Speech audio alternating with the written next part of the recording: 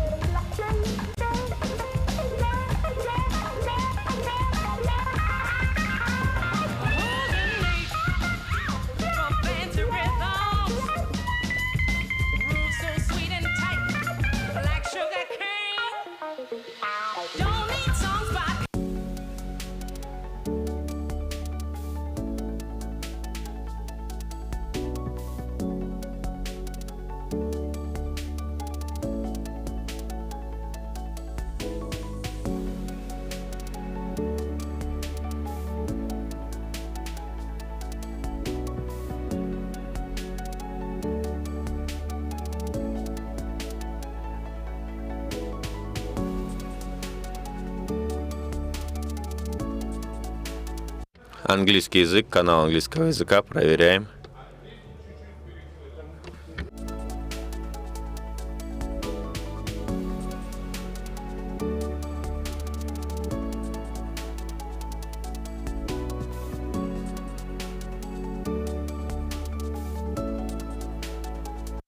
Один, два, три, четыре, пять, шесть, канал английского языка. Нормально?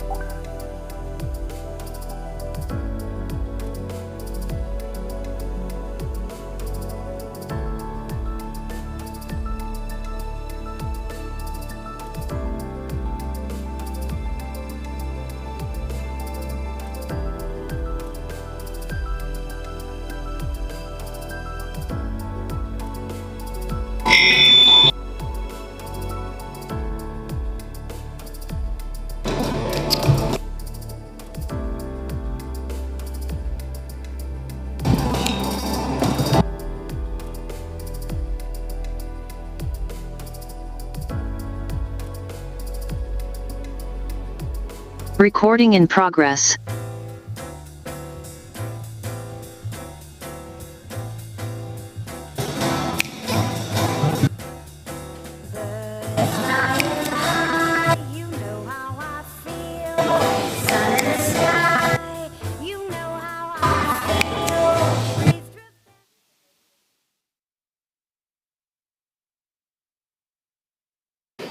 Один, два, три, четыре, пять, шесть.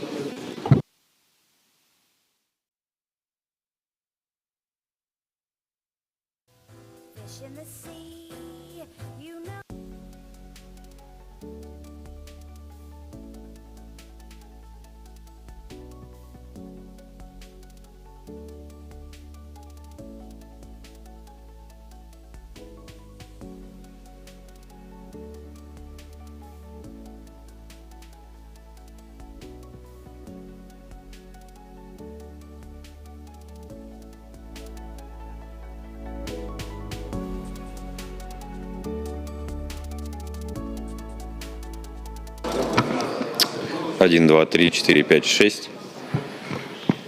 Один, два, три. Раз, два, три, четыре, пять, шесть, семь. Раз, два, три, четыре, пять, шесть. Пять, шесть, семь. Один, два, три. Пять, шесть, семь. Один, два, три. Четыре, пять, шесть. Один, два, три. 4, 5, 6, 7, 5, 6, 7. 1.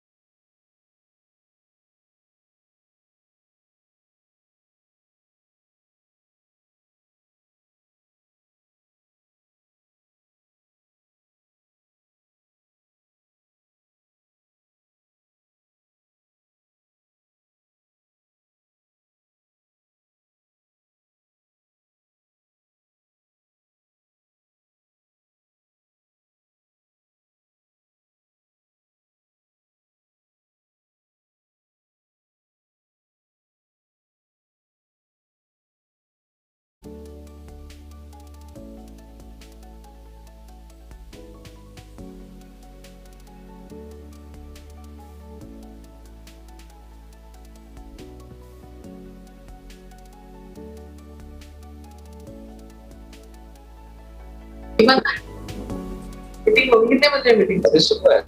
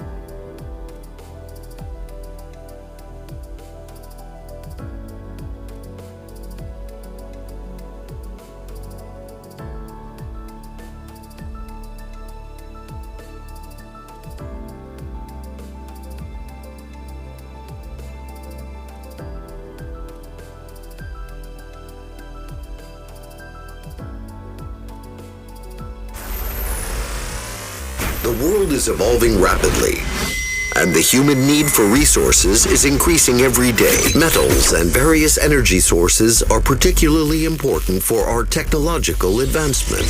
Eurasian Resources Group, ERG, provides the world with these materials. Our group is a leading high-carbon ferrochrome, copper, and cobalt producer, and one of the largest suppliers of iron ore, alumina, and aluminum in the CIS region.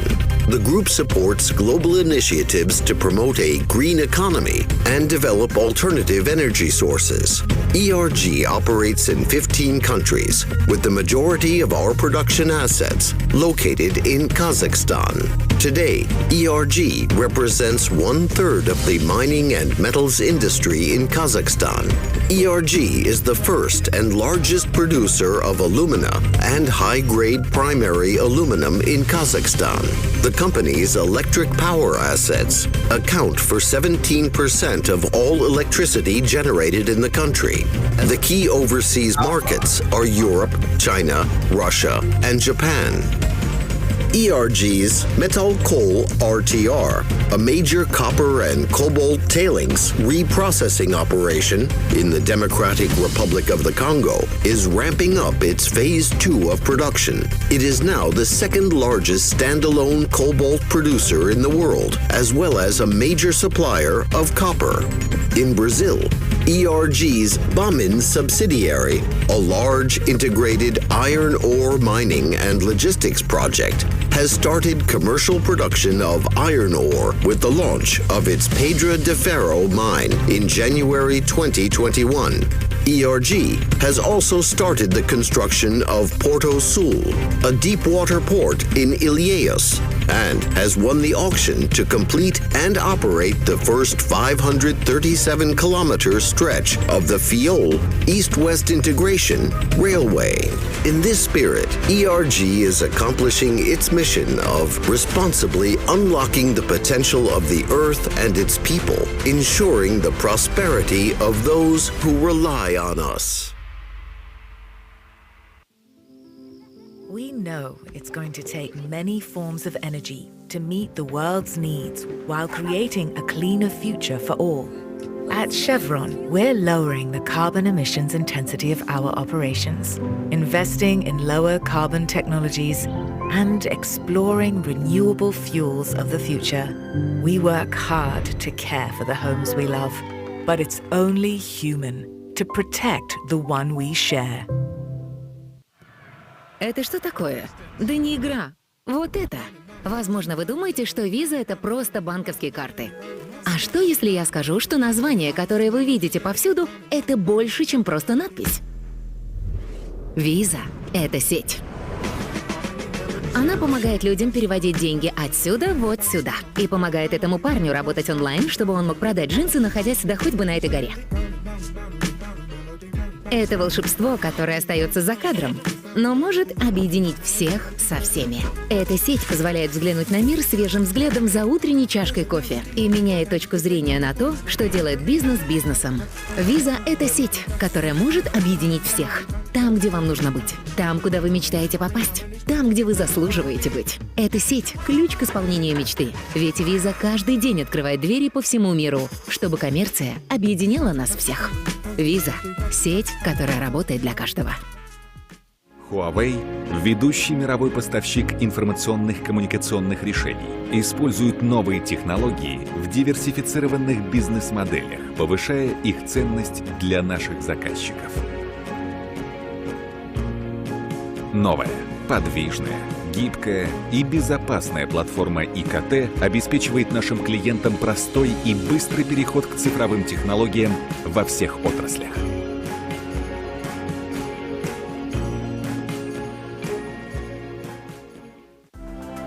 Обслуживаемые офисы Talent Towers Executive Hub предлагают в аренду полностью оборудованные кабинеты вместимостью от 1 до 7 человек. В стоимость аренды входят переговорные комнаты, современный кофе-поинт, оргтехника и расходные материалы.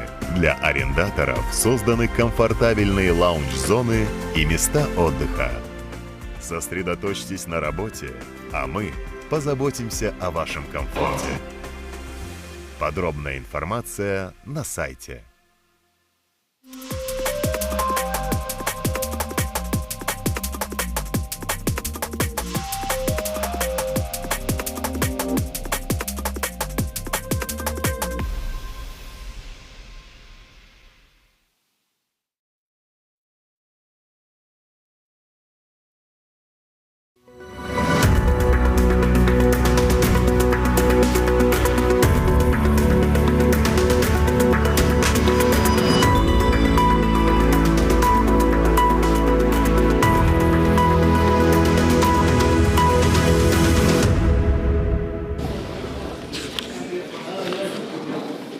Уважаемые коллеги, distinguished colleagues, participants, let me introduce myself. My name is Raimbek Batalov. I am chairman of the Presidium and the board of the National Chamber of Entrepreneurs at Amiken and chairman of the board of the CICA Business Council. Today I'm taking on the role of moderating the session of the Business Council. First of all, let me, on behalf of the National Chamber of Entrepreneurs at Amiken and on my personal behalf, congratulate all CICA members on the 30th anniversary. I express my gratitude for your presence here today, and I'm sure that this event will make a significant contribution to the further development of cooperation in various fields between the business circles of the CICA countries. With me at the podium, we have Deputy Chairman of the Supreme Council for Reforms under the President of the Republic of Kazakhstan, Sir Suma Chakrabarti. Minister of National Economy of the Republic of Kazakhstan, Alibek Kuantyrov. AIFC Governor Kairat Kelimbetov and Executive Director of the CICA Secretariat, Kairat Saribay. There will also be a video address by First Deputy Minister of Foreign Affairs of Kazakhstan, Akan Rakhmetulin. As you know, today's event is divided into a session of the Business Council and the Business Forum. Members of the Business Council for 27 CICA countries have been invited to the event, and more than 100 representatives of the diplomatic corps, government agencies, international organizations, national companies, and last but not least, representatives of business are present here in this hall. Let me also inform that a meeting of the AIFC Governing Council with the participation of the head of state will be held in parallel with our event. In this regard, please understand the possible limitations. Today's fifth session of the Business Council is devoted to the prospects of cooperation among the CICA member states in the field of digitalization of business process, as well as the development of food security, which is very relevant. It meets our common objectives in finding new solutions to boost the business activity of small and medium enterprises in the CICA area. Due to the fact that more than 50% of the world GDP is produced here and 2/3 of global economic growth is observed in this area. Today, the National Chamber of Entrepreneurs of the Republic of Kazakhstan, Amiken, is undergoing a period of transformation which is based, first of all, on customer orientation, development of small and medium enterprises, as well as improvement of industry expertise.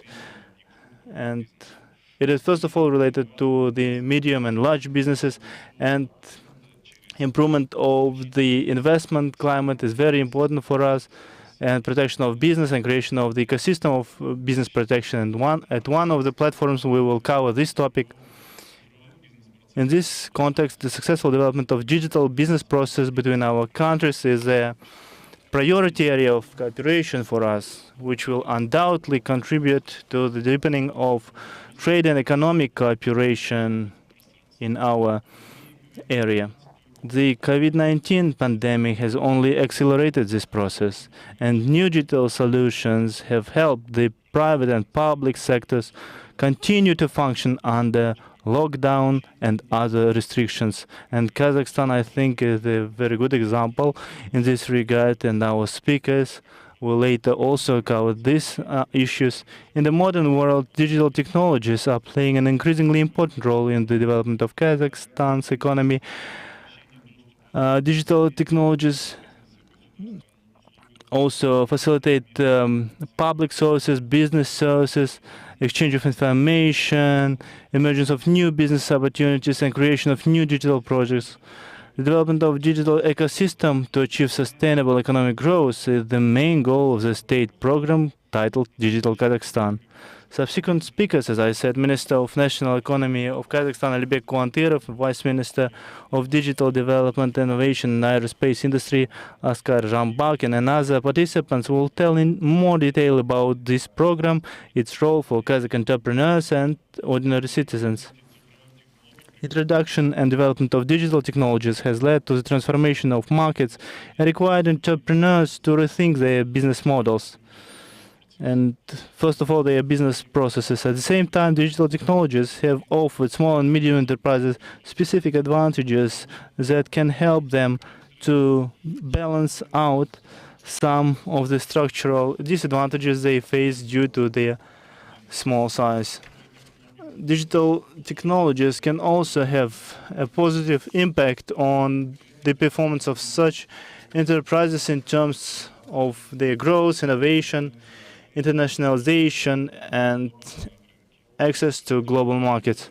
The second topic of the anniversary session of the Business Council and Business Forum is food security. Today's global trends suggest that the main factor is no longer the price, but the physical availability of food, and this trend is likely to be the most important in the coming years. In this situation, we need to approach the issue of the development of the agricultural complex as effective as possible. This will ensure our own food security and expand the geography of profitable exports of agricultural products. Due to the climatic zones, territorial location, as well as natural resource potential, Kazakhstan has all the prerequisites to become a food factory for the whole Central Asia and the East in the near future. I hope that today's event will provide us an opportunity to better learn and study the task set for our countries in these areas, learn the experience of the CICA member states, and if possible elaborate common and acceptable joint recommendations for development of mutual beneficial cooperation, which has always been done very successfully at the CICA platform. To do this, 15 distinguished speakers will address the Business Council, speaking about the activities of CICA, the work of the governments to support small and medium enterprises, the experience of implementing digital and high-tech solutions. And in order to learn the activities of CICA, we present you a video dedicated to the history of the Conference on Interaction and Confidence-Building Measures in Asia. Please enjoy. On interaction and confidence-building measures in Asia.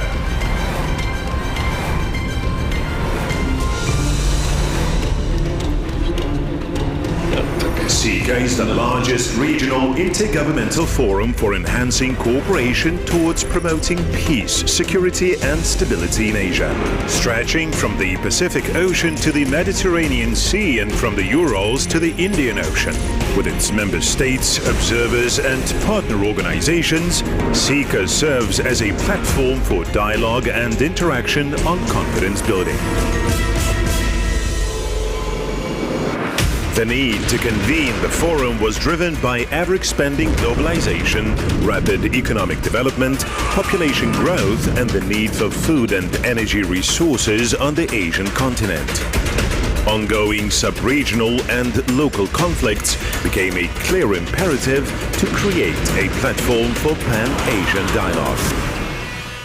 The idea of convening CICA, first announced by First President of the Republic of Kazakhstan, Nursultan Nazarbayev in 1992, marked the beginning of a new format of cooperation in Asia.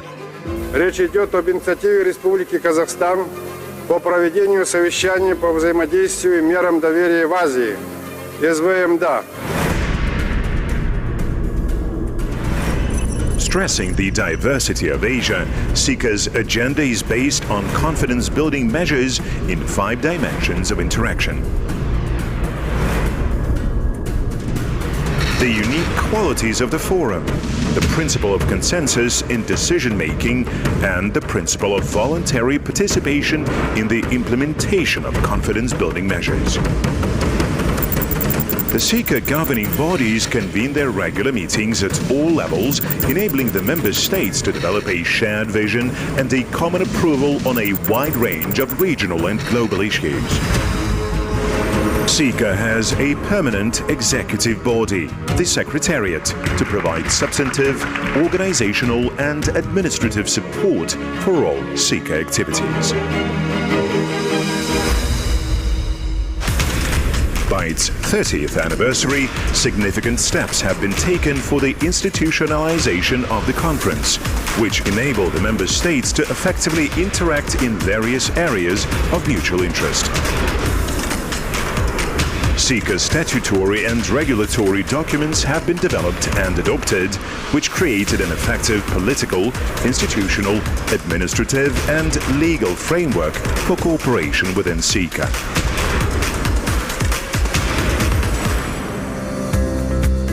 This autumn, heads of state or government of CICA member states, its observers and partners will gather in the capital city of Kazakhstan in Nur-Sultan to the milestone 6th CICA summit to discuss the most important issues for strengthened unity of Asia. New Asia towards the new world.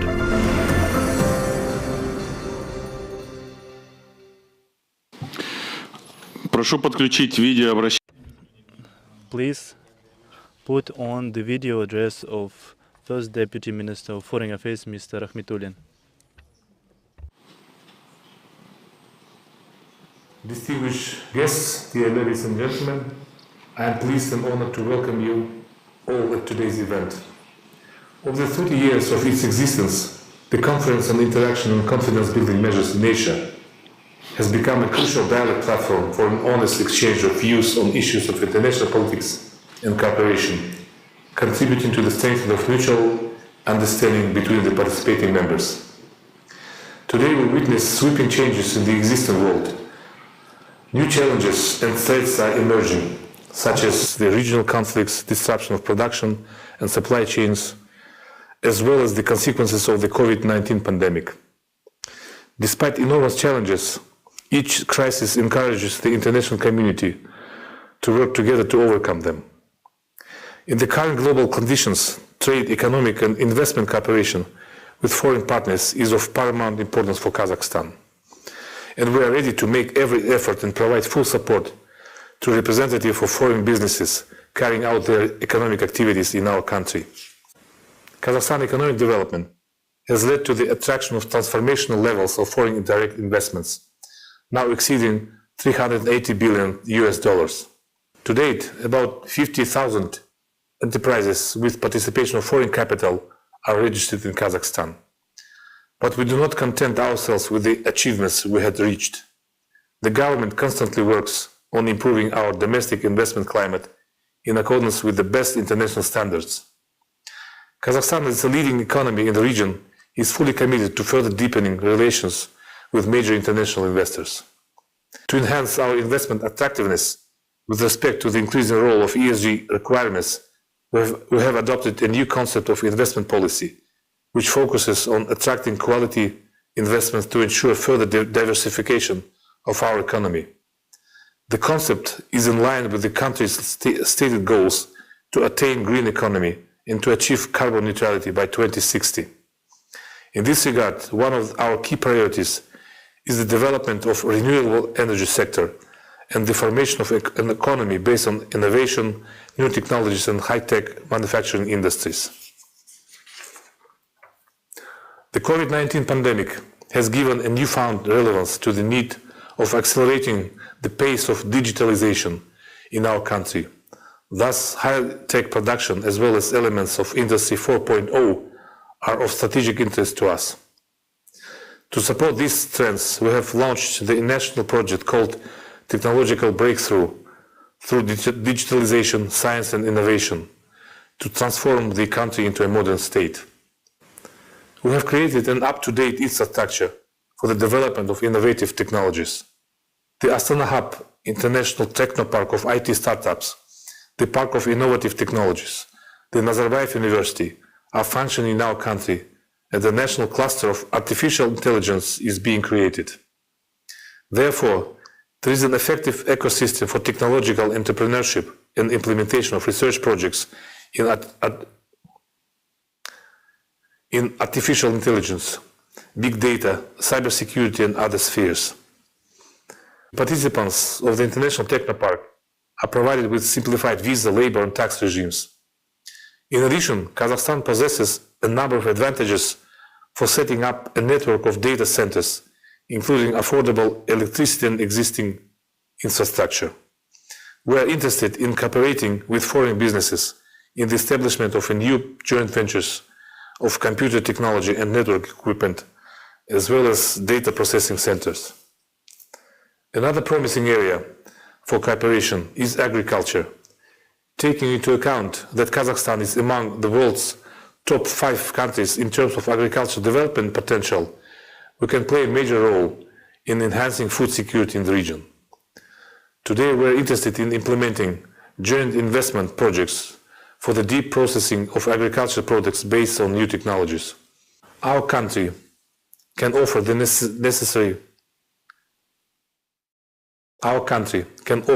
necessary resource base, access to markets, and extensive state support measures in this sector. Dear participants, ladies and gentlemen, we invite the business communities of the CICA member states to explore vast opportunities in Kazakhstan, and from our side, we are ready to provide full range support for any business initiatives.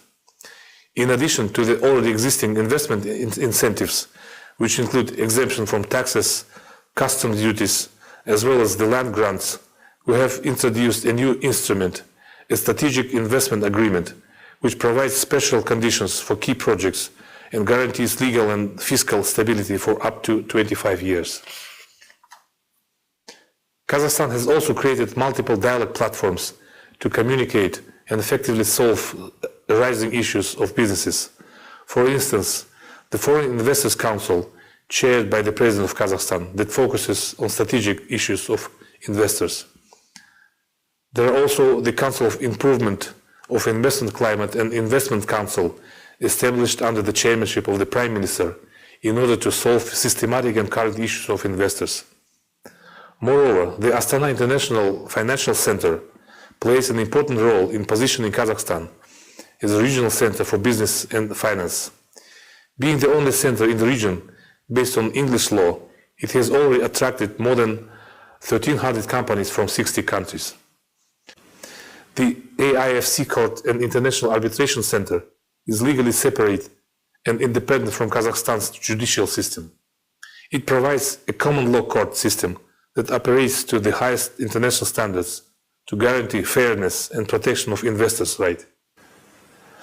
Dear participants, we believe that today's event will give additional impetus to the further strengthening of our long-standing and mutually beneficial partnership. I hope that we can continue working together in the post-pandemic world to revitalize our industries and communities, generate more jobs, and create a resilient regional economy. Thank you very much for your attention.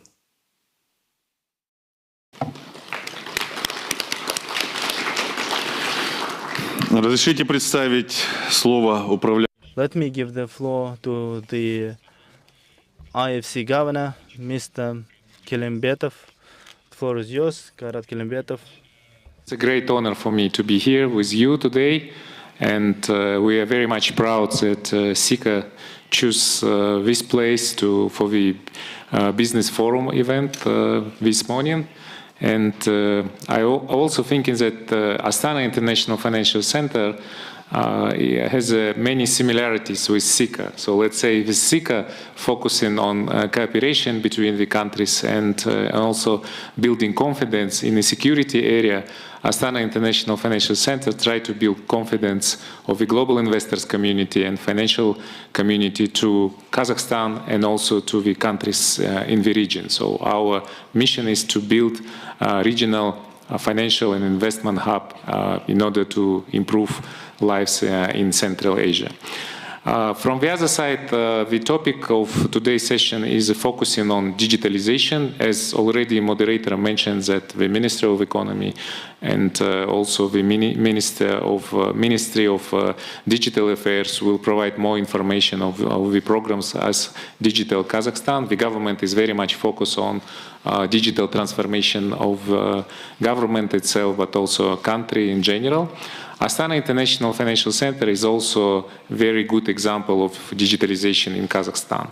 As a modern financial center, we are more focused on development of a digital financial hub, and we are focused on bringing new technologies to Kazakhstan. As already Deputy Minister of Foreign Affairs mentioned, Astana International Financial Center is the only English common law jurisdiction in the former CIS countries. So we are very much similar to the examples of Dubai International Financial Center or centers in Abu Dhabi and Doha. And we hope that the companies from your countries also can choose AIFC as a platform to invest and to work in Central Asia. A few examples of digitalization in Astana International Financial Center. So we are all today in a premises of in a trade flow of Astana International Exchange. Is our key platform, a key marketplace. And as a modern exchange is a little bit different when it was a previous perception 30 and 40 years ago. And I give you some examples that our Astana International Exchange, which is joint venture, by the way, with American NASDAQ. You know that NASDAQ is the biggest exchange in the world supporting the global tech companies, and with Shanghai Stock Exchange and Silk Road Fund. So this is like unique marketplace and unique operation. And the trade platform based on cloud solution based on Amazon Web Services tech support. So we are very much proud that we have very modern exchange here in Kazakhstan, and particularly in Astana International Financial Center. From the other side, we have a special organization which is focusing on supporting SME, particularly. We call it Tech Hub, and Tech Hub is focusing in terms of the creating of special venture ecosystem to bring the global venture investors to support startups, not only from Kazakhstan, but also from the other countries in the region. And already many startups from countries like Kazakhstan, Kyrgyzstan, and Uzbekistan get the investment from the global venture investors. From the other side, we're also partnering with World Economic Forum. We built this, the first and the only yet in Central Asia fourth affiliated center of the fourth industrial revolution. So we do believe that countries in the region can leapfrog to the further development in the tech area. As the moderator mentioned, that the last 2 years we've been suffering from COVID in 2020 and 2021. In spite of these problems, so we developed the special system, e-Justice, which is allowed to get registration in AIFC through online solution. So any companies can get registration online in 3 hours.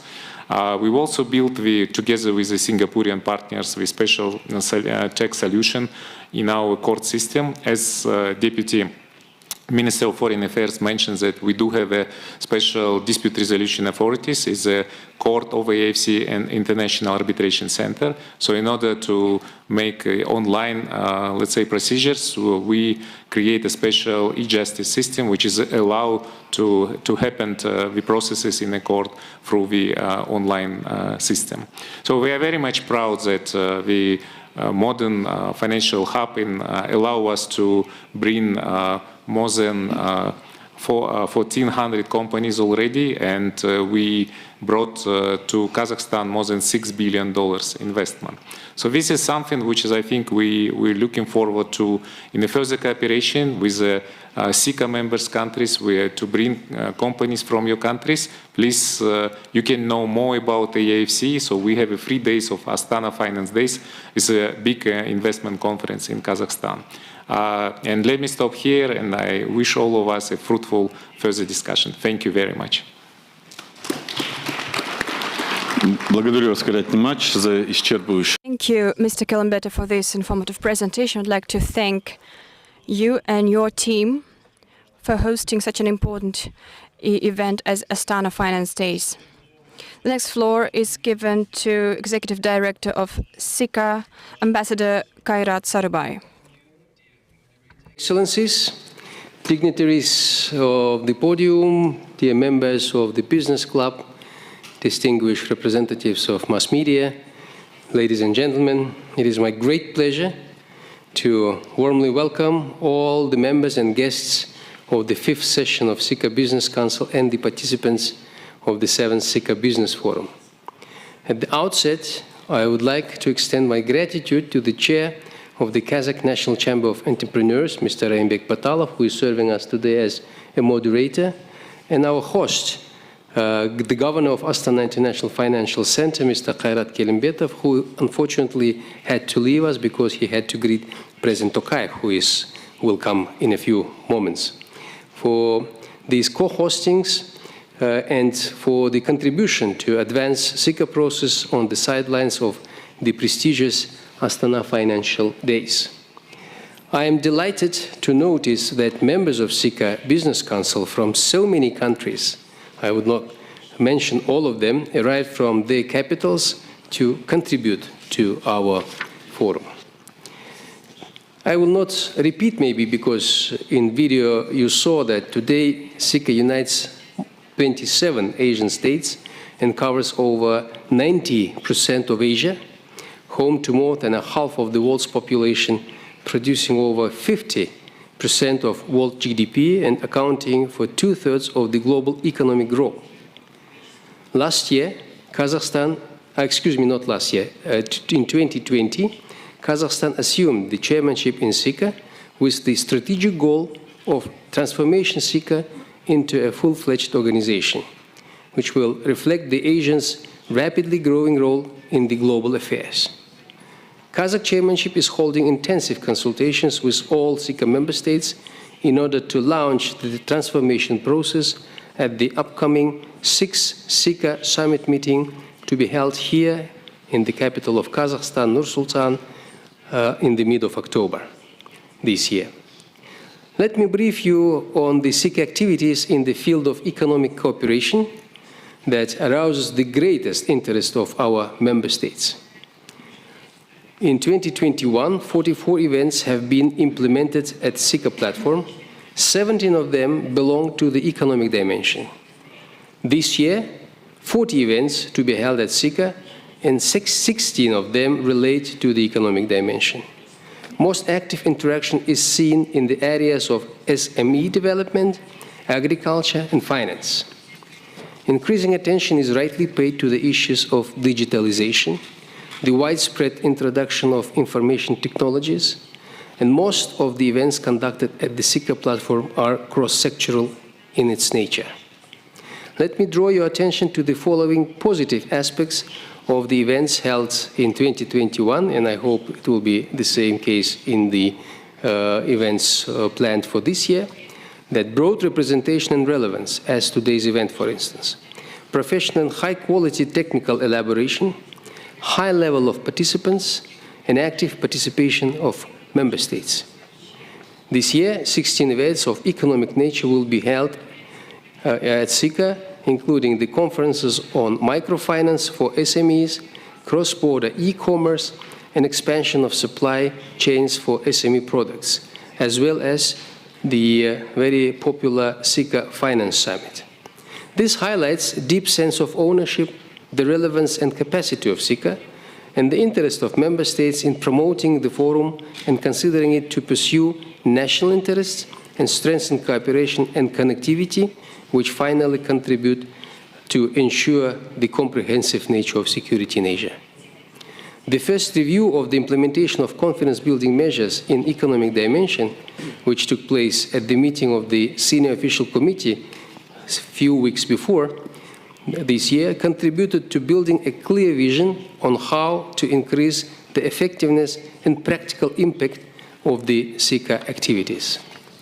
Dear delegates, during my tenure as CICA Executive Director, I have held dozens of meetings with high-level representatives of the member states, explaining the priorities of the chairmanship, but also listening carefully to partners' view. Most counterparts were vocal about the need to focus the CICA activities on a positive agenda, to concentrate on exchange of experience, knowledge, and best practice. And today's event is very much in line with expectation of our member states. Topics of digitalization of SMEs and ensuring food security are topical, taking into account the current economic and geopolitical situation. I wish to Business Council and Business Forum fruitful discussions and useful deliberations, and I thank you.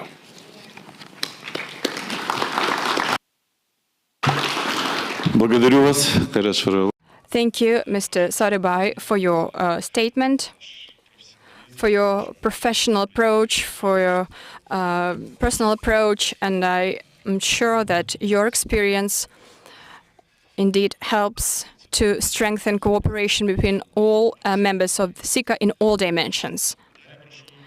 And the next floor is given to Alibek Kuantirov on the creation of conditions for digitalization of SMEs in Kazakhstan.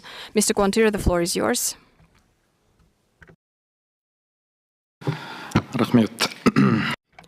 Thank you, Mr. Batalov. Participants, dear guests, dear journalists, and I would like to avail this opportunity to congratulate all the journalists in Kazakhstan on the upcoming event of the Journalism Day in our country. I'm glad to greet you all at this fifth plenary session of the CICA Business Council, and it's very symbolic that this meeting is held at an AIFC platform dedicated to developing the financial services bound with digitalization processes. It just so happens that today we often compare our lives before and after the pandemic associated with COVID-19. In case of digitalization, the pandemic was also a trigger, but it became an integral part of our lives even before COVID.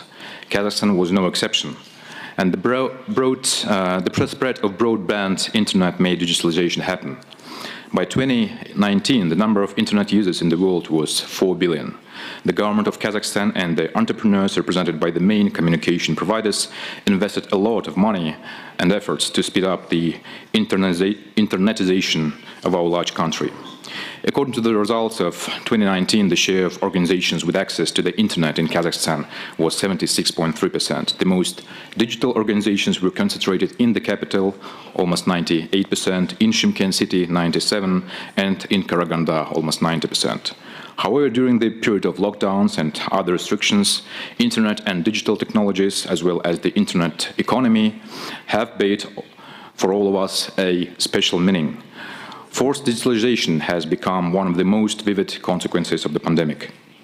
According to the OECD, in December 2020, compared to the same period in 2019, the number of permanent subscriptions to fixed or wide broadband internet access in the OECD countries increased by 21 million and amounted to 454 million. According to the WEF, worldwide internet use increased by 30% in 2020, while e-commerce grew by more than 20%. The pandemic has also had a positive impact on the growth of sales through B2C channels in our country. According to PwC study, in 2 years, the volume of the e-commerce market in Kazakhstan increased from 327 billion to more than 1 trillion tenge. And the vast majority of goods, as noted by respondents, including Mechta KZ, AliExpress, Kaspi KZ, Leroy Merlin Kazakhstan, Halik Market, Ozon Marketplace, was purchased via smartphones. Mobile internet remains the main means of internet communication in our country. Broadband internet infrastructure is developing. The gap between urban and rural residents regarding the availability of permanent internet has become minimal. However, not in all parts of our country, the network speed is equal to or higher than 256 megabits per second. The country's internet traffic remains much lower than in the leading countries. Development of digitalization in the world has set a task for Kazakhstani entrepreneurs to accelerate the implementation of digital solutions in key processes. Emphasis on IT technologies will allow many enterprises to stay afloat. Mobile internet, which already covers almost 100% of economically active population in Kazakhstan, as well as medium speed internet, allows enterprises to develop internet marketing and trade switch to paperless document management technologies and use government and financial services. Kazakhstan made significant progress before and during the pandemic and continues creating successful digital solutions. Here are some examples. The first one, development of a digital banking office and fintech. Today, many second-tier banks have switched from standard banking structures to digital ones. A significant breakthrough in development of services was made by Kaspi Bank, which occupies 2/3 of the digital banking market with more than 9.5 million customers, which is actually the second resident of Kazakhstan, each second resident. Within its framework, Kaspi KZ implemented a lot of services, and you can see them on the slide. And for example, Service Marketplace has more than 80,000 partners, mostly micro and small businesses. In addition, some banks have recently introduced the digital documents service. Now Kazakhstanis have quick access to personal digital documents directly in banking applications. The second example, automation of public services. In addition to the banking service, government agencies also contribute to digitalization. Today, through e-government, one can register a legal entity and get a large amount of information about business-oriented public and private sector services. Now we have a goal to provide a full process from getting information about the service to obtaining a final service product. According to the National Development Plan 2020-25, we'll reduce redundant business processes and move to full digitalization by the end of 2025. Full transition to the digital format of interaction between the government and business is planned to be implemented through the Government for Business portal. Interaction through the portal on the principle of a single window will ensure transparency and reduce the direct influence to bureaucracy on decision-making. The principle of operation of the portal provides for one registration on the site using an electronic digital signature, and further use of all the services like eGov, e-license, online Damu.kz, and services for providing state support also gives access to 4 purchasing sites. This will reduce the time spent by entrepreneurs to obtain about 600 public services, including financial, property, and non-financial infrastructure support and others. In addition to the public services, the Unified Government for Business portal should allow 1.4 million business entities, the vast majority of which are small businesses, to use such commercial services as ERP, platform CRM system, escrow contracts, online sales register, B2B and B2C transactions, marketplaces, etc. The digital ecosystem of Government for Business portal provides integration with 215 databases and information systems. At the moment, a pilot project has been launched, which does not allow to implement all the features. The government aims to fully implement the project not later than in 2025. However, technologies that are inherent in Industry 4.0, for example, big data, the implementation of digital twins, the Internet of Things, virtual and augmented reality, 3D printing, quantum computing, blockchain and robotics, and other technologies require a high-speed, stable internet connection, efficient technical solutions and products, and technological advancement of enterprises. High-speed internet, in addition to traditional production, needs high-power electricity, water supply, access roads, and other logistic solutions. In case of digitalization and Industry 4.0 is a crucial need. We have to meet the needs, this need not only in the company's offices, but also in the production facilities, including those located outside build-up areas. For this purpose, active work will continue to develop a reliable, accessible, and secure digital infrastructure. By 2025, it's planned to provide 100% broadband internet access. We also have to resolve the problem of technological development of our enterprises. Unfortunately, most Kazakhstani enterprises have not yet moved beyond the stage of Industry 3.0 and sometimes even 2.0. Today, the share of large and medium-sized enterprises using elements of Industry 4.0 is just 5%, and about 80% of all enterprises still use semi-automated production.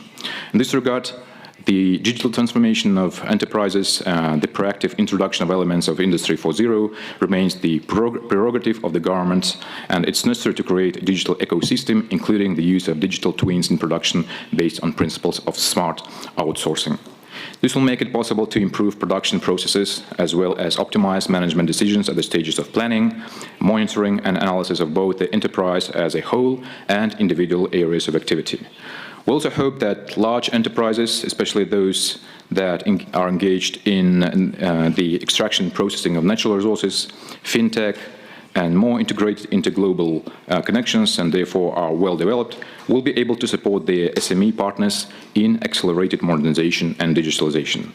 Thanks to the effort of the government as well as the private sector and banks, high-tech solutions for the economy are being developed in our country. However, for the most part, Kazakhstan continues to import digital solutions from abroad, which negatively affects the development of Kazakhstan's internal potential. I believe that the changing this state of play will be the next aim for our country. Technological modernization, the capabilities of digital platforms, artificial intelligence, and production automation require transformation of personnel training and human capital development. At the same time, it's important not only to train personnel with IT competences, but also to adapt the skills of working citizens to digitalization to increase their digital literacy. As part of the comprehensive plan to restore economic growth, the government of Kazakhstan introduced improved non-financial support measures. For instance, we introduced new forms of training and testing and supplementing models with financial literacy programs and anti-crisis business management. This makes it possible to develop human capital for the digital economy. Digital economy provides opportunities for providing training materials based on virtual reality. Employees in manufacturing, agriculture, and other industries have the opportunity to learn a new technological process on the job. These main areas of digital business transformation allow us to create the necessary conditions for the digitalization of the economy. The government and industry leaders are actively working to successfully implement these areas. And Kazakhstan has quite ambitious goals to achieve by 2025. They are the 20th place in the UN e-government rating, which is now 28th place, the 5th place in the B2C e-commerce index, the 40th place in the ICT development index. In general, we believe that we can achieve such ambitious goals while maintaining and developing the strategic partnership between the government and the consolidated business community. Thank you for your attention. Благодарю вас, Алибек Сакенович. Thank you, Mr. Kuantira, for your remarks. Indeed, the government of Kazakhstan pays much attention to digitalization. You've given us bright examples of that. And as a businessman, I would like to say that it opens up new horizons, not only for large businesses, but also for small and medium. Now I would like to give the floor to the Deputy Chairman of the Committee on Reform, Mr. Suma Chakrabarti. The floor is yours, please.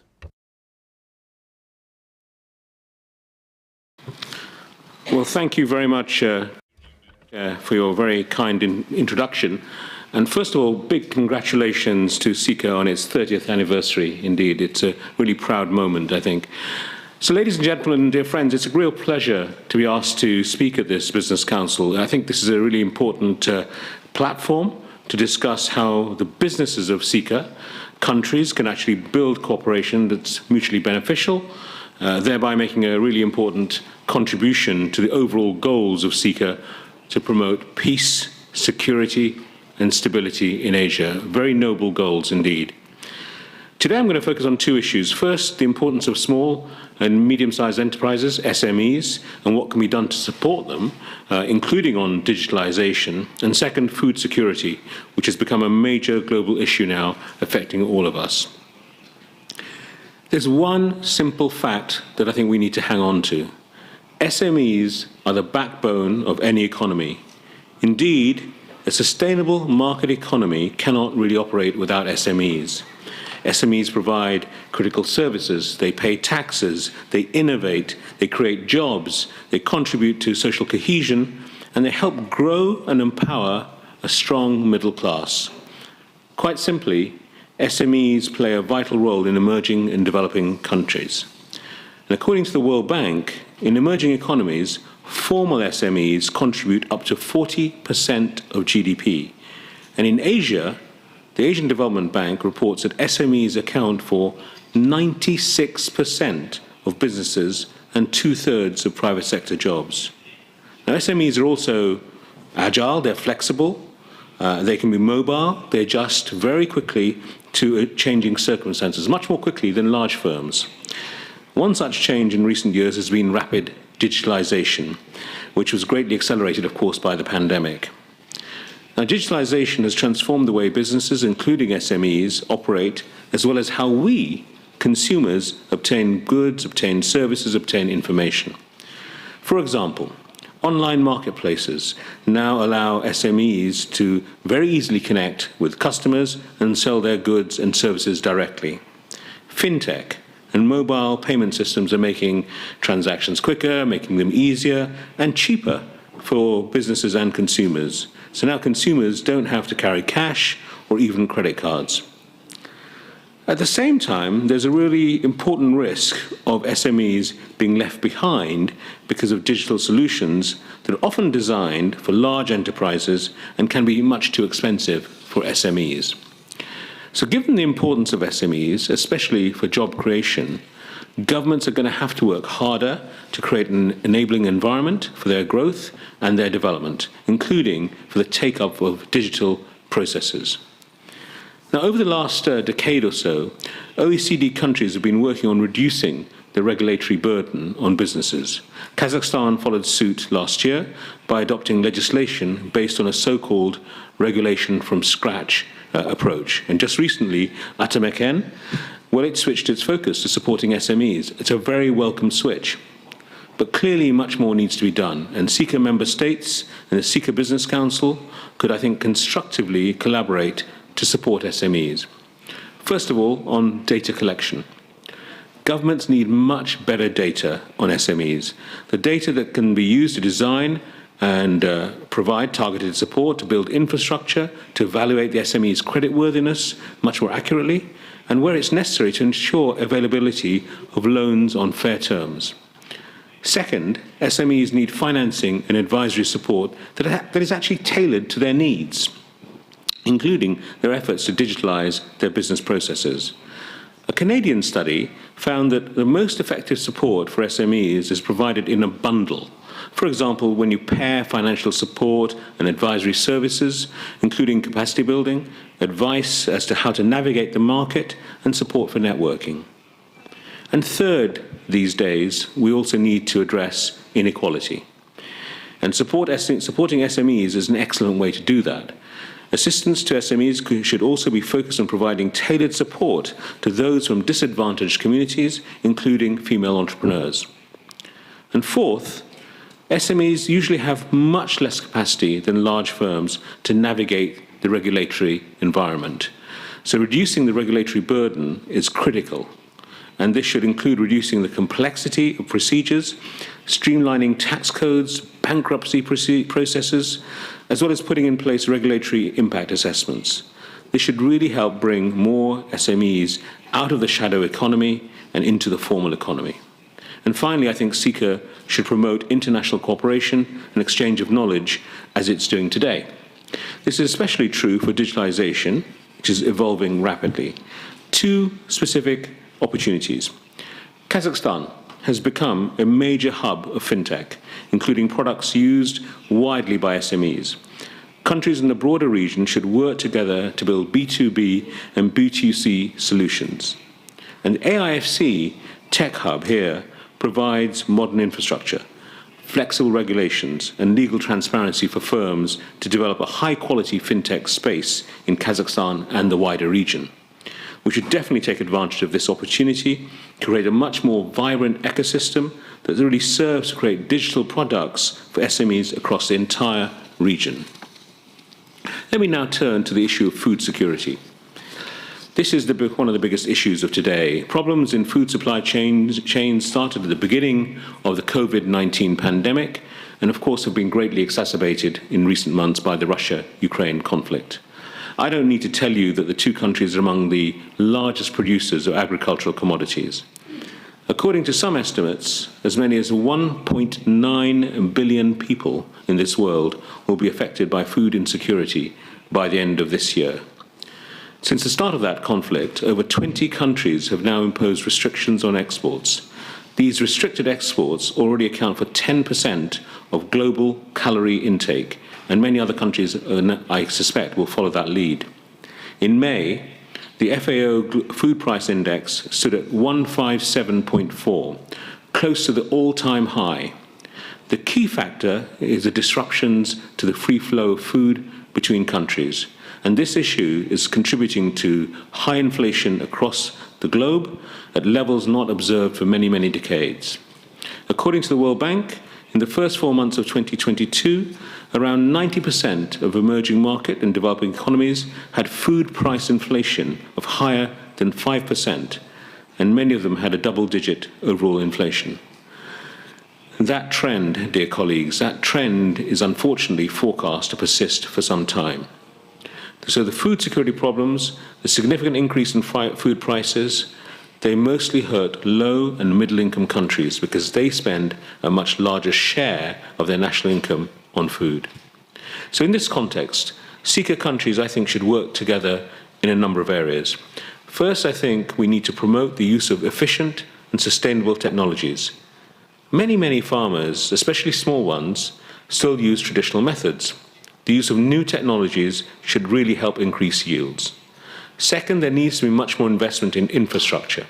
We need to invest in roads, in storage facilities, and processing equipment so that farmers can efficiently deliver their products to consumers. Third, I think funding must be made much more accessible for farmers. Many farmers don't have access to funding for many reasons, including lack of collateral, non-existent credit history, and it's usually large companies that benefit from state support for agriculture rather than small farmers. We need to ensure that farmers are well funded and that financial support is evenly distributed, it's properly targeted. We should also use platforms like AIFC to design market-oriented solutions for funding. And fourth, we need to minimize international trade disruptions. We need international cooperation to keep trade flows as open as possible, to minimize export bans, and to coordinate measures with other countries. That's going to contribute to the smooth flow of foodstuffs between countries and reduce shocks within countries that rely so heavily on imports. So, dear colleagues, today I've covered what may seem like two very distinct issues. However, both SMEs and the food and agriculture sector are essential parts of our economies. Nothing, literally nothing, can work if these two sectors are not operating well. And these two areas are also critical to social prosperity in our countries, especially when it comes to issues related to poverty and to inequality. So they deserve our special attention, not just because the regional and global economic climates may continue to be difficult for some years to come. And CICA member states, I think we need to work more closely together with each other to come up with solutions that really benefit the wider region. Thank you very much, and I wish you good luck with your discussions today and beyond. Thank you very much. Благодарю вас, сэр Сума Чакрабарти. Thank you, Mr. Suma Chakrabarti, for your remarks. You clearly underlined the global trends and, most importantly, the problems that the business is facing and different ways to address them. Dear colleagues, thank you very much for your remarks, for your presentations. I would like to announce 10 minutes break, and I would like to ask our next speakers to take your seats at the podium. We will continue at 11 sharp. Thank you very much.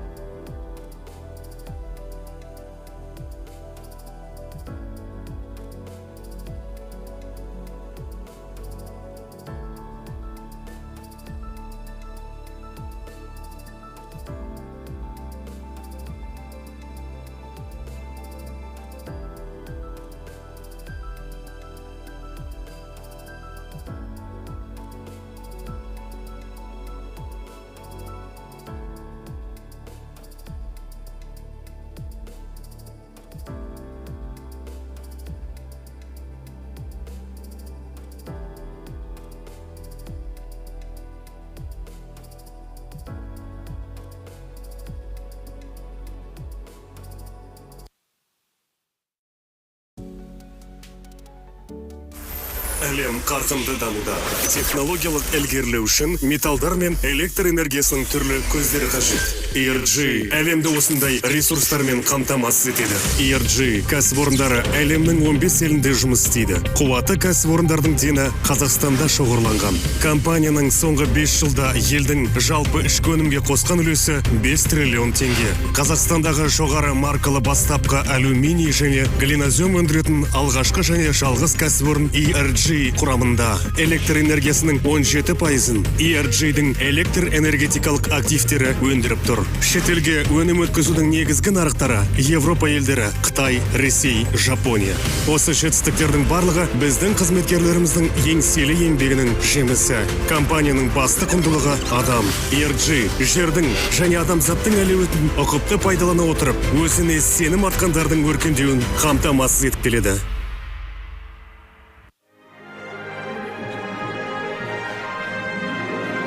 An excellence pursuer, a partner forever.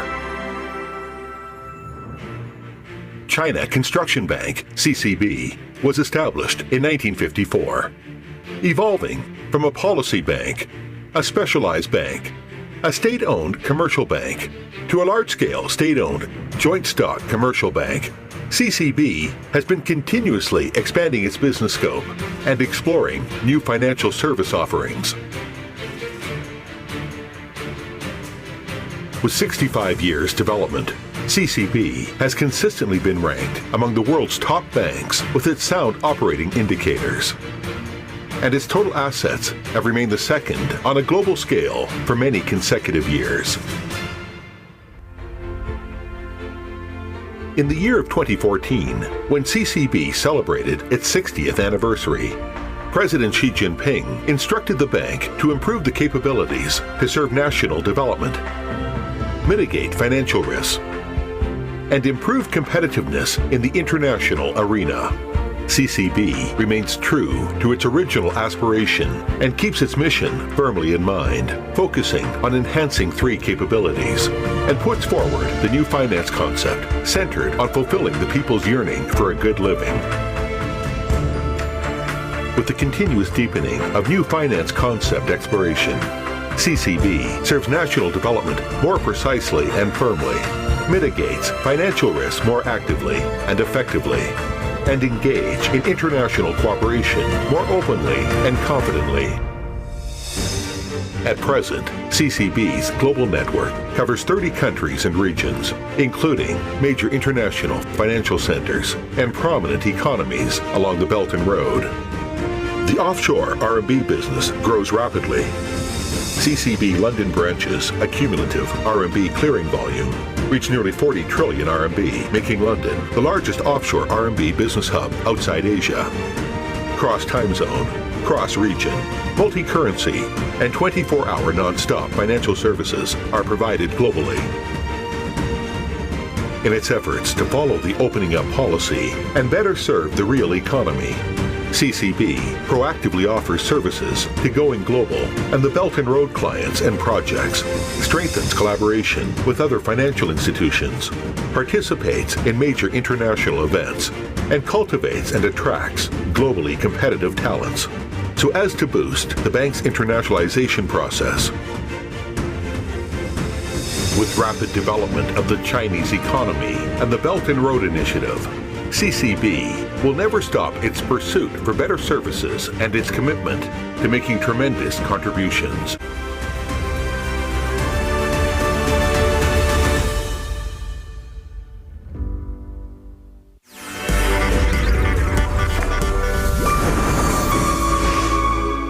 Your base for business expansion.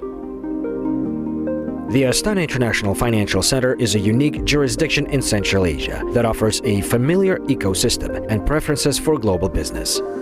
We endeavor to make use of the opportunities presented by our modern era. Eurasia is the beginning phase of long-term economic expansion, which opens up new opportunities for businesses, governments, and individuals on their path to wealth. Capital markets, creating a fully fledged and dynamic financial marketplace in Central Asia. Fintech, fostering innovation of new technologies in the banking, mobile, and personal finance. Green finance, encouraging and supporting sustainable investment opportunities. Islamic finance, reintroducing an alternative to traditional finance according to ethical principles. Common law, adapting the best practices of the world in Nur-Sultan, Kazakhstan. Private banking, offering a reliable ecosystem for the creation of family offices and personalized strategies. Visit our website, register your business, enjoy your privilege. Бұл не екен? Ойын емес, мынау. Бәлкім сіз визаны жай ғана банк карталар деп ойлайтын боларсыз. Егер мен сіздің әр жерде көріп жүрген атауыңыз жай ғана атаудан әлде қайда зор нәрсе екенін айтсам, не дер едіңіз? Виза дегеніміз желі. Ол адамдарға ақшаны ана жерден мына жерге аударуға көмектеседі. Және де мына жігітке тіпті таудың басына шығып алса да, онлайн жұмыс істеп, джинсаны сатуға көмектеседі. Бұл кадр сыртында қалатын, бірақ бәрін бір-бірімен байланыстыра алатын ғажайып. Ол таңғы кофе ішкенде әлемге жаңа көзбен қарауға мүмкіндік беріп, бизнесті бизнес ететін нәрселерге көз қарасты өзгерте алады. Виза бәрін біріктіре алатын желі.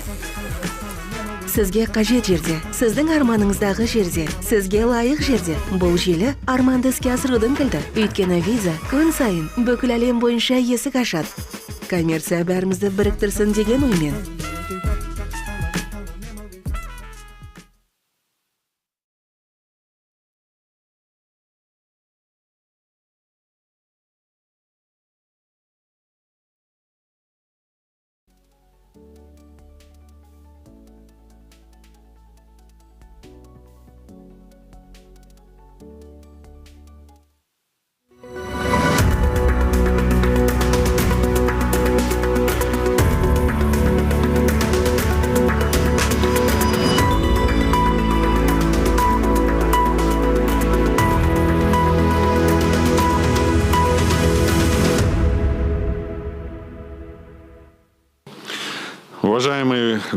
Dear guests, I would like to declare the opening of the second session, Digitalization of Business Processes in SMEs. Our colleagues are gathering after a small break, and I think that this session is going to be very interesting. Digitalization is a priority for businesses in all areas of economy and in many countries. Introducing digital solutions is a strategic priority of development. And the floor now is given to Deputy Minister of the Digital Development, Innovation and Aerospace Industry of Kazakhstan, Mr. Askar Zhambakin. Deputy Minister for Trade Integration of the Republic of Kazakhstan, Ms. Asel Janasova. Deputy Chairman and Head of the Director for International Cooperation of the Federal Corporation for the Development of SMEs, Mr. Pavel Kondrashov. Deputy Chairman of the Board of and Vice President of Turkish National Small and Medium Business Corporation, Mr. Fatih Gökyurt Bey. And we have a video address by Chairman of the City Construction, Mr. Chen Xiaojia. The first floor is given to Mr. Askar Zhambakin. The floor is yours.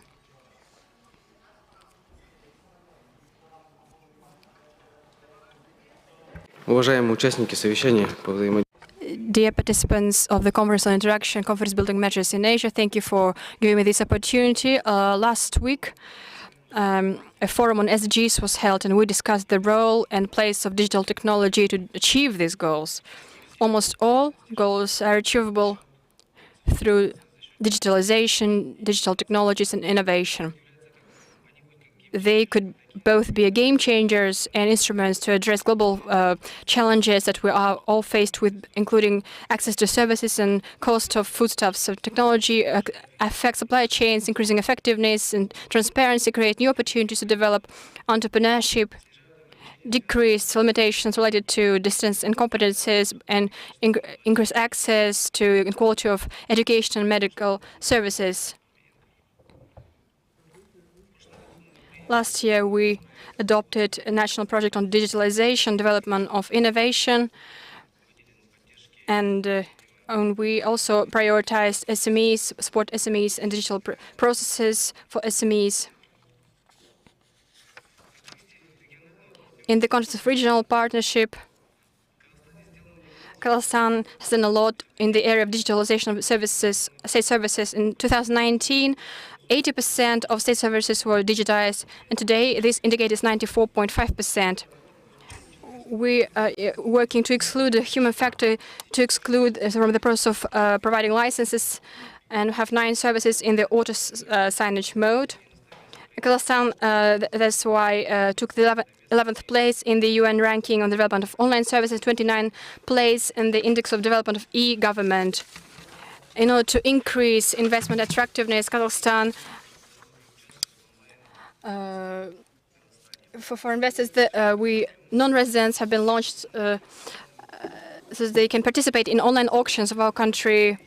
Last year, we started large-scale work on the transition to principle of life situations, found that despite the fact that registration or re-registration can take only 5 minutes, there are problems with the assignment of rights and registration of shares.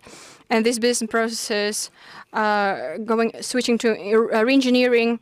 And today, we started including different services to the register.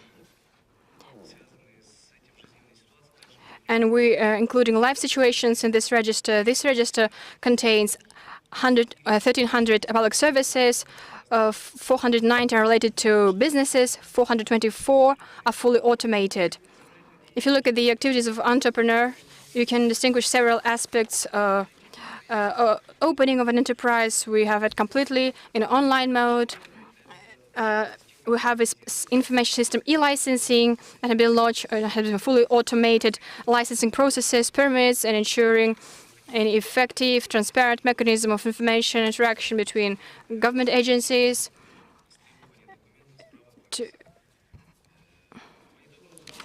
In 2021, and by the end of 2021, 434 automated services were in operation in all sectors of the economy, 86 licenses, 296 permits, 51 notifications. Another process where businesses interact with the governments is the statistical submission of tax and statistical reports, operational process within the company itself, access to capital, application for guarantees from the Entrepreneurship Development Fund, subsidies in the field of agriculture, and other processes related to support measures are fully digitized. Reporting is also done online, but some data is entered by the entrepreneurs themselves. As for large enterprises, the project of horizontal monitoring is being implemented. This is the transfer of data to the state revenue authorities in real time. How else can the state influence the digitalization of internal processes? Is by setting requirements for obtaining a certain data in digital form. For example, the environmental code obliges companies to transmit data online to the monitoring system. This spurred large industrial companies to install sensors and digitize business processes.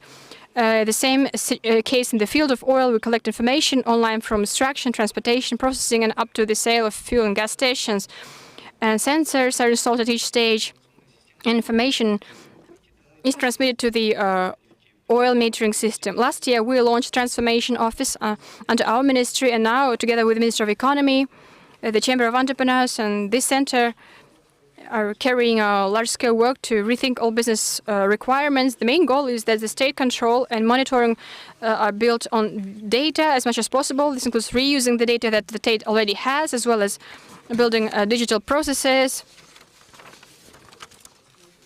so that the process and accounting were digitized. This will be the transition to a data-driven government. It is worth noting that measures such as mandatory fiscalization of trade, the introduction of electronic invoices also push businesses to implement basic accounting systems and to digitize internal processes. In order to build a seamless digital ecosystem in the region and to stimulate business activity, it is necessary to continue working to unify standards and recognize documents, contracts, EDS, commodity and transport documentation. Another aspect where our role allows businesses to become digital and paperless is the exchange of data with government agencies. There's a special gateway, there's a regulatory and technical base for the use of electronic digital signatures, as well as a digital document service, 18 documents and information that can be accepted by businesses and organizations without the need for people and businesses to submit paper copies. Thus, we need to think about seriously about the interstate integration of information systems. This should be our ultimate goal, to make the interaction of our citizens, businesses, and government agencies simpler and more people-oriented. So we propose to create a gateway to exchange data, to make it less problematic, and to lift the burden for people and businesses. Thank you. Благодарю вас, Оскар, за...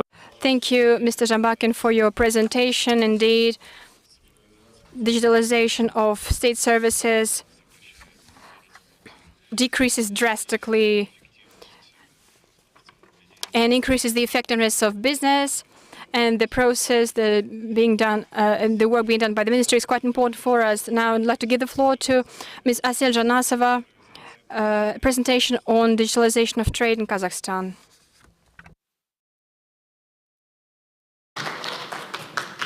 Good morning. I would like to welcome everyone to this very warm Nur-Sultan. And first of all, let me congratulate to the first event at Astana International Financial Centers events. So today I present digital trade tech solutions. So technologies has shown very rapid effect on what we trade globally. In 1700s, we see steam engines and steamships, the popularization of the standard shipping containers in 1950s, 90s. Internet has just changed how we do the business. Today you see cryptocurrencies, people want to pay by cryptocurrencies. Recently, metaverse has just changed everything, how we see the world, how we trade. So just 2 weeks ago, Meta announced that they started to sell clothes with biggest retailers, like you can buy Prada clothes, Chanel on Metaverse using cryptocurrencies. You can buy the land registries using the blockchain technologies. So basically that means for policymakers, we have to be very adaptive, effective, and need to foresee what the future trends would look like in trade. So especially during COVID-19, that gave huge effect of growth for small, medium enterprises. So we see that our role as Minister of Trade to provide free, accessible digital tools to make them make businesses online, to reach people, customers online, so they can accelerate their trade regionally and globally. Let me start with what Minister of Trade is doing. So in our profile, we today have about 20 projects, what we're doing, especially, we're not in Metaverse yet, but I know that United Arab Emirates, they already established a regulator in Metaverse called VARA, so they're quite ahead in terms of regulating trade in Meta. But we're still working on providing paperless trade for our customers. So Minister of Trade would like to bind our consumers, our businesses, our government bodies, so everyone can work in a single digital ecosystem. So let me outline most significant projects we're doing since 2020. So one of the projects we launched in 2021 is making sure our customers can talk to small and medium enterprises in a digital way. So as you know, SMEs, they don't have budget to implement their own websites, develop their feedback collection systems. So we see that our role, let's provide free tools to collect that feedback, and then they can adapt their businesses accordingly. So the service we call yeartutanusha.kz, so customer can come to the shop, they can submit their feedback, or negative or positive, so the business can get what's the current feedback from the market. If that feedback is not resolved, then that feedback will go to the relevant government entity or to the court. So we, through digitization, we provide paperless process for our consumers.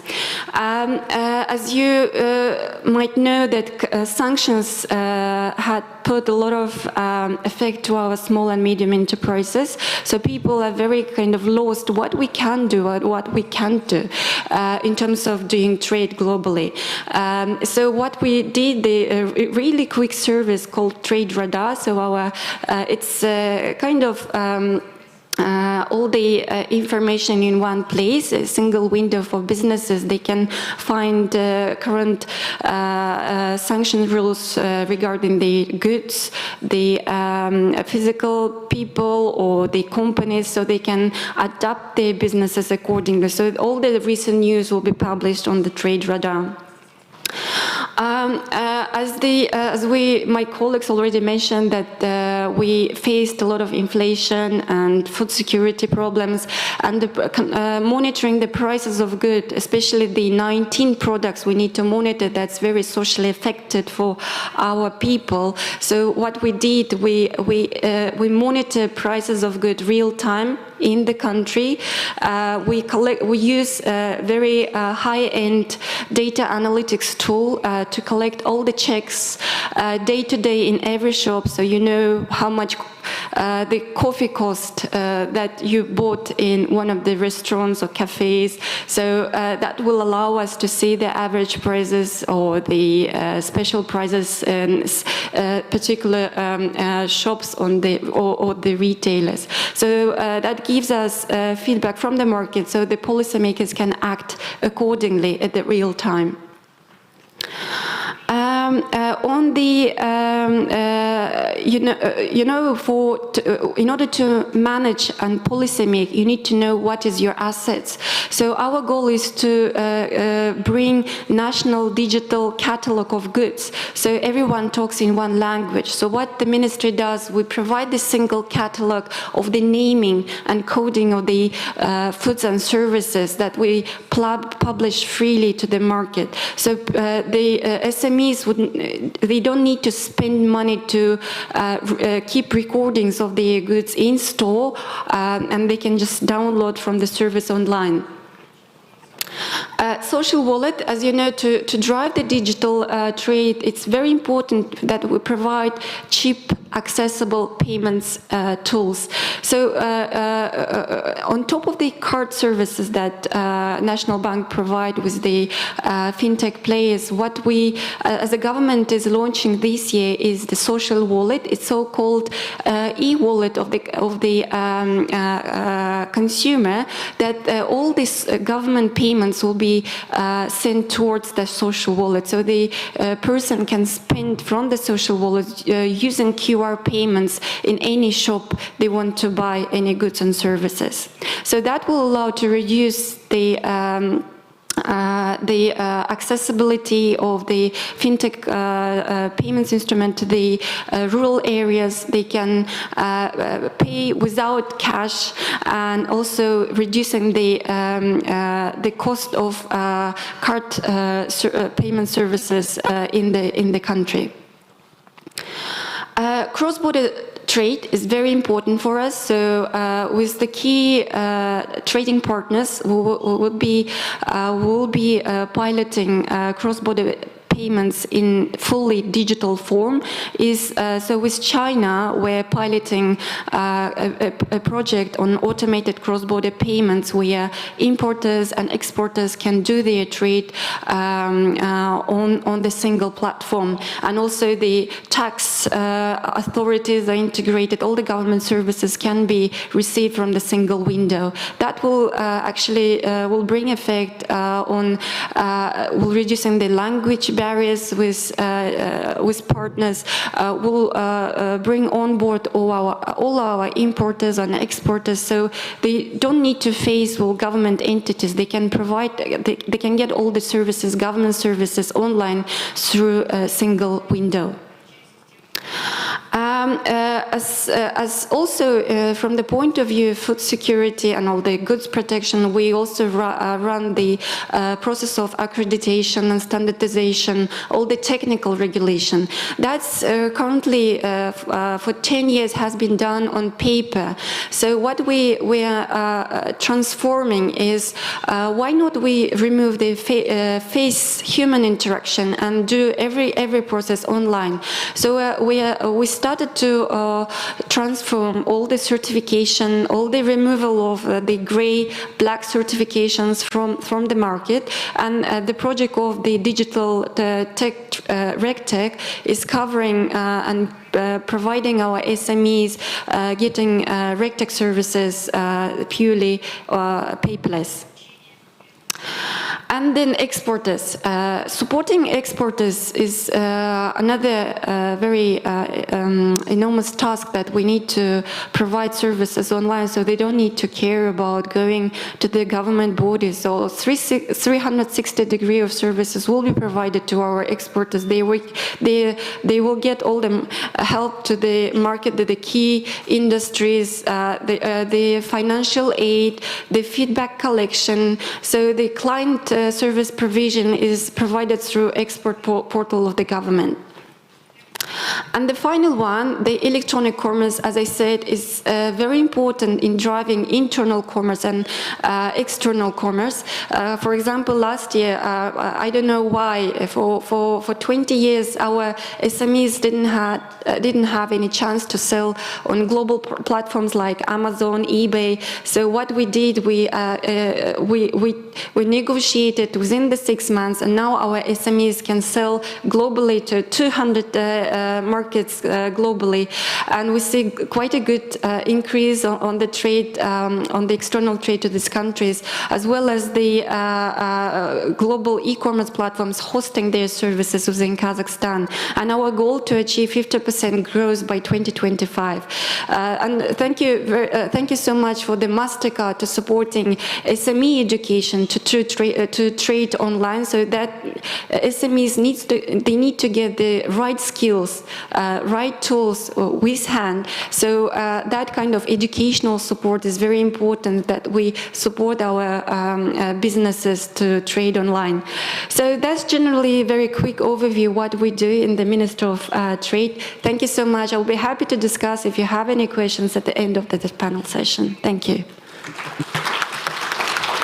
Спасибо, Асель. Thank you, Asel, for providing such a good presentation about the ecosystem which your minister deals with. And you listed a number of good instruments, public and state instruments, hopefully will create a competitive environment. And you will follow this principle and create conditions for promoting public and digital products, which is quite important. The next floor is given to Deputy Chairman of the Board of the CICA Business Council from the Russian Federation, Mr. Pavel Kondrashov. So the presentation has to do with digital platform for SMEs. It's a very good experience, so the floor is yours.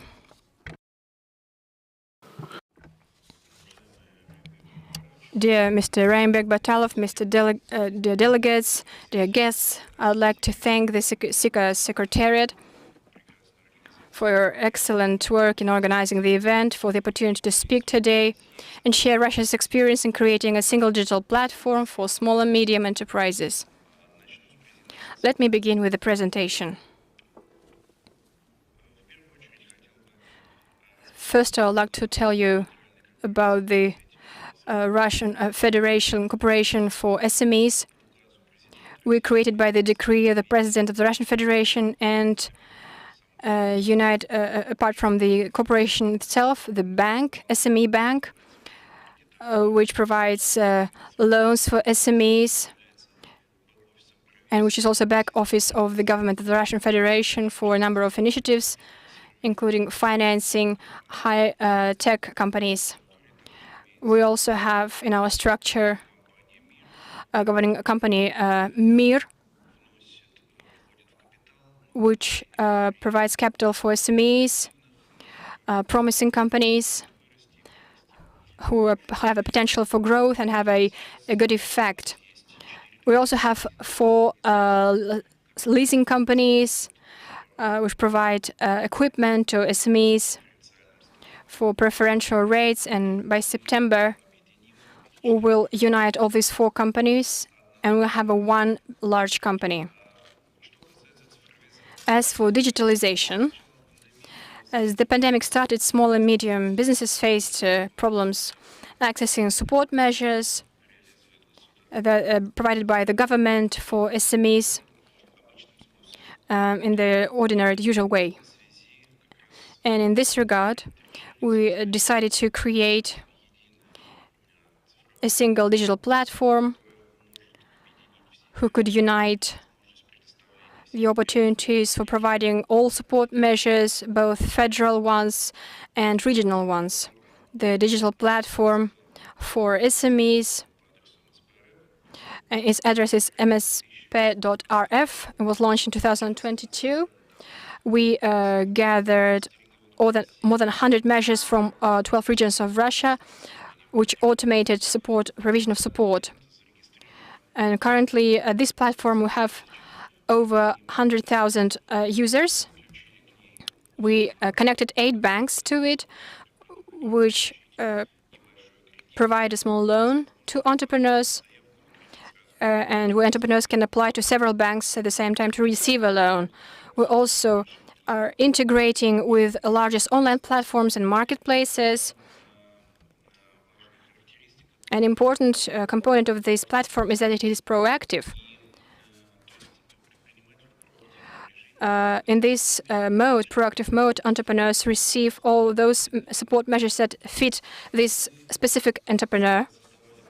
When we were creating this platform, we saw it important to interact with entrepreneurs, so they were involved in all the stages of the development, including the services that they need, and developing and testing. Backup platforms are included in the single register for SMEs. The platform in full is also available. In Russia, SMEs, even with 100% foreign investment, may receive all financial and non-financial support measures. To access the digital platform today, an SME must be authorized through an account at the government service portal Gosuslugi, and these portals for government services are available almost in all CICA countries. And this idea of synchronizing and integrating to make sure a company has access to platforms of all countries is quite important. We have 18 services available for today, and I will not dwell on each and every of it. I just wanted to say that these services, as business rating calculation, each business has its own ranking, thanks to which they can receive a support measure.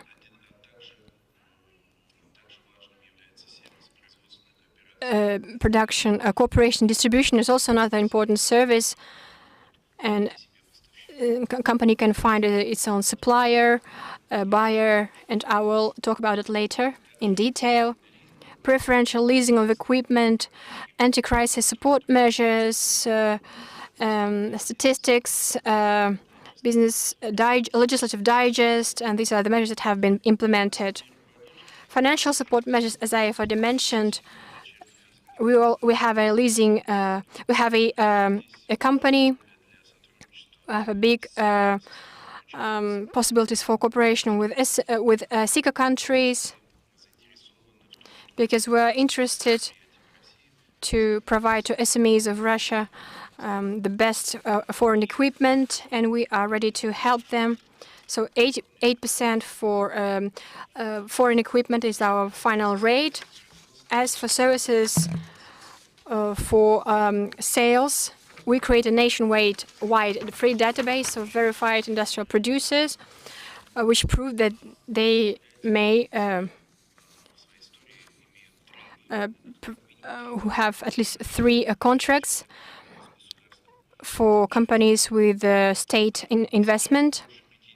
Over 50 companies, large companies, provide their services. Over 4,000 positions, 22,000 verified producers, suppliers. We have a lot of foreign companies from EU companies that just start registering and provide their provide this demand. So, and we also invite other countries from Kazakhstan and other CICA countries to consider the possibility to registering for this system and provide their services and goods.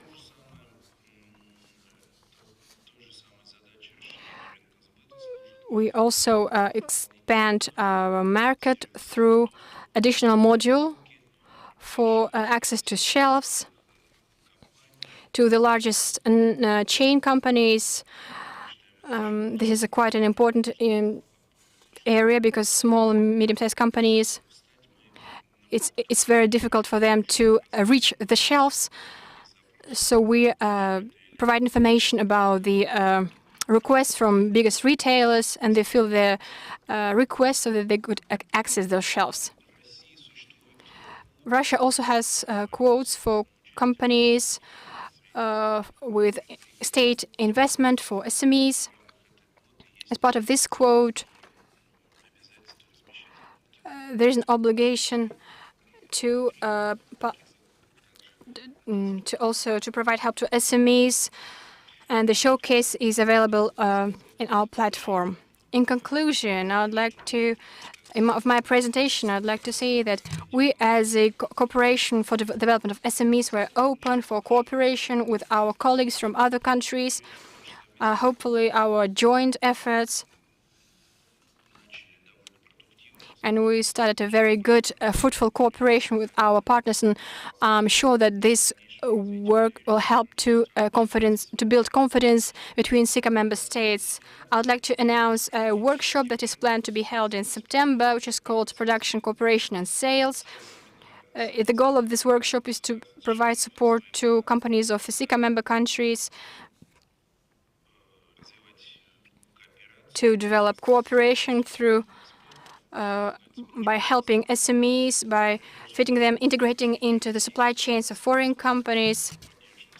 This subject of the seminar was supported by the CICA member states. The Secretariat will provide more information. We invite members of the Business Council to develop an agenda and invite speakers.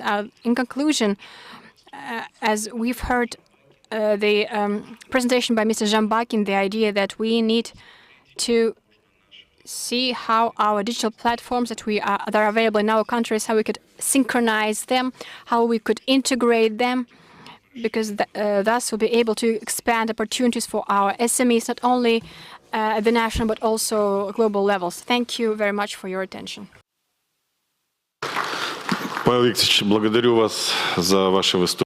Thank you very much, Mr. Kondrashov, for your presentation, for your experience, which is very interesting to us in terms of supporting SMEs. We have a lot to exchange and to discuss. Now I'd like to give the floor to Deputy Chairman of the Board of the CICA Business Council, Mr. Fatih Bey, and he will tell us about the role of digitalization and the accelerated increase in Turkey's global competitiveness. Representative of CASCEP, please.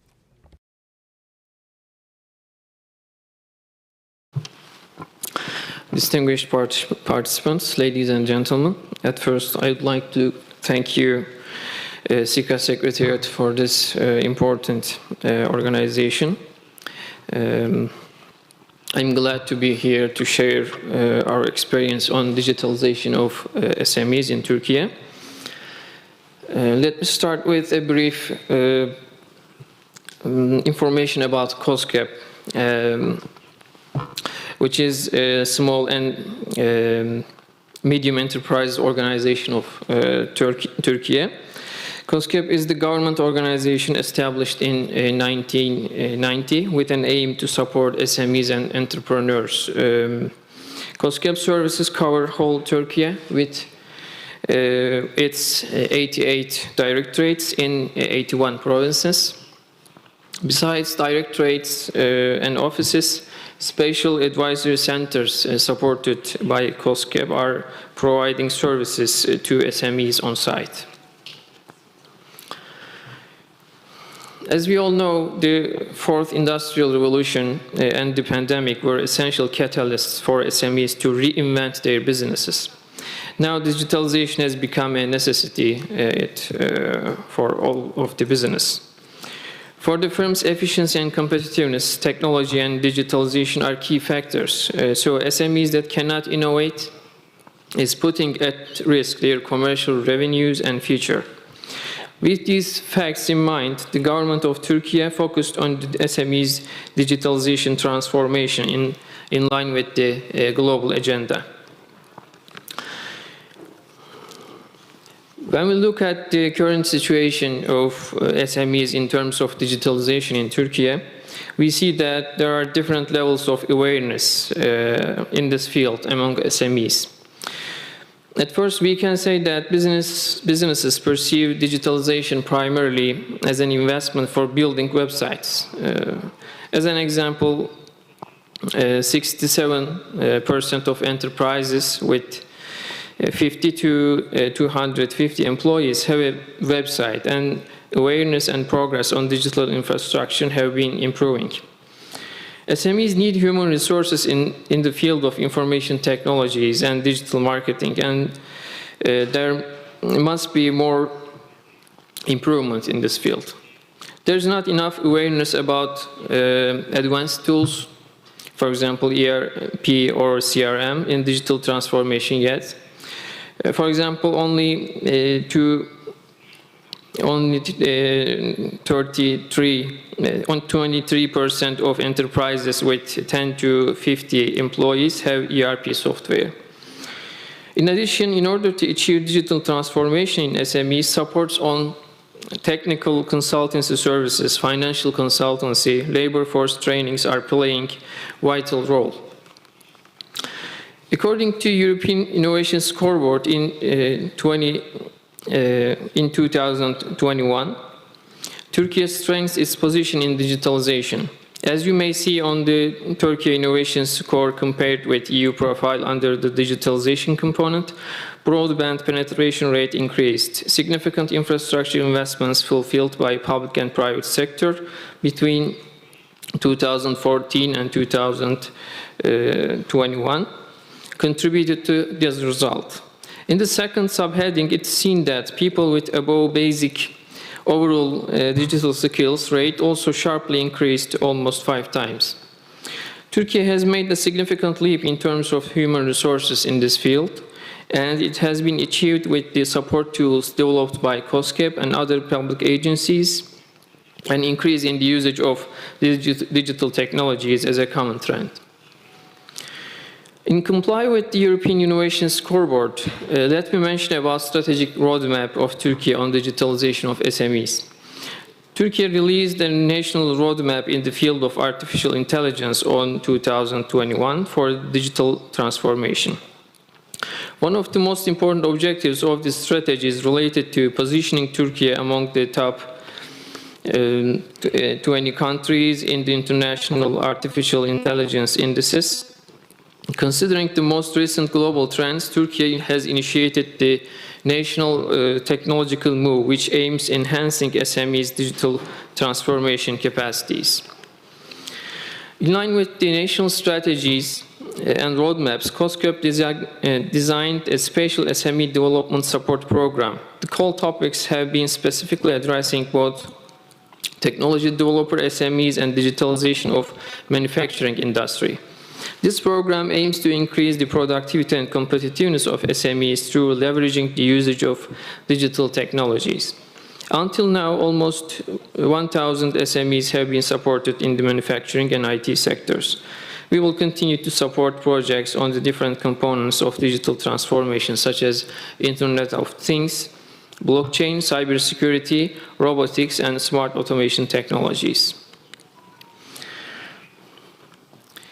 Applied SMEs Capability Building Centers, as we call it, Model Factories project, is carried out under the coordination of Ministry of Industry and Technology. Model factory is established with the aim of increasing efficiency in production and accelerating digital transformation process. A model factory is defined as a capability center which uses experiential learning techniques. Experiential learning principles combine theory and practice in order to create long-lasting impact, and this will differentiate model factories from similar centers.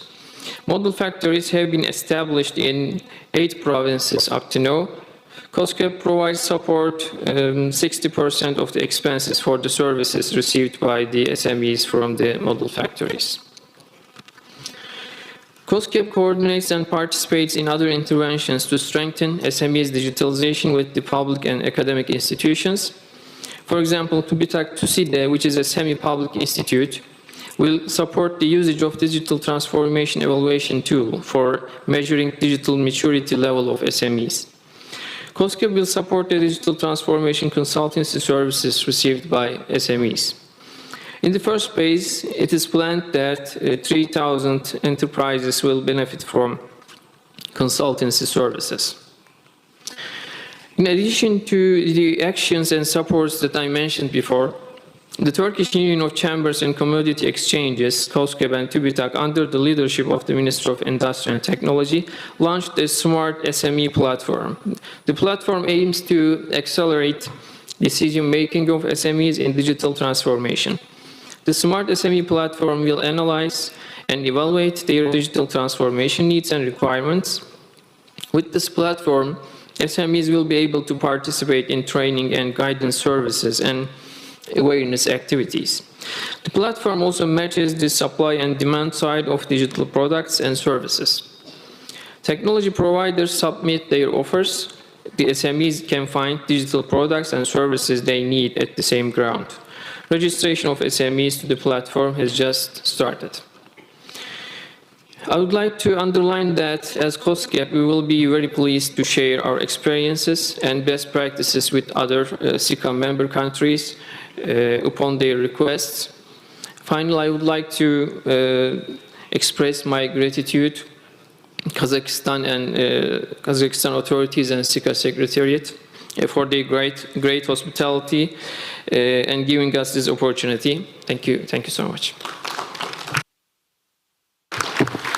Благодарю вас, Кугурт Бей, за ваше выступление. Thank you very much, Kugurt Bey. Есть чем поделиться.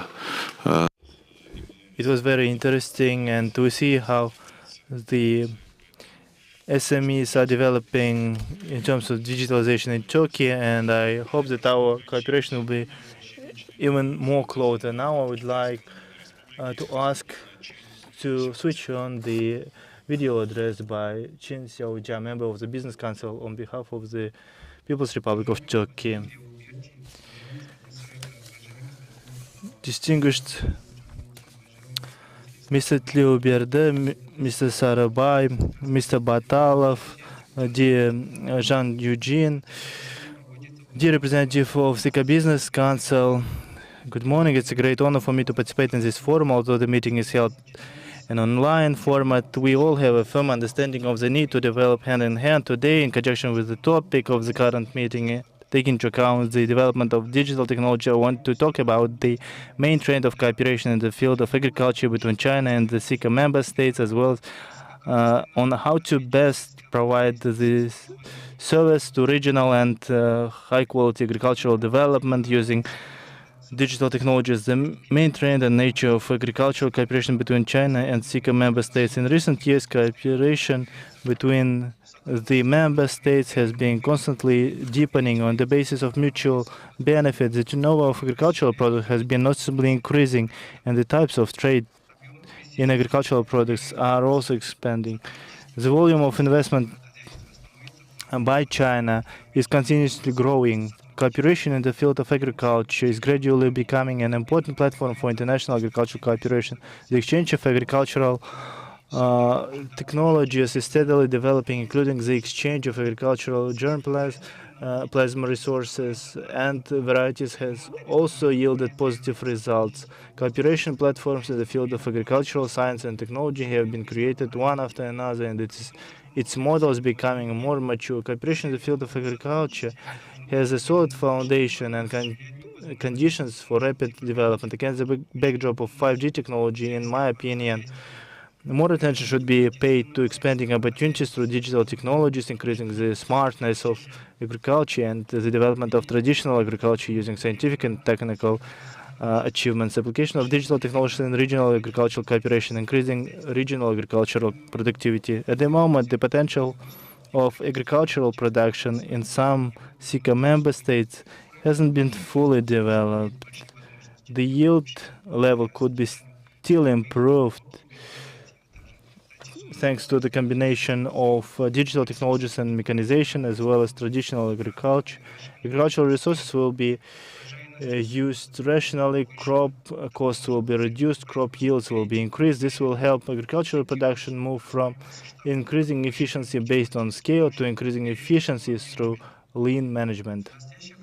Currently, in China, the level of mechanization in areas of concentrated production of major food products has already reached more than 98%. In order to achieve the goal of preserving and increasing production, the active promotion of the use of digital technologies in agricultural production is one of the main activities. At the moment, China's own developed IDA, Digital Agriculture Management Platform, has already served hundreds of millions of farmers, and the EIFC in professional agriculture drone invested by CITIC has already become an important tool for improving the level of management for large agricultural farmers. We can jointly use the achievements made by China in the field of digital technologies, as well as jointly form new agricultural production solutions, improving the efficiency of cooperation in the field of agriculture, science and technology. With regard to international cooperation in the field of agricultural science and technology, the combination of digital technologies and agricultural scientific research can increase the efficiency of scientific research and reduce its costs. For example, China has always been a leader in the production of hybrid rice. The company Longping, with the participation of investment by CITIC, is the leading in the field of hybrid breeding in the world. The company Longping has developed a digital technology of hybrid breeding of a new generation. Computer modeling of hybridization, for example, is carried out using a database of traits to predict the advantages of hybrid varieties and more expedient breeding. This has helped significantly improve the efficiency of breeding new varieties. I think similar technology can become an important area of international agricultural cooperation, improving the efficiency of cross-border trade in agricultural products. The efficiency of cross-border trade has always been the main bottleneck in the development of agricultural products trade. The combination of digital technologies with logistics and trade system can significantly improve the efficiency. CITIC Construction is investing in the construction of cross-border trade facilities in Chinese-Kazakh border ports and introduces the most advanced electronic document management system to ensure the efficient operation of Chinese-Kazakh cross-border trade. CICA member states have good relations with mutual trust. The use of digital technologies in international logistics and cross-border trade of agricultural products opens up wide opportunities for the development of regional agriculture, improving the ability to respond to food security issues. Food security is a common challenge facing all CICA member states. The combination of digital technologies and a system of strategic grain reserves can be carried out real time. Dynamic adjustment and focusing of risks of strategic grain reserves, as well as increase the level of ensuring food security in the region. In short, agriculture in the 5G era will be smarter, more accurate and more efficient. I sincerely invite representatives of CICA member states to discuss new models of regional development and engage new economic drivers with Chinese companies, including CITIC Construction. I am sure that under the leadership of the chairman of the Business Council of Kazakhstan, our council will definitely achieve fruitful results. I wish this session to achieve all the success and become a new milestone in the development of smart agriculture in the CICA member states. Thank you all. Благодарим господина. I would like to thank Chen Xiaozi for this very interesting presentation. Of course, the experience of the People's Republic of China and city construction is interesting and important to all member states. Ladies and gentlemen, I'm announcing a 10-minute break. I'd like to say that unfortunately the doors are closed and we cannot leave the room right now. But at 12 o'clock sharp, we will start our next session. Thank you very much for your understanding.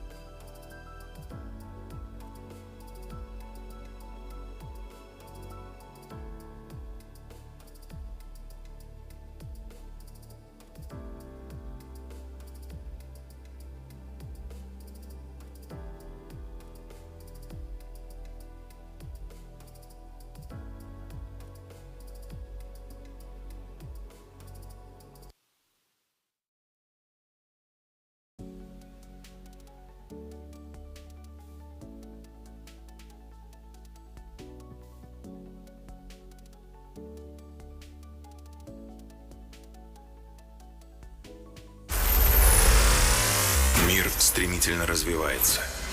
Ежедневно растет потребность человечества в ресурсах. Для технологического прогресса особенно нужны металлы и различные источники электроэнергии.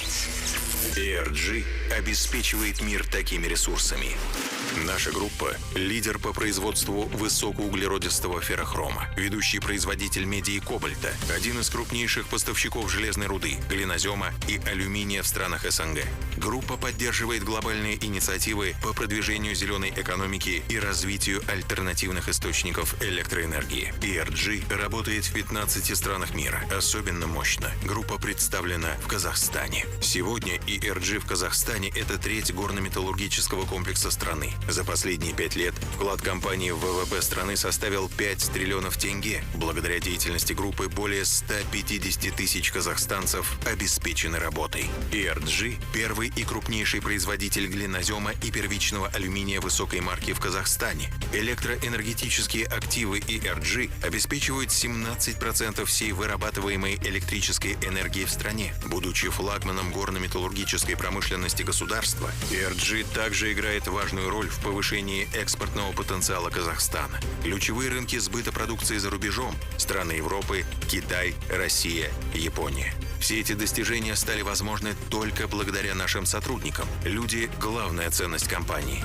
ENG – это прежде всего одна большая команда. Дружная, сплоченная и профессиональная.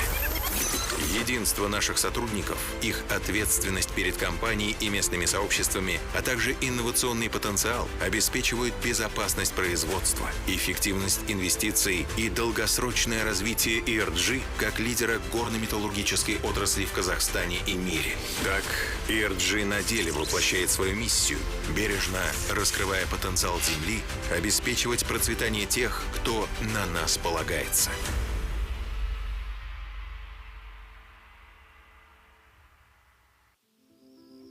We know it's going to take many forms of energy to meet the world's needs while creating a cleaner future for all. At Chevron, we're lowering the carbon emissions intensity of our operations, investing in lower carbon technologies, and exploring renewable fuels of the future. We work hard to care for the homes we love, but it's only human to protect the one we share. Dear speakers of the third floor, you are kindly invited to take your places. Mr. Timur Onjanov, Mr. Janasil Ospanov, Mr. Batirjan Shahmanov, you are kindly invited to take your places as the speakers of the third floor. Thank you.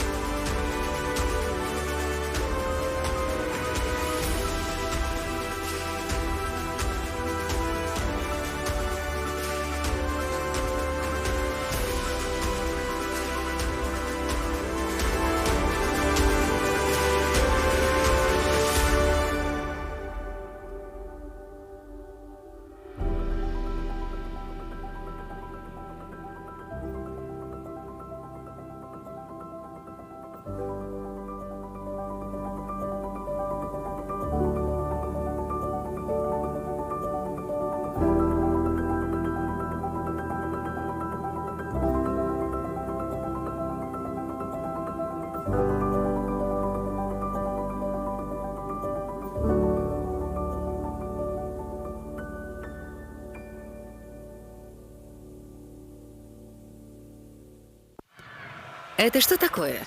Да не игра. Вот это. Возможно, вы думаете, что виза — это просто банковские карты. А что, если я скажу, что название, которое вы видите повсюду, это больше, чем просто надпись? Виза — это сеть. Она помогает людям переводить деньги отсюда вот сюда. И помогает этому парню работать онлайн, чтобы он мог продать джинсы, находясь да хоть бы на этой горе. Это волшебство, которое остается за кадром, но может объединить всех со всеми. Эта сеть позволяет взглянуть на мир свежим взглядом за утренней чашкой кофе и меняет точку зрения на то, что делает бизнес бизнесом. Виза — это сеть, которая может объединить всех. Там, где вам нужно быть. Там, куда вы мечтаете попасть. Там, там, где вы заслуживаете быть. Эта сеть – ключ к исполнению мечты. Ведь Visa каждый день открывает двери по всему миру, чтобы коммерция объединяла нас всех. Visa – сеть, которая работает для каждого. Вне зависимости от того, кто вы и чем занимаетесь, должно быть что-то, что объединяет нас всех и дает энергию творить будущее здесь и сейчас. Зебра кофе. Здесь и сейчас. Для всех и каждого.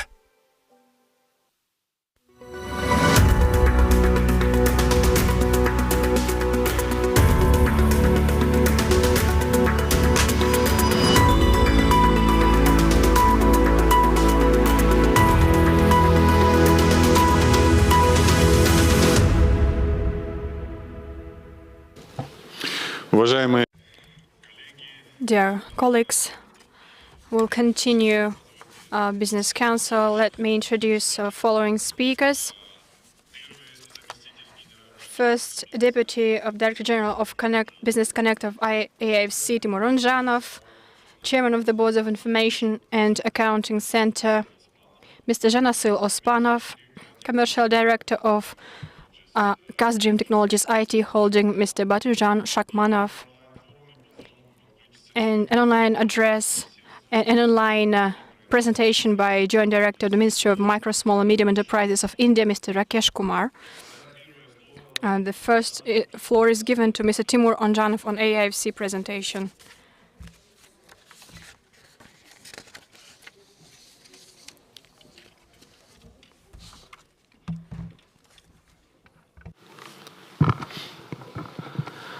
Dear guests, distinguished representatives of the CICA member states, dear chairman of the CICA Business Council Board, Mr. Batalov, dear Ambassador Sarabhai, thank you very much. It's a great pleasure to attend today's fifth plenary session of the CICA Business Forum.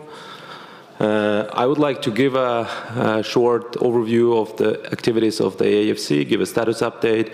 Following the welcoming speech of Governor Kalimbetov in the morning part, I think you are almost aware what AIFC is doing. So we are hosting today's Astana Finance Days, and we joined actually last year to the online sessions of the CICA member state and provided our panels and presentations. But I think this is a good opportunity to be offline and to highlight some of the activities of the financial sector developments. Thank you very much. So let me start.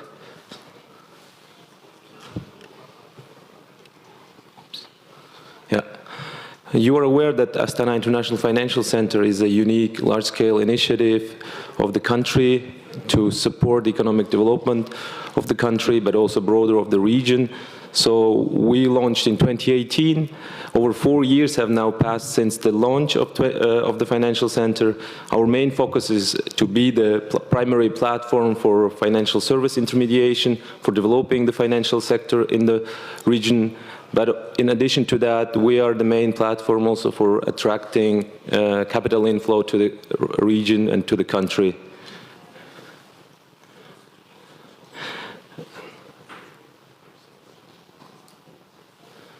So let me here highlight some of the benefits. So AIFC has, of course, distinct capabilities and advantages for the business community that would like to set up their offices and operations within the ecosystem of the Astana International Financial Center.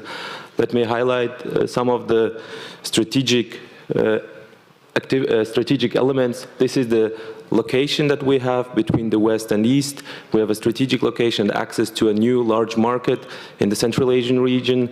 And I think many of the CICA member states are located in this part of the region. So I would like to encourage you to use as our president has mentioned, to intensify the use of the platform for running the business, for setting up operations in the local market, regional market.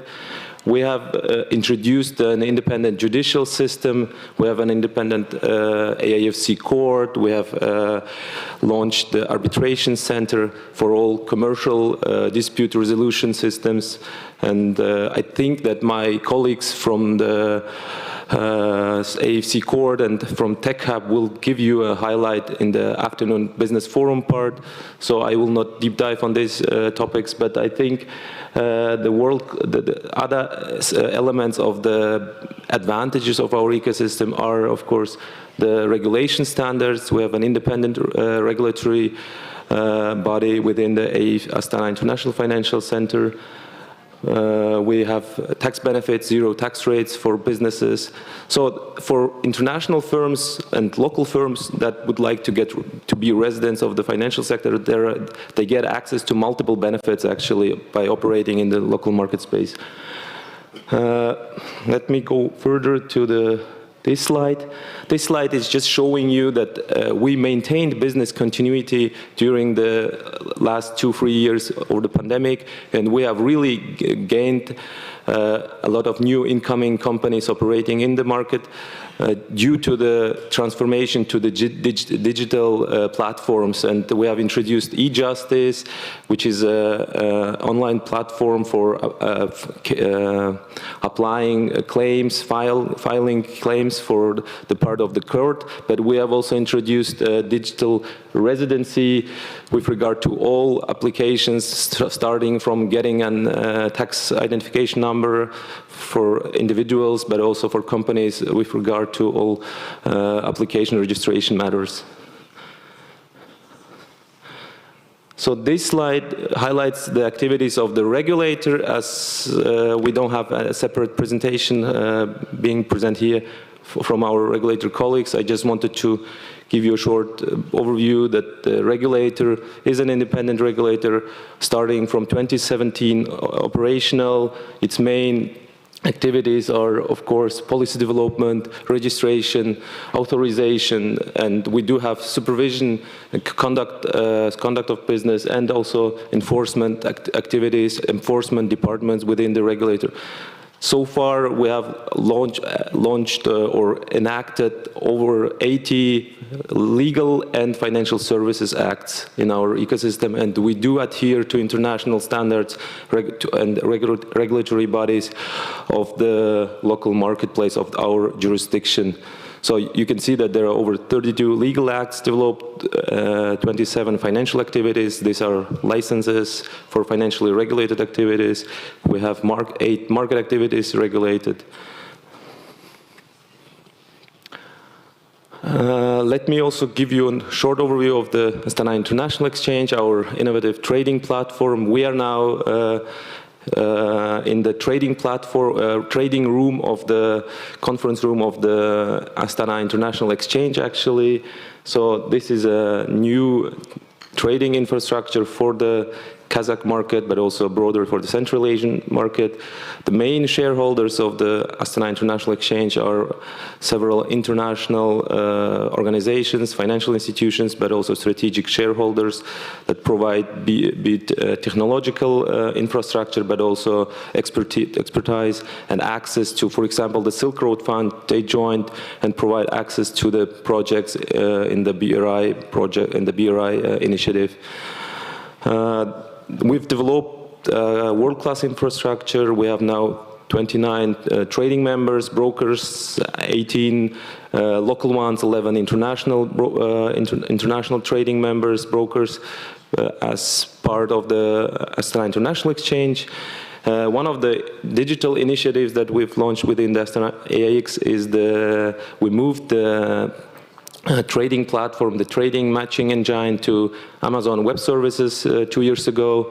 So the AIX is developing and making progress, and we can be proud of the achievements that we've made in terms of numbers. I can just highlight you that, or you can see that there are like 1.3 fixed income issuances, over 300 million in equity capital issuances, over 130 listings. So over 160,000 people have already investor accounts. So it is actually developing the equity and debt capital market in the region, but beyond that, it is also improving the knowledge base of the local investor, retail investors, local investors, individuals, to understand how to invest. So AIX launched an application called Tabes for retail investors to get aware about and how to invest, to learn more about the investment culture, investment strategy. Now, let me highlight some of the developments in terms of participants. In terms of participants, we have made real good progress in the pandemic years. Due to the digitalization, many firms have applied online remotely. We have now over 1,400 companies from almost 65 countries. Among the companies, we have like companies ranging in size from like smaller ones to global big international firms. So I represent AIFC Business Connect, which is actually the main business development and business support arm of the AIFC, and our main job is actually to work with these companies, to attract them to the local market, to provide support services for them in terms of registration, authorization, but also post-registration matters. So our main job is to be the client-facing, front office-related entity within the ecosystem and to coordinate the requests, inquiries of those firms in the AIFC environment, to get in touch with all the appropriate AIFC bodies and business areas. So Business Connect is, as I said, is doing support services in terms of registration, authorization, and also post-registration matters. We have, these are the numbers that we have achieved last year. Over 500 registrations are gone through our support services, and over 700 post-registrations applications completed and supported. So to conclude, let me highlight the outlook for, I think, and mention two things. So on one hand, I think the CICA's main objective is about multinational or multilateral regional cooperation. So we are part of it. Within Business Connect, we have an international business and cooperation team. Their main job is to establish contacts, to deepen the relationship, be it financially service regulated or non-financial firms, just private firms, to deepen the relationship with those international overseas markets. And I think we are in line with the CICA's main objectives in terms of, for example, economic dimension, and we would be happy to contribute to establish more closer relationships with the business community in the CICA states. In terms of digitalization, one, two comments. We have made good progress with the Fourth Industrial Revolution Center in the AIFC, which has made a great impact to the local market in terms of adopting and implementing Fourth IR in the SME market, in the Kazakh SME market. So we have now, today in the afternoon, there will be a panel session from our Fourth Industrial Revolution colleagues and the development and implementation of Fourth Industrial technologies in the SME in Kazakhstan. And we've also, in spring, this year in spring, we've hosted a separate session, webinar with, for example, international Brazilian market in terms of adoption of Fourth AR. So there is AIFC is making a good progress and making an impact in terms of that, in terms of digitalization of SME. We have within the World Alliance of International Financial Centers also a SME financing working group. So AIFC is, with the Tech Hub, with the Fourth Industrial Revolution, contributing to the development of SME and financing. Thank you very much. Thank you very much for your attention. Thank you, Timur, for this very thorough presentation of the ecosystem of AIFC, and I think that it would be very interesting for all entrepreneurs of the CICA member countries, because it's a huge opportunity to use this platform. Our next speaker is Janasil Ospanov, who will tell you about the digital platform for businesses, which is called Holdao. Добрый день. Good morning, dear ladies and gentlemen. During the meeting, many speakers noted in their presentation food security, digitalization, and agriculture. So my presentation is dedicated to the issues of digital agriculture of Kazakhstan, its realities, perspectives, and opportunities. So the first slide, one of the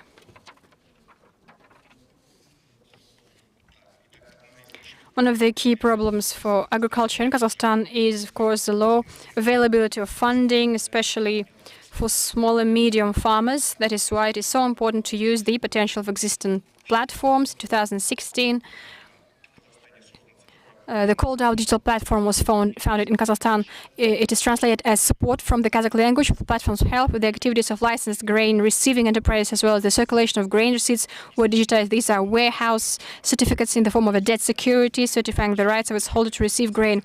Previously, receipts were printed on special paper forms. Today, they are electronic and digitized. This provides transparency and minimizes the risk of fraud. Over the years of the service operation, about 2 million operations with grain receipts have been carried out, and the annual grain turnover in the system is 20 million tons worth $3 billion US. Next, please. The Koldau registered over 200,000 users. Through their personal accounts, they have access to various digital services. For example, through subsidies distribution service, annually farmers receive more than $600 million US of state support. There is a service for digitization and digital monitoring of lands, and about 100 million hectares of land have been digitized on the Koldau platform. This is about 90% of all agricultural land in Kazakhstan. Thanks to Koldau, about 500,000 units of land, that is arable lands, pastures, hayfields, and orchards, have digital contours which allow satellite monitoring of these lands. The platform has also online insurance and credit services, a discounted diesel fuel distribution service, an electronic trading platform, and others. And all these services increases the transparency of agriculture. One of the we integrate with the base of state databases and produce and remote sensing services you see on the website. Thanks to this, Kazakhstan, thanks to the Koldau, digitize each square meter of land. Kazakhstan farmers account for their property in their own account. We have data on remote sensing of earth platform. Accumulates about 15 indicators on each pixel of the field. Based on this data, we develop big data on all land matters. Since 2021, together with the Chamber and Committee and tax agencies, we simplified the return to grain exporters of the amount of excess VAT. The project would decline the shadow turnover of grain and make grain operations transparent. And most importantly, due to the automation of the validity check, the timing for VAT refunds will also be significantly reduced. And so the pilot project covers all licensed warehouses and only licensed ones. This was achieved through the implementing a new digital asset grain token, a new digital asset that had been introduced to this system, and we create a digital system for recording the movement of grain from the producer to the buyer, from the field to the border. This is the principle. Our final goal is to increase the availability of funding for agribusiness entities by introducing electronic agrarian receipts. Electronic agrarian receipts, according to the experience of Brazil and Ukraine, will allow the farmers with transparency to generate digital assets for the future harvest.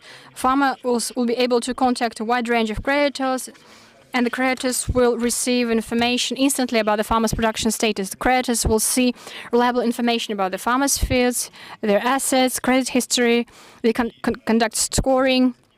And electronic service is more reliable than paper documents. And the use of distributed registry technology, that is blockchain, that we'll be using, guarantees the immutability of data. This will ensure proper protection of the rights of creditors.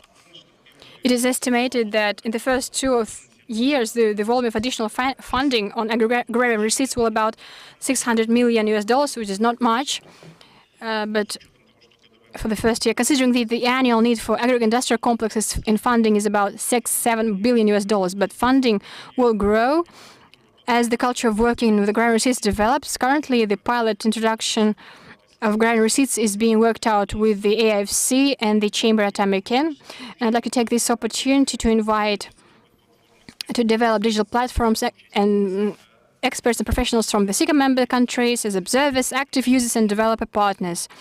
I think that the exchange of experience and development of competences will be useful for all of us. Thank you for your attention.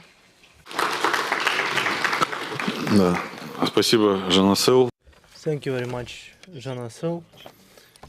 This is indeed a very interesting product and interesting business model when there is a government platform and private business can use that platform and create its own products. I think it is the most beneficial form of interaction, and I think that CICA member states could use this experience. We are proud of this experience, and this project and this story has been awarded internationally, and I think this partnership, this type of partnership is very interesting. Now I would like to give the floor to Mr. Batarjan Shahmanov to present on digitalization and cybersecurity of small and medium enterprises.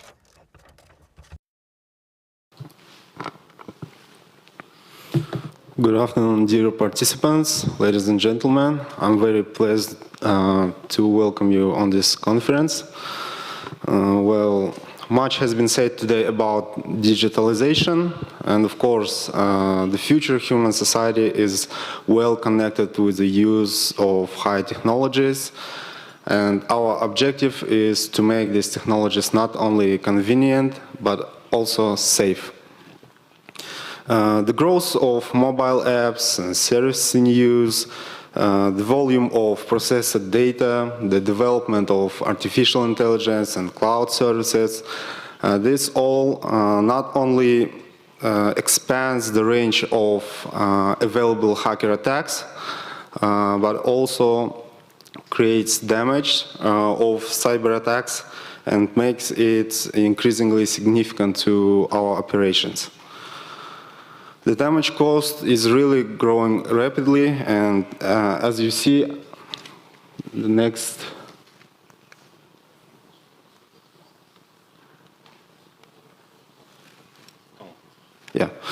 as you see, the damage is growing rapidly, and according to cybersecurity ventures, the damage cost of cyber attacks is $6 trillion every year. That means $500 million every month, and just imagine every second it nearly $200,000 every second. So that's why we pay more and more attention to cybersecurity recently. So what we need to do?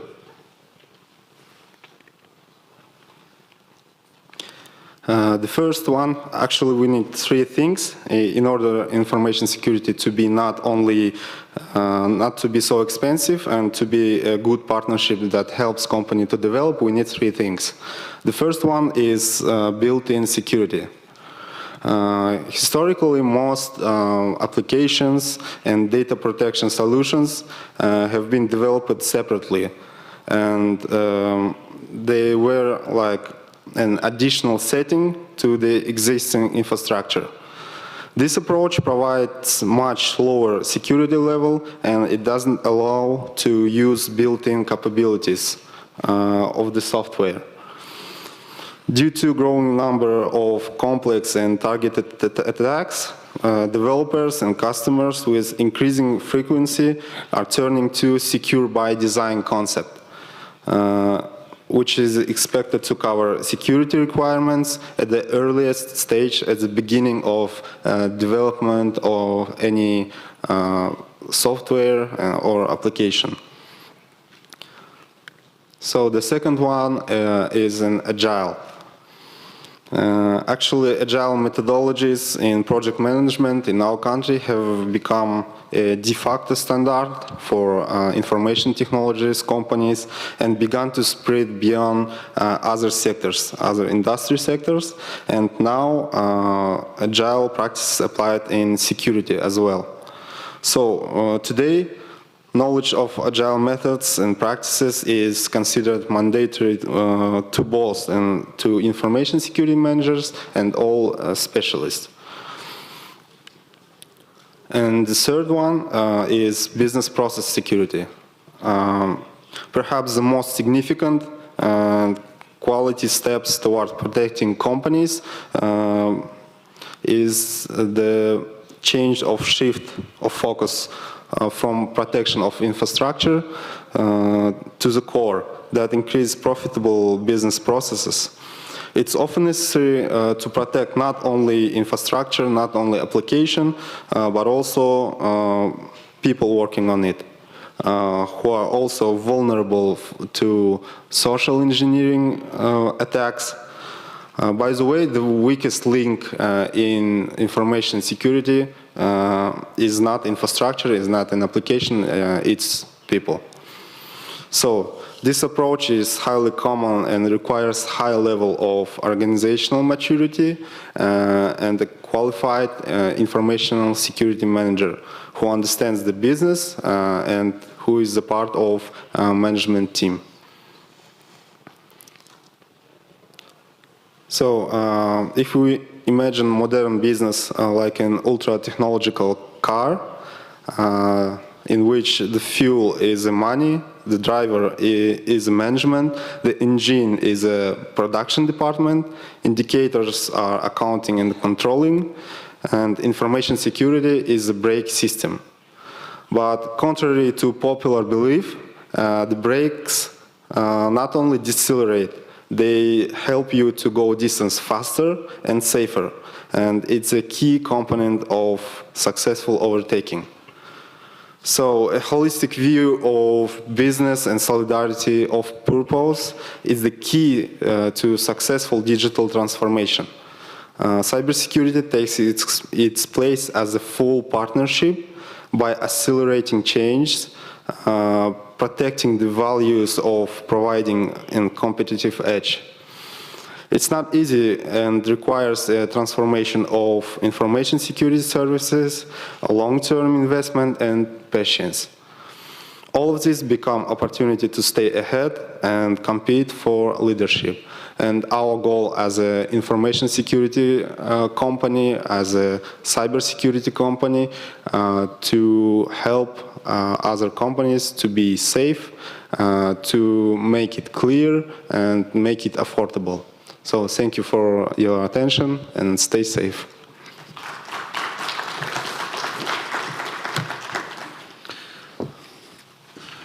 Благодарю вас, Батыржан. Thank you very much, Батыржан. Cybersecurity is a very interesting topic, not only for SMEs, but for large businesses. Now I'd like to give the floor to Mr. Rakesh Kumar, who will address us by Zoom platform.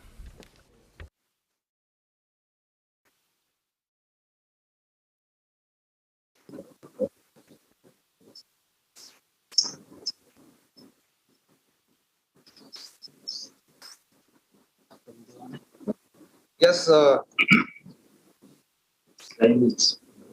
is the screen visible? Да, нам видно хорошо. Yeah, we can see it. Okay, namaste to everyone, and Saleh, all the distinguished chairman and the members country of the CICA. I am pleased to attend the unfortunately virtual the 5th plenary session of the 7th CICA Council Business Forum on behalf of Government of India and Ministry of Micro, Small and Medium Enterprises in the field of the digitalization of the business process and SME and the food security. So let me give the background. In most of the world there is a SME definition, but in India we have the micro, small and medium enterprises as emerged as a highly vibrant and dynamic sector of the Indian economy over the last 5 decades. MSMEs not only play a crucial role in providing the large employment opportunities at comparatively lower capital costs than large industry, but also help in industrialization of the rural and backward areas, thereby reducing regional imbalances, ensuring more equitable distribution of national income and wealth. MSMEs are complementary to large industry as ancillary units, and this sector contributes enormously to the socio-economic development of the country. As of now, as on date today, there are 111 million people employed in this sector, in which 92.51 people has been registered as per our Udyam portal, which contributes 88.40 micro enterprises, 3.76 million small enterprises, and 0.37 contributes the medium enterprises. The Ministry of Micro, Small and Medium Enterprises under the Government of India, which have the several schemes and programs undertaken under this, like adequate flow of the credit from the financial institutions, banks, support for technology upgradation and modernization, integrated infrastructure facilities and modern testing facilities and quality certification, access to the modern management practices, and through which the different kind of entrepreneurship development one for skill upgradation and through the training facilities. Further, that support for the product development, design, and packaging is also is a part of the schemes and the programs of the ministry. Apart from that, there is a welfare for the artisans and workers which are working in the rural areas of the Indian corner of the world. Then assistance to better access to domestic and export markets is also one among the component of the programs of this ministry. There is also a cluster-wise approach for the advancement of the technology and the various measures like energy efficiency and adoption of the green technology. Next, the promotional initiatives which we carried out by the Ministry of MSME, Government of India are like we support the digital platforms for the better utilization of the schemes and implementation through the grievances, also the monitoring and tendering and other support services. As for the all the portals are online. Any MSMEs can go directly without the access of any department and other concerned regulatory authority. These are all applicable through the online portal, which we mean to say that Udyam registration portal is paperless and there is no cost involved with this.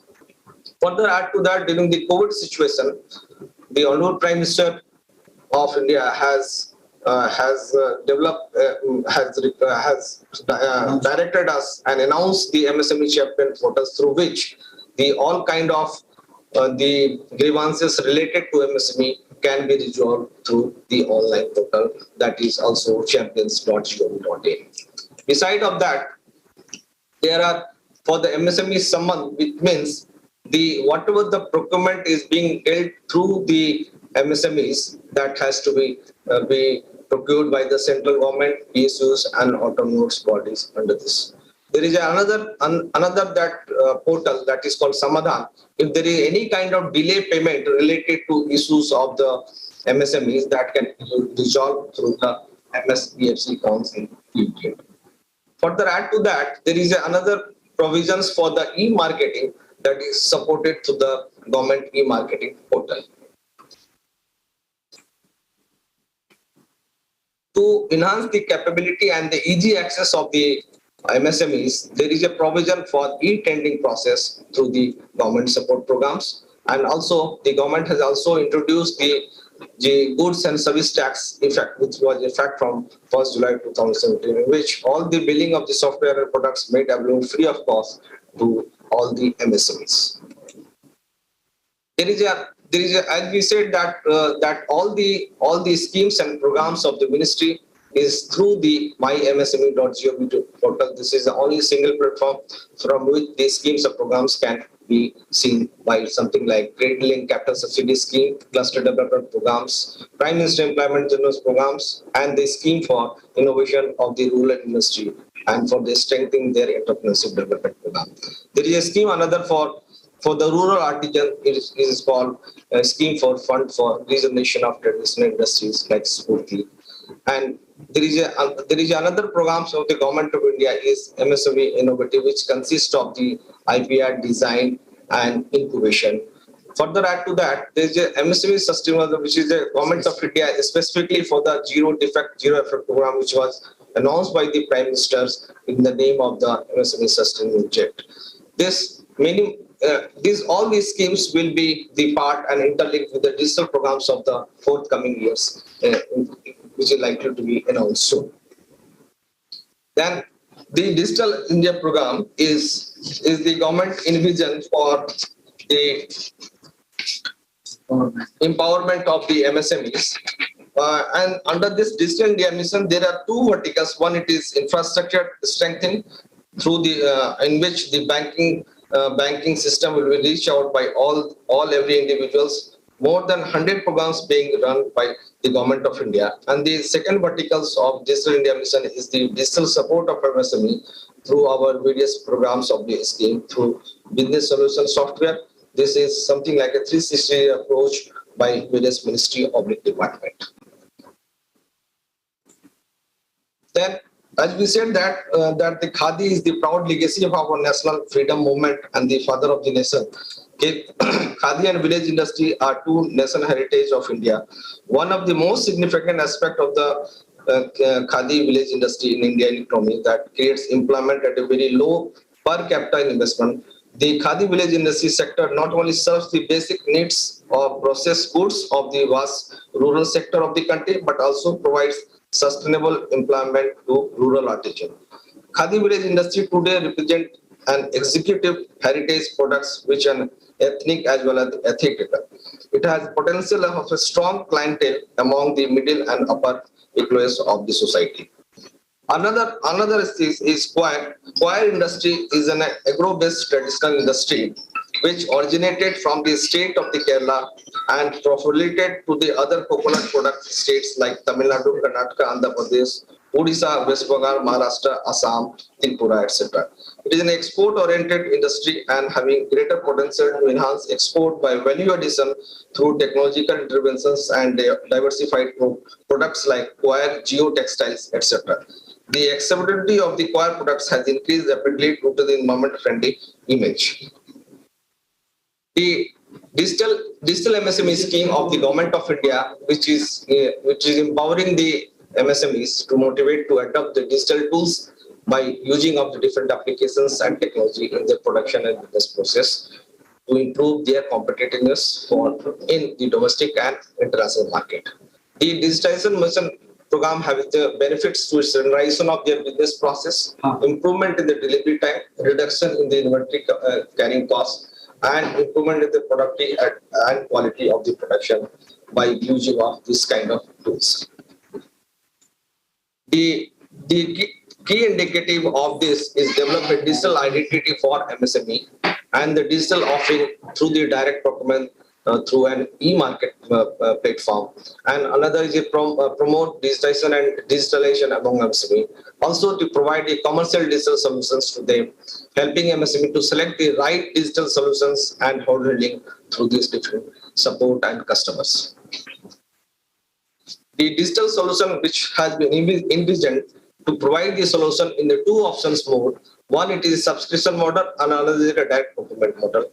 In the subscription model, we used to provide through the different implementing agency to provide the development of the website and all the app related to their subscription model, and the ERP suite to support the different levels. And this also scheme has the interoperability systems through the various schemes of this ministry. So in the option 2 of the digital support is the direct procurement through which the e-market platform for the auction facility and payment gateways will be provided to them. All these solutions, all these schemes and programs of the ministry is interoperability with each other. Like if any individual would like to go for the incubation, they can directly go to the incubation. If they wish to go for the design intervention of the Government of India, or maybe IPR, they can directly go to, or otherwise any MSME individuals can go to the incubation to design and design to IPR, then incubation to IPR and design to IPR. So I think this all the efforts of the Government of India will take a pave and take a landmark for any individuals of the MSME as well as the international exporter which can contribute through this kind of intervention of the Government of India. I hope that this kind of intervention will take a long career farewell award, so that all the industry as well all the country of the CICA members can take the facility and avail this kind of things. Thank you very much, and once again for the organizing such kind of round, which is I am the part of the virtually for this session. Thank you, sir.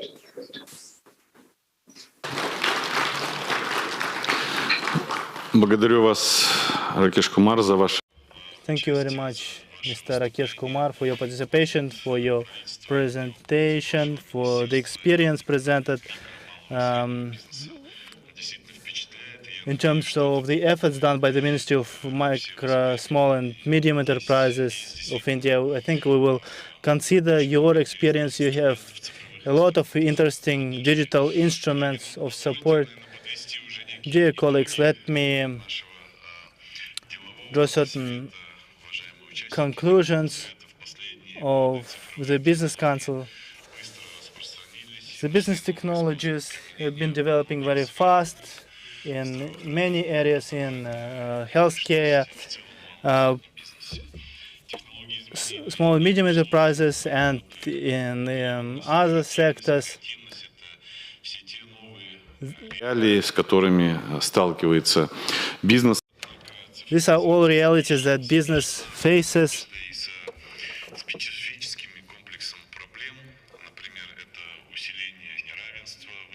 At the same time, we see that there are certain exacerbation of risks, increase of digital divide, problems of digital security, confidentiality, and all other issues that we talked today about.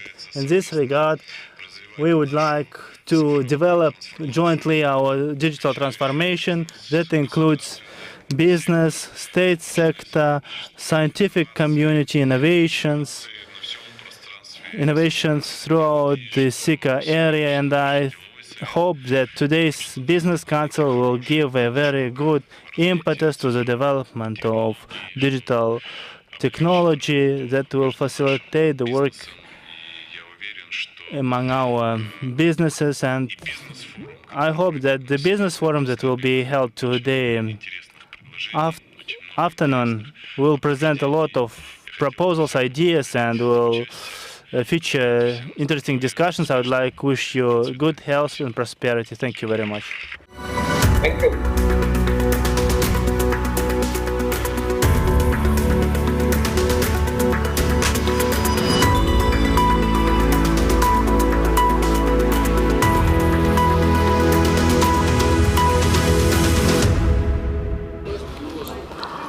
Dear speakers and delegates, you are invited at the lunch on behalf of the Executive Director of CICA Secretariat, Ambassador Kairat Saribhai.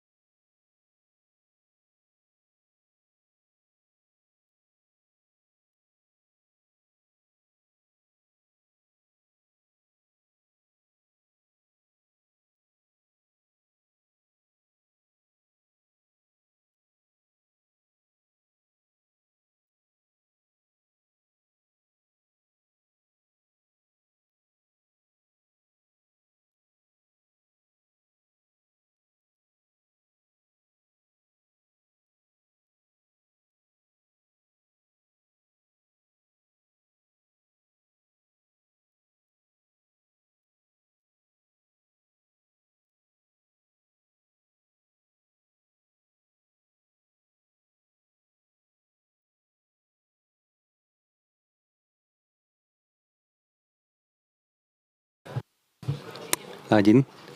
Что-то этого нет.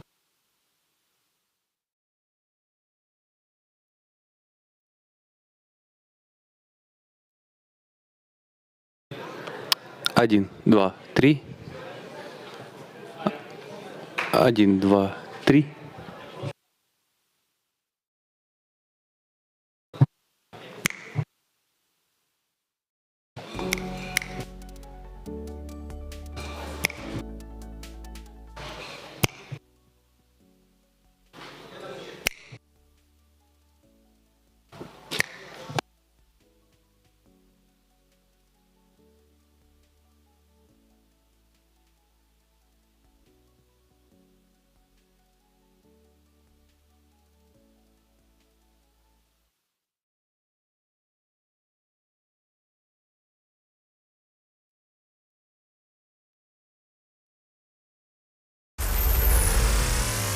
The world is evolving rapidly, and the human need for resources is increasing every day. Metals and various energy sources are particularly important for our technological advancement.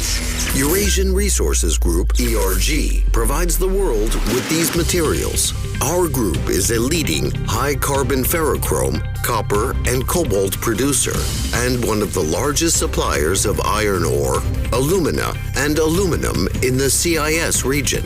The group supports global initiatives to promote a green economy and develop alternative energy sources.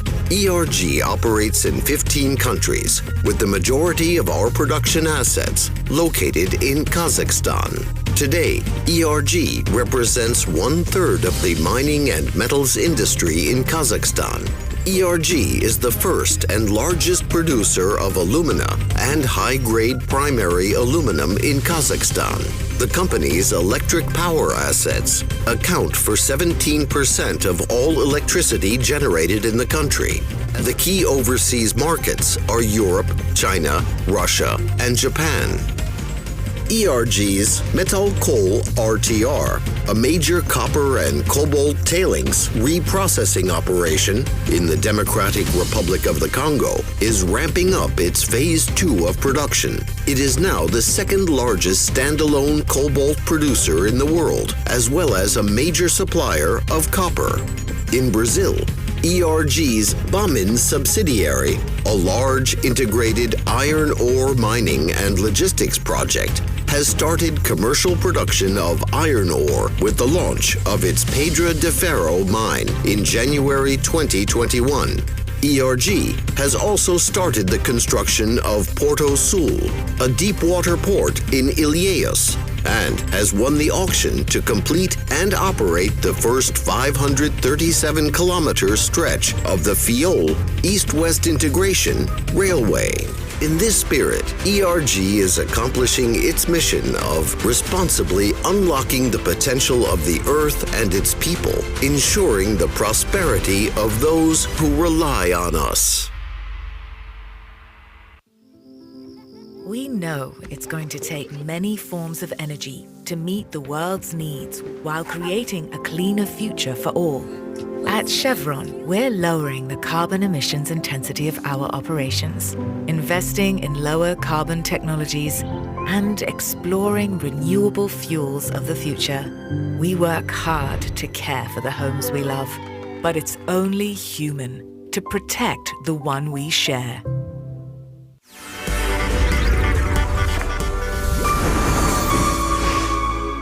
Your base for business expansion. The Astana International Financial Center is a unique jurisdiction in Central Asia that offers a familiar ecosystem and preferences for global business. We endeavor to make use of the opportunities presented by our modern era. Eurasia is the beginning phase of long-term economic expansion, which opens up new opportunities for businesses, governments, and individuals on their path to wealth. Capital markets, creating a fully fledged and dynamic financial marketplace in Central Asia. Fintech, fostering innovation of new technologies in the banking, mobile, and personal finance. Green finance, encouraging and supporting sustainable investment opportunities. Islamic finance, reintroducing an alternative to traditional finance according to ethical principles. Common law, adapting the best practices of the world in Nur-Sultan, Kazakhstan. Private banking, offering a reliable ecosystem for the creation of family offices and personalized strategies. Visit our website, register your business, enjoy your privilege.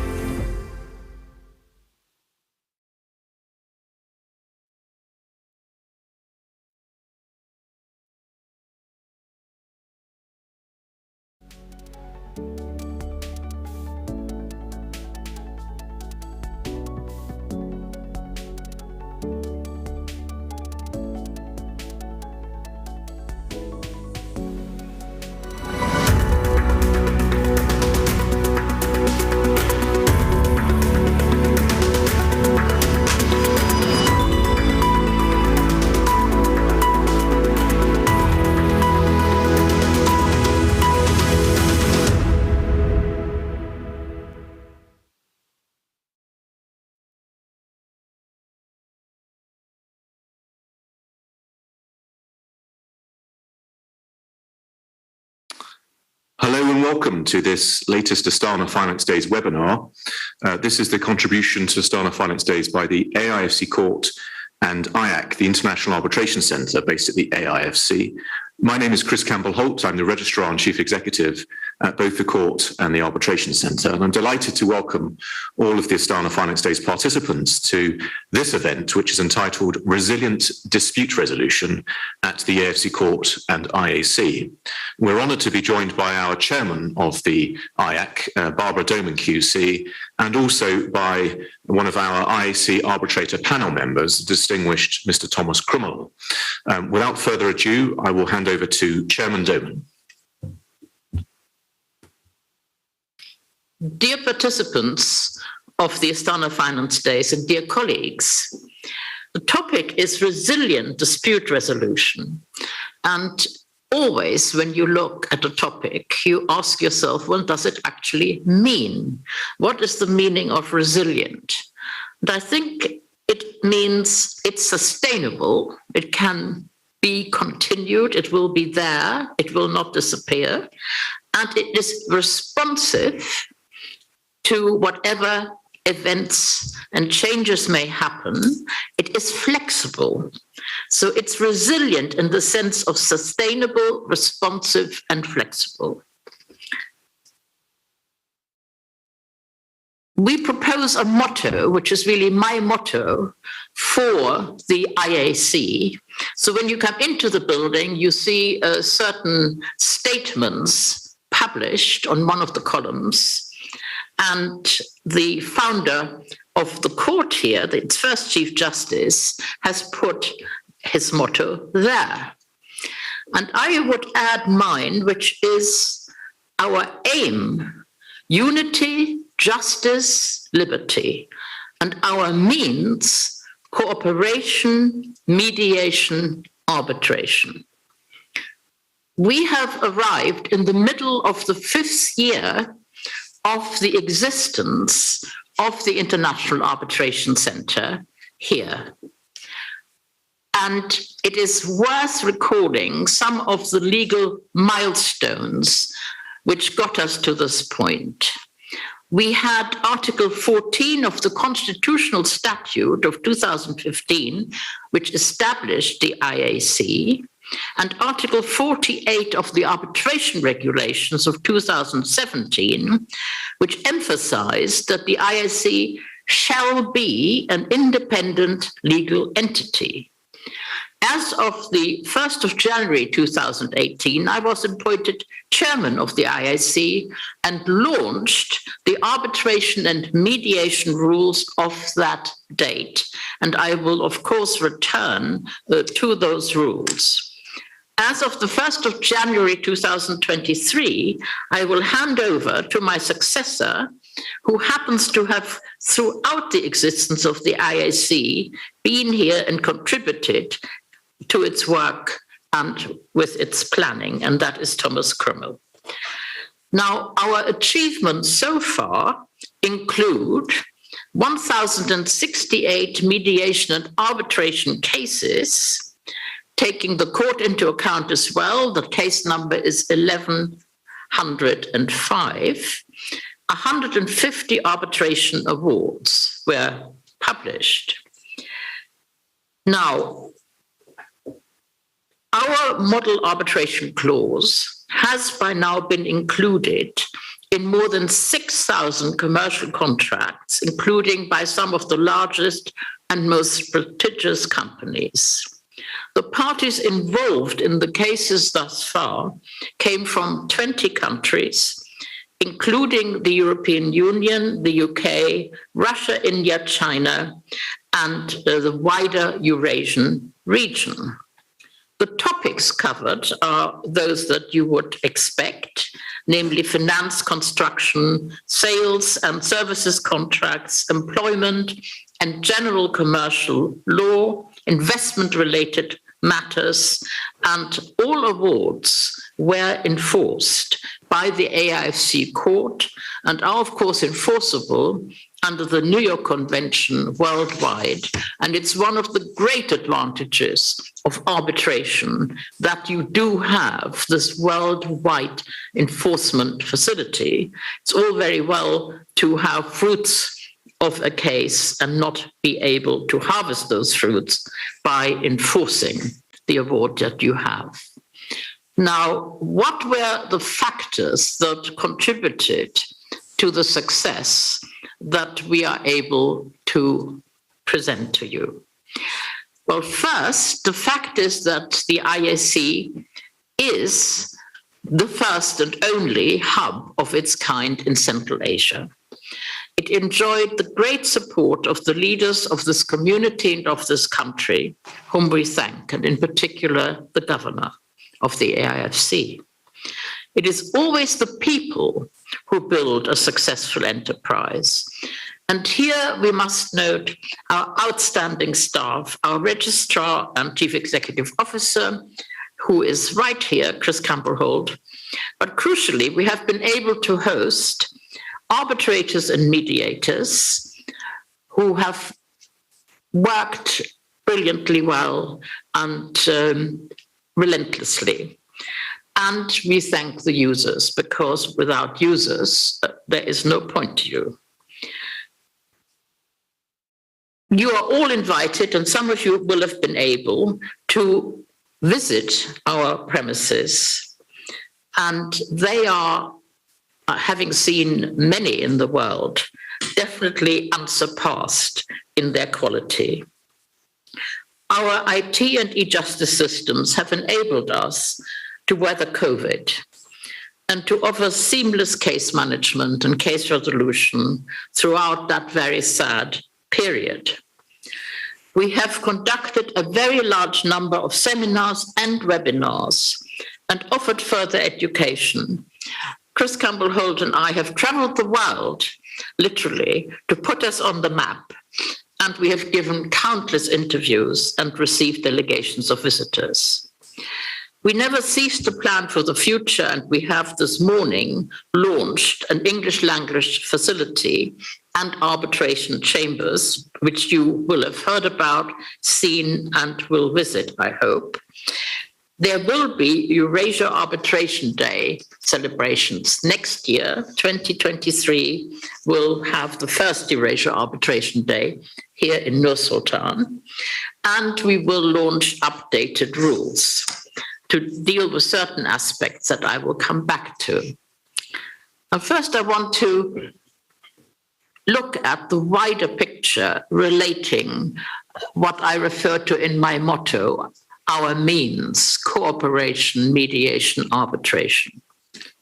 I'm fond of saying always that arbitration has for thousands of years had a history of as a form of dispute resolution, and it is older even than the Silk Road. It was not then referred to as ADR, or alternative dispute resolution. It wasn't an alternative to any settled system. It was the dispute resolution. And when a settled system of court dispute resolution arrived in the world and expanded worldwide, then for a while arbitration was, as it were, an alternative, but it came to the fore again in more recent times and is now recognized to be the preferred way of resolving disputes, both between states and investors, between states, individuals or entities, general commercial disputes, disputes in specialist areas such as sport, employment, and even family disputes. Now, if one asks why has arbitration become so prevalent, there are a whole series of reasons, and they include, in particular, party autonomy. Party autonomy should exist within a fair and just process.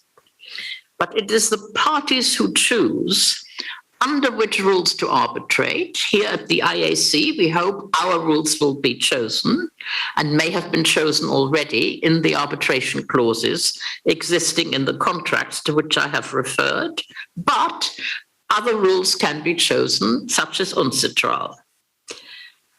The parties can choose whom to appoint as arbitrators or whether to leave the appointment to the arbitral institution, in this case, the IAC, where the chairman appoints arbitrators. And arbitrators tend to be nominated by the parties, and then the chairman, in this case, so far I, will appoint them.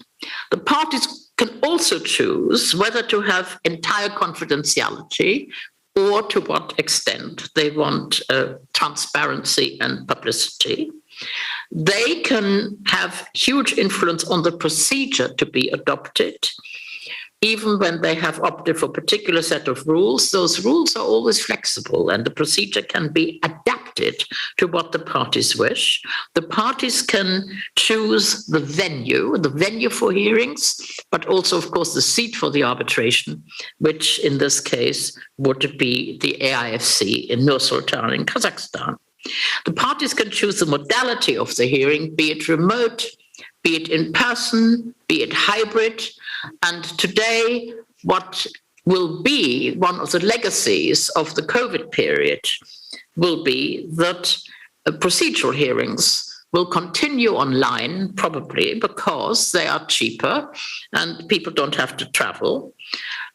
But hearings involving witnesses and experts can again be in person, and that will probably be or remain the preferred way of proceeding. But even that is now very flexible in the sense that you can hear certain experts, for example, online, so they don't have to travel. And you can adapt the modality of the hearing exactly as the parties would wish in discussion with the arbitrator or arbitrators. Equally, the parties can choose the language in which they want the arbitration to be conducted. And if that language is not spoken by everybody, well, then translation facilities will be available and they can be simultaneous or consecutive, but we have them here and they work extremely well. Now, I have referred to our arbitration and mediation rules. Those rules are short, they are simple, any user can understand them, and they are very flexible.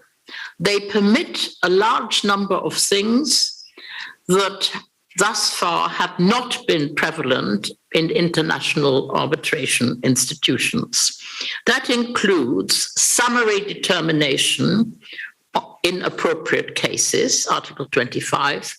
You can, for example, find that the claim is actually without merit and could be dismissed without a trial or substantive hearing. Or you can find that a defense is simply incapable of being made out and it can be struck out.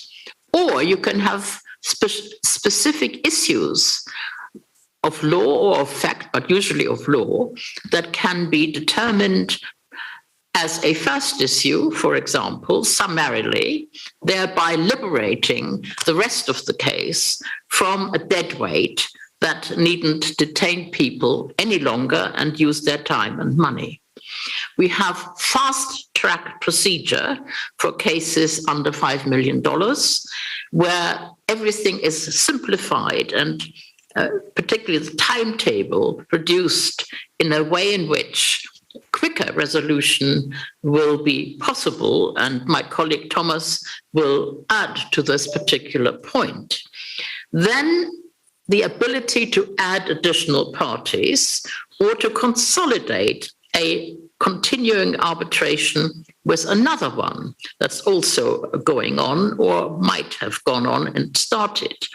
Frequently it is said by judges who aren't very familiar with arbitration that arbitration has the disadvantage that you can't join other people and can't consolidate with other cases. That is not true. You can, but it is right to say that you can only do that with the consent of the parties. Arbitration, by definition, is a consensual arrangement. It's based on contract and agreement. And what you can't do, and to that extent judges who say so are right, is force somebody to come and arbitrate or be joined to an arbitration against their will. Our rules also make it possible that interim relief be granted, such as freezing orders. This has happened not at all infrequently in our cases, as it happens in cases worldwide.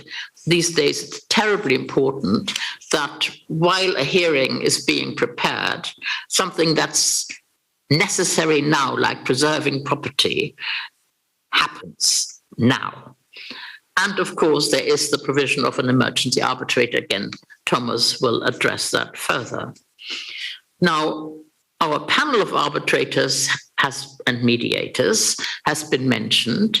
And this panel comprises people of the highest experience, including former high-ranking judges, including the former president of the UK Supreme Court. We offer arbitrators and mediators with specific technical and language skills.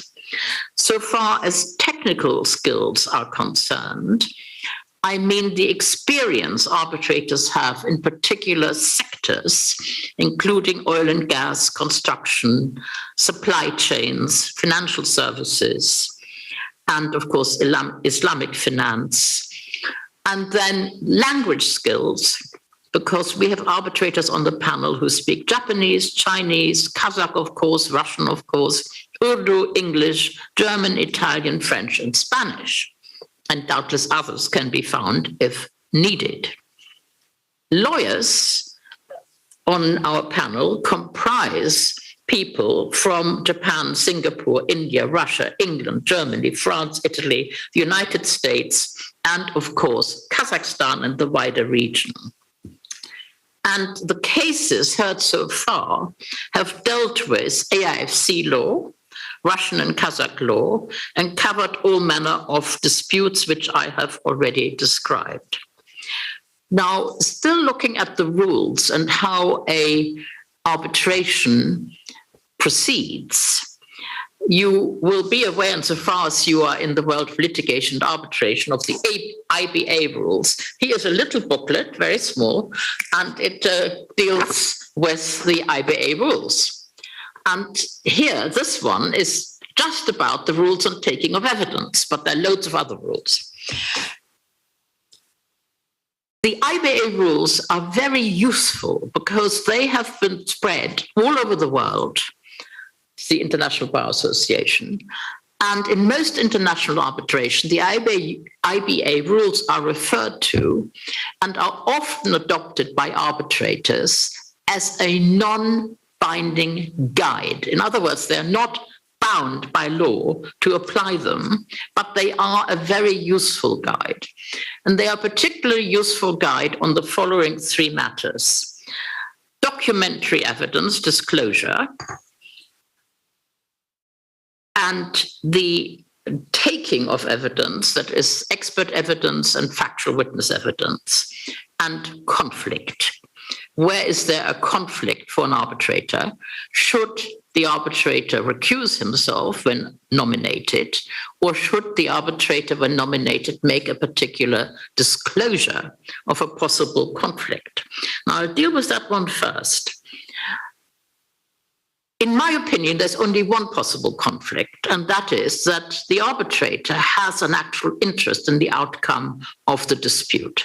That is obviously a conflict. The arbitrator must be totally outside that dispute and cannot have any kind of interest in its financial result or any other type of interest in the result. The IBA rules have a green, orange, and red list of items, matters that arbitrators should disclose. And the red list is absolutely obvious in the sense that if you have a financial interest in the outcome, that's a red list point. If you are in a firm of lawyers that are acting for one of the parties, that's a red list point. There are others. Then the orange, where it's kind of in between, you have worked with people before, but it's a while ago, and you don't actually have an interest in the outcome. And then the green list, things that you don't have to disclose because they genuinely don't matter. I think conflict is an important matter to consider in the context of this resilient dispute resolution, because what you don't want is an arbitration being derailed and held up by arguments about who should be the arbitrator and is the arbitrator in some way conflicted. And it's very interesting that experienced firms of international lawyers who deal with arbitration are very clear when it comes to any conflict issues as to whether they really matter or don't. But it is right that anybody who is nominated as an arbitrator should carefully ask himself or herself whether they are free to take this appointment on the basis that no, there is no conflict, and they are able to be absolutely independent, which is exactly what they need to be. Then I turn to the question of disclosure of documents, which is dealt with in detail by the IBA rules and in less detail in our rules, because our rules are kept simple.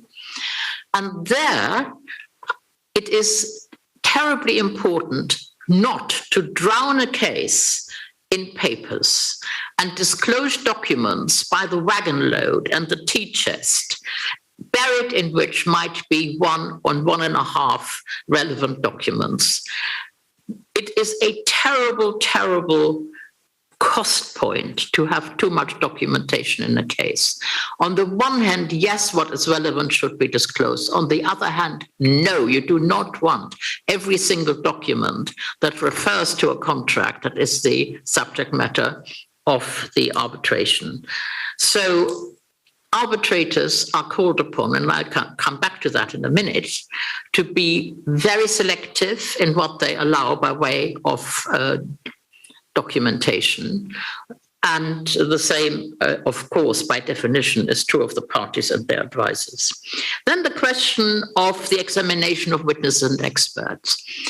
Now, there has been a lot of debate in the common law world in particular, whether you actually need cross-examination of witnesses. And I was involved in an arbitration where there was a fraud allegation against an individual. It was a very large case, a very big fraud. And the person alleged to be guilty of the fraud wasn't asked a single question about it. So I said to my colleagues, well, that's the end of the fraud case then. And one of them said, oh, no, he would have denied it, wouldn't he? And therefore no point asking him about it. Well, that's not how it works. A case has to be put fairly to the witness. And you do have to elucidate with the witness anything that is a genuine factual dispute. And the state of mind of honesty or dishonesty is obviously a factual dispute, as is a factual dispute what exactly people have agreed in addition to a particular written document and how they have then administered the contract and how they have fallen out if they have. when it comes to experts, we now have the ability to invite the experts to meet and to write 2 short documents, and they ought to be short, namely 1, the points they agree on, and 2, the points they disagree on. And then you can focus on only the points they disagree on and elucidate why they disagree on them. So again, you can reduce the amount of debate with the experts. Now, I have gone into a little bit of detail in relation to the running of an arbitration. And the reason is that it should be, as one of the great common law judges has once said, in relation to commercial litigation, a joint venture. That was Lord Donaldson. It should be a joint venture. Why? Most of the time, in commercial disputes, people who have the dispute might well continue a commercial relationship or might have one again, but very frequently continue it. And therefore, it is very much in everyone's interest to have a joint venture to come to a just and fair conclusion where both parties think they have done well. What you don't want is the adversarial approach, that I will get them, I will kill them in the battlefield kind of approach. That is extremely unfortunate, and it really, really, really doesn't work. And that is not what I would call resilient, sustainable, responsive, and flexible dispute resolution. You need to have a positive approach, analyzing what the issues really are, and then finding the just and fair answer to them. And here the arbitrators come into the picture as to what they should contribute in particular. And what the arbitrators need to do throughout the procedure is firstly to give very clear directions on timetable and on what the parties are expected to do when. Very, very important. It's called case management. Case management helps enormously to reduce time and costs. Then, when there are hearings, and particularly evidential hearing with witnesses, most important for arbitrators to be responsive. There are not very often, I hope, tribunals of the 3 monkeys who sit there and they hear nothing, see nothing, and say nothing, or so it appears to the participants, because not a single word falls from their mouths. It is important for arbitrators to be transparent, sufficiently, not transparent from the point of view of what evidence or what party they prefer, because they mustn't prefer anybody until they have heard all the evidence and considered everything, but responsive to what goes on. And when there is any kind of confusion or difficulty or possible misunderstanding, to clarify. They always need to be there to make sure that what comes out, what is on the transcript at the end of the day, what people will have said, has been understood and it is clear. And you don't have to go back later and say, oh dear, what was that about and what did they say? So very important for the arbitrators to have active case management throughout the case.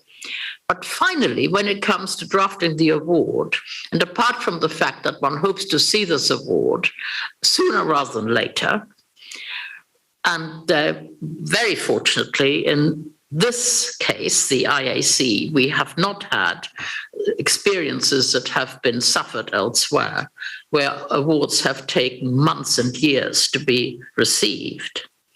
But once you get the award, it is crucial for the parties to understand why it is that the result is what it is. In other words, the arbitrators need to set out what are the factual backgrounds, what were the issues, what were the parties' positions on the issues briefly, but then very importantly indeed, give reasons for their decisions. Because if parties don't see for what reasons their case has been lost in particular, they will be very unhappy. It has to be explained plainly why the arbitrators come to the conclusion that they have come to. And then, of course, there is the dispositif and the orders that are made, and they have to be formulated in a way in which they can be enforced readily by any court, in this country, the AIFC court, and then by other courts, if there is a court judgment into which the award has been turned, or, of course, under the New York Convention elsewhere. Again, you need very clear decisions so that it is known how the enforcement looks. And I thank you very much. Thank you very much, Chairman Doman. I will now, if I may, offer some comments from the AFC court to balance the discussion out. I'll speak very briefly, if I may, before we turn to Thomas Krummel for his reply. From the court, very good, yeah. From the court side, to reiterate, which I hope most, if not all, of the Astana Finance Days participants at this stage of the running of this annual event is concerned, you should all be aware, and I want to reiterate anyway, that we have a Chief Justice. The Chief Justice, the first Chief Justice was Lord Wolfe, the former Lord Chief Justice of England and Wales, who was absolutely instrumental to the initial creation and management of the court. Lord Mance, the former Deputy President of the United Kingdom Supreme Court, became Lord Wolfe's successor, and he's currently, and has been for some time now, our Chief Justice. He is supported by 8 judges, comprising some of the most highly internationally regarded and trusted and respected names. They happen to be from the English common law system, but they all have profound international dispute resolution experience, whether it's as judges formerly or currently for some of them as barristers or litigators, and also as arbitrators, and in most cases also as mediators. The court has now given, as of today, a total of 36 judgments. As a registrar, I have the pleasure to and the privilege to see exactly what happens on a day-to-day basis, indeed to lead it and to manage it with the Chief Justice, and from time to time on a case-by-case basis with the judges. And I can tell you that there is a significant volume of additional cases which the court, in addition to what Chairman Doman has said for the Arbitration Centre, is currently managing. And I do expect additional judgments to be available, as always, freely available without charge in English, Russian and Kazakh languages via the AFC Court website in the coming days, if not weeks. I want to add that all of the cases at the court have been enforced. We have a step-by-step procedure for enforcement agreed by the first Chief Justice of the AFC Court, Lord Wolfe, directly with the National Chamber of Bailiffs for enforcement throughout the entire territory of the Republic of Kazakhstan against assets that are private assets. And with regards to enforcement of AFC Court decisions against state assets, we deal very closely with a step-by-step procedure again with the Minister of Justice and his team at the Ministry of Justice of Kazakhstan. The court has given 3 judgments against the state of Kazakhstan in recent months. And the enforcement proceedings, with the support and leadership of the Ministry of Justice, as a part of our special step-by-step procedure between the AFC Court and the Ministry of Justice, is working effectively. One case has been paid in full. Every single tenge has been paid. It was on the first judgment of our Chief Justice, Lord Mance. The other 2 judgments are valued into the millions of US dollars, and those are nearing the very end of their enforcement procedures. Everything has been done properly and timely. There has been no resistance whatsoever from within the system, within the national system. And we, of course, applying our special step-by-step procedure, have managed to keep very close supervision and control over the entire proceedings. While we have a very close, friendly cooperation with the Chief Justice of the Supreme Court, His Excellency Chairman Jakub Asanov, and his wonderful team at the Supreme Court, and indeed throughout the national courts, we are, of course, absolutely independent and impartial, both as a court and as a separate independent international arbitration centre, as Chairman Doman was explaining in her remarks. With regards to the rules, I'm not going to use this opportunity, as tempting as it might be, to go into a deep dive on the rules. We don't have time. But what I would like to do is to emphasize, as I try to as much as possible, as we all do from the outset, that the rules have an overarching or an overriding objective. And this was the initiative of our first Chief Justice, Lord Wolfe, as it was indeed in the courts of England and Wales some years ago, and to re-emphasize, for those who are not perhaps familiar with what it is we do at the AFC Court, that underpinning or overriding all of the various principles and rules of the AFC Court rules is the following. The overriding objective in Rule 1.6 of the AFC Court rules, which again are freely available via the AFC Court website in English, Russian, and I believe in Kazakh languages.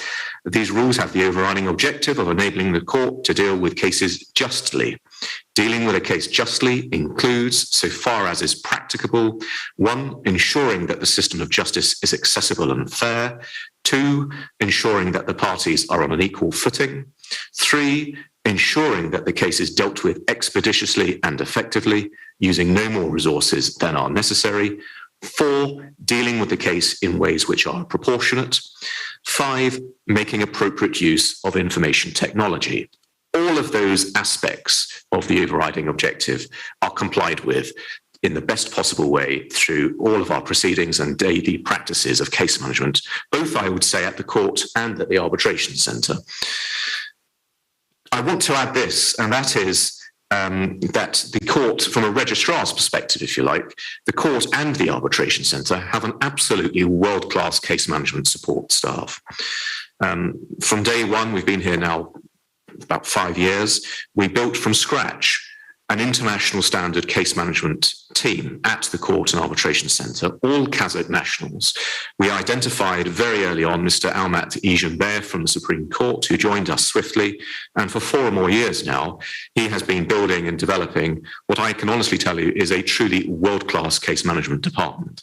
There is strict confidentiality, and we have specific procedures in place to guarantee that on a case-by-case and daily practice basis.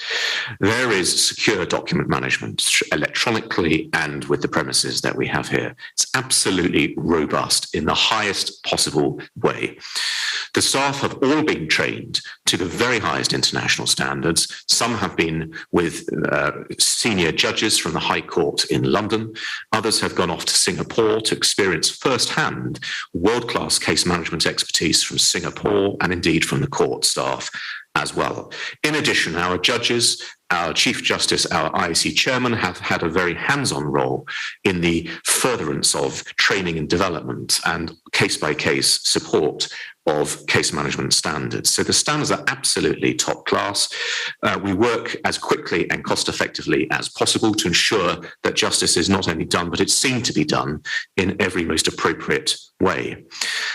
The court has a transfer of cases scheme. I wanted to quickly highlight that. It's applicable both for the court and indeed for our arbitration centre.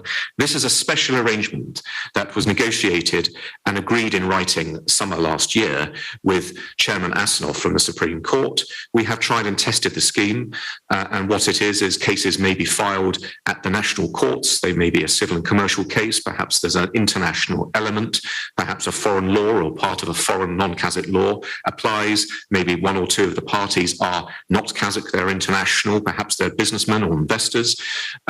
Doesn't matter what the value of the dispute is, but those parties have every opportunity, if they consent in writing, upon the encouragement, in our case, of judges fully trained and versed and supportive from the national courts of Kazakhstan, all the way up to the Supreme Court and the most senior judges there, to consider transferring the cases to our court or arbitration centre. And so far, the system has been tested successfully and led to a judgment that was enforced 100%.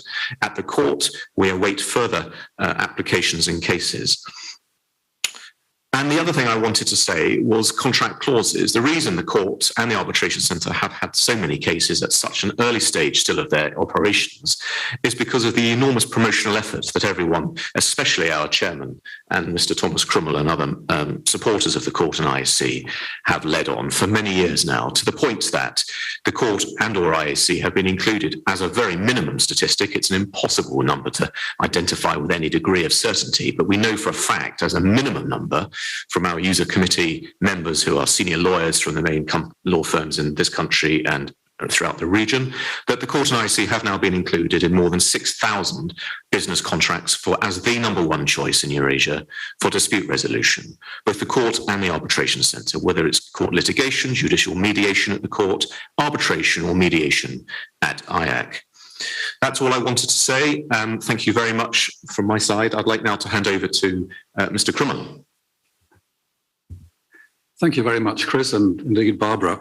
Good afternoon, dear participants. I'm German. Being German is being always fundamental, and being fundamental is always needing definitions. So what I'd like to offer when we talk about resilient dispute resolution is a proper definition of resilience. And we Germans love to refer to the Americans for definitions because they sound so nicely. This one's from the American Psychologists Association. They define resilience as the process and outcome of successfully adapting to difficult or challenging life experiences through flexibility and adjustment to external and internal demands. Now that is very reminiscent of what happens here at the IAC. And the point I'd like to contribute to this webinar is one or two thoughts on the speed of dispute resolution, because that is at the core of offering resilient dispute resolution. Now, a crisis or a challenge will often be at the source of a dispute. Just talk about long-term contracts and equivalency faults like under COVID-19, or take delivery problems due to regional conflict. It was even discussed in connection with Brexit, changed circumstances before and after. In all of these cases, the parties want fast solutions because sometimes they lose 6 or 7 figure amounts every single day.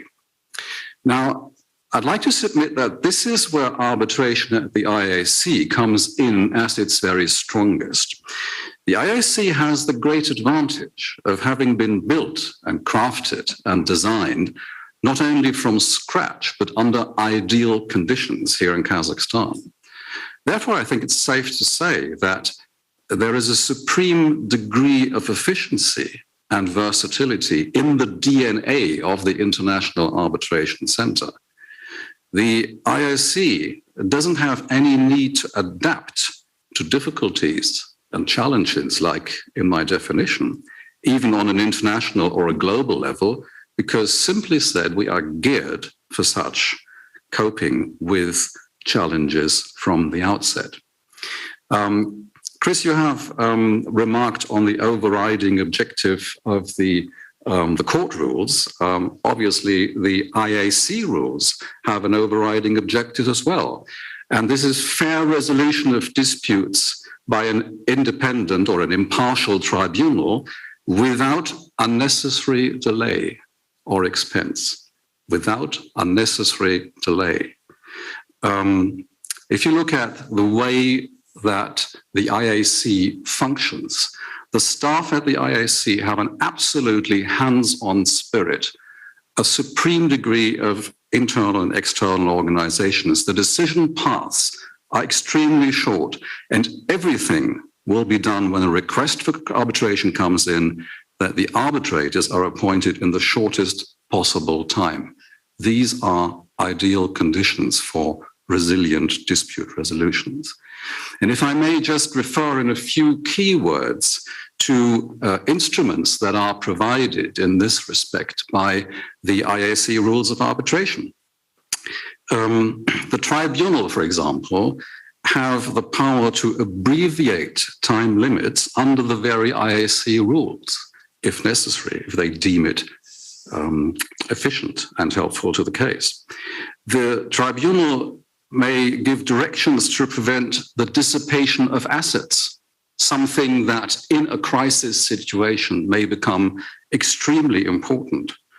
The tribunal may proceed with arbitration despite the failure of one party to comply with the rules or orders of direction or directions of the tribunals. We have provided in our rules from the very outset the conduction of hearings by video conference, something that the world over arbitration institutions had to battle for to really implement it in a feasible way. Barbara mentioned the granting of interim relief. I may add, you may appoint emergency arbitrators, if possible, under the rules. There is a system of expedited procedure, which greatly helps in the time factor, obviously. There is the possibility of early determination for dismissal of a claim or a defense if a claim in part turns out to be without any chances of success. It may be separated, it may be taken out of the ongoing arbitration so as to speed up the rest. And also should be noted that parties may proceed to mediation, very important point, at any stage of the proceedings, and to continue with the formal proceedings afterwards. So you can freely switch between the two instruments if and when it turns out necessary or useful that this happens. And it may just be the case in arbitration on a crisis or a challenge subject that in the ordinary arbitration proceedings, you don't get as quickly and efficiently to where you want to be. And mediation may be the way to speed up things and to reach an equitable solution to both parties. So that flexibility is written down in the rules, and it will be implemented whenever the tribunal under the ISC rule chooses to do so. Now, obviously, we all hope that the series of crises that has shaken the world recently will be over as soon as possible. But in any case, the IAC and any form of dispute resolution administered by the IAC is and will be resilient. Thank you very much. And back to you, Chris. Thank you very much, Thomas. Very quickly, I'd like to add just two very brief points before we take one question, which we've received one question from the audience. Firstly, just to add on speed, one of the critical factor, if anything, for a court and arbitration centre is their ability to enforce their decisions, to ensure that the users of the court, the investors coming to Kazakhstan and the region using our dispute resolution facility, get what they bargained for, what they expected, in terms of actually implementing and enforcing the decision of the arbitrator or arbitrators or the judge or judges. We've got an extremely good track record of success in that regard, both against private assets and state assets within the entire territory of Kazakhstan. One thing I wanted to add to that is that we do have, through the AFC court and indeed the arbitration centre, amongst other arbitration centres, we have exceptionally good relationships and cooperation with other courts and arbitration centres around the world. And of particular note for now, if I may, is our ability at the court to enforce in other countries. So we're able to pick up the telephone when we need to, as I have just done so myself 2 days ago, to a foreign court in another country and speak to their registry staff and ensure that everything that needs to be lined up in advance for enforcement with the state authorities, with the court, is done ahead of time. So we are in a position, I think, uniquely in this region with our offering in many ways, but especially also our ability to work closely with other courts in other parts of the world to ensure swift and effective enforcement of our decisions.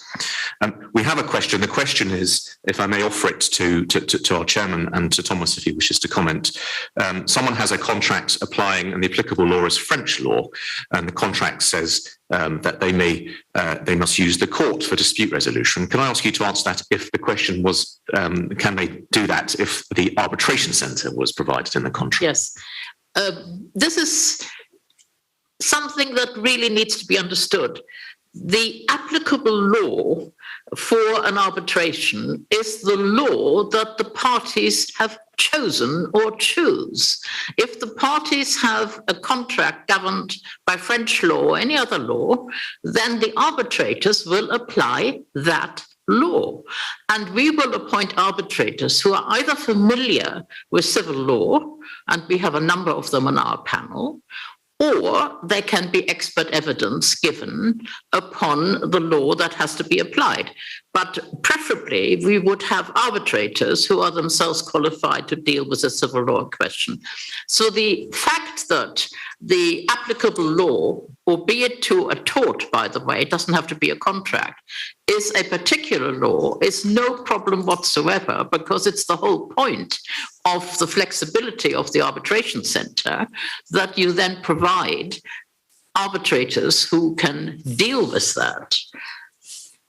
If Thomas wants to add. Well, obviously the structure of the IAC allows any applicable law to be dealt with appropriately, as Barbara says. The interesting point comes obviously where the parties have not chosen a law, and it's up to the tribunal to determine that, but there are obviously rules for that. So there is no limitation to the possibilities of the tribunal under the IAC rules as regards the applicable law. Thank you very much. I understand that time is now up, so we will close this session. Thank you very much, Chairman Doman. Thank you very much, Mr. Krummel, and thank you very much, of course, to our colleagues and friends, the participants of the Astana Finance Days. We hope that you found this session to be useful and of interest, and we look forward to seeing you again, we hope, on our premises very soon. Thank you.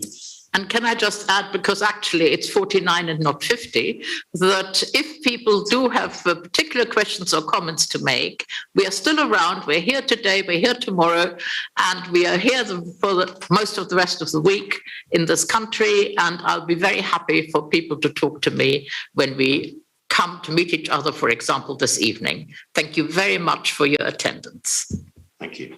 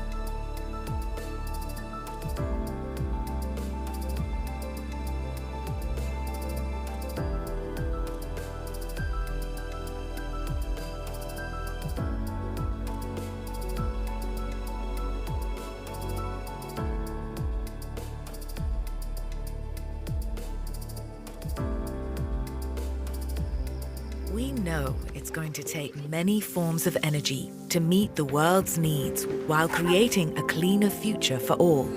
At Chevron, we're lowering the carbon emissions intensity of our operations, investing in lower carbon technologies, and exploring renewable fuels of the future.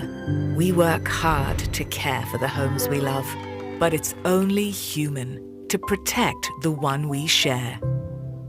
Мы начинали с фондового рынка и стали инвестиционной компанией мирового уровня. Но мы хотели большего.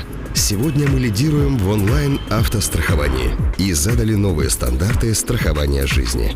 Мы первыми в СНГ запустили цифровую ипотеку и внедрили самый быстрый способ купить смартфон в рассрочку. Мы предлагаем онлайн-платежи для бизнеса. Настало время обновиться. Мы такие же надежные, но более гибкие, динамичные и инновационные. Один бренд, 1000 возможностей. Добро пожаловать в единую экосистему Freedom.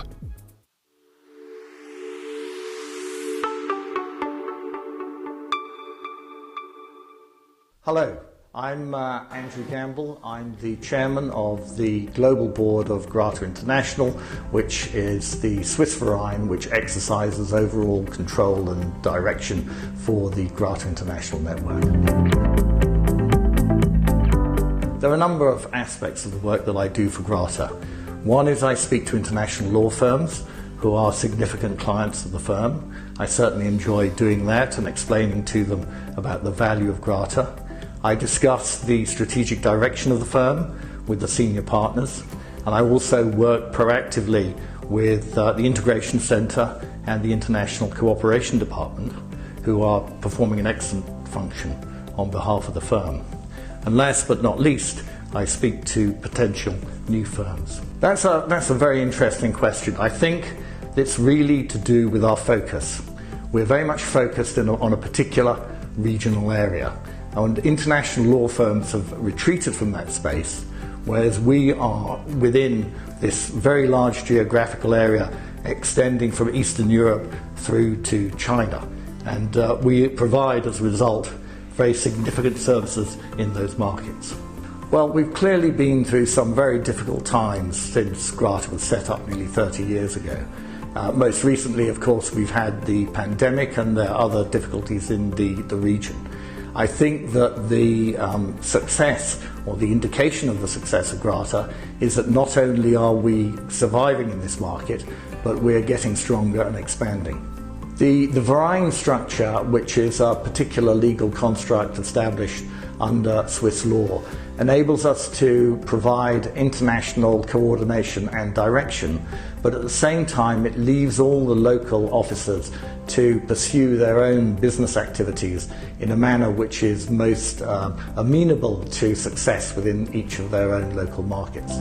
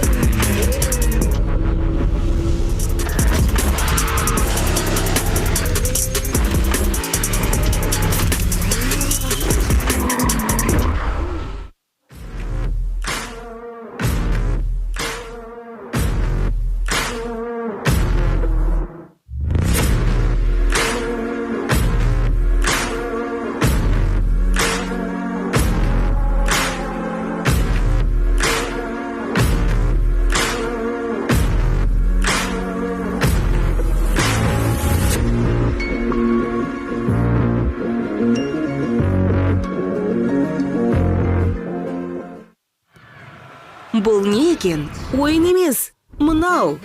Бәлкім сіз визаны жай ғана банк карталар деп ойлайтын боларсыз. Егер мен сіздің әр жерде көріп жүрген атауыңыз жай ғана атаудан әлде қайда зор нәрсе екенін айтсам, не дер едіңіз? Виза дегеніміз желі. Ол адамдарға ақшаны ана жерден мына жерге аударуға көмектеседі. Және де мына жігітке тіпті таудың басына шығып алса да онлайн жұмыс істеп джинсаны сатуға көмектеседі. Бұл кадр сыртында қалатын, бірақ бәрін бір-бірімен байланыстыра алатын ғажайып. Ол таңғы кофе ішкенде әлемге жаңа көзбен қарауға мүмкіндік беріп, бизнесті бизнес ететін нәрселерге көзқарасты өзгерте алады. Виза бәрін біріктіре алатын желі. Сізге қажет жерде, сіздің арманыңыздағы жерде, сізге лайық жерде. Бұл желі арманды іске асырудың кілті. Өйткені виза күн сайын бүкіл әлем бойынша есік ашады. Коммерция бәрімізді біріктірсін деген оймен.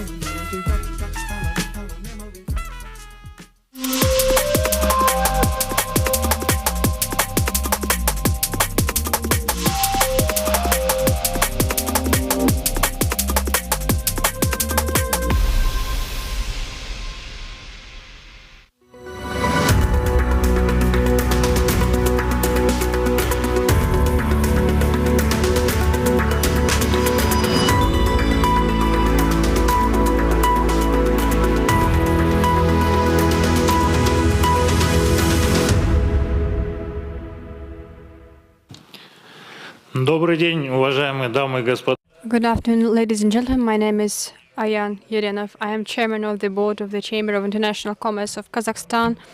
We continue our session dedicated to the CICA Day. Today, at the AIFC platform celebrating the 30th anniversary, the first part was our session of Business Council. Now we'll continue as a business forum. I'd like to draw the attention of all participants of today's panel. We have a very strict time limit. Please adhere to the time limit. I'd like to greet today's panelists. Our first speaker is CEO of Tech Hub of the AIFC, Mr. Pavel Koktyshev.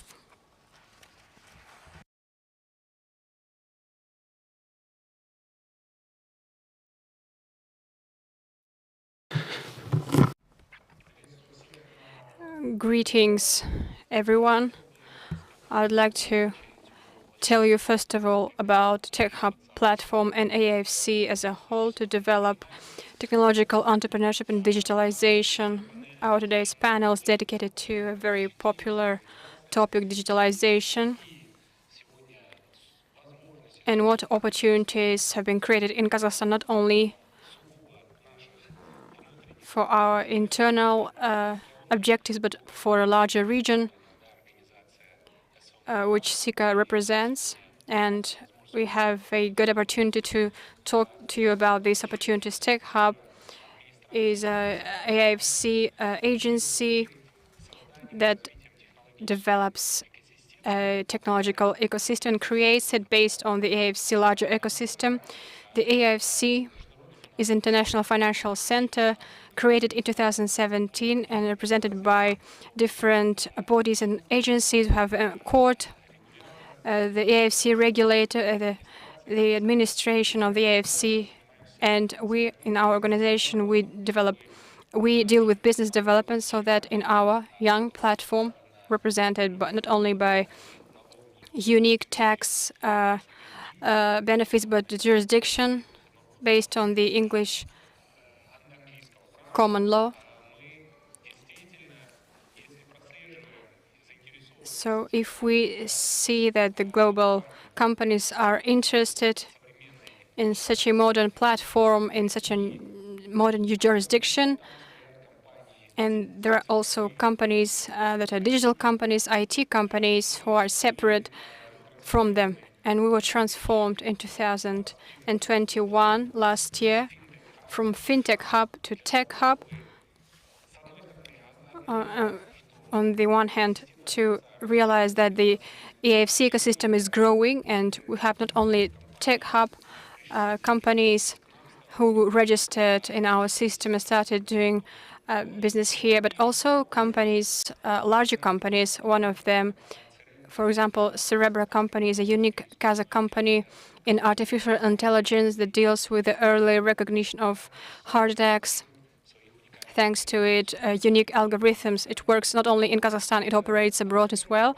This is one of the companies who attracted investment at the AIFC platform and structure its deal with investors. And we are happy that, and Arslan Kudyar will speak after me, and he and his team followed this deal. And we see that not only IT,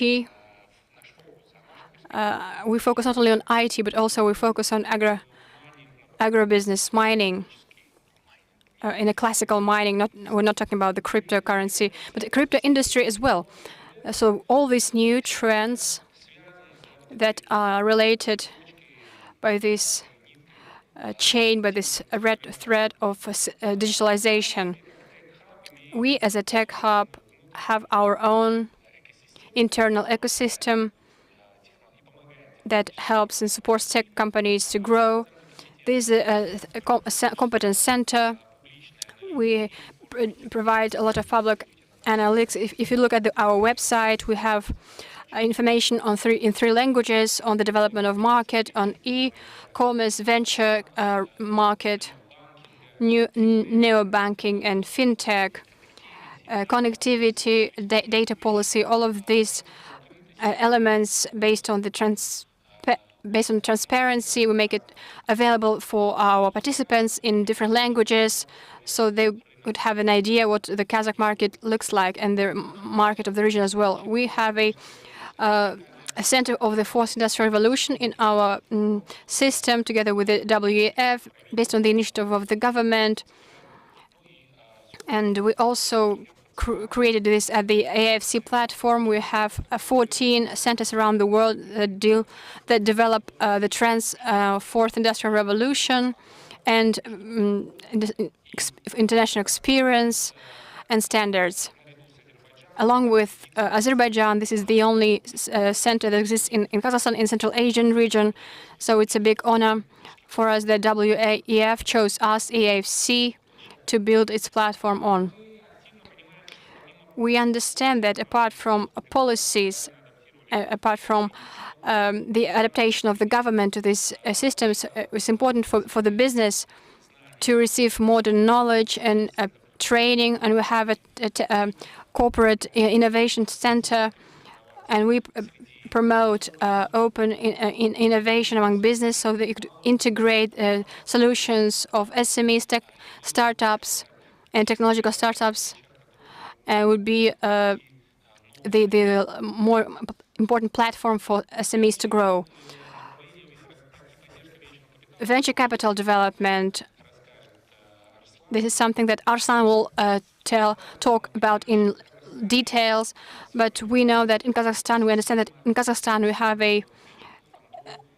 a venture capital funds. These, we're talking about private money, private capital that was already been formed, that invest in promising Kazakh companies.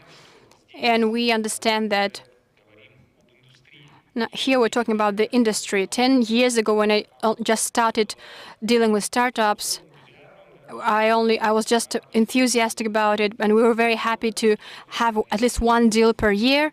But today, the investment, all this investment in startup happens almost every week. And we see a very promising good dynamics because we also have Uzbek, Kyrgyz companies who join us to make these deals at the AIFC platform. We also support tech companies separately because this Kazakh ecosystem in the AIFC, we have resources to deal case by case with each companies. Use this opportunity as long as we don't have a lot of companies. We have 1,500 companies registered at the AIFC, and there'll be more of them. And for now, we have this opportunity to deal with them case by case. We deal with ecosystem projects. We work with them where they need support. We know how it is difficult to implement projects in the state sector, national sector, public sector, because when you work with one ministry, and you deal with 2 committees or 1 ministry, it's very difficult to find understanding, let alone when 2 ministries are involved in the project. And it's not always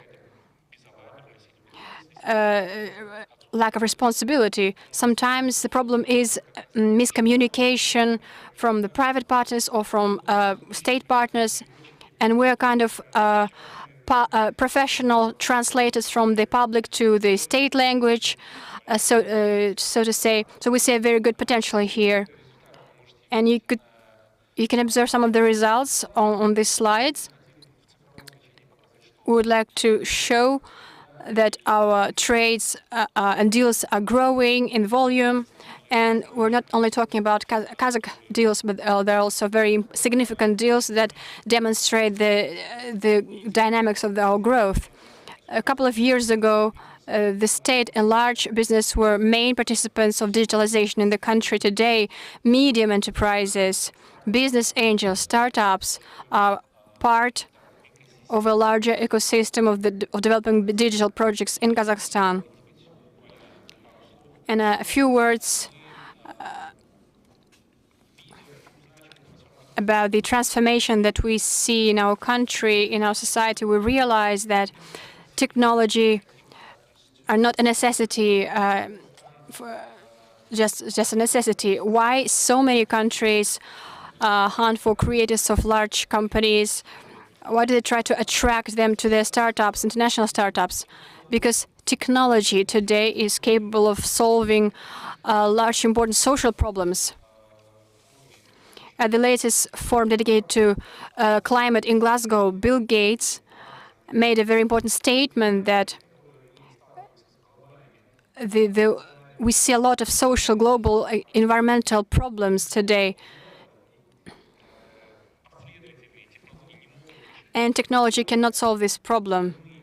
We need some state-of-the-art, innovative technologies could make a change in the world, and we're happy to be involved in this process to develop Kazakhstan, to develop the regions, and help our society. Thank you. Спасибо большое, Павел. Thank you, Pavel. That was a very interesting presentation, and I think that many people who are involved in this sector are familiar with your platform and others. I encourage you to join this team. You're very good professionals working on this idea. You mentioned in your presentation that we have a CEO of Venture Rocket Eurasia, Mr. Arslan Kudiyar, who has a specific example of working on this platform. Thank you. The floor is yours.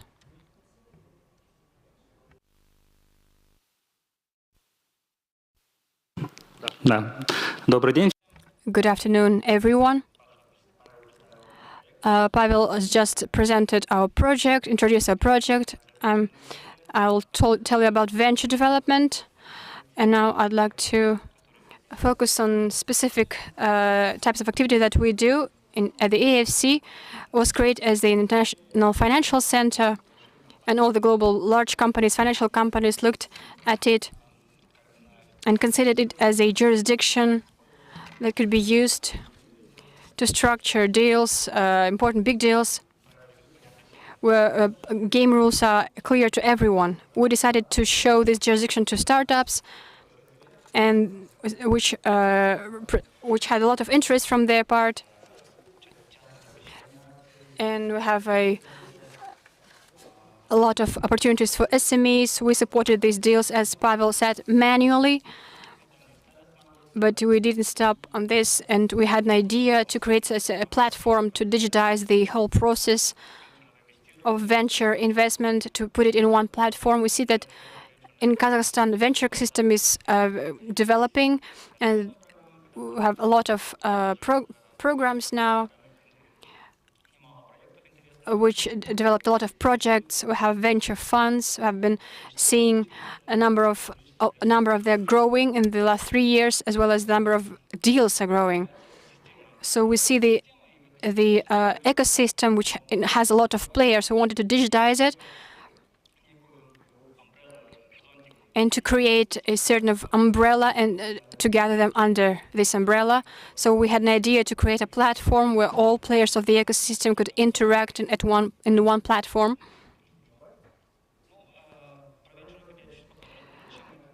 I'll tell. We do this because we have a lot of problems in finding startups, in finding verification of ideas for our investors. When the first deals came up, first startups decided to go abroad, there was an interest in venture funds. But to find those startups, to understand where they are, it was very difficult. That's why some of these venture funds tried to find some local ecosystem players. So we decided this platform would help to find faster venture funds for searching for funding. Venture investors and corporates have this problem of finding a right startup. That's why we've been working in two directions. For the startup is to find the right investor, where it is when you attract investment, it's important that this money would be the right money. So QIC of our investors that go through our platform, and their verification of the very idea of startup is developed in two areas. So we're including our corporates because we see their interest in innovative projects, but they do not have a specific program in their corporations on how they could scout and find a startup that is worth their attention. That is why we are trying to solve this kind of problems through our platform.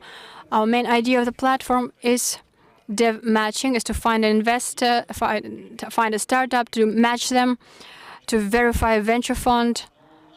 But our mission is to help startups to attract the right money in a fast way. And second is to promote English investment, angel investment, because our ecosystem is at the very early stages, but it develops rapidly. And we realize that many funds try to find startups which have some traction, and after that they only start to work with them. It's important to attract angel investment, public and private investment, which will be useful for the ecosystem. That's why we want to give the early beginners or angel investors to give this opportunity to work with our startups. That's what we test the most. We find a startup which has already attracted some money, and if they lack the rest of the money, for example, 50% or 30%, we propose to co-invest, and we want to promote angel investment. Why do we digitize this process? Because everything is being digitized in the world. Before people approach brokers, and now brokers you have in your phones, because the entire venture ecosystem will be digitized one day, because this is an industry which relies really much on networking, on the knowledge of people, on knowing people in this industry. If you want to open a startup, you need to know people. In order to participate in investment, you need to know a venture fund which will attract you. So through digitalization of many processes, we're trying to democratize and give an opportunity to beginner investors, angel investors, to try and invest. As part of our tech hub, we've came up with a Israel company as our partner, Titanium Technologies. It was a joint venture, but with time, one of our goals is to integrate into global ecosystem. Our partners create such kind of platforms in other systems, and will be able to integrate in a global ecosystem to facilitate the process of finding startups and investors, and find investment in a more fast as well. So these are our partners that are working with us, and we'll find other partners as well. We work with local funds, family offices, whose clients are ready to learn about angel investment and investment in startups. This is the brief information about our progress. Currently, we raised 1 million USD through the platform we were launched last year, the end of last year, when we received all the licenses and authorizations. We have over 100 projects, 70 of them were verified. So we have both local, systemic, and global players in our platform. So this is our projects for the future, to receive additional licenses through AIFC, which give us flexibility in terms of making venture deals, create new instruments and tools for investment. So this is the short information about Venture Rocket Eurasia, how we digitize venture ecosystem, how we digitize the interaction of angels with startups. Thank you. Спасибо большое вам за очень интересную презентацию. Thank you very much for a very interesting presentation. I think 10 minutes is not enough to cover such an interesting topic, and I think it would be very useful to many people. We have certain participants joining us through the online platform. They can approach you and call you, contact to receive additional information. We have also in our panel session Zakir Binatli, authorized representative of the National Chamber of Entrepreneurs of Azerbaijan. The floor is given to you, please. Приветствую всех гостей, присутствующих. I welcome all the participants of this session on behalf of the Azerbaijan.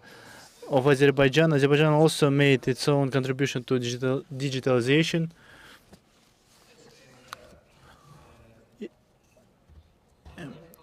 Including in digitalization of CICA member states. This is related to the digitalization of transport corridors that connect the countries of Asian states, in particular 29 Asian states with European countries. I would like to say a few words about the working group that developed this program, this concept. The working group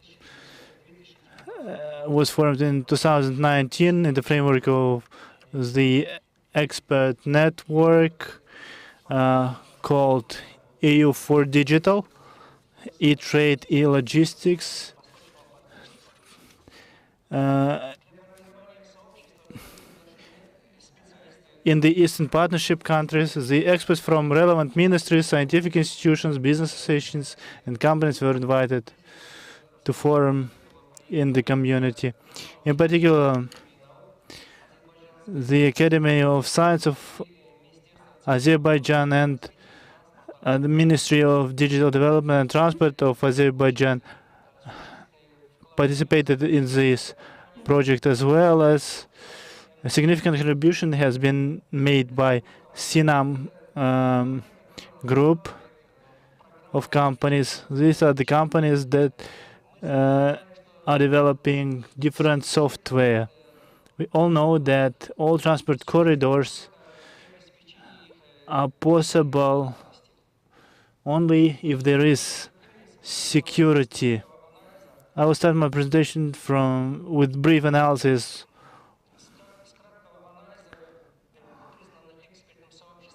I would like to start my presentation with a brief analysis of security measures recognized by the expert community for transport corridors. According to the classification, there are procedural security measures, and the main measures in the area are considered to be recorded access to transport modes and facilities, ensuring security operation along the transport chain. And second category is the physical security measures.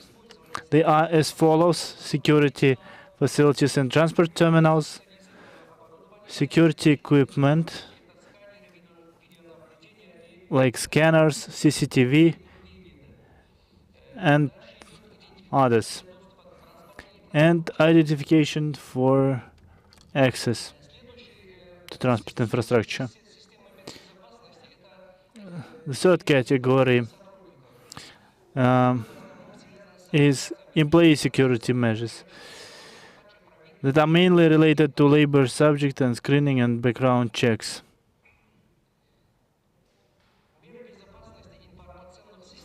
Another category is information system security measures that are related to protection of the information integrity, tiers for information access and security data transactions.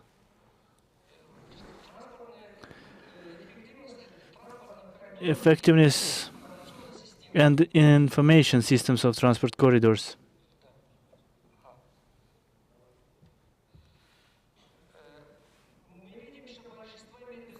As you might see, the majority of the security measures are based in a certain degree on data effective management, processing and integration. In this respect, expert communities in different countries have been actively developing information systems for transport corridors during the last 5-7 years. In particular, the EU Digital Transport and Logistics Forum has developed in 2015-2019 the approaches to the creation of information system for the European TEN-T network of transport corridors. It is Trans-European Transport Network. At the same time, expert community from the Eastern Partnership countries has developed the concept of digital transport corridors, DTC. And the Eurasian Economic Commission implemented in 2018-2019 the R&D projects for the development of the digital transport corridors ecosystem in the EU countries.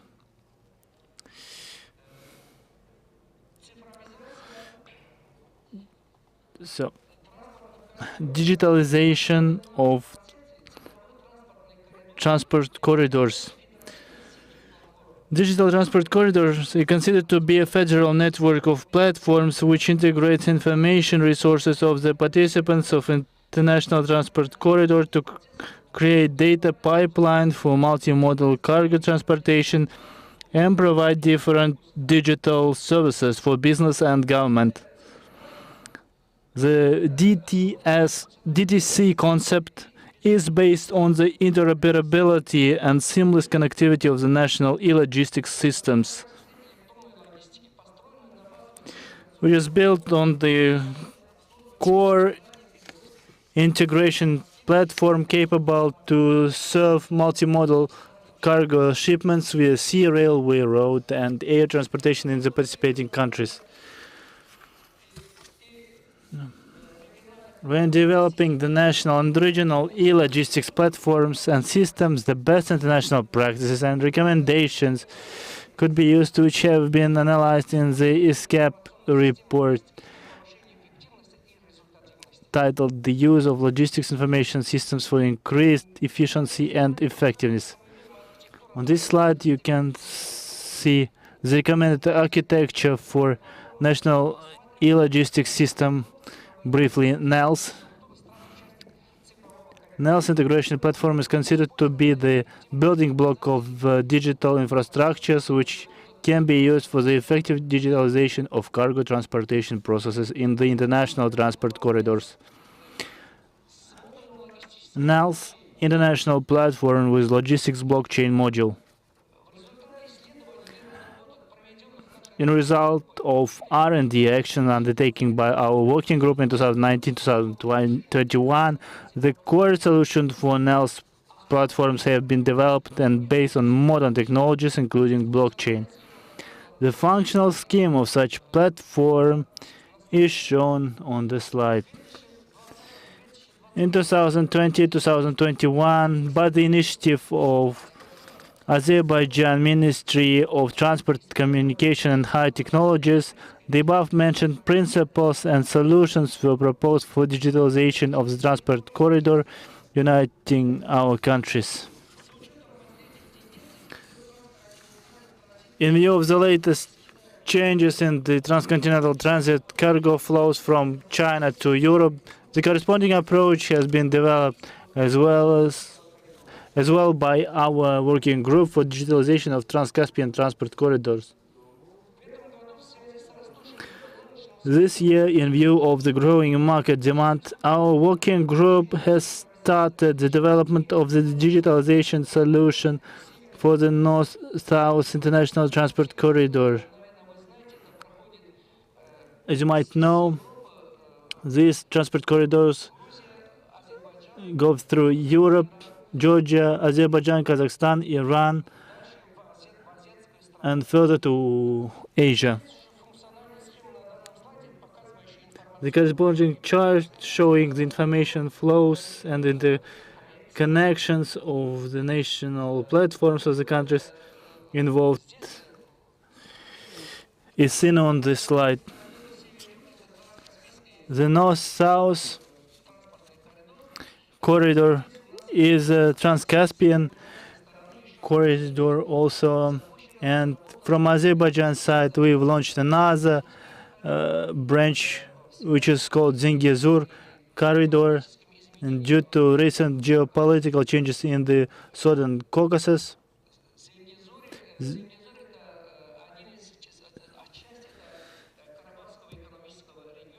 Zengezur is a part of Karabakh economic area of Azerbaijan, and that branch would go further to Iran and further to Europe, and together with the corridor which will go through Kazakhstan, Azerbaijan, Georgia, Turkey, and further to Europe. Thank you very much for your attention. I think that Kazakhstan and Azerbaijan will play key roles in developing these transport corridors in terms of transportation of cargo from Asia to Europe. Thank you very much. Indeed, it is a very interesting presentation. Digitalization of logistics gives amazing results for businesses, and I would like to wish you all the success in this endeavor. Thank you very much for participating. I would like to give the floor to Asama Maki, Director of the International Cooperation Directorate at the Jordan Enterprise Development Corporation.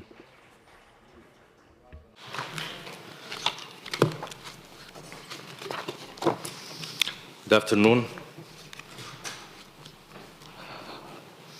It's my pleasure to be here today with you. Thank you for the opportunity to present to you today a model of support that Jordan, the government of Jordan has adopted for in the context of enabling micro, small, and medium enterprises in the country to transform parts of their operations into digital.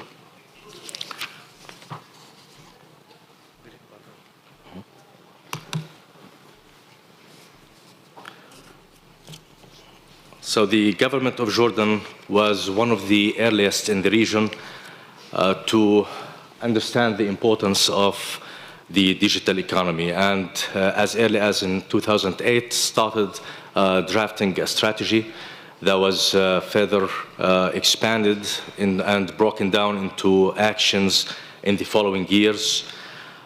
In last year, in 2021, we have completed a comprehensive e-readiness for the overall ecosystem of digital commerce in Jordan.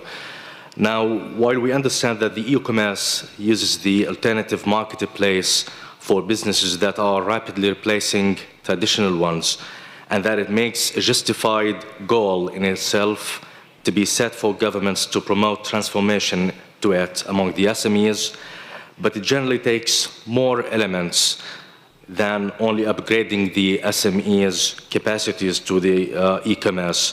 And therefore, Jordan has completed this assessment that covered the components that are shown in the screen. One of them is the one that is our concern in this presentation, which is the SMEs support. So this is a holistic view of the support that we are building through JETCO. JETCO is the organization that is responsible for promoting the SMEs in the country. In this model, we are concerned with the role of the support to build the SMEs digital capacities. This is only one of the programs that JETCO runs and implements. So starting from the assessment projects like the e-readiness that I just mentioned, we developed an SME support strategy for the years 2022 and up until 2025, where digital transformation and smart enterprises are two of the 6 main pillars of this strategy. Now, building on the strategy, we draw an action plan and we started designing programs that are specific to multi-levels of support in the context of digital transformation.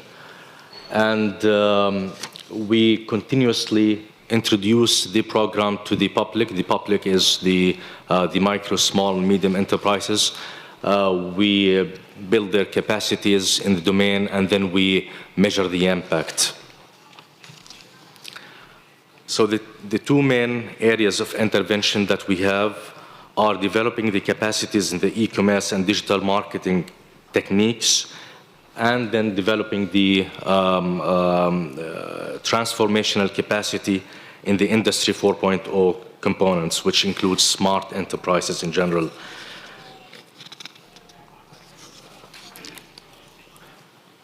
Now, the structure is built on the idea that we need to have a pool of advisors that are ready to serve the SMEs. So rather than giving the support every time to the SMEs to contract with service providers that give them the coaching and the training, we are qualifying a pool of advisors in parallel to the qualification of the SMEs themselves. So this formed the first 2 parts of the structure, and then we have the direct support to the SMEs themselves. It is very simple. It's non-refundable grants given along with training and coaching. So we give small amounts of money that is non-refundable to the company against an action plan that they propose. And then we evaluate the proposals. We sign the agreements with them, and then we assign officers to monitor the implementation of their projects. And we have done this twice before. The results are maybe modest, the numbers are small, but we just wanted to prove that with given a small amount of money that are targeting specific transformational action, we get results like those that are displayed in the screen. Such an action will be continuously implemented by JETCO, which has in the past 10 years served around 10,000 SMEs, made their products and services reach over 100 countries in the world, and invested around 200 million Jordanian dinar, which is equivalent to $250 million US. So this is JETCO at a glance, and this is the support model in a nutshell. We are always, of course, ready to cooperate with all the agencies of the member states of the CICA in order to exchange more information in the context and more experiences. Thank you for listening.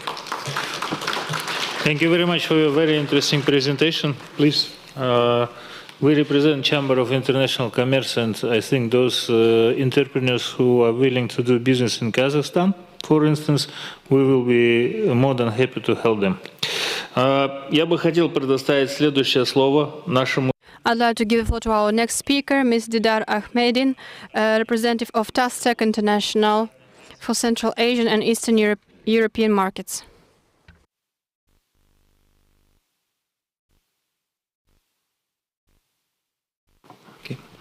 Assalamu alaikum, and good afternoon to all representatives for member states and observer states of CISA. My name is Didar Ahmedin, and I'm representative for Central Asian and Eastern Europe market for TASTEC International. At the same time, I'm the member of CAS Alpine Club. Today, I would like to present to you our platform, our digital tourism platform. Actually, we are currently living in the age of digitalization, whereas a lot of IT companies, a lot of IT new players actually show to us and turn our view on the way how tourism can be developed.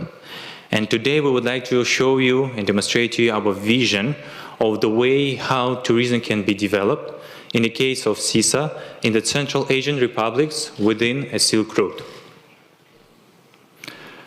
According to IATA, around 8.2 billion of air travelers is expected to reach by 2037, whereas a big organization like UNWTO, Organization of Turkic States, as well as the Asian Development Bank, has revealed their interest in Silk Road, whereas the numbers of tourism who is expected to reach almost 8.2 billion won't be also exception for the Silk Road area.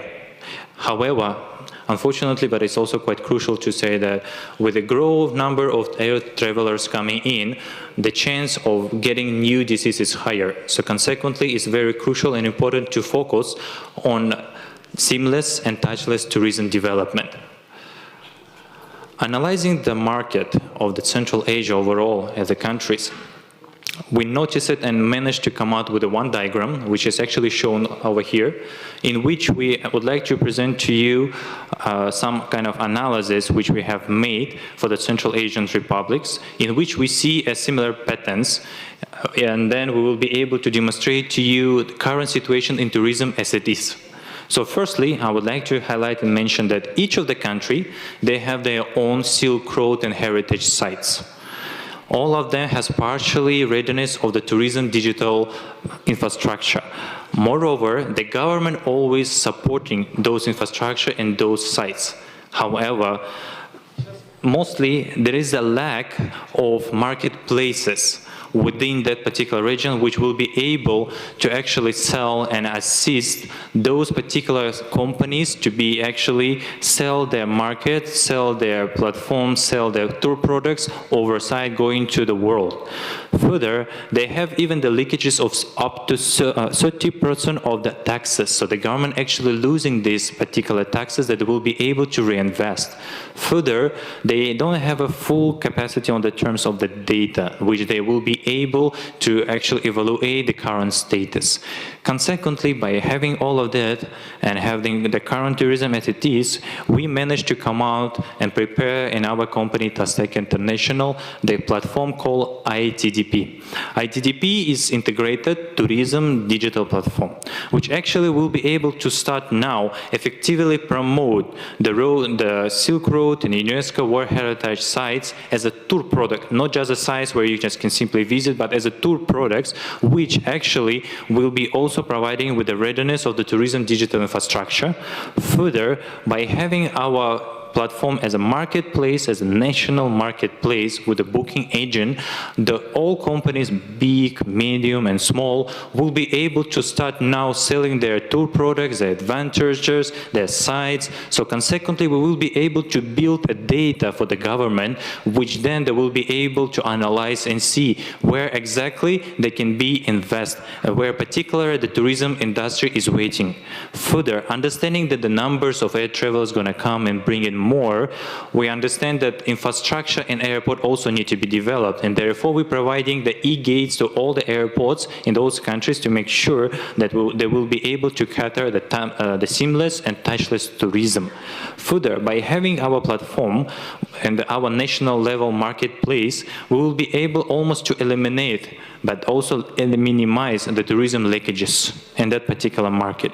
So further, consequently, combining all this diagram together, we will be able to show and present 4 immediate national benefits.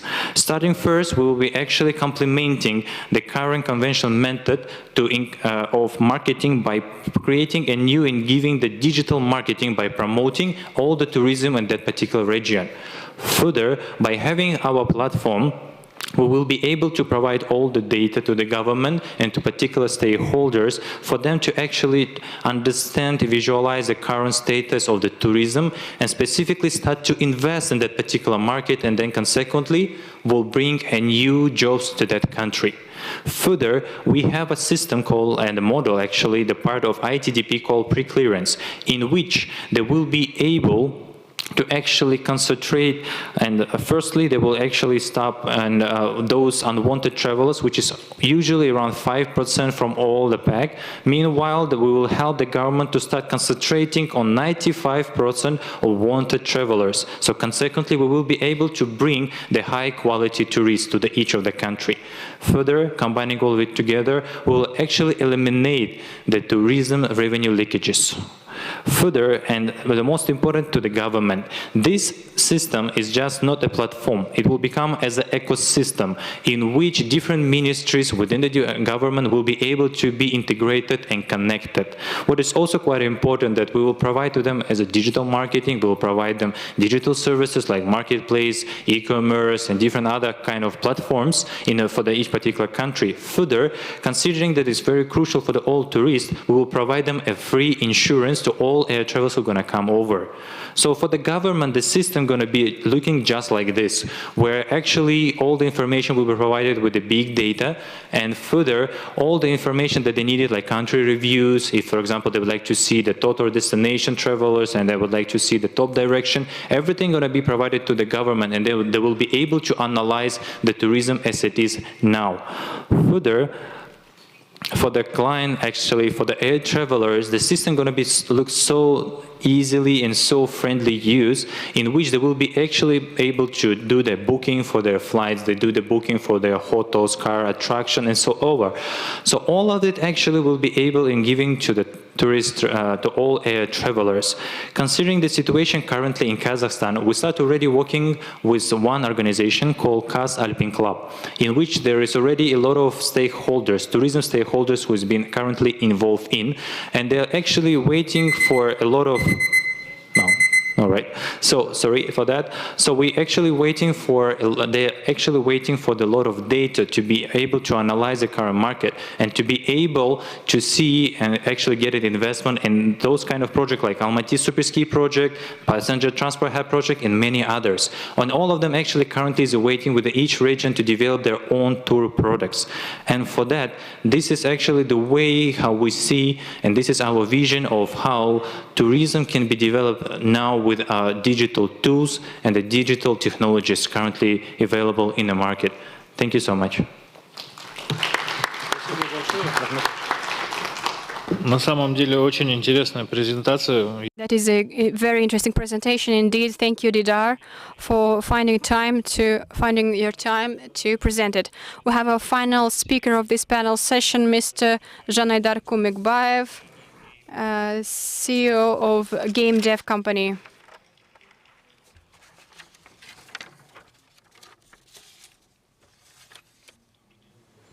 Good afternoon, ladies and gentlemen.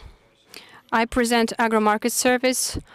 It is an online service for finding clients and suppliers to buy and sell agricultural products around the world. We've created a user-friendly tool for suppliers and entrepreneurs with no intermediary with affordable prices.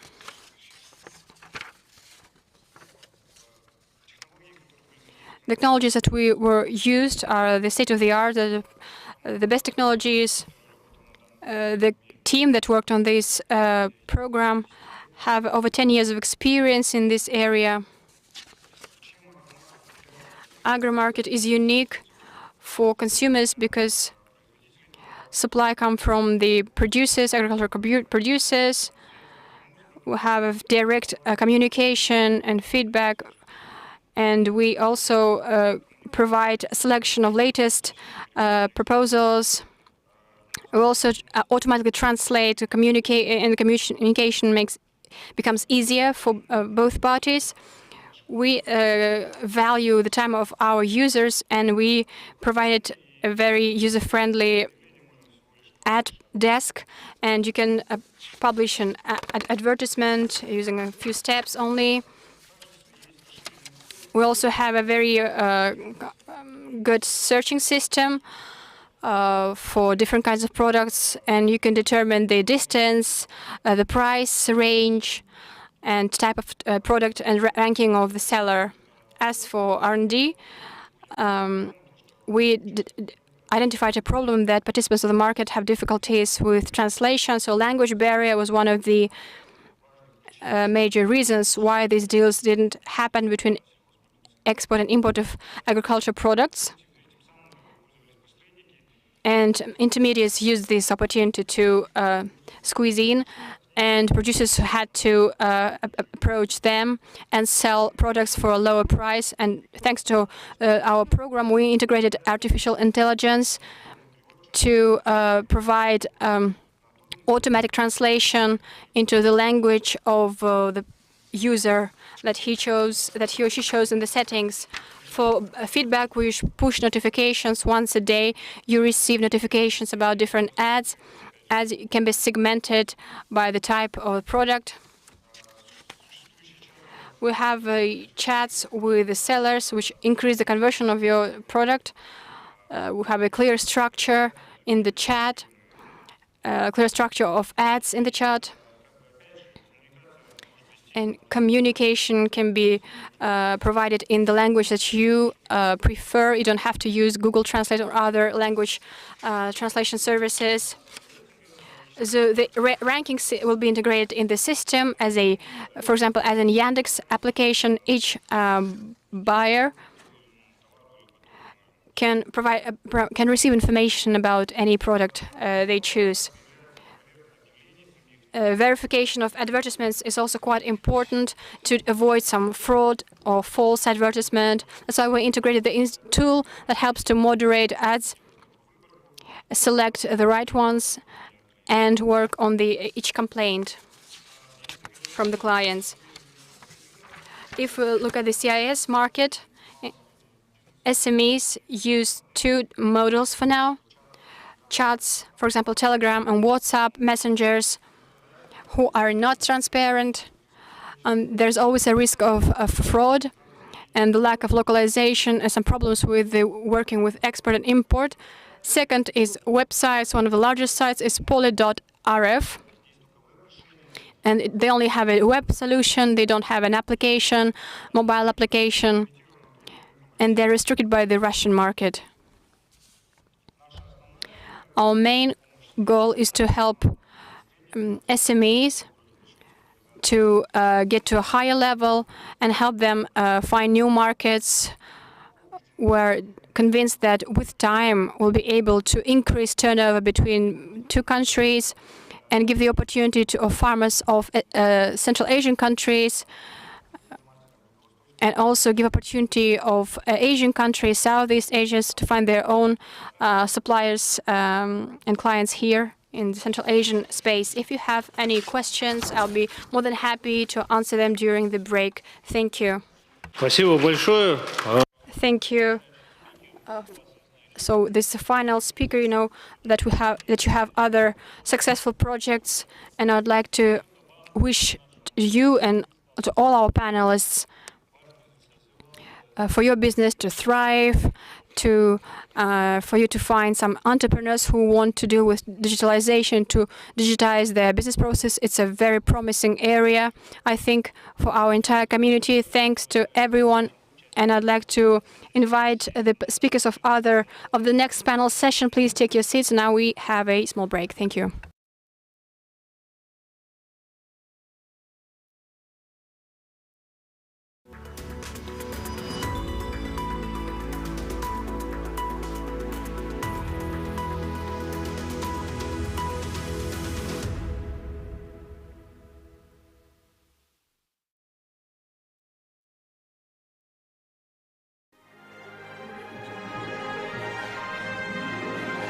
An excellence pursuer, a partner forever.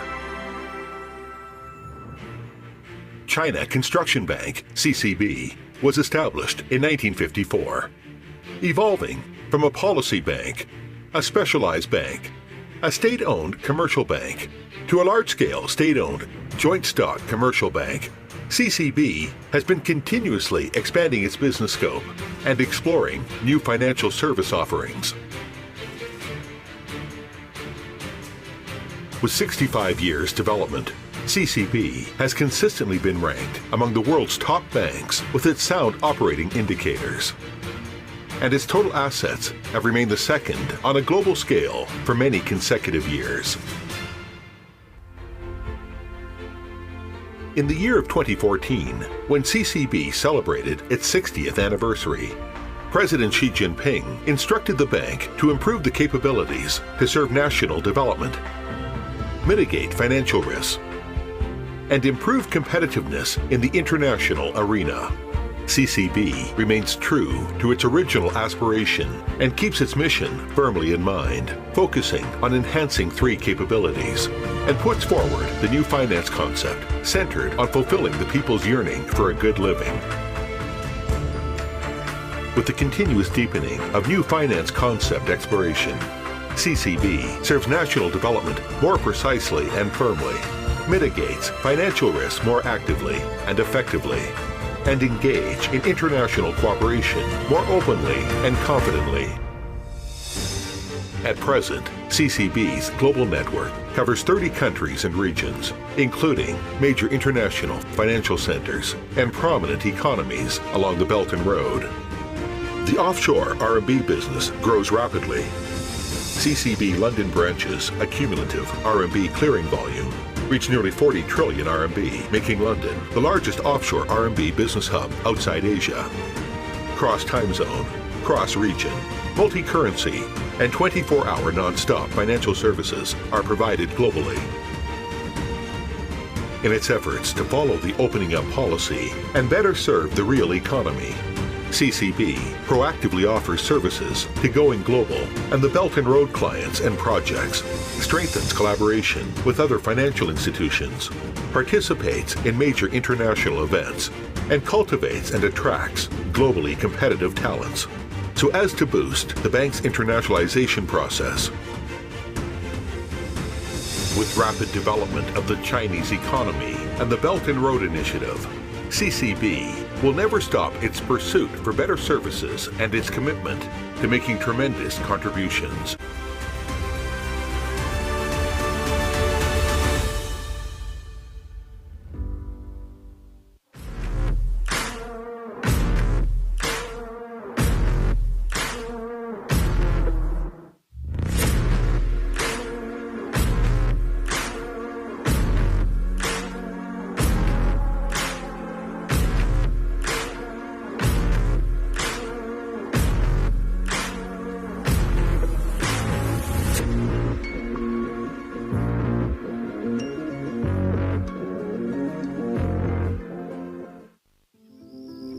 We know it's going to take many forms of energy to meet the world's needs while creating a cleaner future for all.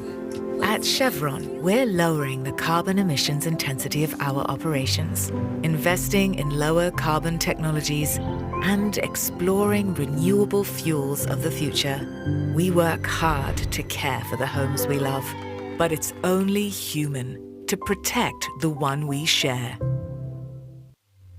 В самом сердце столицы Казахстана компания «Алдар» создала современный многофункциональный комплекс, крупнейший в стране.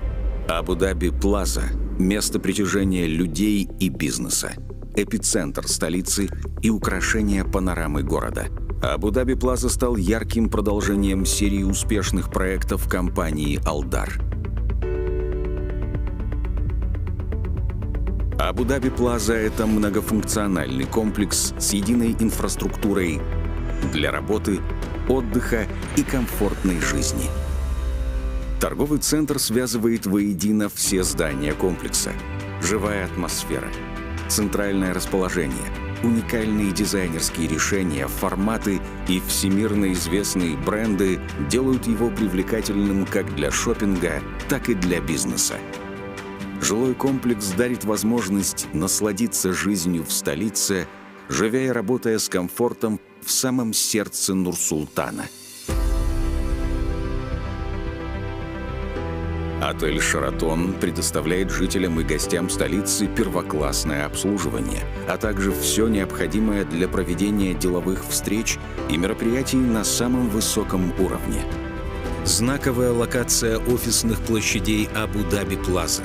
Престиж и масштабность проекта делают комплекс идеальным местом для открытия представительства международных корпораций и активно развивающегося казахстанского бизнеса. Свободная планировка офисных пространств, подземный паркинг на 4000 автомобилей и продуманная инфраструктура. Здесь все предусмотрено для успеха вашего бизнеса. Почувствуйте пульс и ритм города вместе с Абу-Даби Плаза.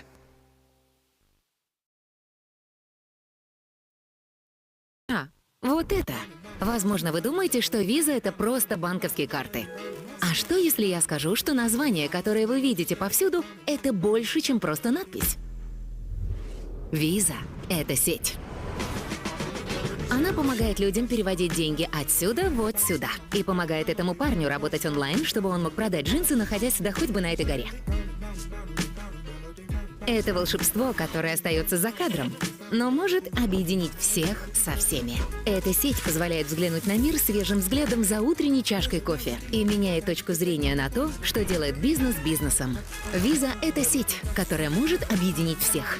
Там, где вам нужно быть. Там, куда вы мечтаете попасть. Там, где вы заслуживаете быть. Эта сеть — ключ к исполнению мечты. Ведь виза каждый день открывает двери по всему миру, чтобы коммерция объединяла нас всех. Виза — сеть, которая работает для каждого.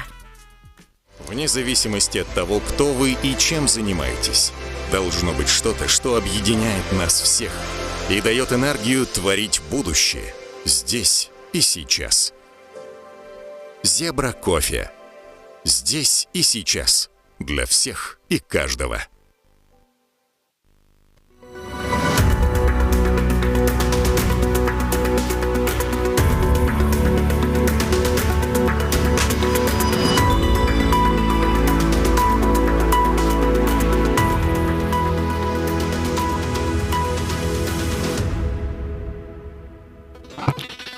Добрый день, дамы и господа. Я понимаю, что у нас завершающие. Good afternoon, ladies and gentlemen. I understand that this is one of the concluding sessions. Our panel session is called Doing Business in Pandemic and Restricted Environment.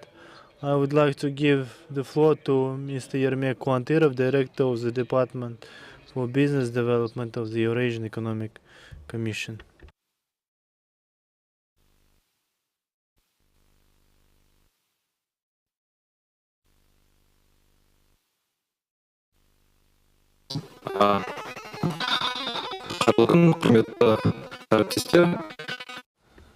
Distinguished colleagues, Your Honors, ladies and gentlemen, it's my pleasure to deliver a speech today in front of you, in front of such distinguished community of experts and professionals.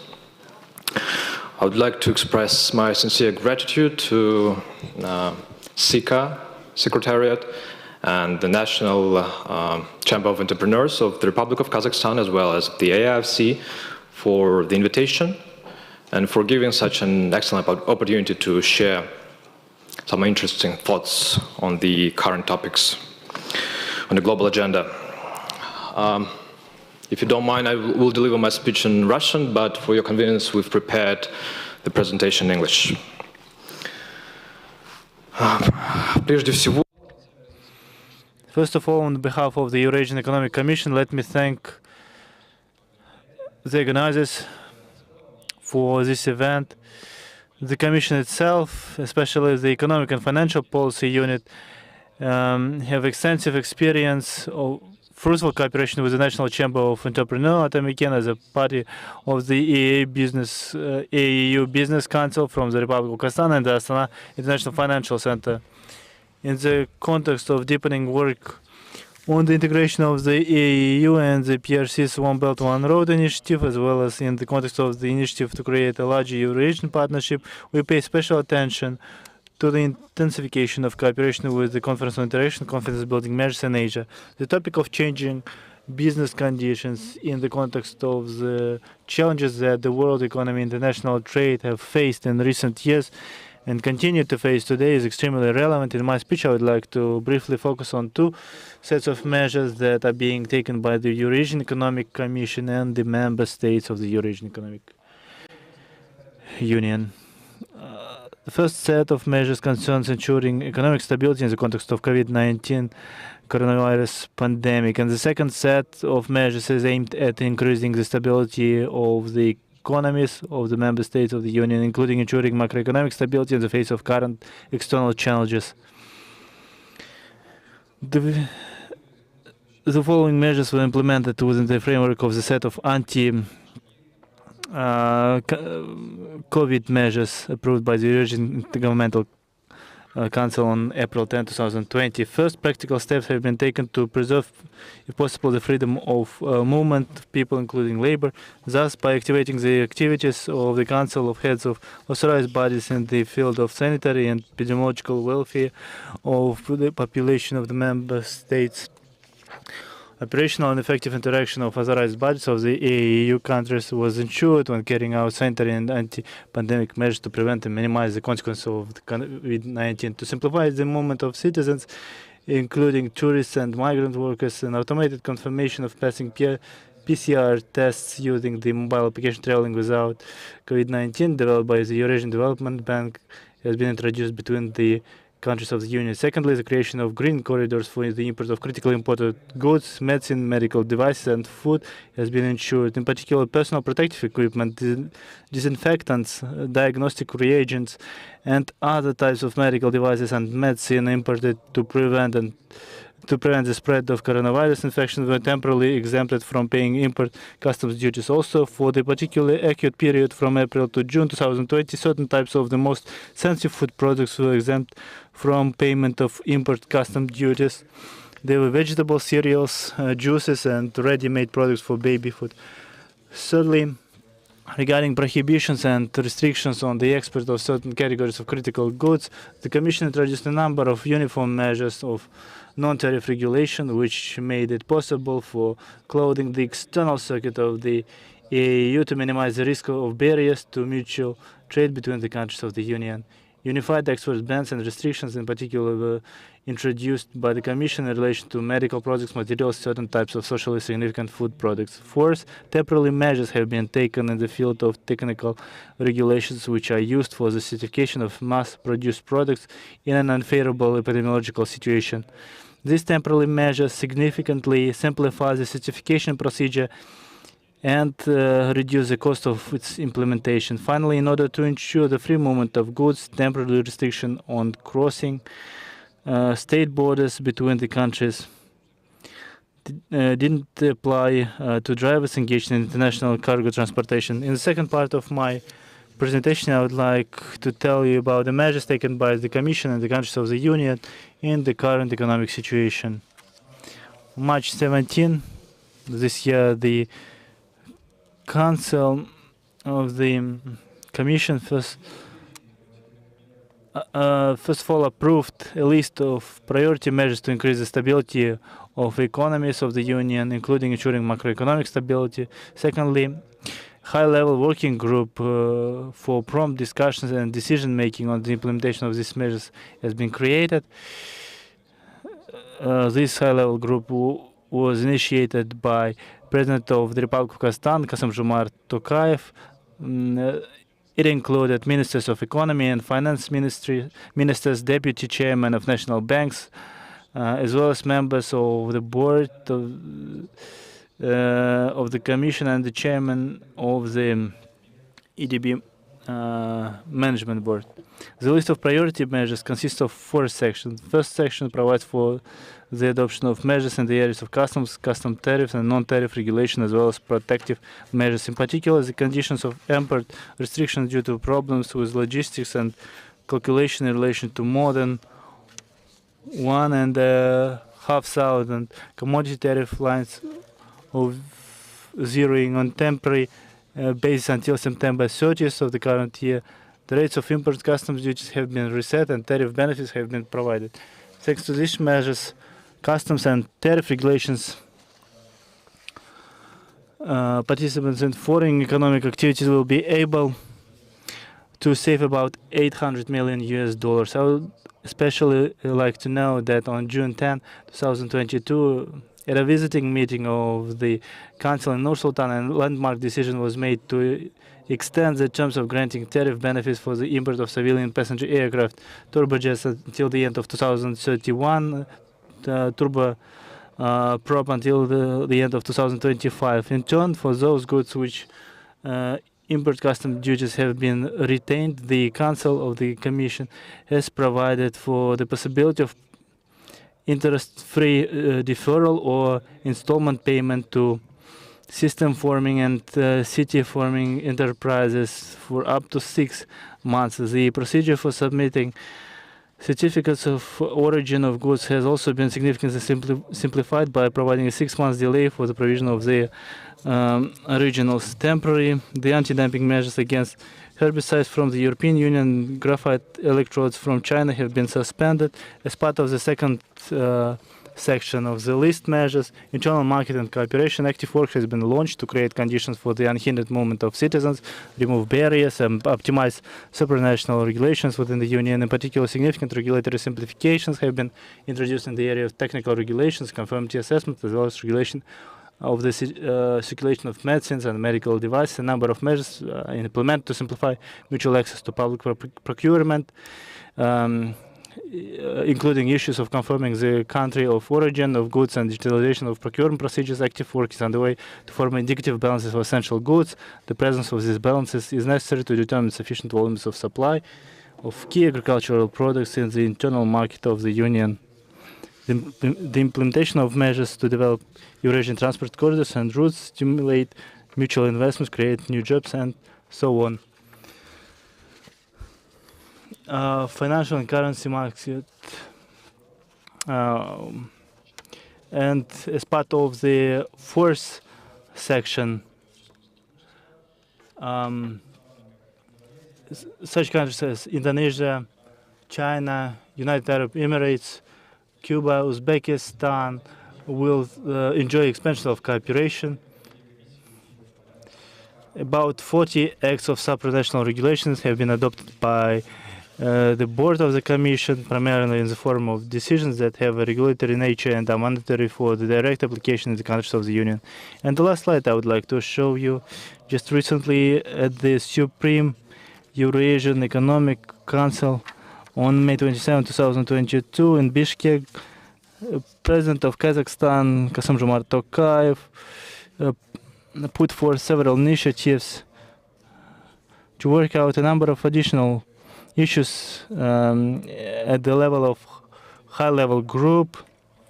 First proposals will be are related to the comfortable conditions for the relocation of foreign companies, taking into account the sanction context. Secondly, measures to develop high-speed transcontinental corridors. And third, strengthening business cooperation as well as ensure accelerated completion of joint projects.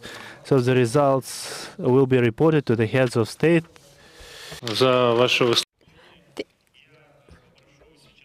you very much for your statement. I would like to ask to connect Mr. Nikolai Pomoshnikov, the head of Sub-Regional Office for North and Central Asia of the United Nations Economic and Social Commission for Asia and the Pacific, who will address our session online.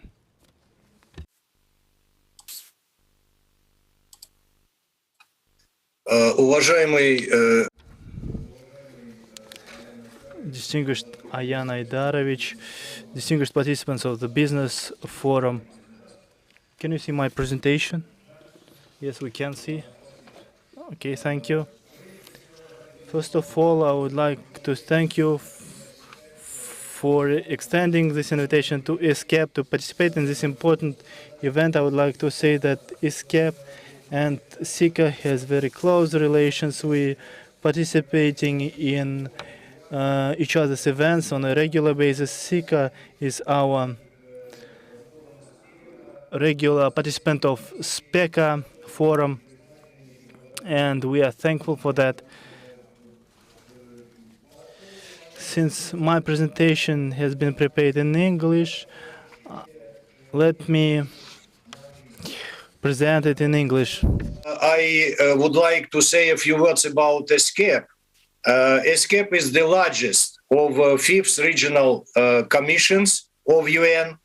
It has 53 members, 9 associate members, embracing 40% of the world land area and 60% of world population.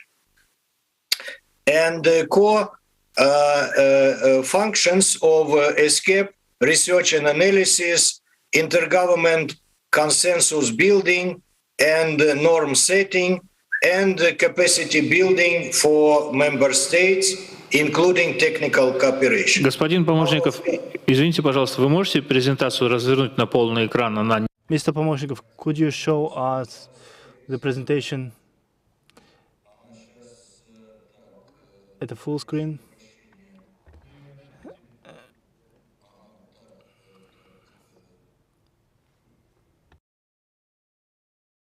Я извиняюсь, господин Помощников, нужно выбрать другое окно при... Mr. Помощников, you need to choose a different window while sharing your presentation.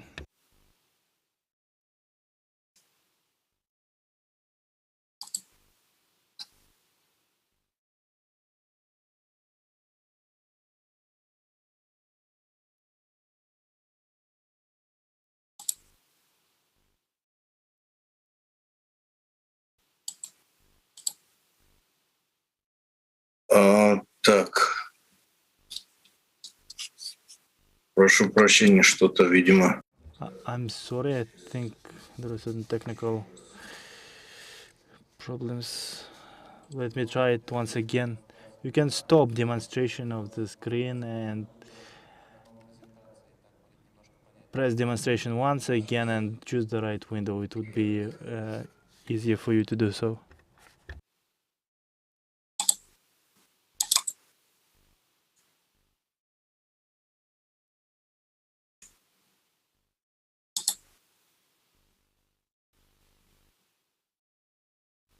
Да, все, у вас запускается презентация. Now I think we will see the presentation. Okay, thank you.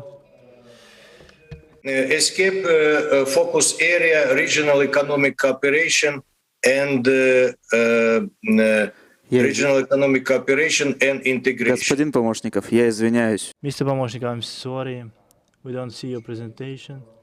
Could you switch on the first slide and demonstrate from the beginning? Okay, thank you.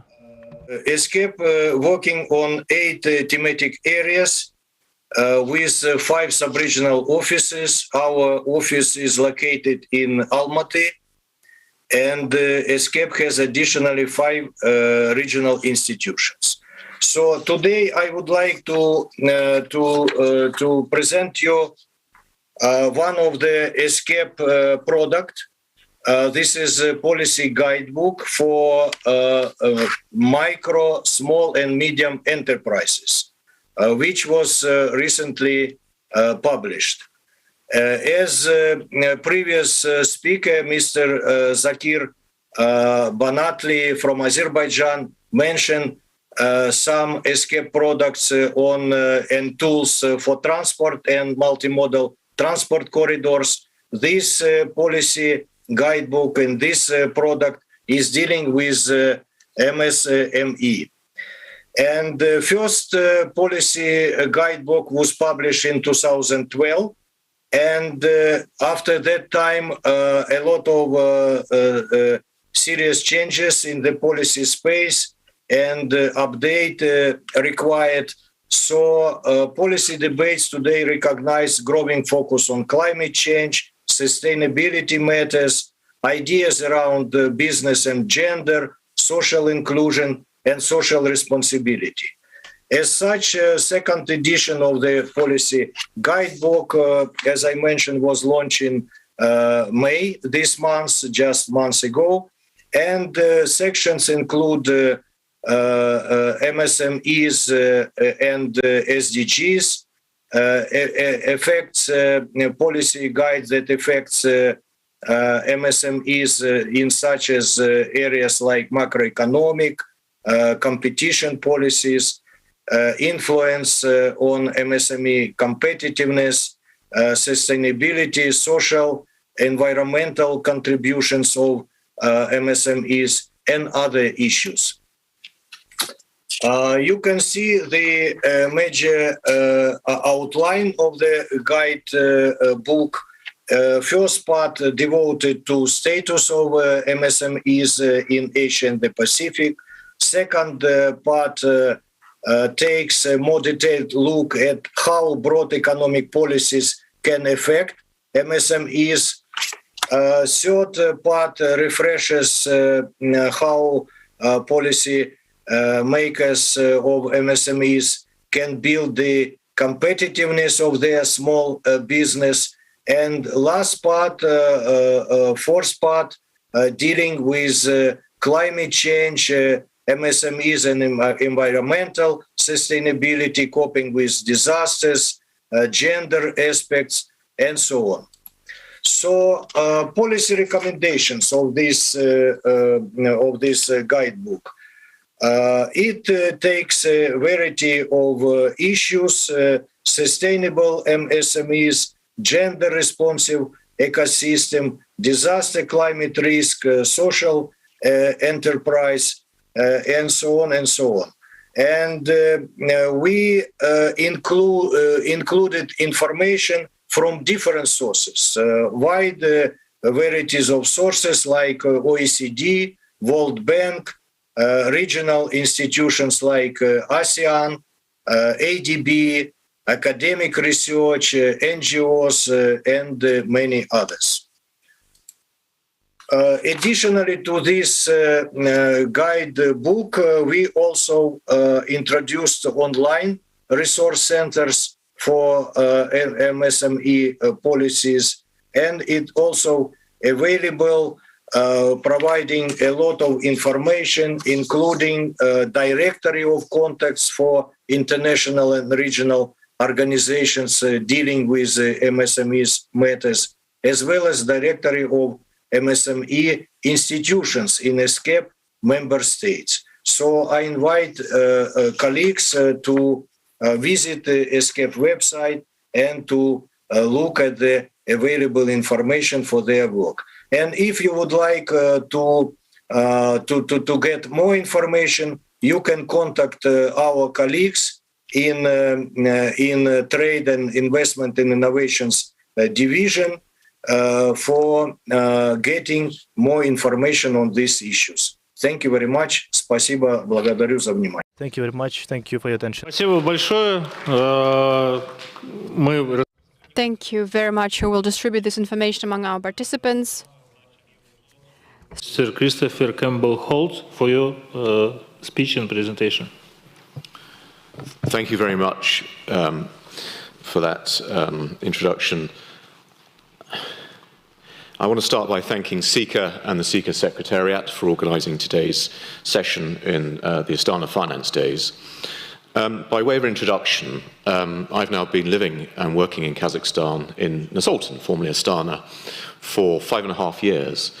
And I came here with one ambition, and that was to set up a truly world-class international commercial common law principled court of law and a separate independent international arbitration centre, as well as to assist the AIFC generally with the development from scratch, from nothing, to an international standard legal framework modelled on an international, people say English, but really it's an international form of the common law. Now, why is this important, and why is it important in the CICA context? It's important because it's all very well providing as attractive as possible business environment with various policies, procedures, laws, genuine business opportunities, projects, finance, capital, and so forth. Things that you all know very much about from your experience, of course. But what you don't tend to have in many countries, particularly in frontier or emerging markets, are credible, trusted, and respected international standard dispute resolution.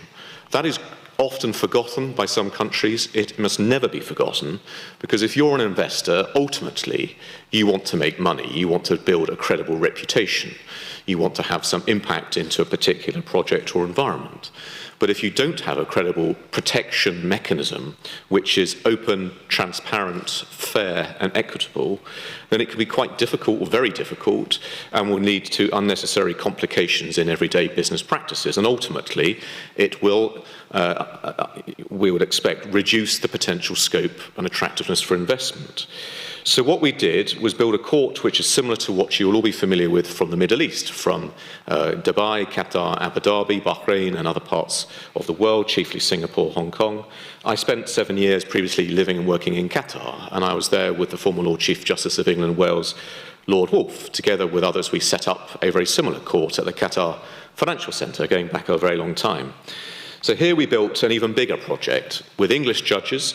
The Chief Justice was formerly Lord Wolfe. It is now Lord Mance, the former Deputy President of the United Kingdom Supreme Court, based in London, and 8 world-class judges, all known by the international business markets for their reputation, their absolute competence in complex and varied commercial dispute resolution matters affecting all levels of business and investment, and an arbitration centre chaired by Barbara Doman QC, more than 40 years experience and reputation throughout the world for world-class dispute resolution, that's alternative dispute resolution, arbitration, mediation, and frankly anything that is not going to court, to find a workable way to resolve disputes. Now, in the time that we've had, which is 4.5 years since we commenced operations for both the court and the arbitration centre on the 1st of January 2018, we have, for the first time anywhere in the world, delivered more than 1,105 judgments, arbitration awards and mediation settlements. That is remarkable for Kazakhstan, it's remarkable for anyone connected to CICA. And why is it remarkable for CICA? Because the jurisdiction of the Court and Arbitration Centre is not limited to just businesses in the AFC.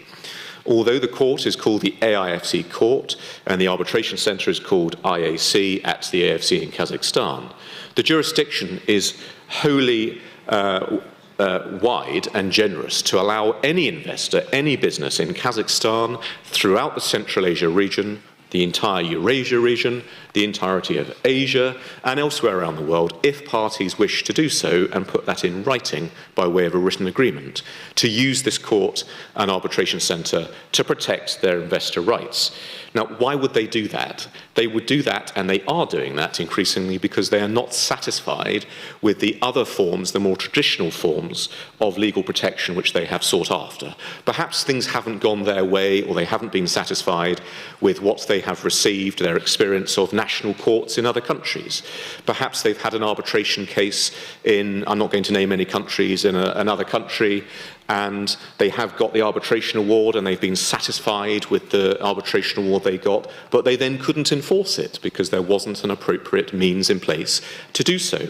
Perhaps they tried enforcing somewhere in another part of the world, in another CICA-connected country, and the arbitration award was fine, but the judge they got in the national court started reviewing the merits of the arbitration decision, which of course they must never do if the country is compliant or signatory to the New York Convention with regards to arbitration. So there are lots of reasons we've found that this court and arbitration centre in Kazakhstan, in Eurasia, have become immediately attractive and user-friendly to investors. Now, I want to add that all of the cases that we have had have been enforced to 100% satisfaction.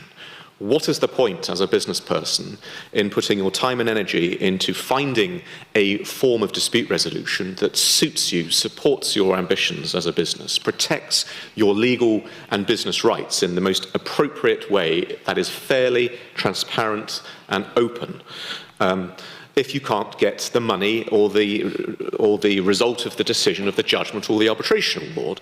So we've set up special step-by-step procedures for the entire territory of Kazakhstan, for Eurasia, for Asia, the way it works in Kazakhstan, and not like some other financial centres, particularly our friends in the Middle East, where the enforcement jurisdiction is limited to a small geographical location, and then you're really hoping with your relationships with the other national courts to actually have some impact throughout the rest of the geographical territory of the country. In Kazakhstan, we have access to enforcement, not with our friends in the national courts, but directly ourselves, with the enforcement agents who we know particularly well on a personal and professional basis, to ensure that we have the right people in the right place at the right time to guarantee enforcement. And that is what we've deployed so far in our last 4.5 years. Every single case has been enforced, whether it's enforceable against private assets, which is 99% of the cases, as you will find, as you do find, I'm sure, in your business practices, or whether it's against enforcement against the state of Kazakhstan. 3 judgments at the AIFC court have gone against the state of Kazakhstan. The first case was given, the judgment was given by our Chief Justice, Lord Mance. Every single tenge that was due under that judgment has been paid by the government of Kazakhstan. Every single tenge. You look at other courts, they'll tell you the statistics. It will not be every single penny or dollar or whatever the currency is. We have 2 other cases now which are coming to the very end stages, final stages of their enforcement. We expect by the end of July those cases to be paid up. Again, every single tenge. We supervise that with the Ministry of Justice. We watch it very carefully, and we are confident that that is going extremely well without any resistance whatsoever from the government of Kazakhstan. So I wanted to highlight our court and arbitration centre, not just for Kazakhstan, not just for Eurasia, but for everyone who's connected to CICA.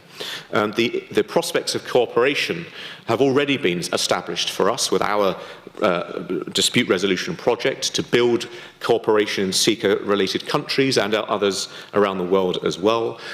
We are working for mutual recognition and enforcement of our court judgments and arbitration awards successfully around the world. Digitalization, very quickly, not just because of the pandemic, and by the way, the pandemic had no impact whatsoever on our operations at the Court and Arbitration Centre.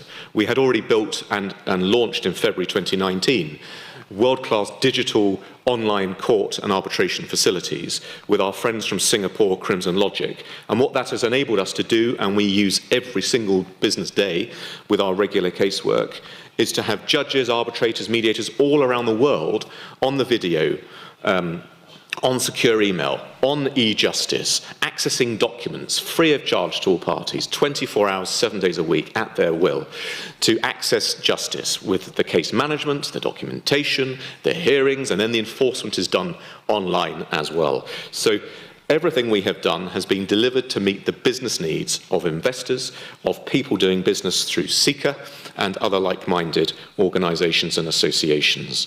I hope that's of interest. I think my time is up, so I'll stop speaking, but I'm open to any questions if there are any forthcoming. Thank you. Thank you very much. This was a very interesting presentation, especially those words that all judgments were 100% implemented in Kazakhstan, and I think that will be interesting for those people who are currently watching online from abroad, let's say.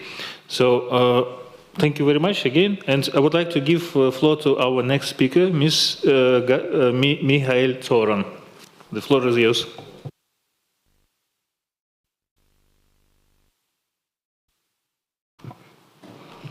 Good afternoon and congratulations. Thank you very much. I'm very honored to be here. My talk today is about how to encourage cooperatives in the ecosystem of the cooperatives to building regional food security.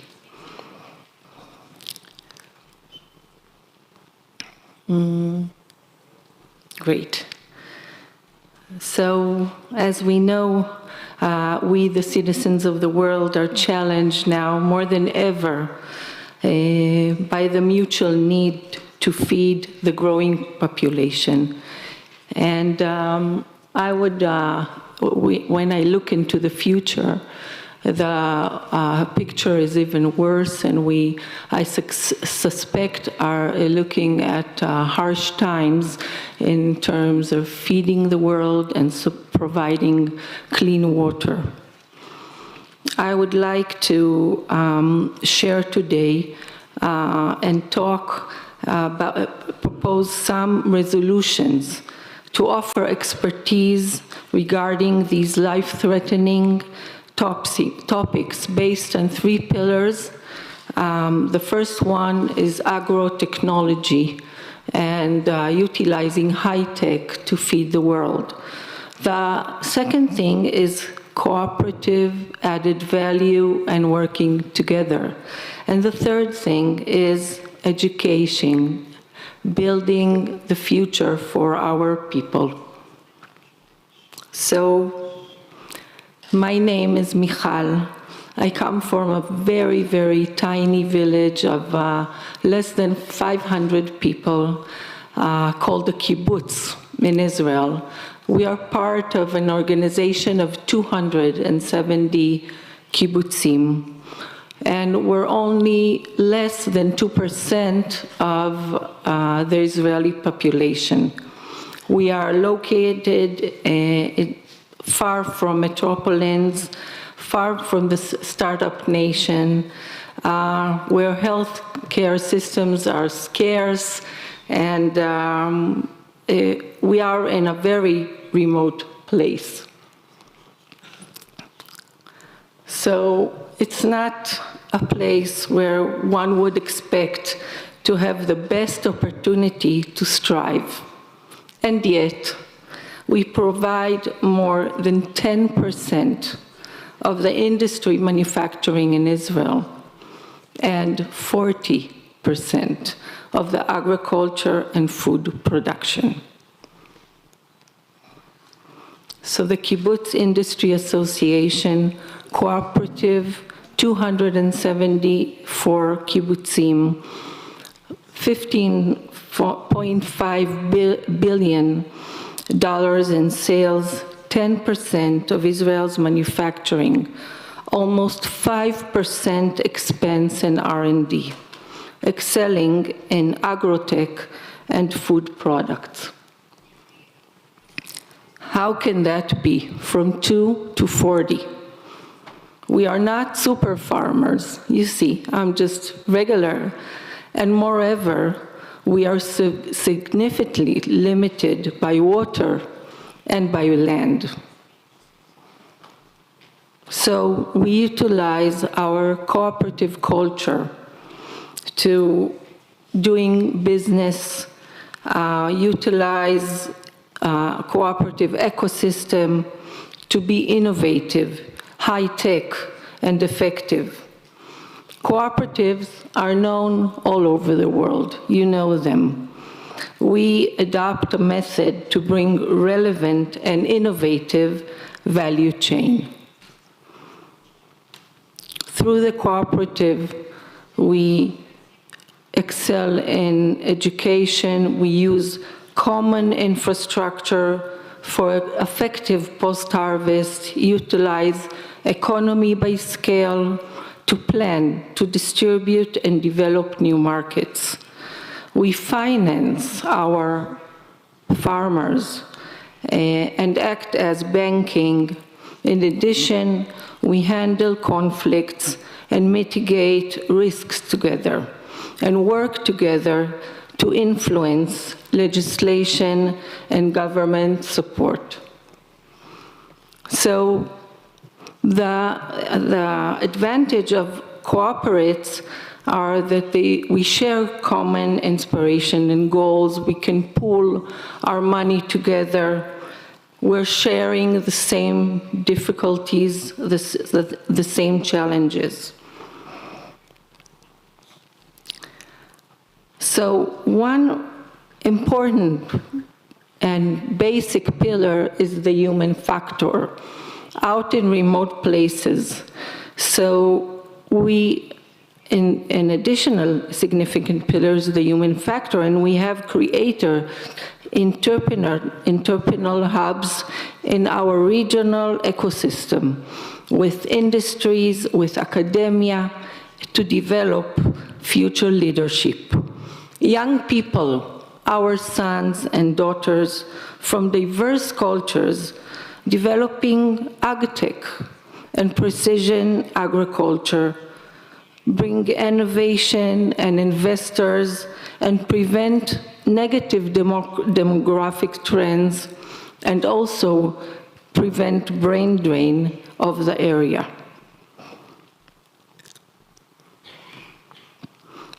So how does that relate with food security responsibility?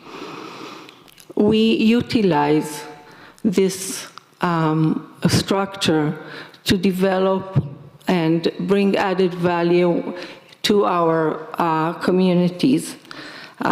So I would like to share with you some of the technologies today that we already practice in order to elevate our community and the food security of the region.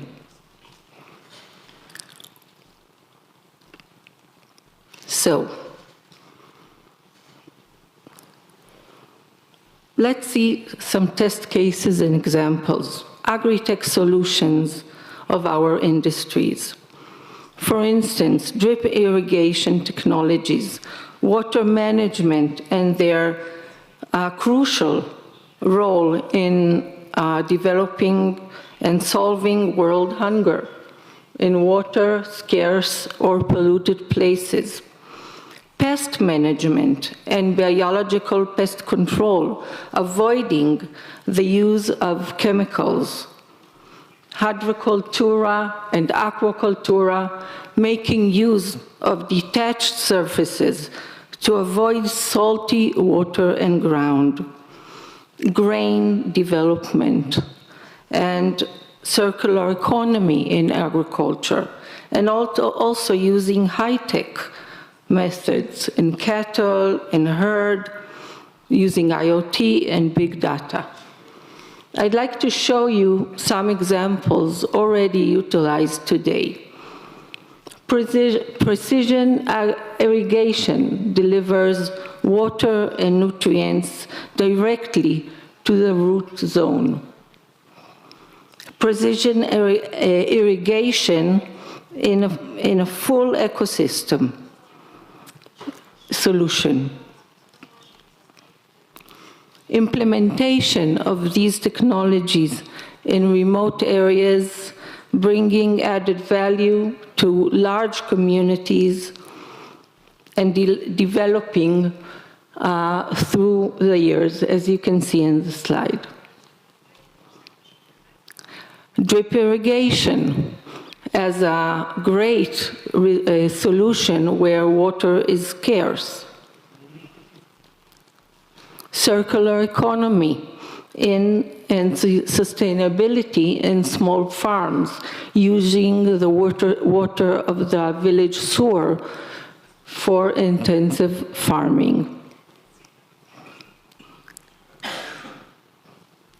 Advantage of subsurface drip irrigation, so you can cultivate the land and still have precise irrigation solutions.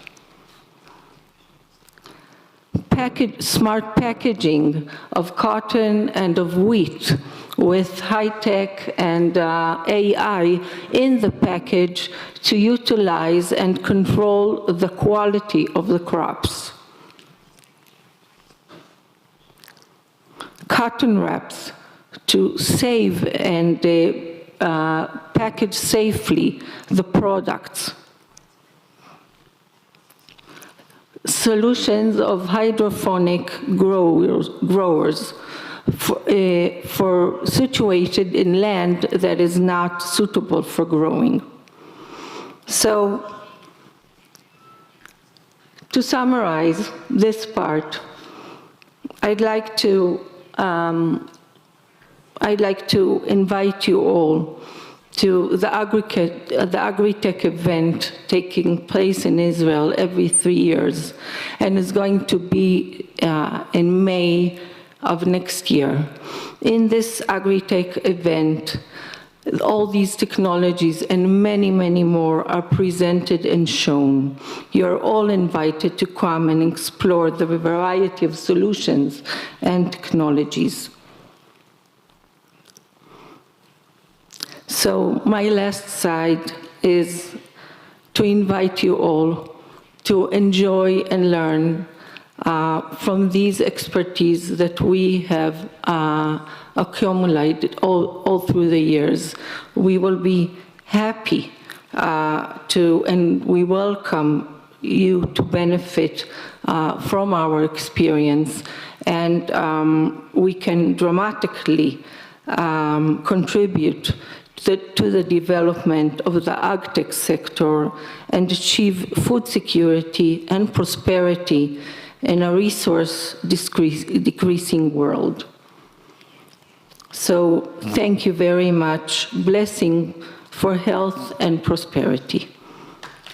Thank you very much, Mrs. Mikhail Soran. Very interesting presentation, especially with our vast lands, and you know, we can help you organize a visit of our agri companies to your exhibition next year.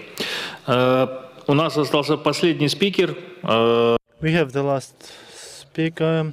He will address the session in the format of video address. Mr. Sergei Glazyev, member of the board, Minister for Integration and Macroeconomics of the Eurasian Economic Commission. Please switch on the media address. Good afternoon, dear participants of the 5th plenary session of the Business Council of the Conference on Interaction and Confidence Building Measures in Asia. I'm very glad to welcome you.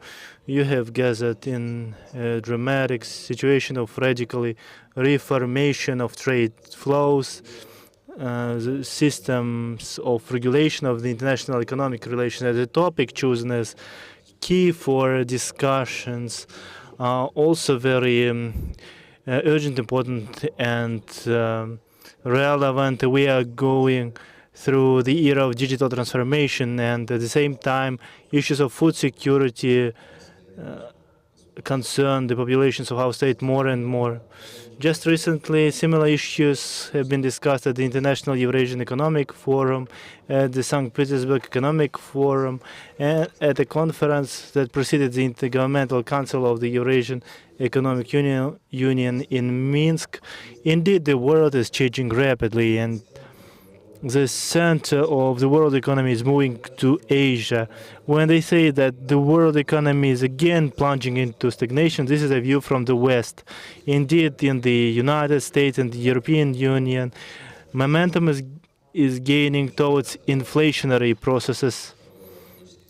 Trade and economic relations are collapsing, as well as change that have been built over the years. And financial bubbles are bursting, and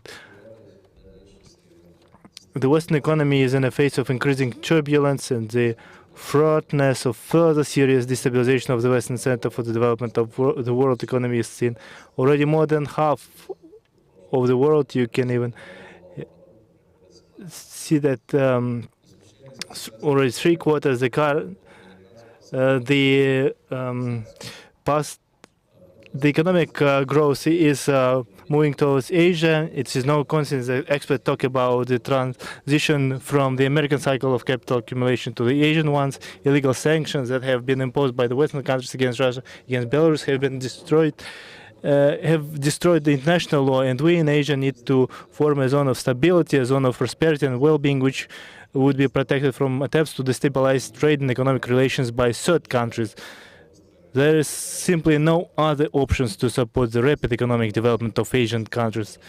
If each time Washington or Brussels would take unilateral measures, bringing down well-established trade economic relations, erecting barriers, grossly violating the norms of the WTO and the IMF Charter, then Asia could also become a zone of instability.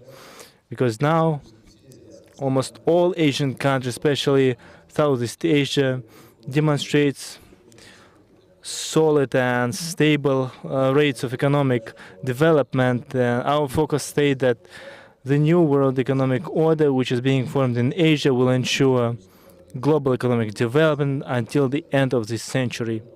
The core of the world economy has already been formed in Asia, and it is very important for us to give this new core of the world economy, to give an effective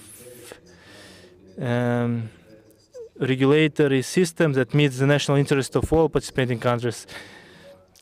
First of all, I'm talking about the digital technologies to shape the trading space in Asia, including commodities. We remember how over the last few years, prices have been changed dramatically for key commodities, for oil and gas, for metals, for fertilizers, now for grain, and all this undermines economic stability and hinders normal development. We need to form our common Asian exchange space with internal pricing systems. In order to do that, we need not only to switch to settlements in national currencies, but also to think about creating a common world settlement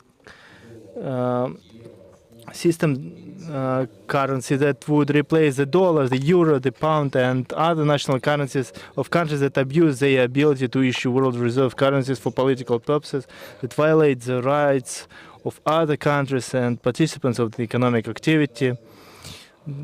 They are engaged in confiscation and seizure of property. Introduction of digital technologies in the pricing system, the formation of a single Asian exchange space.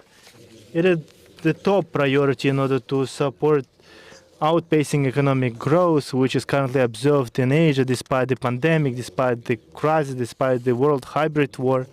But in order for trade to be sustainable, transparent, and mutually beneficial, it is necessary that fair pricing rules that ensure the stability of trade economic relations have a clear calculation and analytical basis.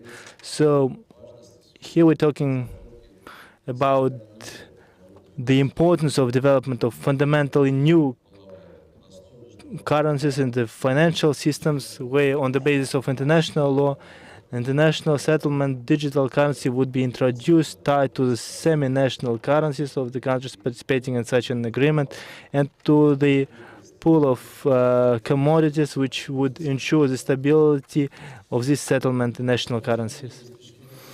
It is also important to ensure food security because modern agricultural technology, according to the calculation of agrarians, makes it possible to feed 27 billion people. And that the fact that today we see the threat of hunger and hundreds millions of people could be left in hunger. This is the result of inefficient and unfair food distribution system, barriers that arise in the trade of grains and other food products for agriculture to produce the amount of goods needed by all mankind using modern agricultural technologies. We need economic stability. We need fair pricing. If we can create a common system of food security for Asia, our total ability to produce food products would exceed the total needs of the population of Asian countries. We can create a common global food security system. It is important that the trading system and the distribution system is stable, effective, transparent, and would help agrarians to produce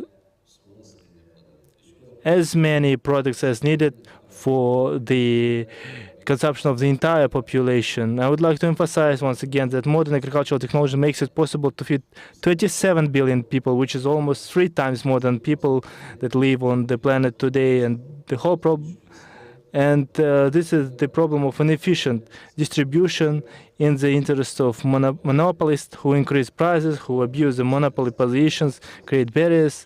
And it's very important for us in Asia today to create our own food security system that would work at stable prices, that would provide the states with all necessary food products, distributing production in an optimal way and optimizing the distribution of interests of all participants. We stand today on the verge of a new integral world economic structure which should ensure mutual benefit, stability, transparency, and harmonization of the interests of all cooperating countries. It seems to me that it is very important task of the Conference on Interaction and Confidence Building Measures in Asia, which at today's session will receive very meaningful substance, and we will wait for the results of this session. Indeed, I would like to thank all the participants of this panel session for your time, and the discussions were very interesting, and sometimes they were different, but at the same time we see several challenges, and one of them is the pandemic, and the next one, we presume it would be the food security. Thank you very much. We will come back after a short break. Thank you.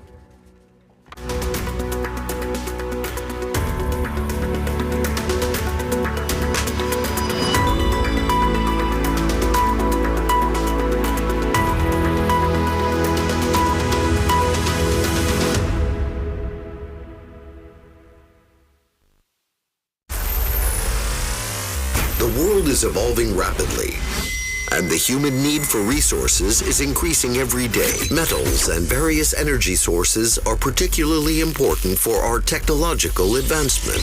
Eurasian Resources Group, ERG, provides the world with these materials. Our group is a leading high-carbon ferrochrome, copper, and cobalt producer, and one of the largest suppliers of iron ore, alumina, and aluminum in the CIS region.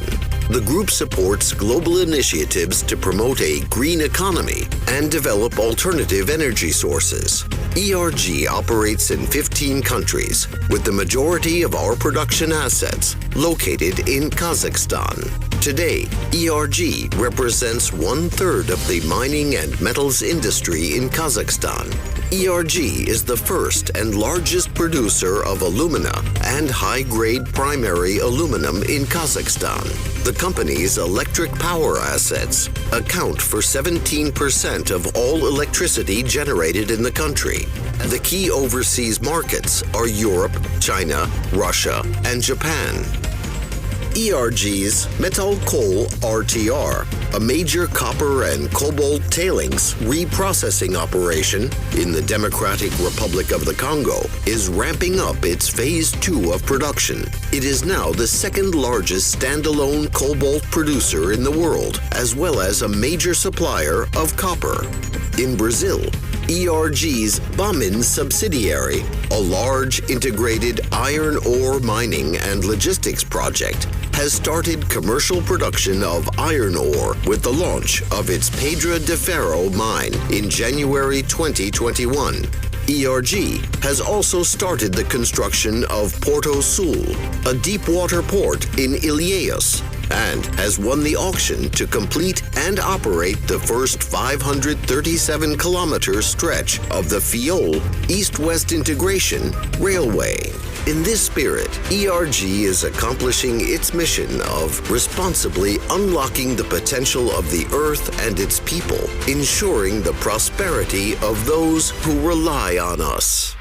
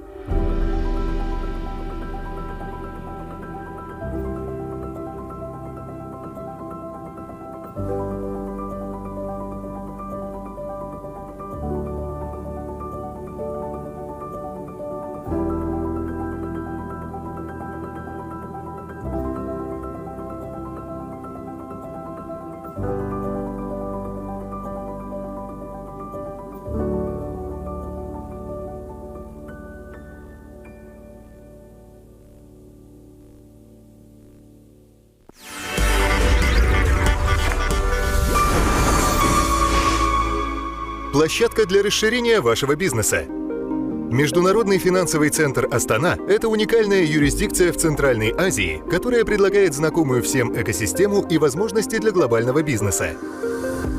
Мы стремимся использовать возможности, которые предоставляет современный мир. Долгосрочный экономический рост на пространстве Евразии открывает новые перспективы для бизнеса, государств и каждого из нас на пути к благосостоянию.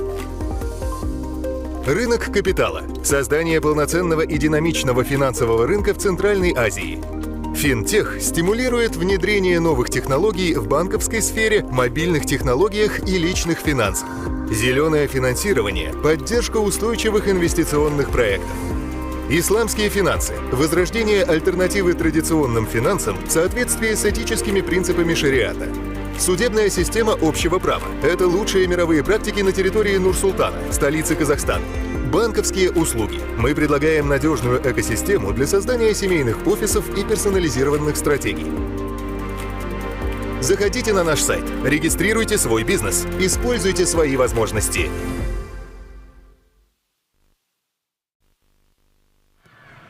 Бұл не екен? Ойын емес, мынау. Бәлкім сіз визаны жай ғана банк карталар деп ойлайтын боларсыз. Егер мен сіздің әр жерде көріп жүрген атауыңыз жай ғана атаудан әлде қайда зор нәрсе екенін айтсам, не дер едіңіз? Виза дегеніміз желі. Ол адамдарға ақшаны ана жерден мына жерге аударуға көмектеседі. Және де мына жігітке тіпті таудың басына шығып алса да онлайн жұмыс істеп, джинсаны сатуға көмектеседі. Бұл кадр сыртында қалатын, бірақ бәрін бір-бірімен байланыстыра алатын ғажайып. Ол таңғы кофе ішкенде әлемге жаңа көзбен қарауға мүмкіндік беріп, бизнесті бизнес ететін нәрселерге көз қарасты өзгерте алады. Виза бәрін біріктіре алатын желі. Сізге қажет жерде, сіздің арманыңыздағы жерде, сізге лайық жерде. Бұл желі арманды іске асырудың кілті. Өйткені виза күн сайын бүкіл әлем бойынша есік ашады. Коммерция бәрімізді біріктірсін деген оймен.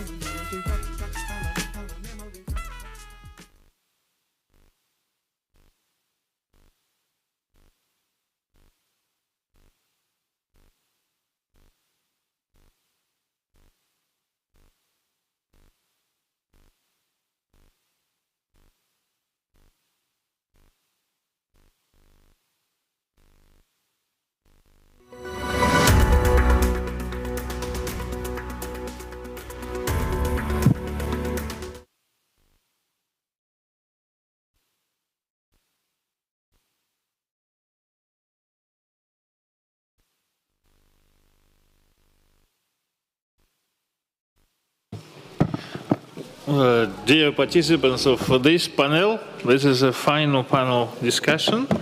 Your Excellency Ponchai Danvivat and Mr. Habibur Rahmani, please take your seats. We're expecting Ambassador Харачураеву. Да, пожалуйста, да. И к нам присоединится просто Рамбек Анвар чуть попозже, минут через 15-20. У нас today's panel session, the final one, Mr. Рамбек will join us later, is the securing food supply and in changing conditions in Asia. And our first speaker, Your Excellency Ponchai Danvivat, the floor is yours. It's up to you. You can use your microphone.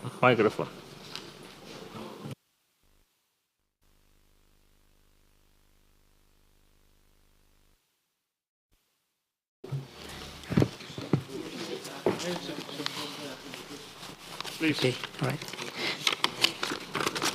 Thank you very much.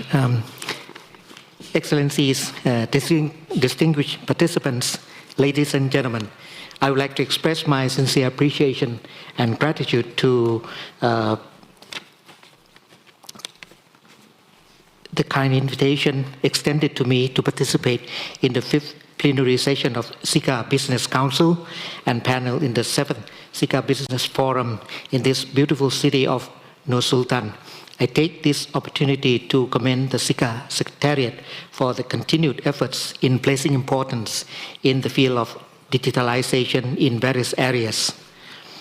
We know that food security is a problem for humankind, but we have just experienced its severity, particularly when many countries have imposed export bans on agricultural produce. COVID-19 made an alarming signal when supply chains were disrupted. Many countries have come up with their own short-term strategy aiming to control high global food prices in order to avoid hunger and prevent inflation. Digital infrastructure may come into play as it could promote e-commerce and a certain up-to-date and accurate database for the benefit of farmers and agriculturists, particularly those in remote areas or areas of difficult accessibility. In this context, malnutrition is an issue related to food security. All governments have their own agenda to ensure that their people have access to staple food on a daily basis. That being the case, staple food should be nutritious, hygienic, and made available in the market at all times. In addition, one needs to consider also the issue of water security, since all walks of life need clean water for drinking and consuming in many aspects. According to Goal 6 of the UN Sustainable Development Goals, countries are required to achieve availability and sustainable management of water and sanitation for all. It appears that we may be far below the target of SDG 6 and need to double or even triple our efforts in reaching such goal. It is not only the responsibility of policymakers or the public sector, but also the private sector and people to join hands together for that purpose. Needless to say that digitalization can play an important role in the management of affordable and sustainable access to food and water security in the long run, so that improved nutrition and sanitation of food and water may not be compromised. On top of that, investments on state-of-the-art technology, including digitalization for better productivity of agricultural produce, particularly staple food, should be promoted in such a manner that corresponds with SDG 6. Obviously, there is where inputs from the private sector and businessmen would have an immediate effect as far as investments are concerned. At this juncture, I would like to refer to, as an example, the discussion of the experts meeting in the CICA framework on promoting cooperation in digitalization of transport and logistics operations held in September 2021 in the Republic of Azerbaijan because it showed how serious CICA members had taken up this issue for consideration, which, in my view, should be amplified as the case may be. As far as the Asia Cooperation Dialogue, or ACD, is concerned, we place importance in the interrelations of food, water, and energy security. We believe that food security should not be considered in isolation of water security. That is why food and water security is one of the pillars of cooperation within the ACD framework. The outcome of discussion at this forum will certainly be useful for further development of ideas and implementation of ACD member states in the area of food security and digitalization. The changing environment in Asia warrants all countries within and outside Asia to consider improving the quality of logistics for timely delivery or for movement of goods, commodities, and peoples. E-commerce is found useful and effective for international trade globally, particularly during the pandemic. I have noticed that more digital applications or platforms have been developed with more accurate real-time tracking features, as well as more frequent uses of drones. However, we need to make sure that such advanced technology may not be used with ill intent or for illegal trafficking. The other point I would like to touch upon is the fact that digitalization also helps increase market access and improves data analysis for the purpose of efficient planning and harvesting, which would lead to higher productivity. Perhaps this situation invites a wide range of participation by educational institutions to play their role, since their curricula should be designed for training or coaching people to upgrade their skills and mindset in such a manner that digitalization can be an effective tool to promote e-commerce and food security at the same time. I have to emphasize once again that both public and private sectors, as well as civil society, should work together in regard for the benefit of people in their respective countries. All in all, I would like to submit that food security concerns a better livelihood of people.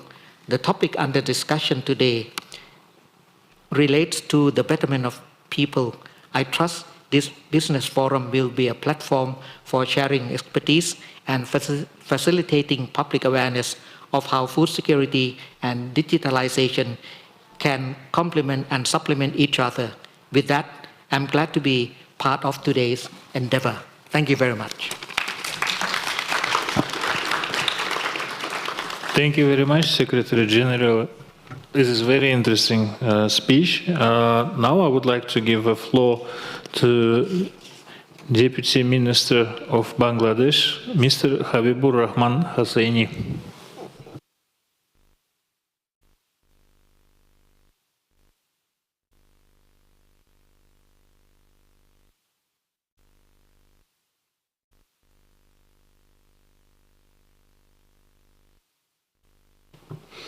Respected moderator and distinguished delegates, a very good afternoon to you all. I am honored to be here to present the experience of Bangladesh in ensuring food security, its challenges, solutions, prospects, and proposals.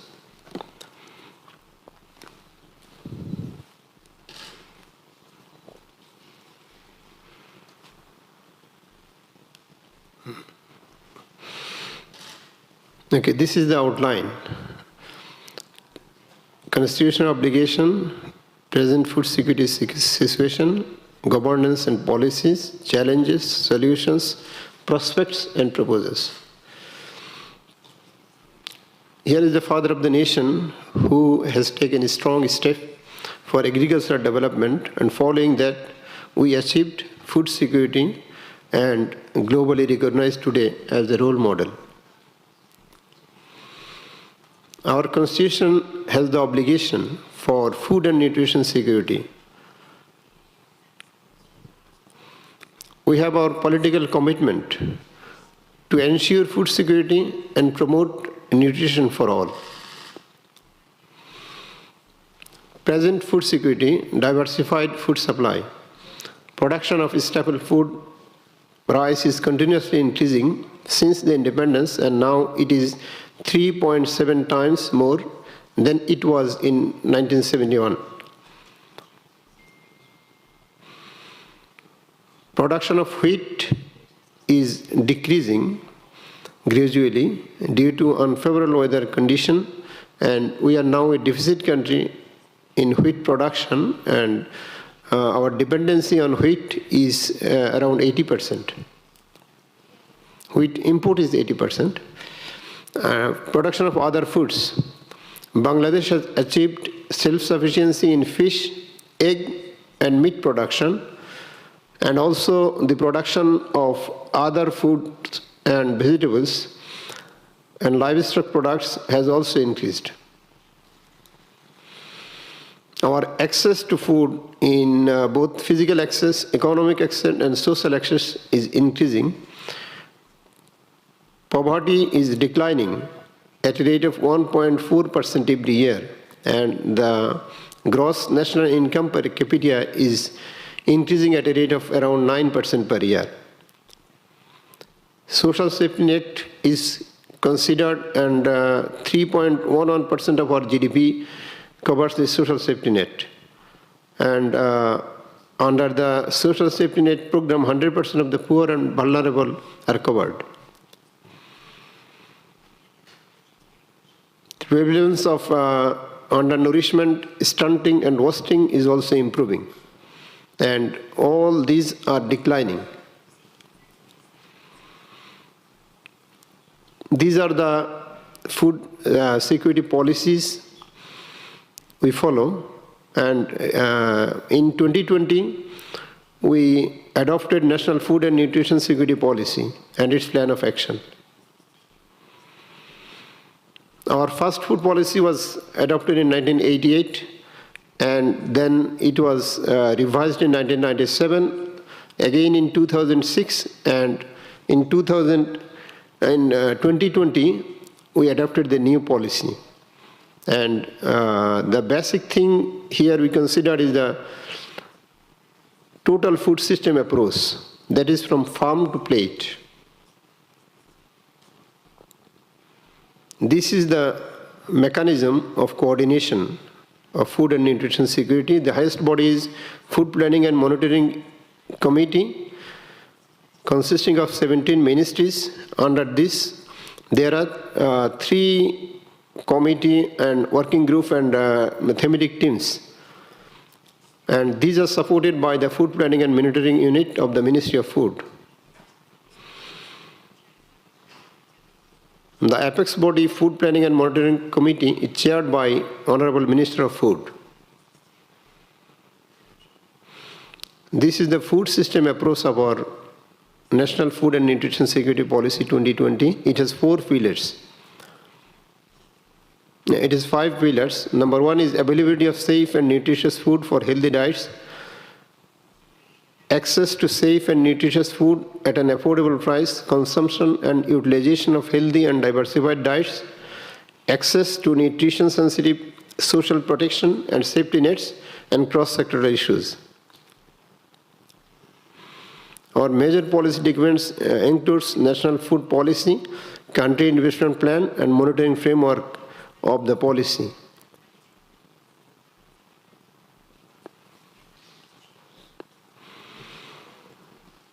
We have made the national pathway for the UN Food System Summit commitment to reduce,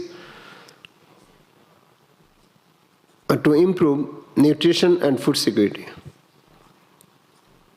These are the priority areas selected in the national pathway: sustainable intensification, diversification, and resilience of production system, transformation of agricultural and non-agricultural livelihoods, increased investment to equip the smallholder farmers and the cottage, micro, small, and medium enterprises in rural areas, reducing food loss and waste, ensuring safe and nutritious food and healthy diets for all, zero hunger and ending malnutrition, enhancing social security for the vulnerable, promoting One Health, building resilient food system. At the UN Food System Summit, our Prime Minister committed these 5 commitments and asked the world leaders to follow these. These are the challenges of food security in Bangladesh. Population growth. Our population growth is 1.37%, and scarcity of agricultural land, growing urban population, land degradation, climate change, the acceleration in the frequency of natural disaster, intemperate rural to urban migration, leading to a concentration of poor, malnourished individuals in the urban slums, post-COVID-19 impact.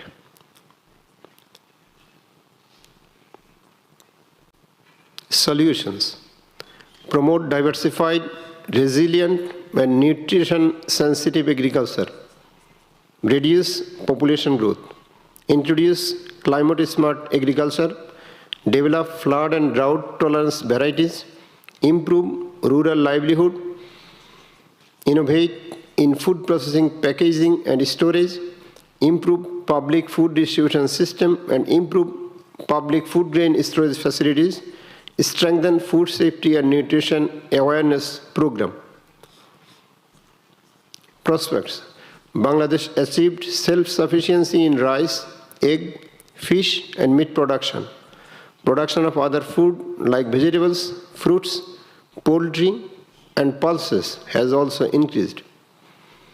Considering access to food, poverty rate has declined from 40% in 2005 to 20.5% in 2019-20. Undernutrition situation has declined. Stunting rate also declined. Considering food safety issues, Bangladesh has enacted Food Safety Act and has established Bangladesh Food Safety Authority. Proposals. Developing partnership on agricultural research and food security. Explore opportunities to improve partnership and coalition among the member states of CICA to improve business. Reducing food loss and waste among CICA members. Increased investment to equip the smallholder farmers and the micro, small and medium enterprises in rural areas. Sharing experiences, knowledge and research findings on food security and nutrition. And that's all. Thank you very much.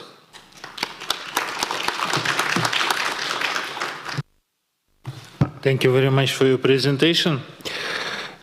Сейчас я хочу получить включение. Now I'd like to see on the screen the video addressed by Sendun Xiao, President of the Shanghai Institute of Foreign International Studies, as Chairman of the CICA Think Tank Forum. So we'll have a video address with the presentation.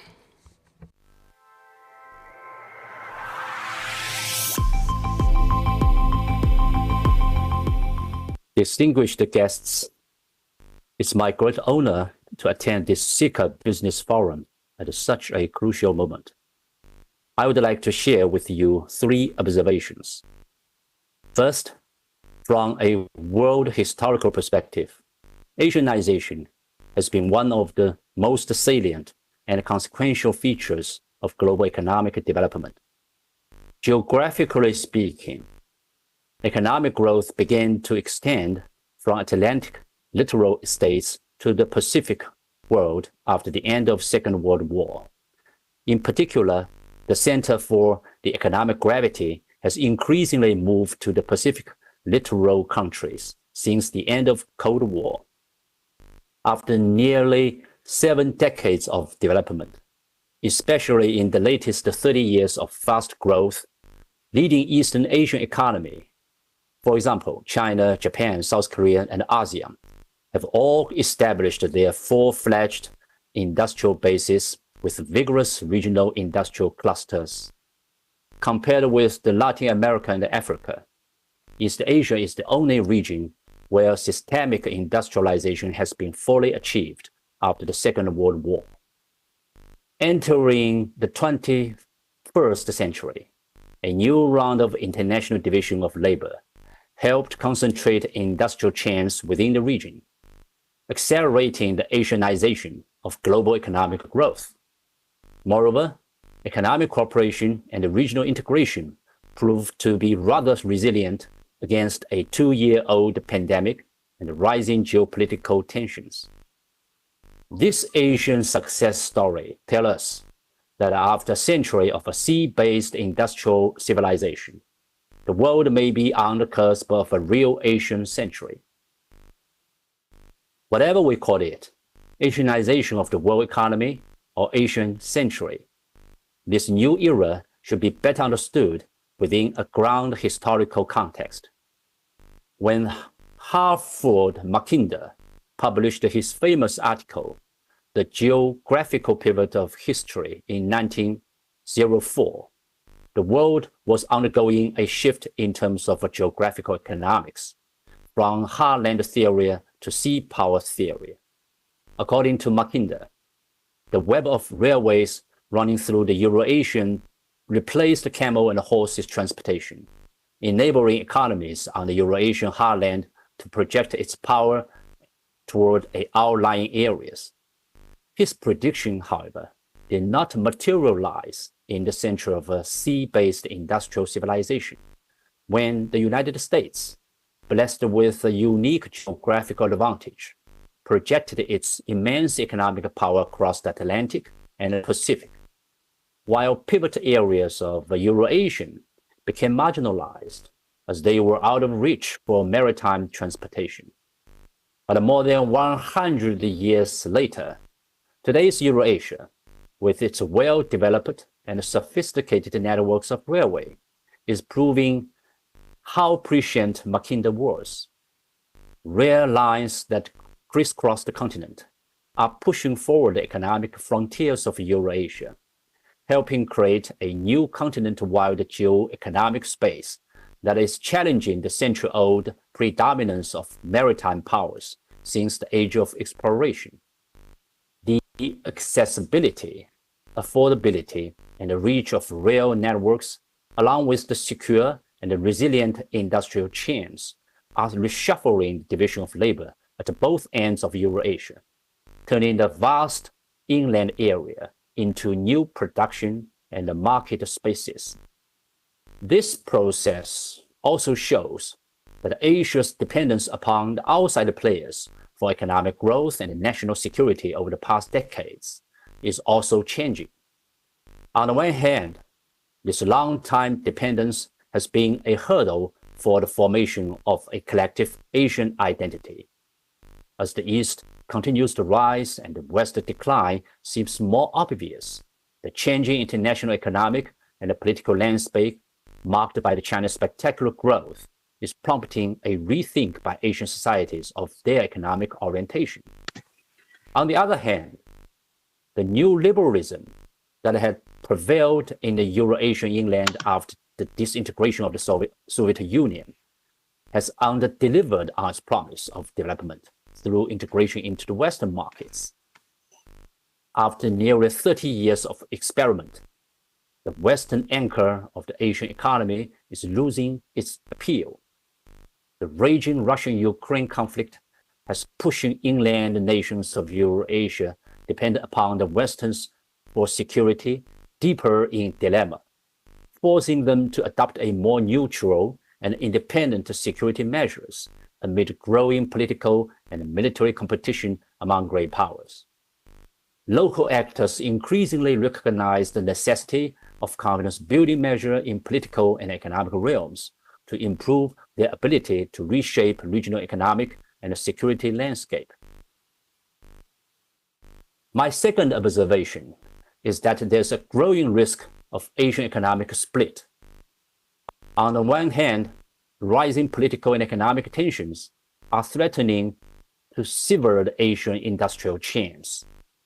A number of policy measures initiated by Washington over the recent years, from a revived Quad to Biden's Build Better World, from the Indo-Pacific Economic Framework and the G7's upgrading to the Summit for Democracy, and to use U.S. levers in trade, finance, energy, and development to sour the great division and the discord in Asia by reorganizing the Asian and global supply chains in the name of economic security. On the other hand, Russian-Ukraine conflict threatens economic security of neighboring Asian countries, increasing the risk of a further industrial chain disruption. This conflict is sending shockwaves throughout the emerging markets and the developing world, creating a supply chain disorder, pushing up energy and food supplies, and causing financial fluctuation. According to the World Bank's latest estimate, part of Europe, Central Asia, and many CICA members is expected to contract by 2.9% economically this year, 5.9% lower than the pre-war forecast. Forecasts for East Asia and South Asia, another two net losers, have also been lowered by 0.7% and 0.8% respectively, with economic distress to Sri Lanka and Pakistan threatened by a sovereign default. In contrast, the total GDP of the Middle East is projected to grow by 5.3%, 0.9% higher than previous forecast, due to soaring energy prices. But this world dividend is unsustainable. As the US Federal Reserve Board continues to raise interest rates, vulnerabilities in the bulk of commodity prices and global financial markets will be further exposed, aggravating the woes of the Asian countries that lack economic diversity. The war has left Russia further isolated economically, widening the risk exposure for Asian industrial chains. My third observation is that greater solidarity and cooperation are strategic imperative for Asian countries. To begin with, Asian nations must jointly counter external actors' wedge strategy by promoting further regional integration as a boost to global development. Asia's development should be based upon both ends of the Euro-Asian geographical space where industrial chains originate, realize the in-depth development of industrial networks, and establish a stable division of labor within the continent. Industrial networks are the foundation of a real independent, autonomous, and self-reliant development of Asia. From the perspective of systems theory, the more sophisticated a system is, the more stable and resilient it will be. The United States, the West, is promoting an industrial chain strategy based upon security and political considerations. The trans-regional projection of industrial chain power must involve new forms of industrial chain power and diffusion of resources. Therefore, competition among the regional development strategies does not mean mutually exclusive industrial chains. Effective economic circulation within Asia requires division and collaboration among diverse sectors and economic functional nodes. In this sense, competitive programs pushed by the West to reorganize industrial chains may give birth to a new complementary relationship with the existing regional economic patterns. Then, strengthening CICA's role in promoting Asia's security and independent development. The vast Asian continent is marked by the cultural diversity and economic divergency resulted from the lack of a mutual trust, the very reason that Asia lags behind other parts of the world in terms of regional integration. Since the colonial age, Asian nations have long been the victim of outside interference that has eroded Asia's homegrown political, cultural, and social values. Even today, the region is still not free from great power interventions that have often resulted in the color revolution and the regime changes. The unique role of CICA in promoting the mutual trust and the common security should be further enhanced. At the same time, Asian values and independent security should be upheld while cultural diversity is respected. Asian development must meet the aspiration of its people as the true master of their own fate.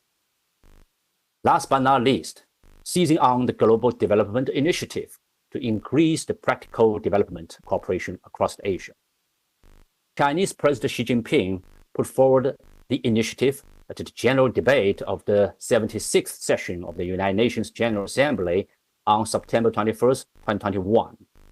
On January 20th, 2022, China's permanent mission to the United Nations launched the Group of Friends of the Global Development Initiative, an event that attracted more than 20 leaders of United Nations agencies and representatives from over 100 countries, showcasing Beijing's determination to uphold a development-first approach and true multilateralism.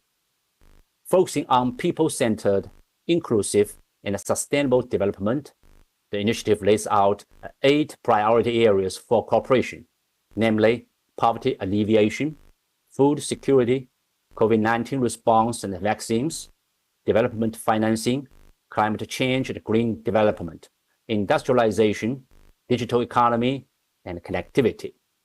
The initiative should serve as the foundation for both practical cooperation and economic security among Asian nations. Thank you very much.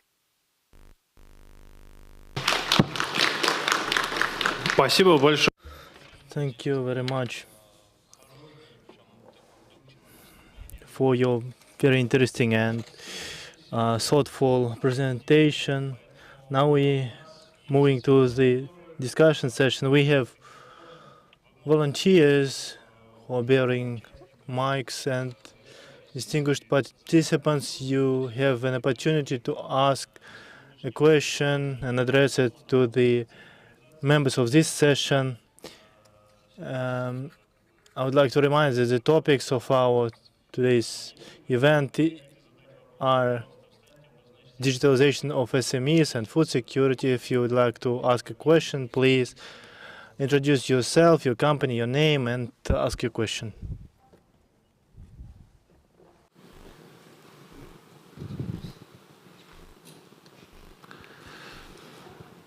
Можно один общий вопрос Карачи Раилу?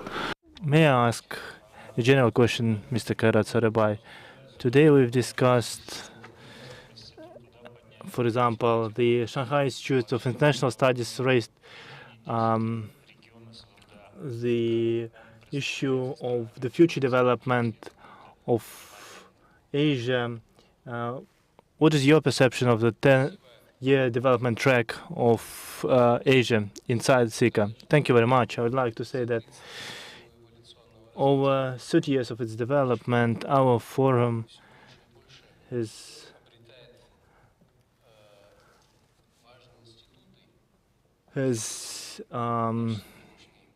developing more and more its institutions, and our today's business council is a fundamental institute inside the CICA, and this council provides a platform to discuss the future economic development of our continent, and the topics we discussed today are very relevant not only due to the current situation in the world, but in general, the issue of food security. The first president of Kazakhstan and the founder of CICA raised this issue 10 years ago already, and here in Nur-Sultan, we know that there is Islamic Organization for Food Security.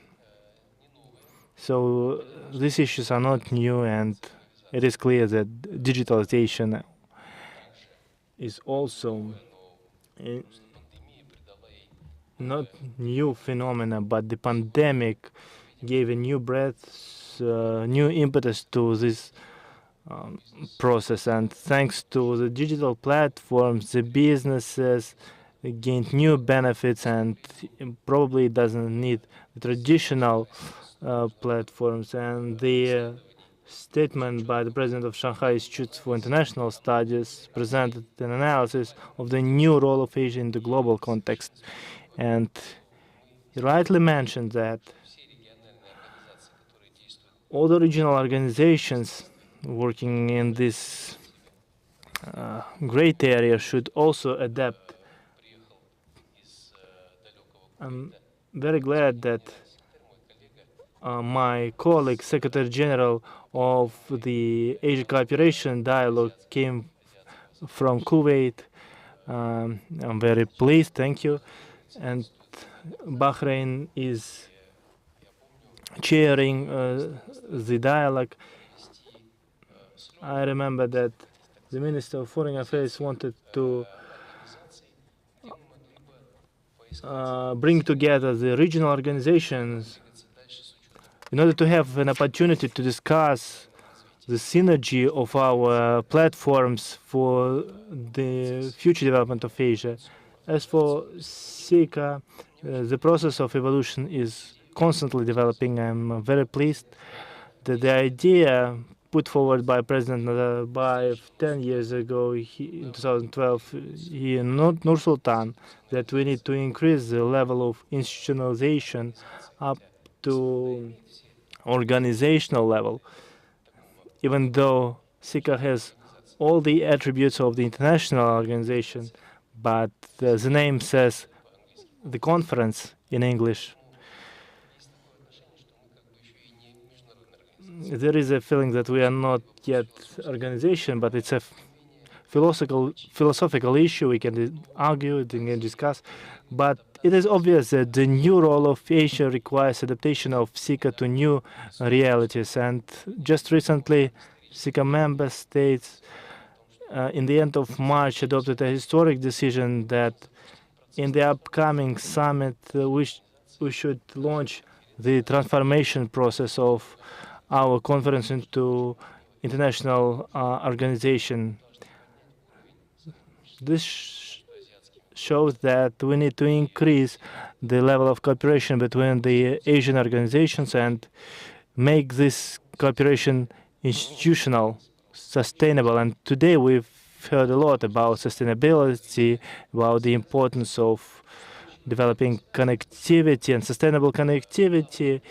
These are the modern trends, the new trends that we need to discuss, and we should take into account not only to overcome the shocks, global shocks, but also certain local shocks, regional shocks. We just heard the statement of Mr. Glaziev that the former system of funding is not working anymore. And I would like to say that here in Kazakhstan, at the Astana Economic Forum, traditional event, such topics as creating new currencies have been already discussed that could be democratic in its nature and not private institutions would determine the future development track of this currency, but the United Nations could take the leading role, for example, for regional currency. And if I'm not mistaken, the proposed name of the currency was Altan, and the trends that we see in recent years confirmed by the participants, and I'm very glad that a colleague from Shanghai says about the need to cooperate, about creation, synergies of nations that are existing in our continent in order to respond to the challenges of the global development. In general, we don't see anything new here. India and China, back in past, I remember that they generated about 90% of the world production, and the classic of materialism proved, as I remember from the school bench, that Asia has been a leader in the development, and now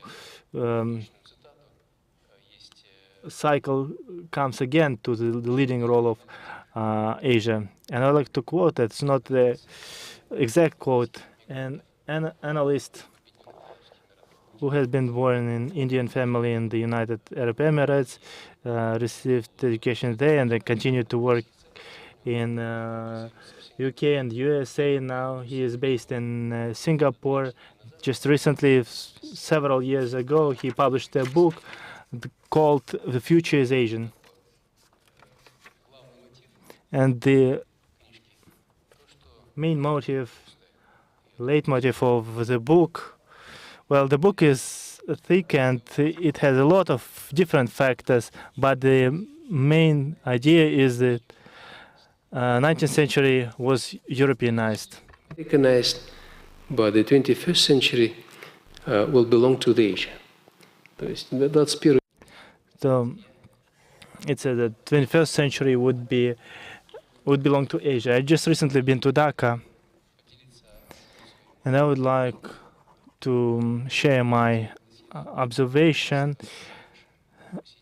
Government of Bangladesh invited us to visit a modern, a very sophisticated, high-tech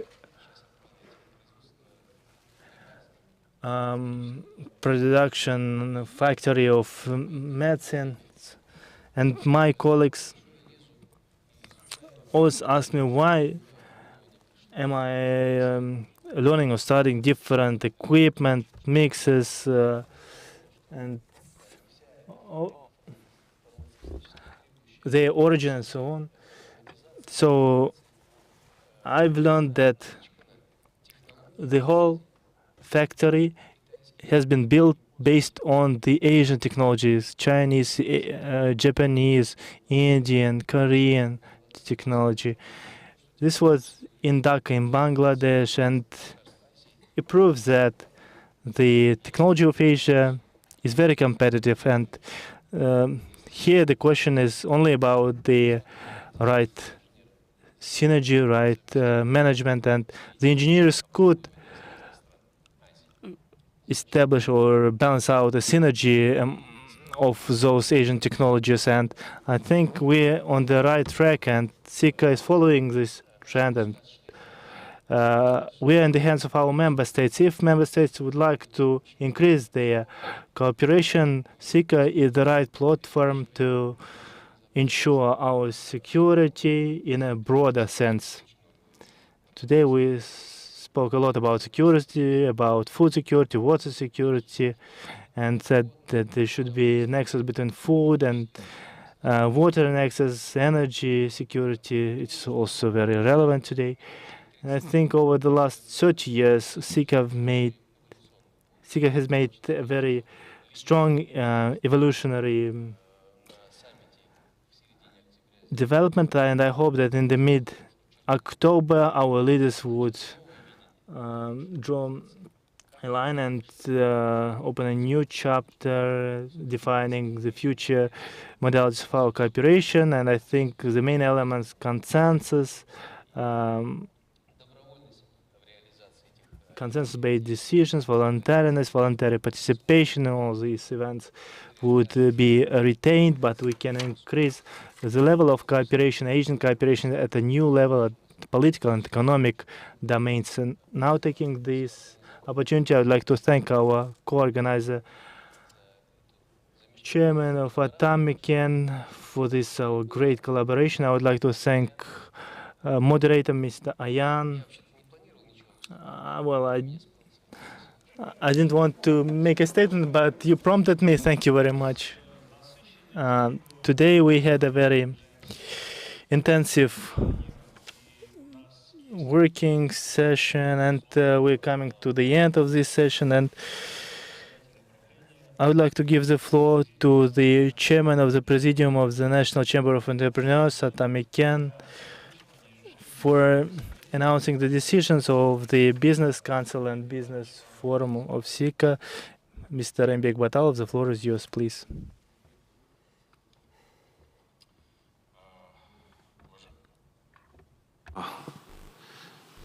I'm sorry, we are running out of time because premises will be used again. Может быть, действительно задать вопрос? Да? Okay.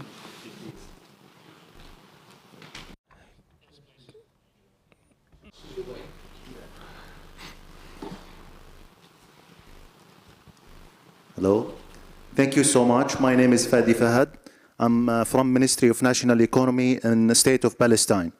Indeed, I have one comment and one question. So my comment on the presentation of the presenter of Israel. She mentioned something about kibbutz. Kibbutz in English means settlement. So this is an Israeli settlement on the Palestinian land. And this is against the international law and the violation of the UN Council resolutions. This is my comment. My question for the previous panelist, Mr. Christopher, he mentioned something about arbitration. So my question for those partner countries, how about harmonization of laws when it comes to dispute settlement for cases from one country to another country? Let's say an investor from Kazakhstan has a problem with a business in, let's say an example, in China. How about the harmonization of laws that related to business in Kazakhstan, in China, or in partner countries? Thank you so much. Thank you very much for your comment and question. I think when we are talking about International Financial Center of Astana, we are talking about arbitration center.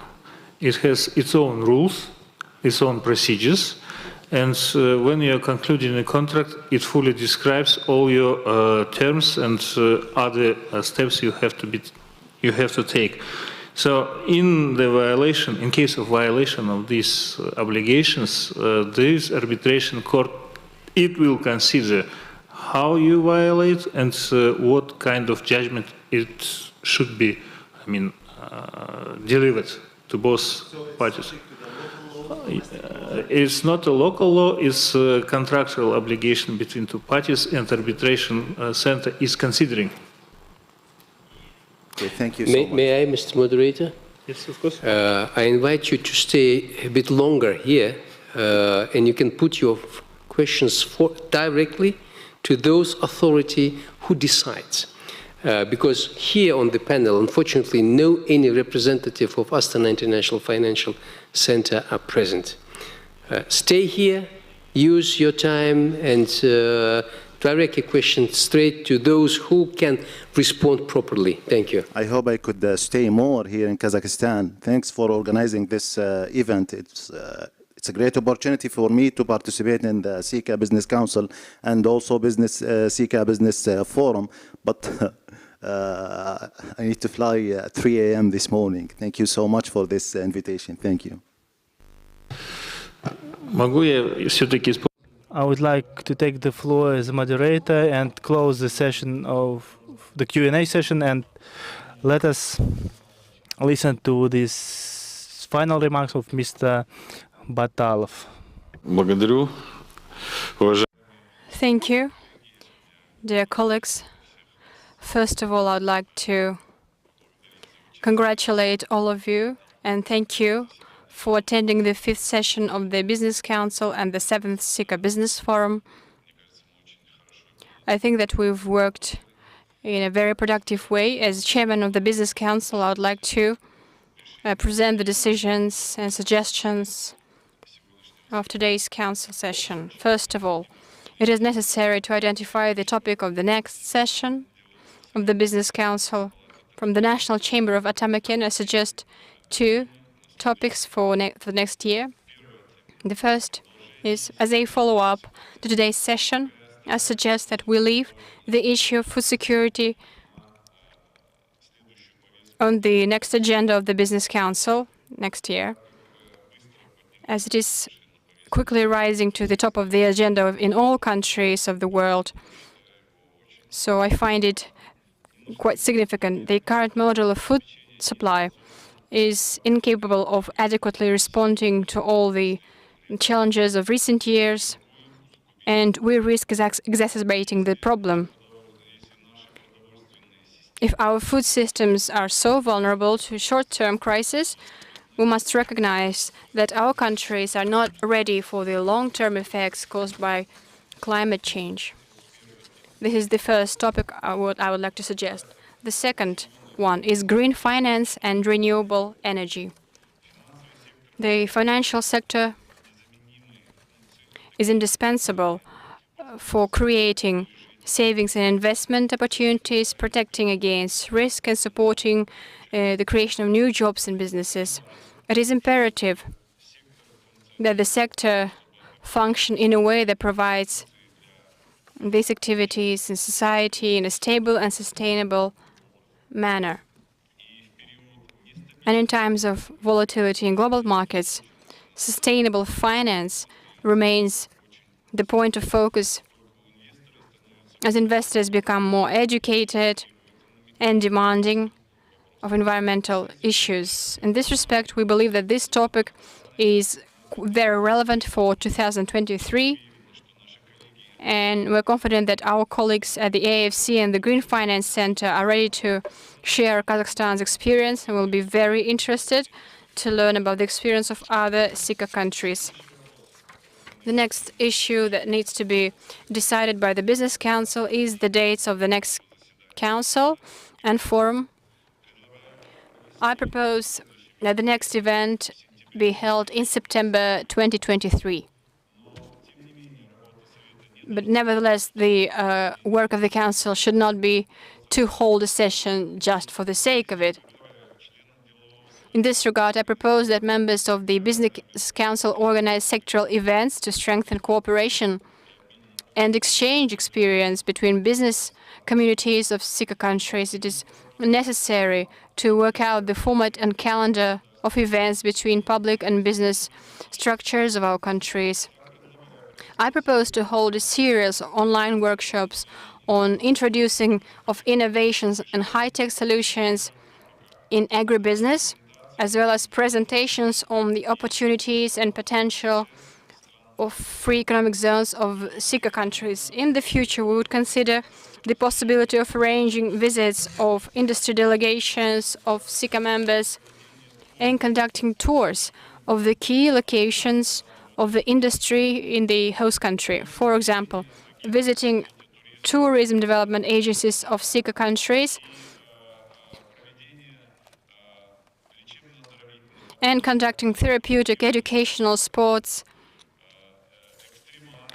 adventure, and other types of tours once a year in different countries. I think that is a very good and useful idea that could be received well.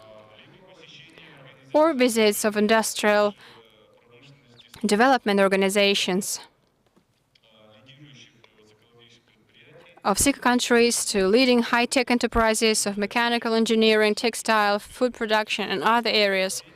The final decision of today's session is to request the CICA Senior Officials Committee to make editorial amendments to the CICA Business Council regulations, namely to recognize the chairman of the board of the Business Council as the chairman of the CICA Business Council. Colleagues, this concludes the 5th session of the Business Council and the 7th CICA Business Forum. Dear colleagues, I am sure that our joint work will contribute to the development of cooperation between small and medium and large businesses of our countries. I sincerely wish you good health and success. Thank you all for your attention. Mr. Batalov, thank you. Dear participants of the Forum and the Business Council, I thank you all for your patience. The Forum is declared closed. Thank you.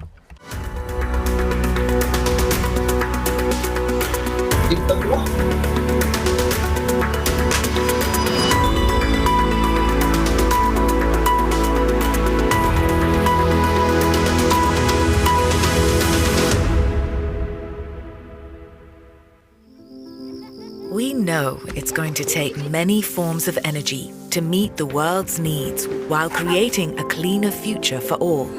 At Chevron, we're lowering the carbon emissions intensity of our operations, investing in lower carbon technologies, and exploring renewable fuels of the future. We work hard to care for the homes we love, but it's only human to protect the one we share.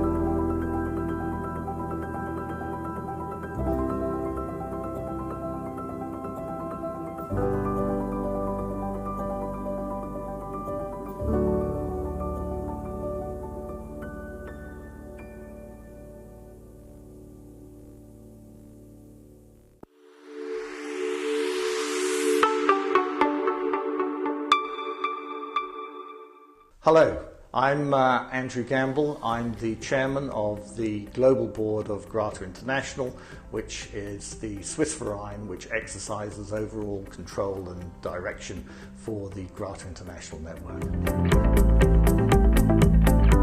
There are a number of aspects of the work that I do for Grata. One is I speak to international law firms who are significant clients of the firm. I certainly enjoy doing that and explaining to them about the value of Grata. I discuss the strategic direction of the firm with the senior partners, and I also work proactively with the Integration Centre and the International Cooperation Department, who are performing an excellent function on behalf of the firm. And last but not least, I speak to potential new firms. That's a very interesting question. I think it's really to do with our focus. We're very much focused on a particular regional area. And international law firms have retreated from that space, whereas we are within this very large geographical area extending from Eastern Europe through to China. And we provide, as a result, very significant services in those markets. Well, we've clearly been through some very difficult times since Grata was set up nearly 30 years ago. Most recently, of course, we've had the pandemic and there are other difficulties in the region. I think that the success, or the indication of the success of Grata, is that not only are we surviving in this market, but we're getting stronger and expanding. The Verein structure, which is a particular legal construct established under Swiss law, enables us to provide international coordination and direction, but at the same time it leaves all the local officers to pursue their own business activities in a manner which is most amenable to success within each of their own local markets.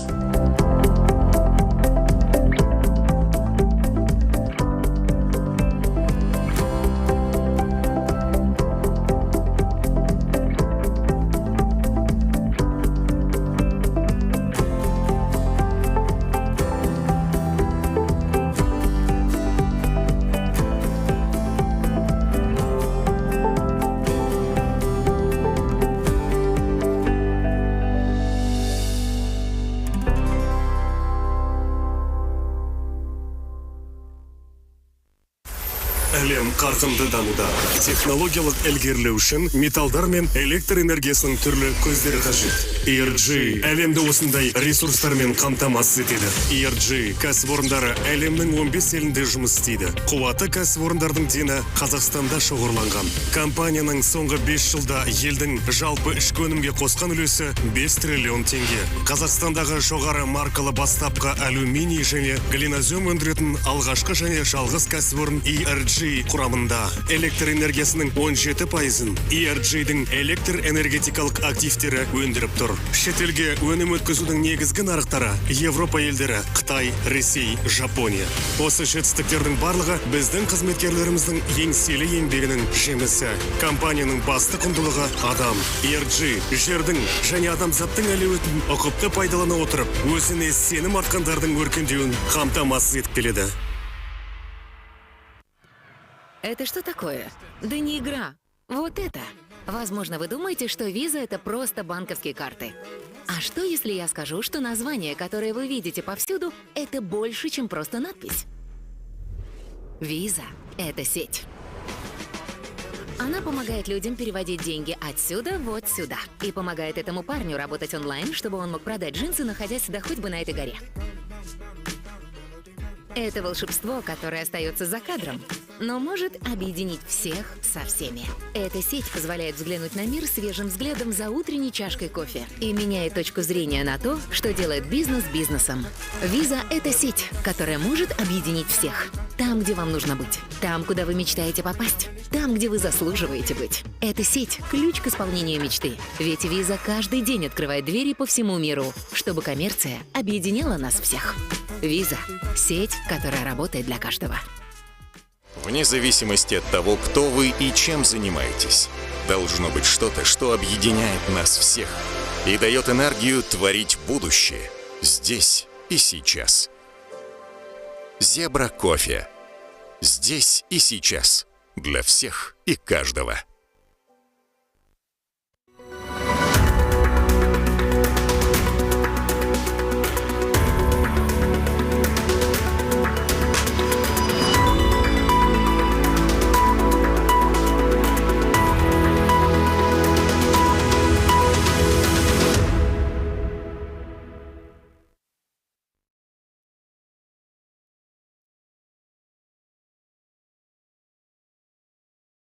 good afternoon, everybody, or good morning, depending where you are.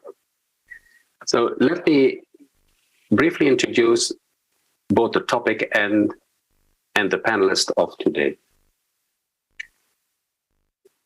Please put your language on English, or depending what language you will be following, there will be simultaneous translation as well. But I will be obviously speaking in English only. So today we're going to be looking at an outcomes-based corporate governance model to promote sustainable, inclusive, and resilient business growth for the benefit of society. I would like to first thank our sponsors of the Astana Finance Days. Those include the ERG, Chevron, Visa, Huawei, and the China Construction Bank. Let me now introduce our panelists. I will only use a couple of slides. Afterwards, I will take the slides away, and then we will have a panel discussion. And if time permits, we will still have some time for Q&A. So let me start on the right-hand side of my slide here. George Littlejohn, and I see that George is right here. Hello, George. So George has been a very close friend of mine, but also a very close friend of Kazakhstan and the AIFC. I think I know George for about close to 10 years now. George is a senior advisor of the Chartered Institute for Securities and Investments, located in London, United Kingdom. Carl George has not yet joined us, but he's trying to resolve some technical issues. He is partner and head of governance with RSM UK. Previously, he was the founding director of the Governance Forum, a think tank, educational governance institution that you may have heard of. And we also have Masoud. I don't see Masoud Ahmed online here. I saw him previously, but now I don't see him. But Masoud is a member of the Astana Financial Services Authority Board. This is our regulator. In fact, he's a non-executive independent director, and he's also the chairman of the Nomination and Remuneration Committee. He's an experienced regulator, and we're very pleased to have him not only on our panel, but as a member of the AFSA board. Then we have Ian McKay, and I only met Ian recently, actually a couple of months ago in Nur Sultan, where we had a cup of coffee together. Ian is a fellow with the Institute of Directors, but he is also an independent director with Kazakhstan Temir Zholi. For those that don't know what Kazakhstan Temir Zholi is all about, it's the national railway. It's actually a very large company, a very capital-intensive company as well. And Ian has significant experience as an independent director. So we welcome him on our panel as well. Finally, last but not least, Simon Osborne, another good friend of mine. Hi, Simon.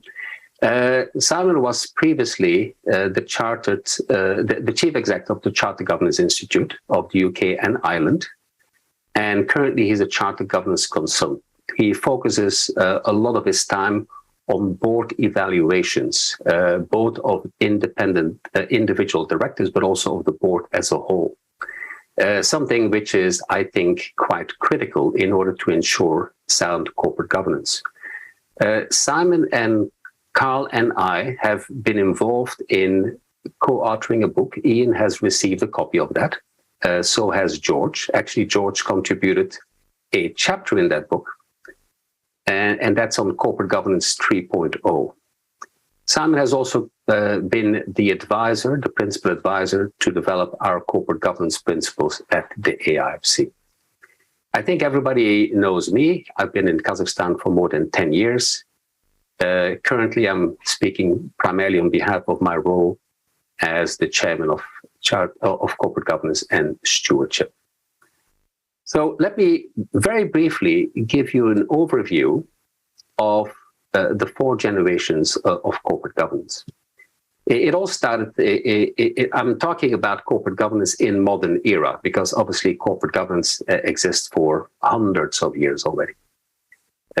First of all, it started in the United States in the 1980s, and it was driven by hostile takeovers.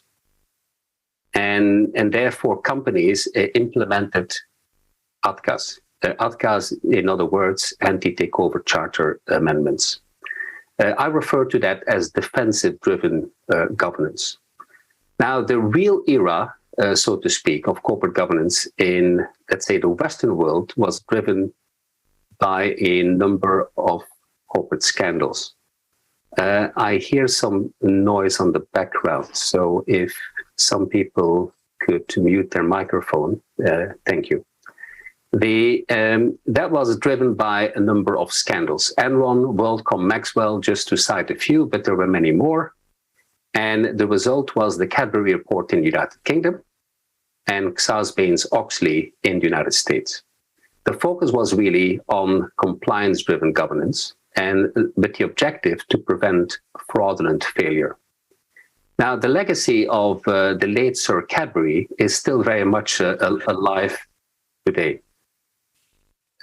Again, could you mute your microphone, please? Please mute your microphone. Thank you. It's very annoying, by the way. Please mute your microphone. So then came actually the global financial and economic crisis. Two responses to that, the Walker Report in the United Kingdom and also the Dodd-Frank Report in the US. Both share a common thread, and that common thread is that there was a recommendation that financial institutions should have a forward-looking risk committee in addition to the audit committee. Why is that important? Because there are discontinuities in the external environment that we need to internalize, and if we don't do so, we risk becoming obsolete. Finally, what I refer to as corporate governance 4.0, Professor Mervyn King of South Africa would refer to that as outcomes-driven governance.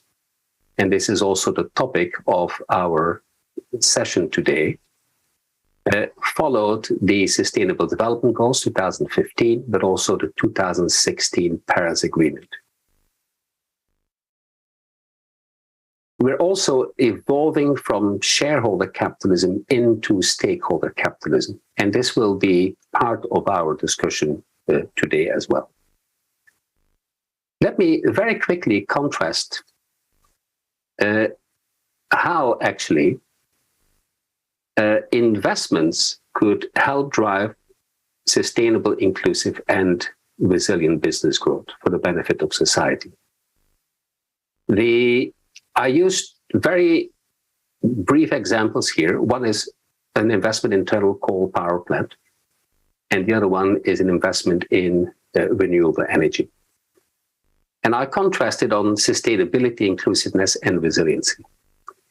And as you can see, it's quite dramatically different. Some people will say, well, thermal coal power plant and mining creates a lot of jobs. Well, it's not true. If you just look at the United States, it creates 44,000 jobs only, of which 60% are below ground. On the other hand, renewable energy jobs in the United States are in excess of 2 million. So 44,000 unhealthy, low-paying jobs versus more than 2 million jobs that contribute to sustainable, inclusive, and resilient business growth. Now, I want to very quickly talk about resiliency. Resiliency was not addressed nor in the Sustainable Development Goals, nor in the Paris Agreement. And it was already there before COVID, but COVID made it substantially more apparent. And that is that there is a lack of resiliency in global value chains. There's also a lack of resiliency in our global trading system. There's a lack of resiliency in our energy supply system. Our current energy supply system is unidirectional. anything that happens upstream, you feel instantly downstream, with the resulting shocks in prices, but also the resulting discontinuities in supply. Tomorrow, I will be moderating a panel on financing the Eurasia Renewable Energy Internet. And there we will advocate that something which operates like an internet, in other words, digital enabled, is substantially more resilient to shocks because it's multi-directional. And if something happens in part of the system, the other parts of the system address it. Just think about the current internet that we're using. We're connected from different locations. We don't care how we connect it because the internet is resilient in and by itself. So I'm not going to now stop sharing my screen, and I'm going to start moderating the debate with our panels. With our panelists, of course. Is Masoud on the call, please, or not yet? Hello, Alexander. Yes, I'm on the call. Oh, yes, you are. Here you are. I've been listening very carefully to your presentation. Thank you very much, Masoud. It's great to see you. Actually, I will start, if that's okay, I will start with you, Masoud. With the first question, and of course, to our audience, we discussed the questions with everybody. So, in other words, there are no surprises here. But the first question is about stakeholder capitalism. And I will also ask that question to George and Simon later on. So there's something that came to the fore rather recently.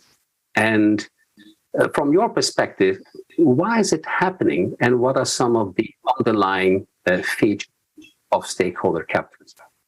Thank you very much, Alexander. Thank you for giving me the opportunity to participate in this panel. From where I sit, let me offer you very quickly 5 points why I think it has come to the fore now. The first is just the fact that the global challenges, societal challenges, have always existed, but the awareness about them has increased a lot in the last few years. Climate change, very obviously, but not only climate change, also inequality, the issue of gender participation, a number of challenges where people have become more focused on them.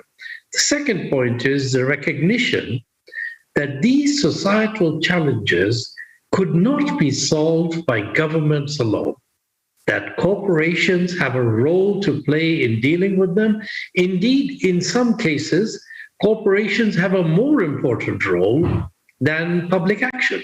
So there was a need for corporations to play that role. The third point, I think, was that a recognition that the focusing on these challenges, focusing on ESG, to use acronym, as part of the objective function of corporations was not associated with lower financial returns. So this was not a trade-off between thinking about profitability and about being a responsible corporation. Quite the opposite. In fact, some of the analysis, including some that you have very helpfully laid out with your co-authors in that book, demonstrates that in many cases, moving to an ESG focus has actually led to better financial returns as well. And I would say the fourth point is that, quite frankly, the old model of shareholder-focused capitalism wasn't seen to be delivering on any of this. And that sort of leads me to my final point, that underpinning all this was the broad notion that the responsibility of the management of a corporation was not simply to its shareholders, but to a range of stakeholders, which included employees, suppliers, partners, and society more broadly. And I think that is a very different concept from the Milton Friedman version of what is the role of a corporation. And I think it's also one that recognizes that corporations are really held in trust by the management for the stakeholders as a whole. And in that model, shareholders are not really owners in the traditional sense in which we think of them. So I think all these things came together, and that's what's driving this move towards what I think of as stakeholder capitalism. Masood, I don't know what George and Simon will still add, but you actually have definitely set the scene for a lovely debate. George, why don't you provide your own perspective as well, please? Alexander, thank you very much, and thank you for that very warm welcome. I'm delighted and honoured and very pleased to be here today, but candidly, I'd much rather resolve as would be in Nur Sultan. The Astana Finance Days are one of the glittery events of the year. Travel is slightly complicated still, but we'd rather be here. Although I'm sitting here in Edinburgh, and I may be joined very shortly by a small granddaughter, for which I apologise in advance. Masood's coverage of the issues around the stakeholders, the varying stakeholders, was masterful. I think one of the concerns that we've, at the professional bodies, certainly in Britain and around the United States, face is perhaps our lack of understanding about what issues actually matter to the stakeholders, because surveys are, particularly in the US, the cradle of capitalism, the biggest economy, still just, show very differing perspectives from management point of view and from the stakeholders' point of view. And the way management understands what stakeholders want can sometimes be perhaps quite wrong-headed. It's quite interesting, just before we started here, my very brainy younger son mentioned in passing that Margaret Atwood, the Canadian novelist, had gone very silent over the past 24 hours on Twitter. Now, that may seem completely irrelevant to this discussion, but his point was that one of the biggest political issues in a generation has just blown up in the United States about abortion. We're not here to talk about that issue here, but Margaret Atwood wrote The Handmaids, the Tale of the Handmaids in various different guises, which has been a very popular television series, addressing in part issues around women's control of their own bodies. And that is likely to become a major social issue. And yet, even in surveys done as recently as 3 months ago, that issue just didn't appear at all. So things will come later to concepts around dynamic materiality in the world, that things keep changing. Accountants, boring accountants like me, use the phrase dynamic materiality to say things are changing fast and we don't really understand it. But if, for instance, you look at a survey done by Brunswick, major communications firm, just 4 months ago in April, they looked at firstly at who the important stakeholders were, who influenced the boards of major US companies. And interestingly, senior management appeared second in that really quite major survey to their employees. So employees were the most important stakeholder, and shareholders appeared fourth in the row after customers. So shareholders, I'm just reading the numbers here, were about 43% of the influencers, but employees were twice that at 85%. So employees hugely important. Then senior management, whom you'd think would be rather more important, then customers, then shareholders, whom, as Masood rightly said, Milton Friedman would have said, were the bosses, and many still think they are the bosses, but that is shifting. Then there are issues around what really concerns the stakeholders out there. Now, in the recent Brunswick survey of corporate executives, there were 5 major issues at the top of their pile. There was healthcare. And remember, this is in the US, where healthcare is a major political issue anyway. Healthcare, excluding the abortion issue. Climate change, of course, vitally important. Data privacy, which we all know about, having done endless courses on protecting our data. Issues around gun violence and racism. We all know about these issues in the United States and in many other countries. So these were the top 5 from corporate executives' point of view. But of those, only one was shared by voters at the last election. And that one was healthcare. At the top of both polls was healthcare.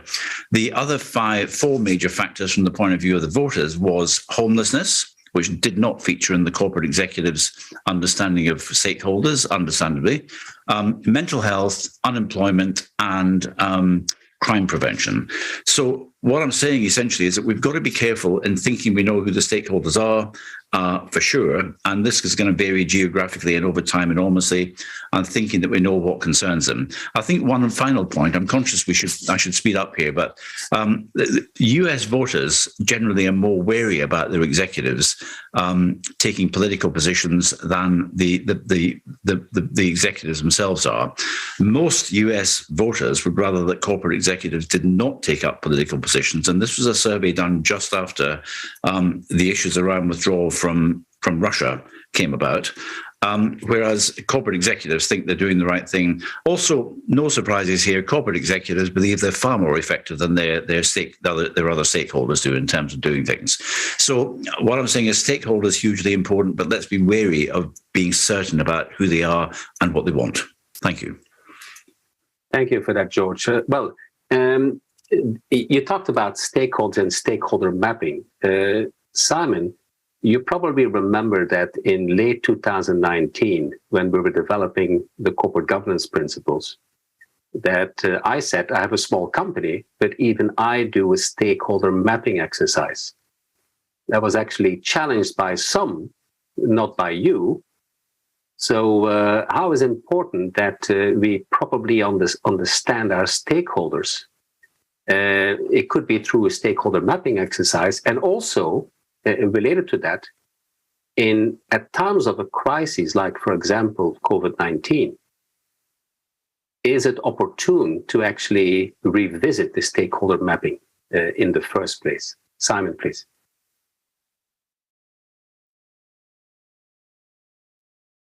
I think you're on mute still, Simon. In a word, yes, Alexander. And the slightly longer answer, yes, it is time to revisit stakeholder mapping. I, perhaps because of the work I do, approach it on a company-by-company basis, and it's interesting to see how companies go about it. I think there's a much greater focus on identification of stakeholders.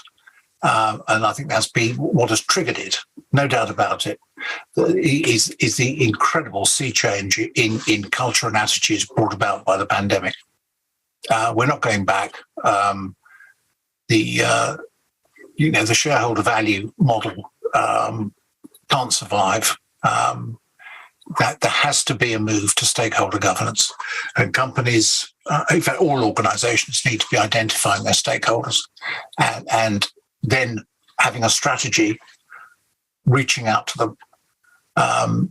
The expectations, the public expectations, are growing all the time. There's a concern about climate, growing wealth inequality, the consequences of legal and reputational risk, events like Black Lives Matter. I mean, that has been around actually since 2013, but the George Floyd's appalling death, the whole Me Too campaign. Companies have now got to face up to identification of stakeholders and genuinely seeking to meet their needs, because if they don't, they're going to be in trouble. We saw that at the start of the pandemic. There were two quoted companies in the UK that sought actually to profit from COVID. One was JD Sports, which thought this was a wonderful opportunity to start selling sportswear to people who were confined to working from home. And they found that their PR reaction was really negative. The other one was Wetherspoons, the pub chain, whose somewhat lively chief executive had some fairly unpopular views about not paying people, and he had rapidly to recant from that. Stakeholder management, prudent stakeholder management, is here, and all organisations, not just quoted companies, but I think all organisations. And I think in that regard, some of the messages that came out of the 2022 Edelman Trust Barometer are interesting. Companies have a much higher, I mean, it's not significant, but there's a higher level of trust reposed in companies and their ability to bring about constructive change than there is in government, NGOs, regulators, and other bodies. related to what you just mentioned, Simon, recently during a previous webinar that we had with Carl on diversity, you mentioned that in your 25, 30 years career as a board evaluator, you never evaluated a black person, a person of color. And what does that do in terms of understanding the broader societal aspects? I think you're again muted. Your comment broke up. I'm awfully sorry, I didn't catch it. Well, I was referring to the webinar that we had with Carl a couple of months ago. No, not getting No? Oh, sorry. I will go on to the next question and then to Ian. Ian, can you hear me? Can everybody hear me? Yes? Okay. So I'll get back to you, Simon, later on. But Ian, the next question has to do with, we live in a volatile, uncertain, complex, ambiguous world, what is commonly referred to as a VUCA world. In addition, excuse me, in addition, what we also see is the velocity of change. The clock speed is quite dramatically changing. So what are some of the implications for companies who operate in this complex environment?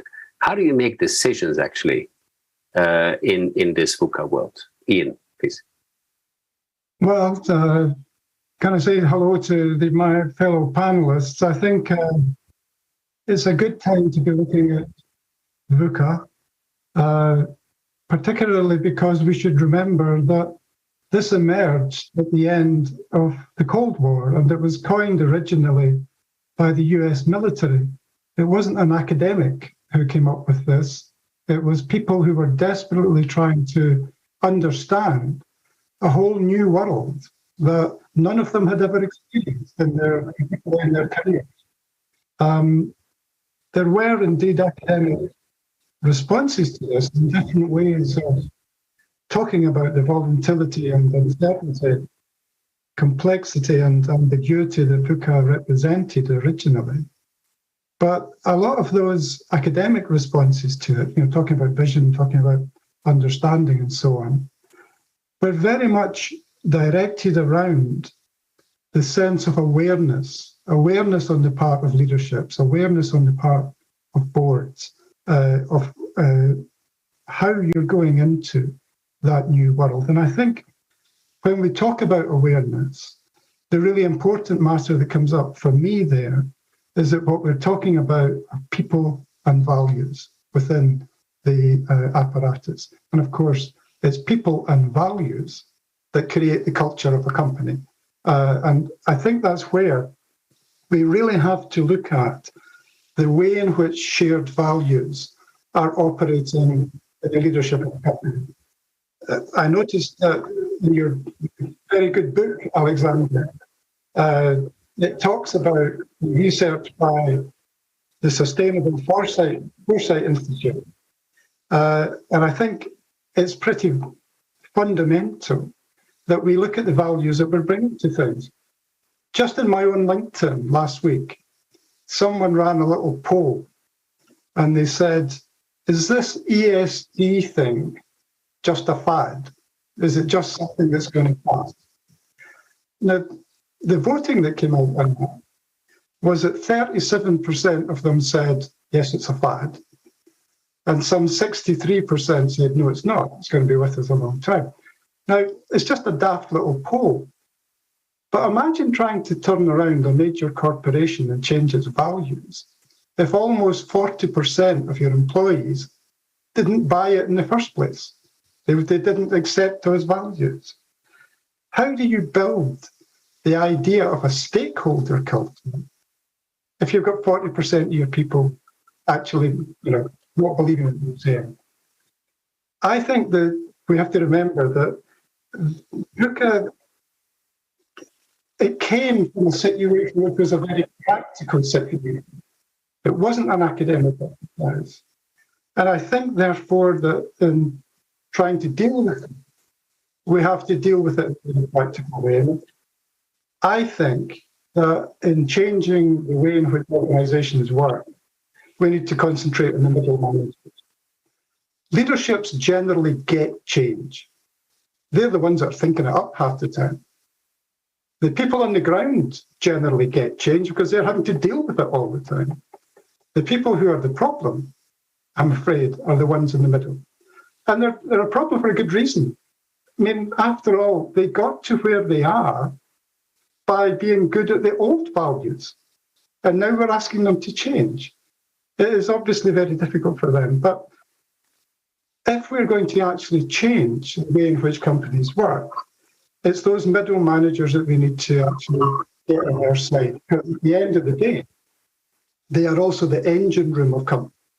They're the people who drive forward change. They're the people that make change happen. And can I just say one last comment, which is more on your original question, Alexander? When I was involved in the turnaround of Royal Mail Group some 20 odd years ago, I remember Adam Crozier, who many of you will come across, telling me that he believed that Royal Mail Group was a social company. And what he meant by that was it didn't matter what kind of ownership there was, it had to behave socially and be aware socially of what was happening. And in many ways, I think Adam presaged this discussion which we're having now. I suppose now we're all social companies. We all need to be looking in that wider way and be aware of it. But as I say, I think when we look at the specifics of a VUCA world, which has got even more VUCA in the last 3 or 4 months, we need to look at the practicalities and we need to identify those people who can actually move it forward.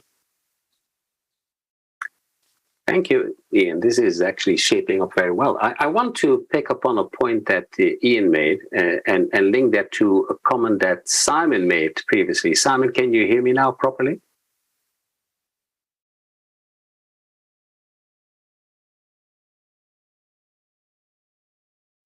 I'm not hearing. No, and that's very unfortunate. I will try to get back to Simon. What you may want to do, you may want to log off and on again, and I will then later on reserve a couple of questions to you. But very quickly to pick up on what Ian just mentioned, and I'm very pleased that you picked up that particular aspect about shared and deeply embedded values that are a guide to action. Those are actually critical. And one of the things that Simon previously mentioned to me was that a way for a leader, and he did that at the time when he was the chief executive of the Chartered Governance Institute, is managing by walking around, is actually talking to people, asking about the values. What does it mean in their daily lives?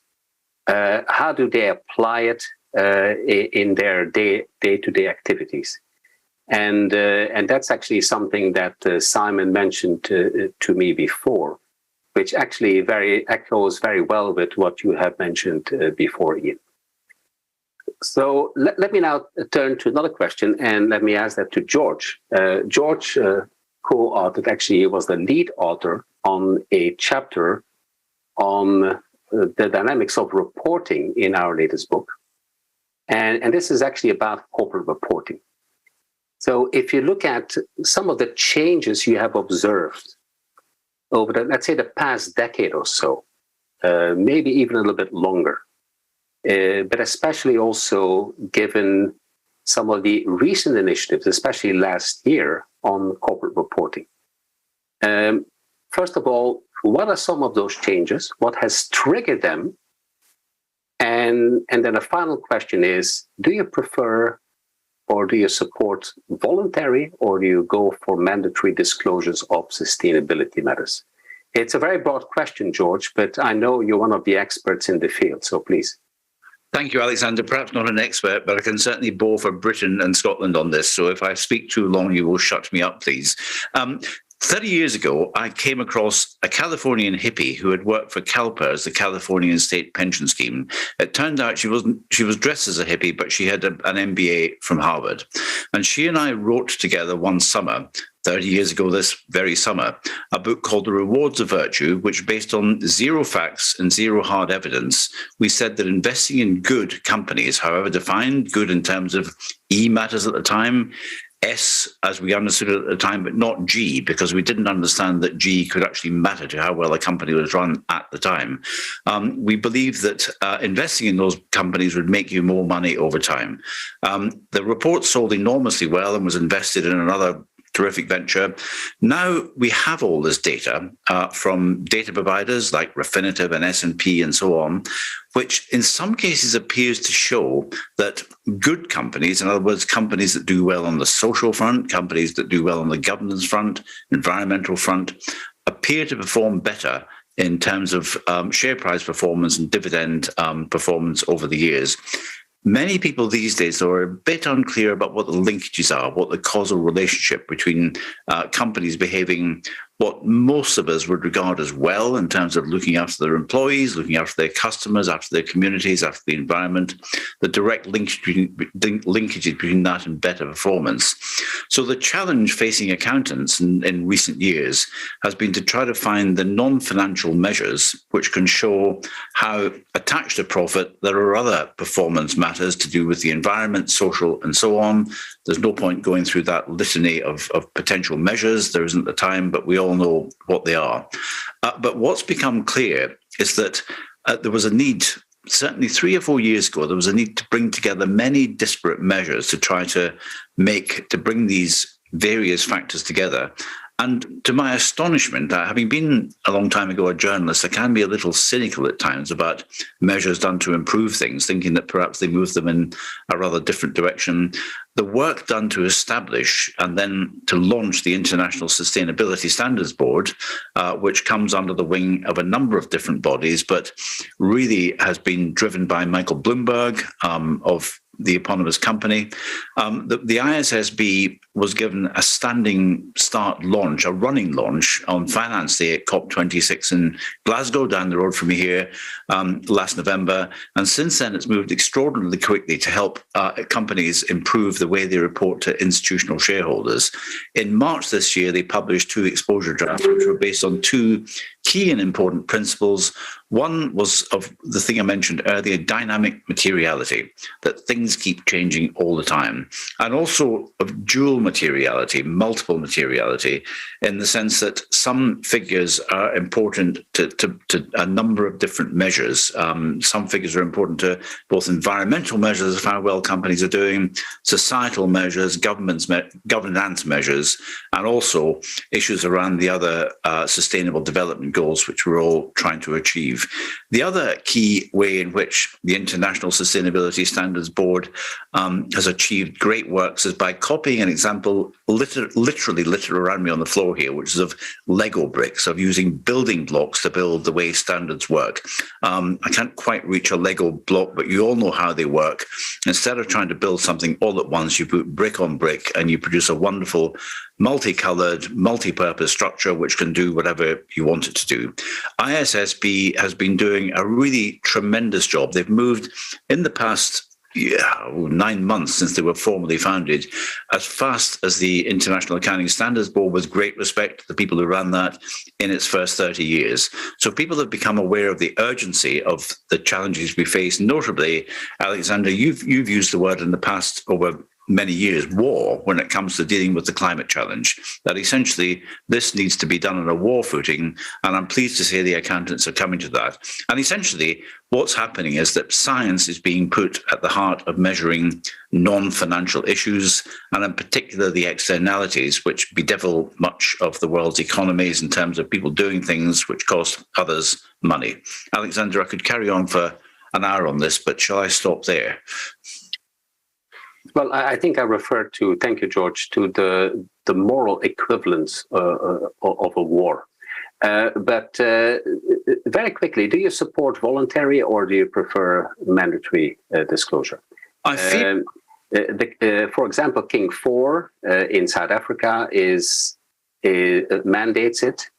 In the Netherlands, they don't go quite that far, but they push strongly in that direction.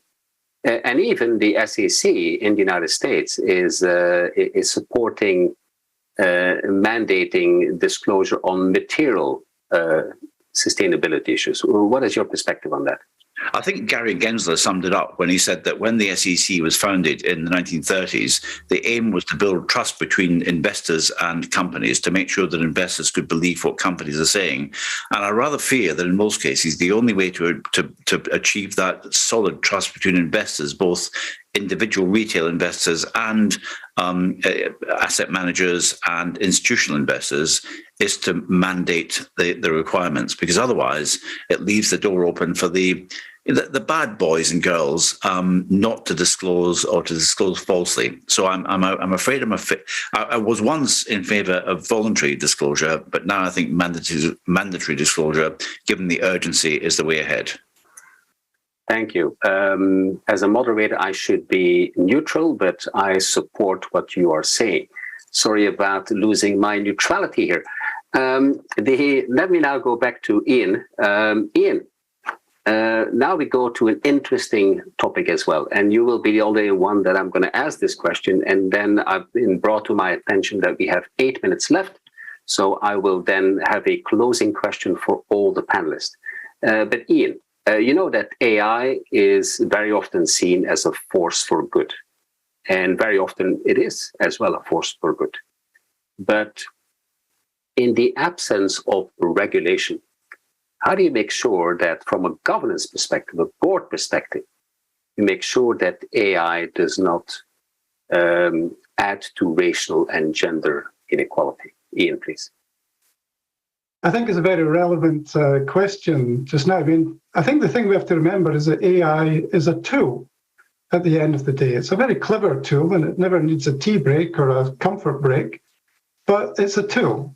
And colleagues elsewhere have made the point that if you combine AI algorithms and human experience, then you have a very powerful thing, offering perhaps a competitive advantage to people. But while I agree with that, I would also say be skeptical.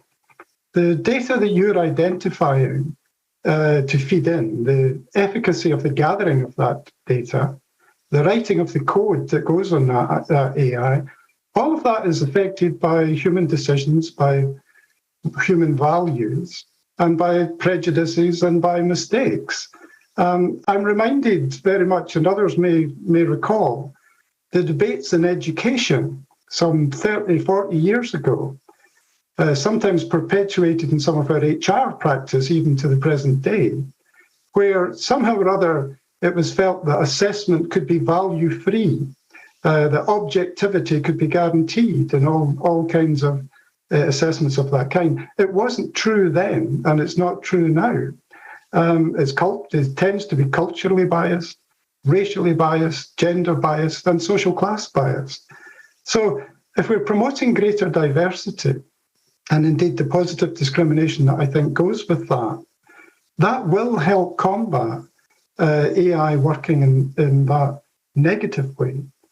But it'll only be there if you trust your people to question that data. And it'll only be there if you listen to the voice that you've brought into the room. No point in bringing people into the room if you're not going to listen to them. And don't stop with a seat at the table. Whether you're promoting someone into a senior post or bringing them into the board, look at the way in which your meetings are being conducted. Look at the times that you're having your meetings. Look at the working practice that's actually embedded in the culture and your leadership. All of that, all of those values and weightings are actually going to be in there in your AI algorithms as well. I'm really saying, yes, it's a very valuable tool.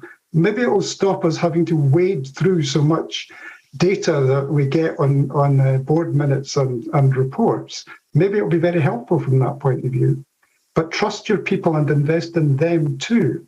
And actually, the point that George made earlier on illustrates what a good data gathering and outward-looking board would be doing. your point about the Margaret Atwood story and so on, I notice that people as diverse as Amazon, Disney, JP Morgan are coming out and immediately putting in place additional health programs and so on for their employees in response to a decision that was only made a few days ago. That, to me, is a good use of data gathering, being very clued in to what's happening for your people and for your customers and for the values and so on that they're bringing to it. I think it's a good illustration. So, yep, I'm all for AI. I'm not a Luddite. I think it should be moving forward. However, be skeptical and use it properly, and remember that it's your people that will matter, because your people are writing the code in the first place. So it might be a good idea to listen to them. Be skeptical and link it to the purpose of the organization. We have 4 minutes left, so I'm going to ask each of the participants 45 seconds to provide some closing comments. And it's about actually the gist of today's discussion. So what recommendations, 1, 2, or 3 recommendations would you make to boards in order to contribute to sustainable, inclusive, and resilient long-term success of the company on which board they serve? Let me start with Masood, then George, Ian, and then finally Simon. Thank you. Thank you very much, Alexander. So in 45 seconds, I would recommend 3 things to the boards. First, this is about you. You can't delegate it to management. You need to understand what's going on. You need to be aware of how stakeholders are being defined and mapped. So get into it. Number 2, it's about a mindset change. You will need specific metrics. You will need ways to measure progress, but those will not substitute for a mindset change. So take the time to make sure that everybody on the board understands what is the mindset change we're talking about. And number 3, get ahead of the curve. If you act in response to having been called out for inaction, you are starting deep inside a hole, and the actions you take will not have the same reputational payoff as if you add ahead of the curve. So don't wait until you have a problem before you begin to act on it. So those would be the 3 things that I would recommend. Thank you. Okay, Masood. George, your 3 things, please. Well, Masood has plainly scooped the top 3, so well done. I would add to that, hire people who are very different from those you would normally hire. I remember 10 years ago someone saying the best way to stop cybercrime in your organization is to hire the sort of person who's wearing a Black Sabbath T-shirt and a ring through his nose to tell you what the issues you're going to face in the next 10 years are. People that did that have been protected. Secondly, on a more prosaic and practical matter, do go into universities when you're hiring people and do not look for people with straight business and economics degrees. I'm one of those with the latter. Try to find anthropologists and historians and geographers of different colors and genders and so on and so forth. And thirdly, I'm going to come back to mindset. Find ways to change the board's mindset. That is the trickiest one, but very important indeed if we're going to survive the challenges, the growing challenges that people like us and our grandchildren will face. Thank you. Diversity and mindsets, critical, George. Ian, your 3. I'm still stuck on George in that Black Sabbath T-shirt. I think that's going to stay with me, George. I think to try and localize it a little, what we were saying about social companies, about the way in which we have to be much broader in the way in which we're looking at stakeholder capitalism.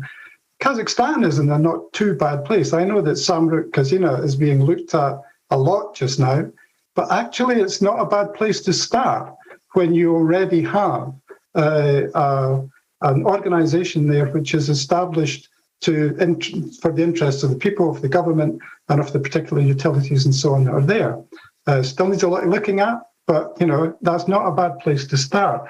And I think as we move forward, the principal message I would have is that particularly in these situations which are being forced upon us, the pandemic, the situation in Ukraine and so on, we need to look at alignment.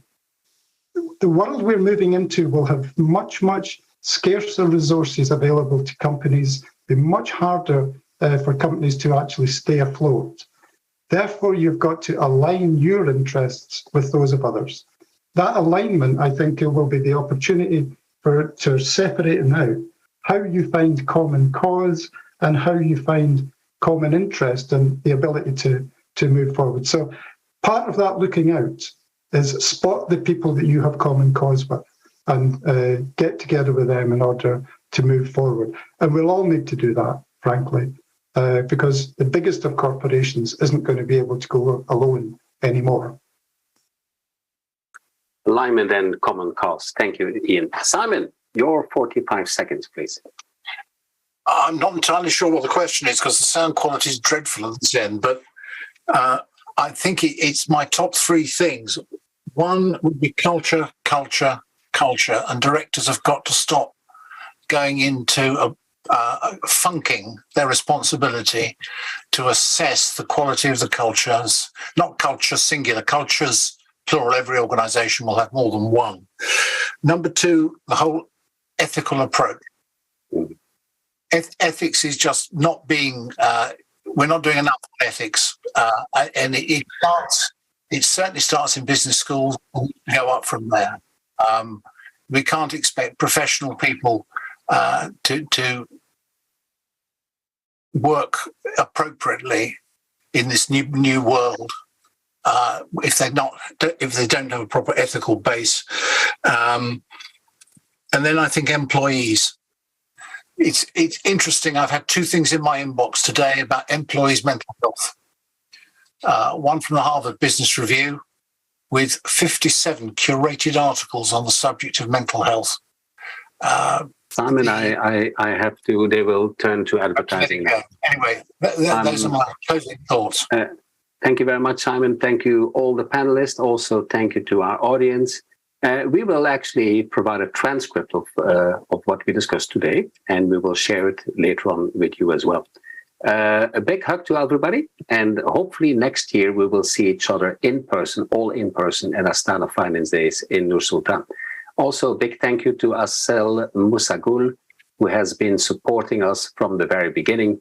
Thank you very much, everybody. Have a great afternoon or evening. Take care. Bye-bye.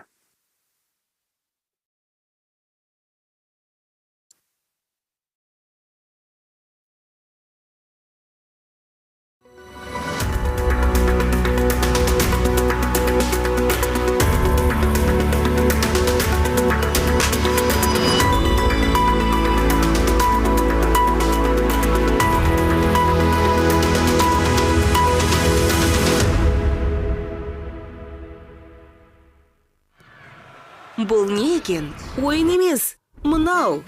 Бәлкім сіз визаны жай ғана банк карталар деп ойлайтын боларсыз.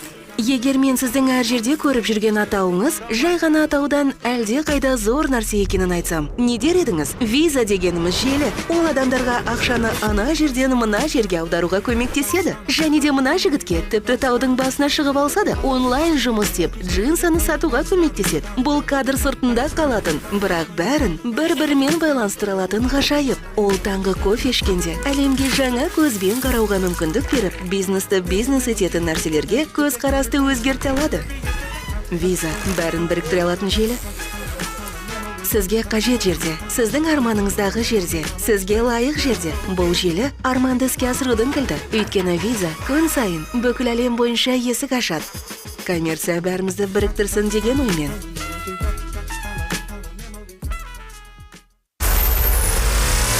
Мир стремительно развивается. Ежедневно растет потребность человечества в ресурсах. Для технологического прогресса особенно нужны металлы и различные источники электроэнергии.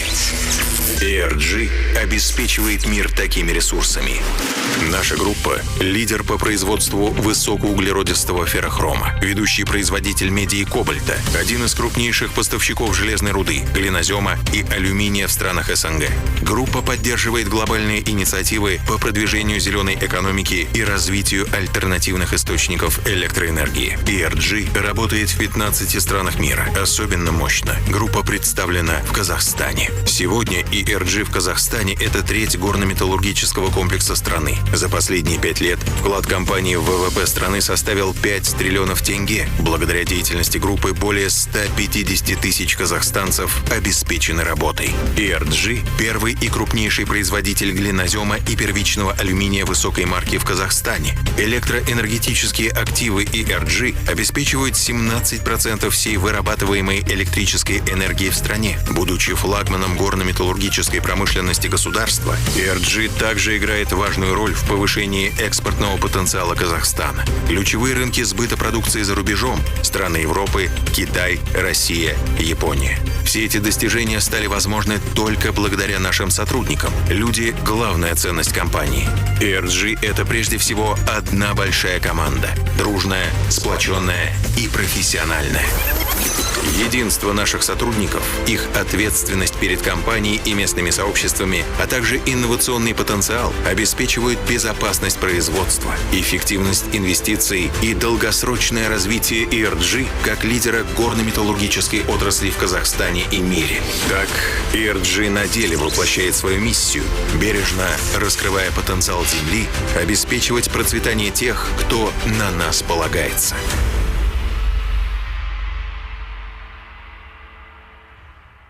Мы начинали с фондового рынка и стали инвестиционной компанией мирового уровня. Но мы хотели большего. Сегодня мы лидируем в онлайн-автостраховании и задали новые стандарты страхования жизни. Мы первыми в СНГ запустили цифровую ипотеку и внедрили самый быстрый способ купить смартфон в рассрочку. Мы предлагаем онлайн-платежи для бизнеса. Настало время обновиться. Мы такие же надежные, но более гибкие. Динамичные и инновационные. Один бренд, 1000 возможностей. Добро пожаловать в единую экосистему Freedom. We know it's going to take many forms of energy to meet the world's needs while creating a cleaner future for all. At Chevron, we're lowering the carbon emissions intensity of our operations, investing in lower carbon technologies, and exploring renewable fuels of the future. We work hard to care for the homes we love, but it's only human to protect the one we share.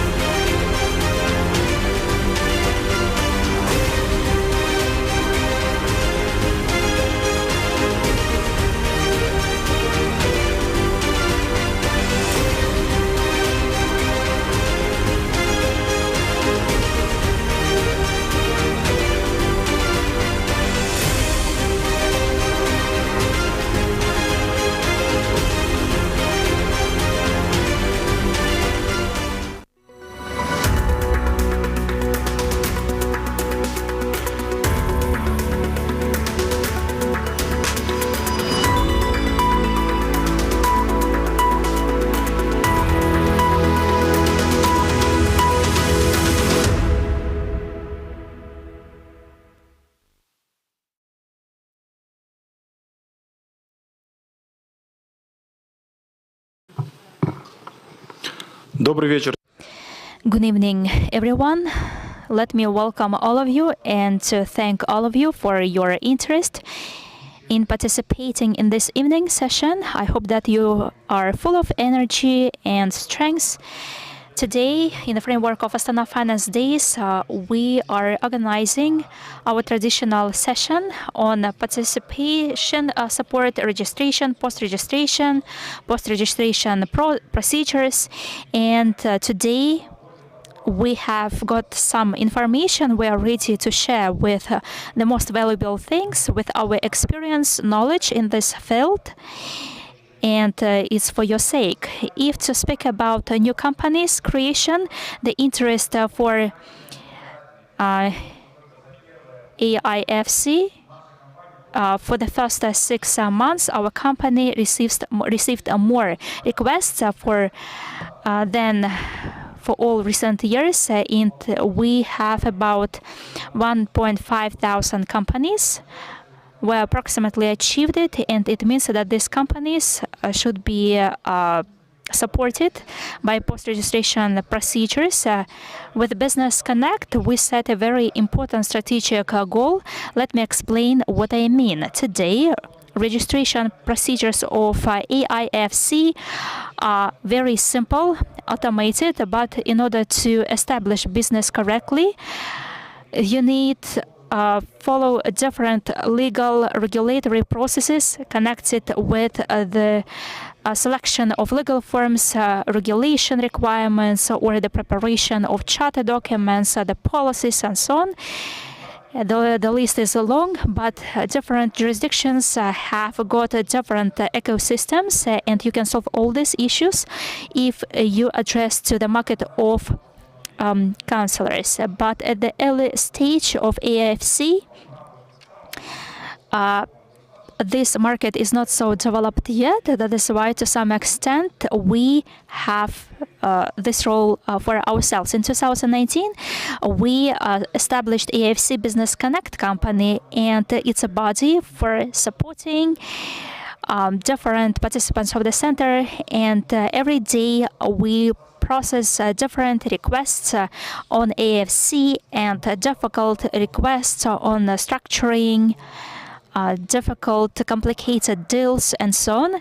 But moreover, the share of the company in the market is less and less every year, and we are so happy for this. It's a sign that the market of professional services takes a very stable position, and it means that the interest is more and more, and it will be beneficial for its growth. And the share of participation of private counselors and advisors will be more, and our role will be changed.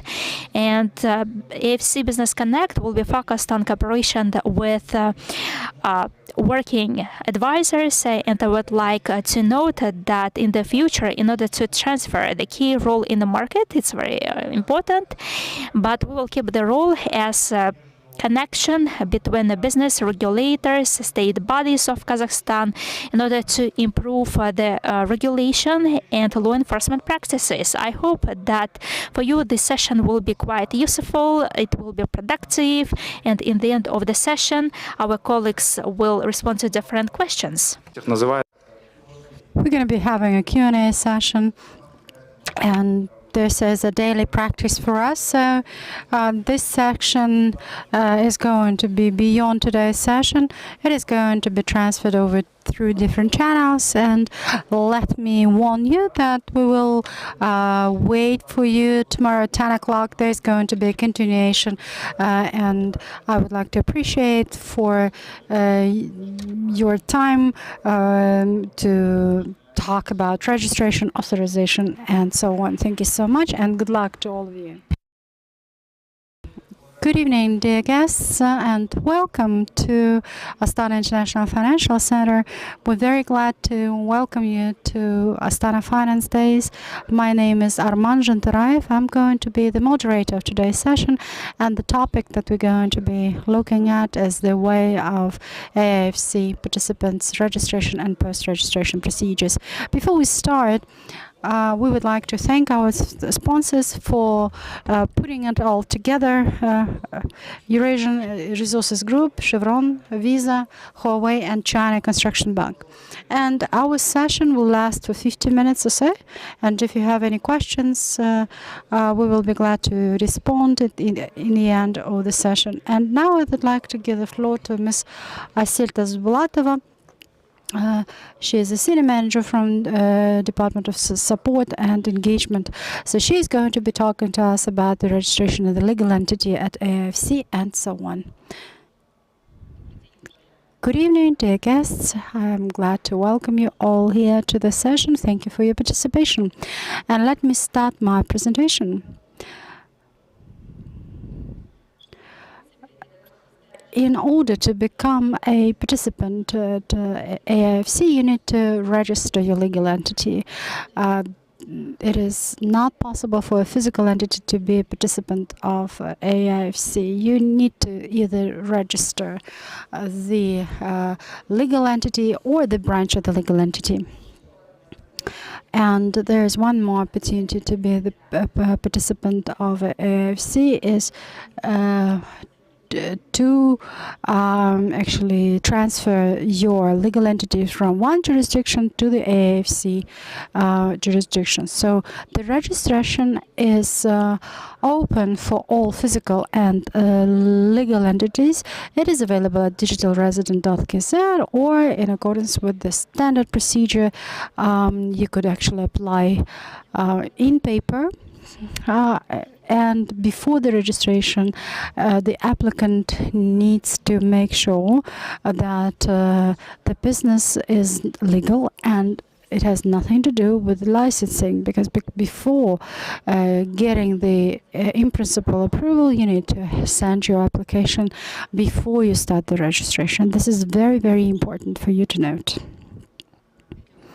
Let me talk about the next slide. So the organization and legal forms at AIFC, you may register the new company, or you could register the branch office, or make the redomiciliation. So the new companies could be actually registered, and the most popular form of the company is a private company.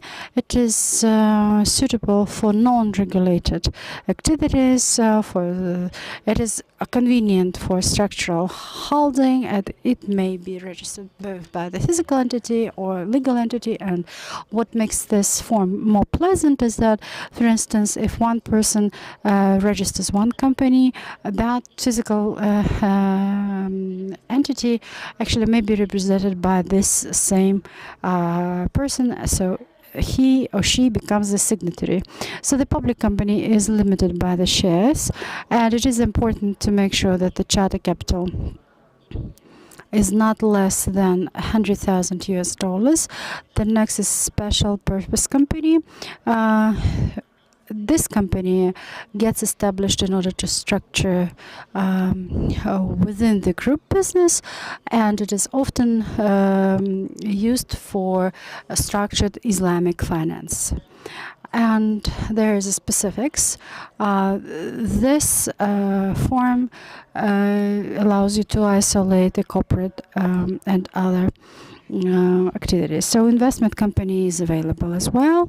The specifics is that you need to be registered by the managing foundation, plus lots of other partnerships like general partnership. All partners have the status of the general partner, and they bear liability on in regards to all of the debts and commitments. The limited partnership, the partnership is a general partner, and the rest are limited partners. Limited liability partnership, where partners do not bear debts and commitments beyond the sums mentioned in the charter capital, and you may actually register non-profit incorporated organization. This is a non-profit organization that allows you to get registered as an association. So the purpose of those companies is not to distribute the profit amongst the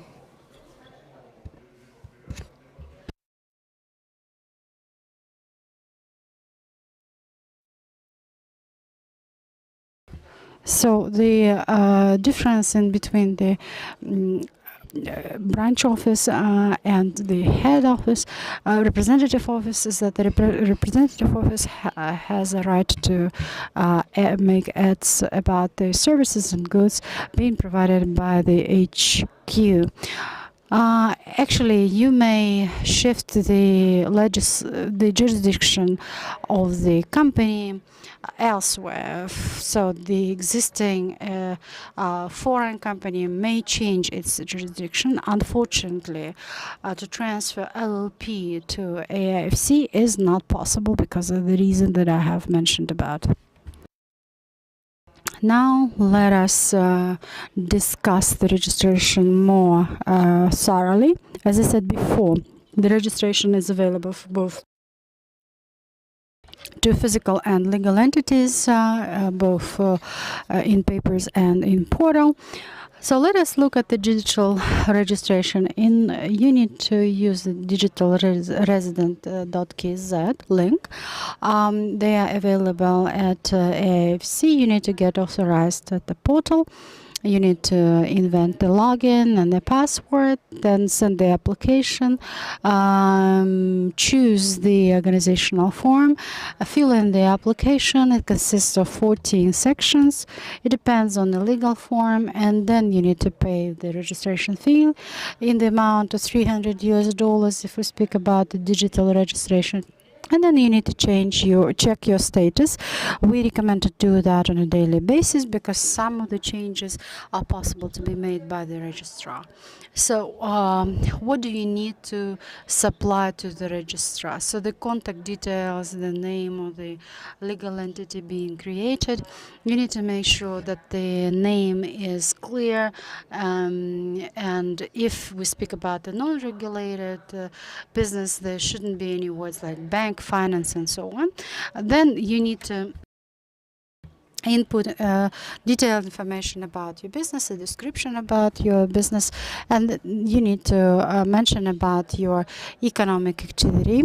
Then the legal address, the page of AIFC is not only the physical expo facilities, but also beyond the left bank of Nur-Sultan. Before you choose the business center, you need to make sure that it is in compliance with the territory requirements. Then the next information is the information regarding the charter.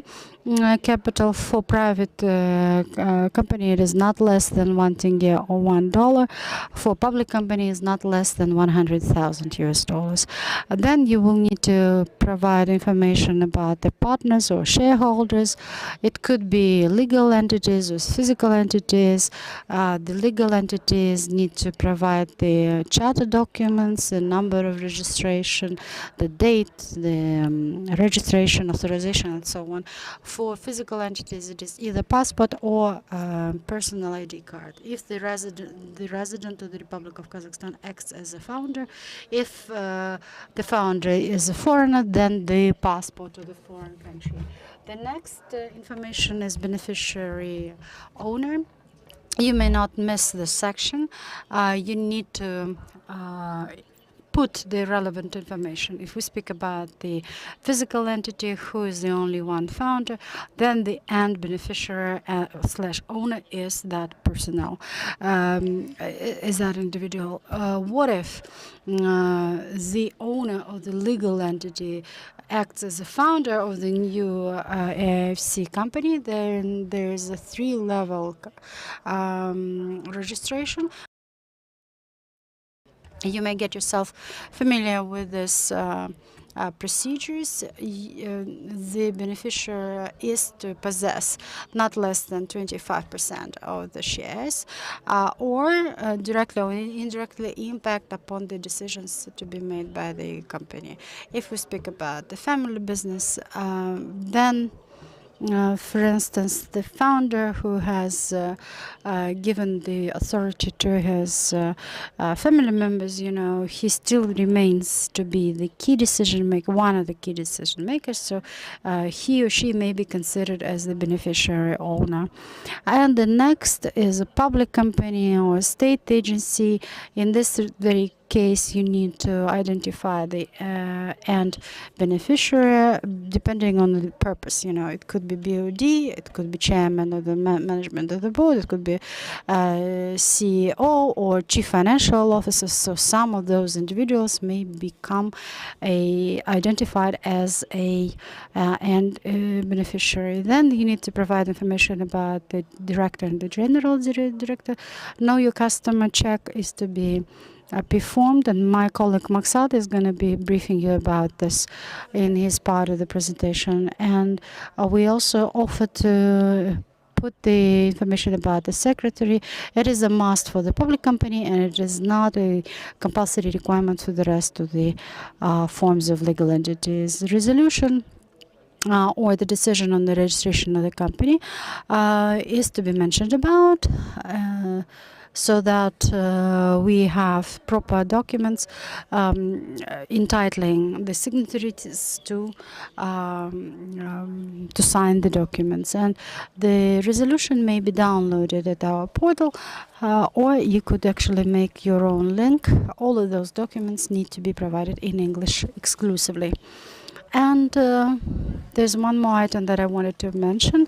We would like you to either accept our standard charter or develop your own. You need to translate it to English if it was developed originally in Russian, or you gotta have the partnership agreement. All documents need to be provided in English. So please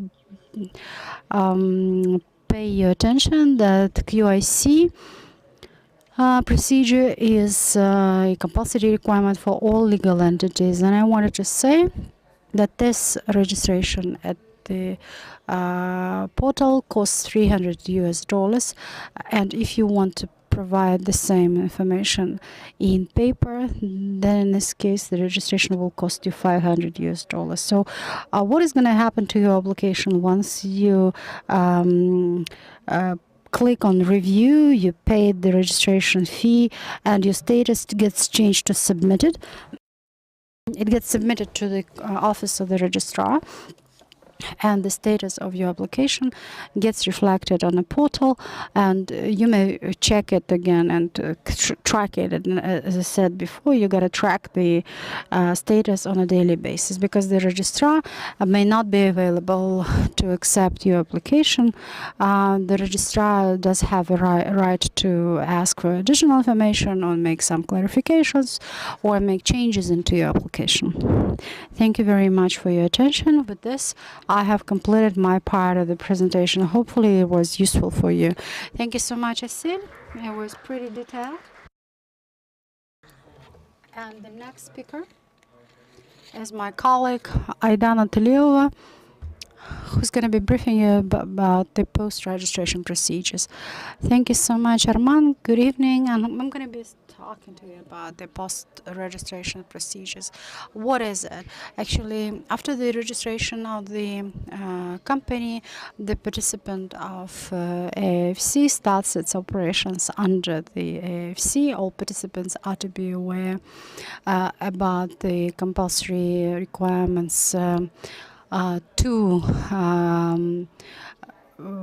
register. So notification regarding the changes in registration data of the company, then the quarterly reports regarding the activities of the company is a reference of such requirements. So so the changes of registration data, as I said before, when the company changes the founders, the CEOs, directors, increases the charter capital, changes the title of the company, all of those cases are included into the proposed registration. And after the decision is made, you need to notify the regulator.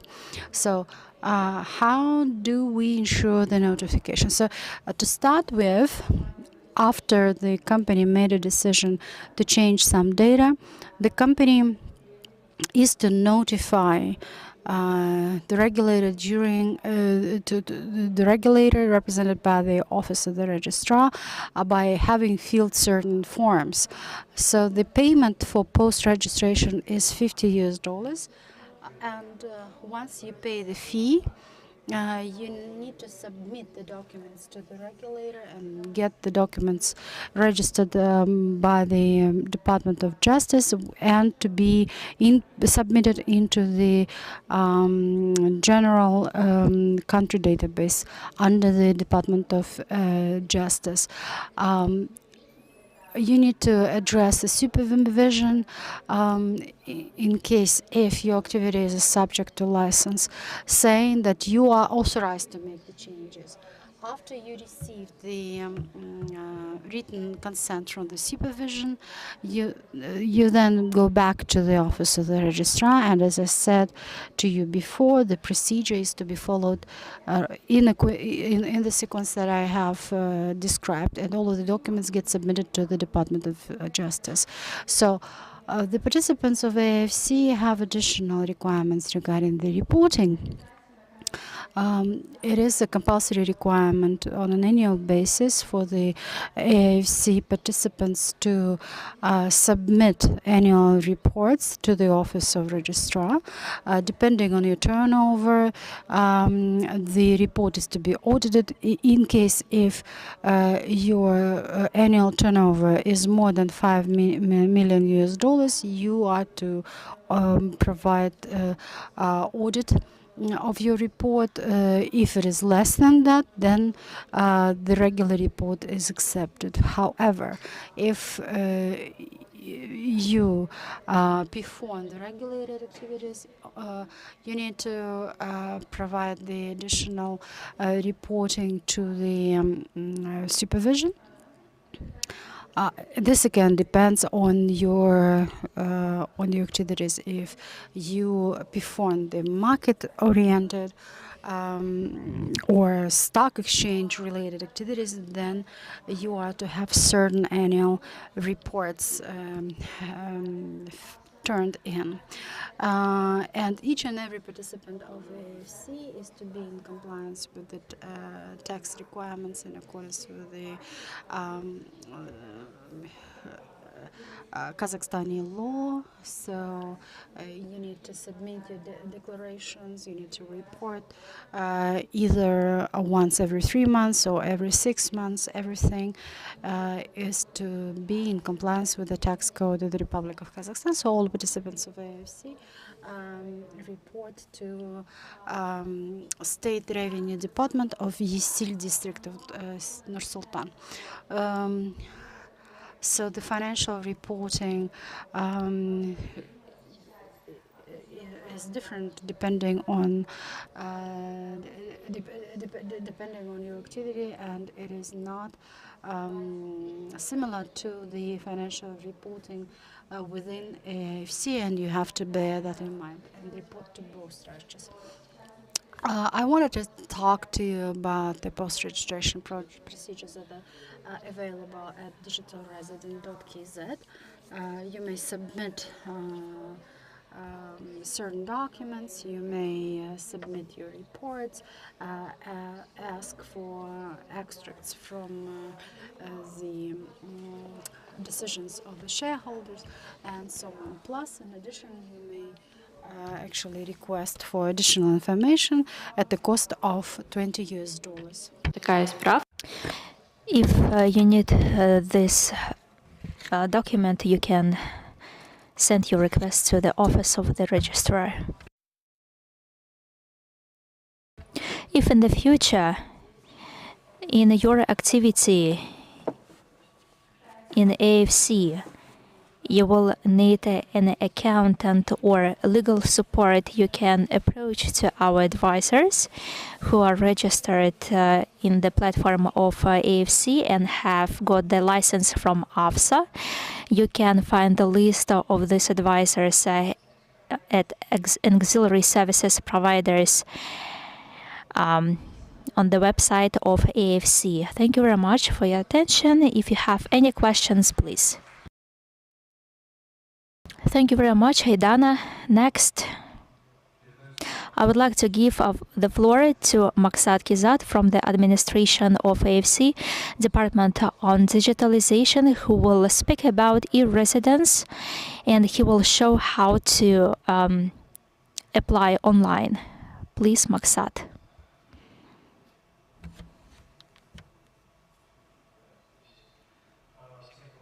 Hello, everyone. Welcome to our session. Today, I have a unique opportunity to talk about one of the products developed by AIFC administration, namely the Digitalization Department, which is e-residence self-service portal. E-residence is the place for working on your business online from any city of the world, and today we have 2,000 registered users on the portal. 2018 was the first launch of e-residence portal, including the application for company registration, and the registration was fully automated. In 2019, we started integrating with the Ministry of Justice and refined the e-residence portal with maximum logic and minimum investment for registration processes. And the process lasted 5 business days. In 2020, we launched the back office and updated e-residence portal for registration processes. And we launched online KYC verification and launching integration with the Department of Justice. In 2020,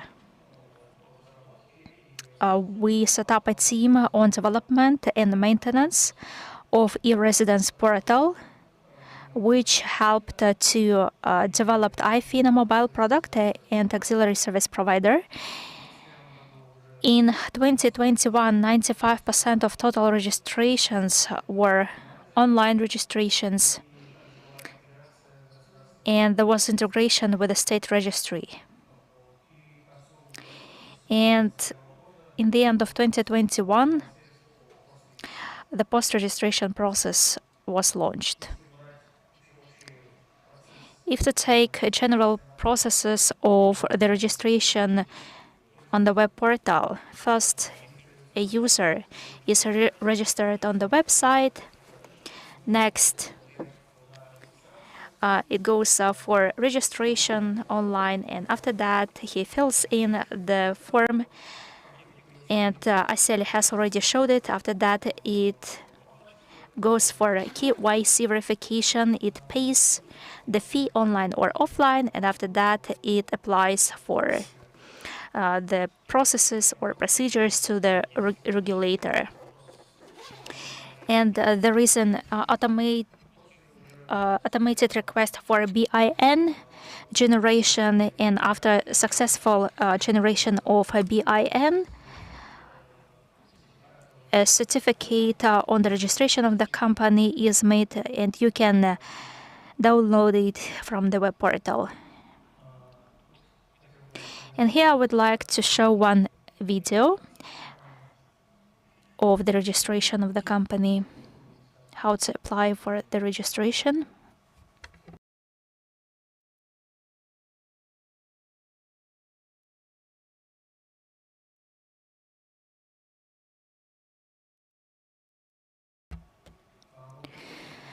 A user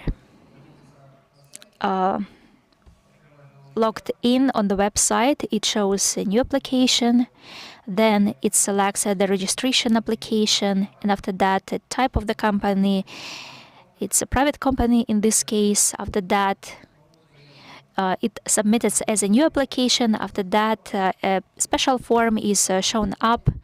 He should fill it in, and after that, you can see a process of online verification, KYC.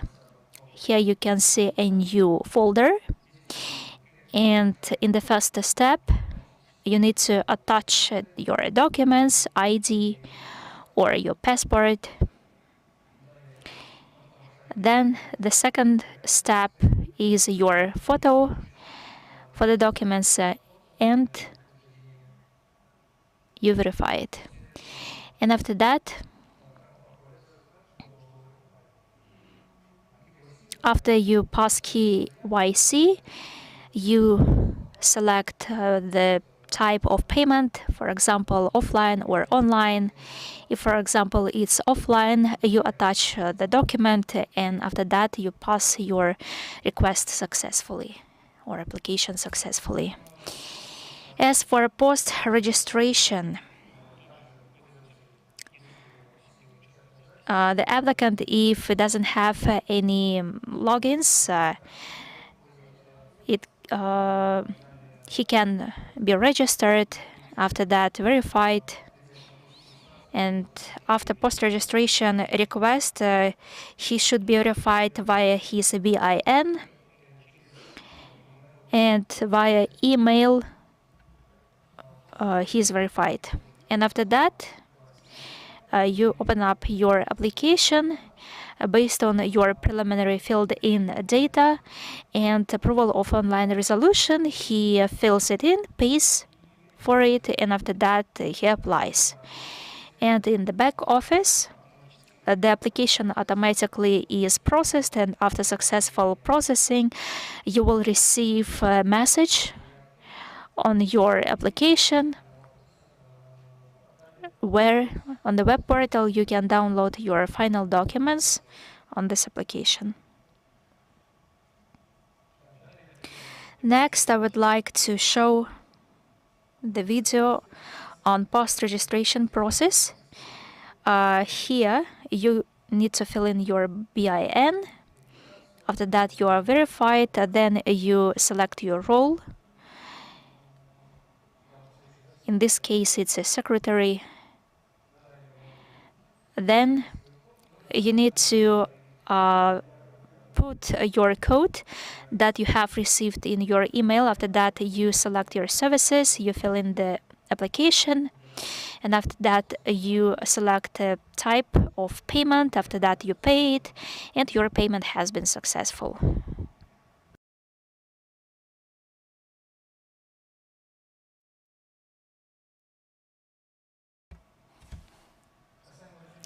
As for the results, first of all, I would like to stress out registered companies. Currently, we have 1,423 companies, 68 were registered online. And also on the web portal,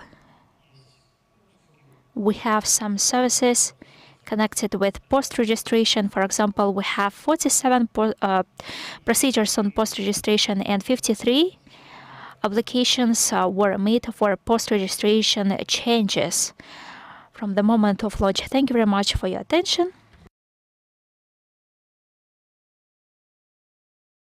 Thank you very much, Maksat. We have 15 minutes for a Q&A session. If you have any questions from the audience, please raise your hand. We'll give you the microphone. We have some online questions. The first question for Asel Tasbulatova from Leila Ospanova. If there are several founders with equal shares who control the site, how to define it? As I have already explained, by the shares of by the percentages of shares. If it's physical bodies, if there are equal shares, for example, there are 2 of them or 4 of them, 50% or 25%, you need to indicate that they are all final beneficiaries or owners. In this case, even the shares are distributed by 10%. Of course, based on the requirements, you need to show all the final beneficiaries who have got 25% of the shares and more. And in this case, it will not work because they are physical bodies. They have enough shares, for example, 10%, and accordingly, they are equal number, and you need to show them all. Thank you very much, Asil. One more question for you from Almazbek Ayaz. Hello, I have a question in regards to registration of voluntary organization in AFC. What kind of legal form shall we select? What kind of opportunities there are for voluntary or as for voluntary organizations, we suggest to register it as a non-profit incorporated organization, which is limited, of course, because you cannot select money for this specific organization on behalf of the organization. You cannot distribute them among founders, but you can use them for social projects, for your own needs, for the needs of the company. But in your registration, you need to indicate your type of activity when AFSA checks you, so that it could make sure, or other legal bodies could make sure that this money was used for specific needs, but not for not registered needs. We have a question from the audience, please. Yes, hello, dear colleagues. I'm very pleased to meet with all of you. Arman, we are talking to you, Investor Future. Ivan, it's a media company, and we have got two questions. The first question is connected with advantages of registration in AFC. When we were selecting the jurisdiction in Kazakhstan, there are a lot of benefits, but they are very beautiful in the documents. But what about applicable advantages? After registration, could you please show some examples or cases?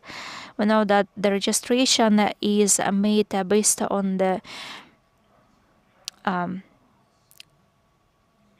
British law. Did you have any opportunities to work with different companies on investments? And another question, in the process of registration, we faced with such procedure, and we are very thankful for your feedback, and we talked to your colleagues today. It's very interesting because as far as we understand, you have got the practice due diligence before registration of the company, for example, for Russian companies, because it's a widely spread practice. If there are any colleagues from Russia, we would like to listen to your feedback. If this practice is widely spread, and we would like to draw attention that despite a short list of documents, we need to have a business plan or other documents. Could you please speak out in details how this broad list or long list looks like for the participants of AFC? So the applicable advantage is very interesting in the practice. And the second question is connected with due diligence. Is it widely spread practice now? Thank you very much, Ivan. As for the first question, Aidana, please. Thank you very much for your question. As for advantages in AFC from practical point of view, you have noticed that you are working on investments. Is it a regulated type of activity? Or mass media, sorry. The microphone is off. It's not a broker. We do not need any licenses for our activity. It's not licensed type of activity. Okay, so first of all, we should draw attention that having registered in AFC, you fully or your company is regulated by the English law. It means that your company will be protected by specific norms and acts of AFC. When, for example, you transfer your shares, when you place your shares, or in case of different disputes, you can approach to the AFC court and be regulated. So your disputes can be solved by AFC court. because we have judges from England and Wales. First of all, it's your rights protection for every company, and the second, it's comfortable doing business.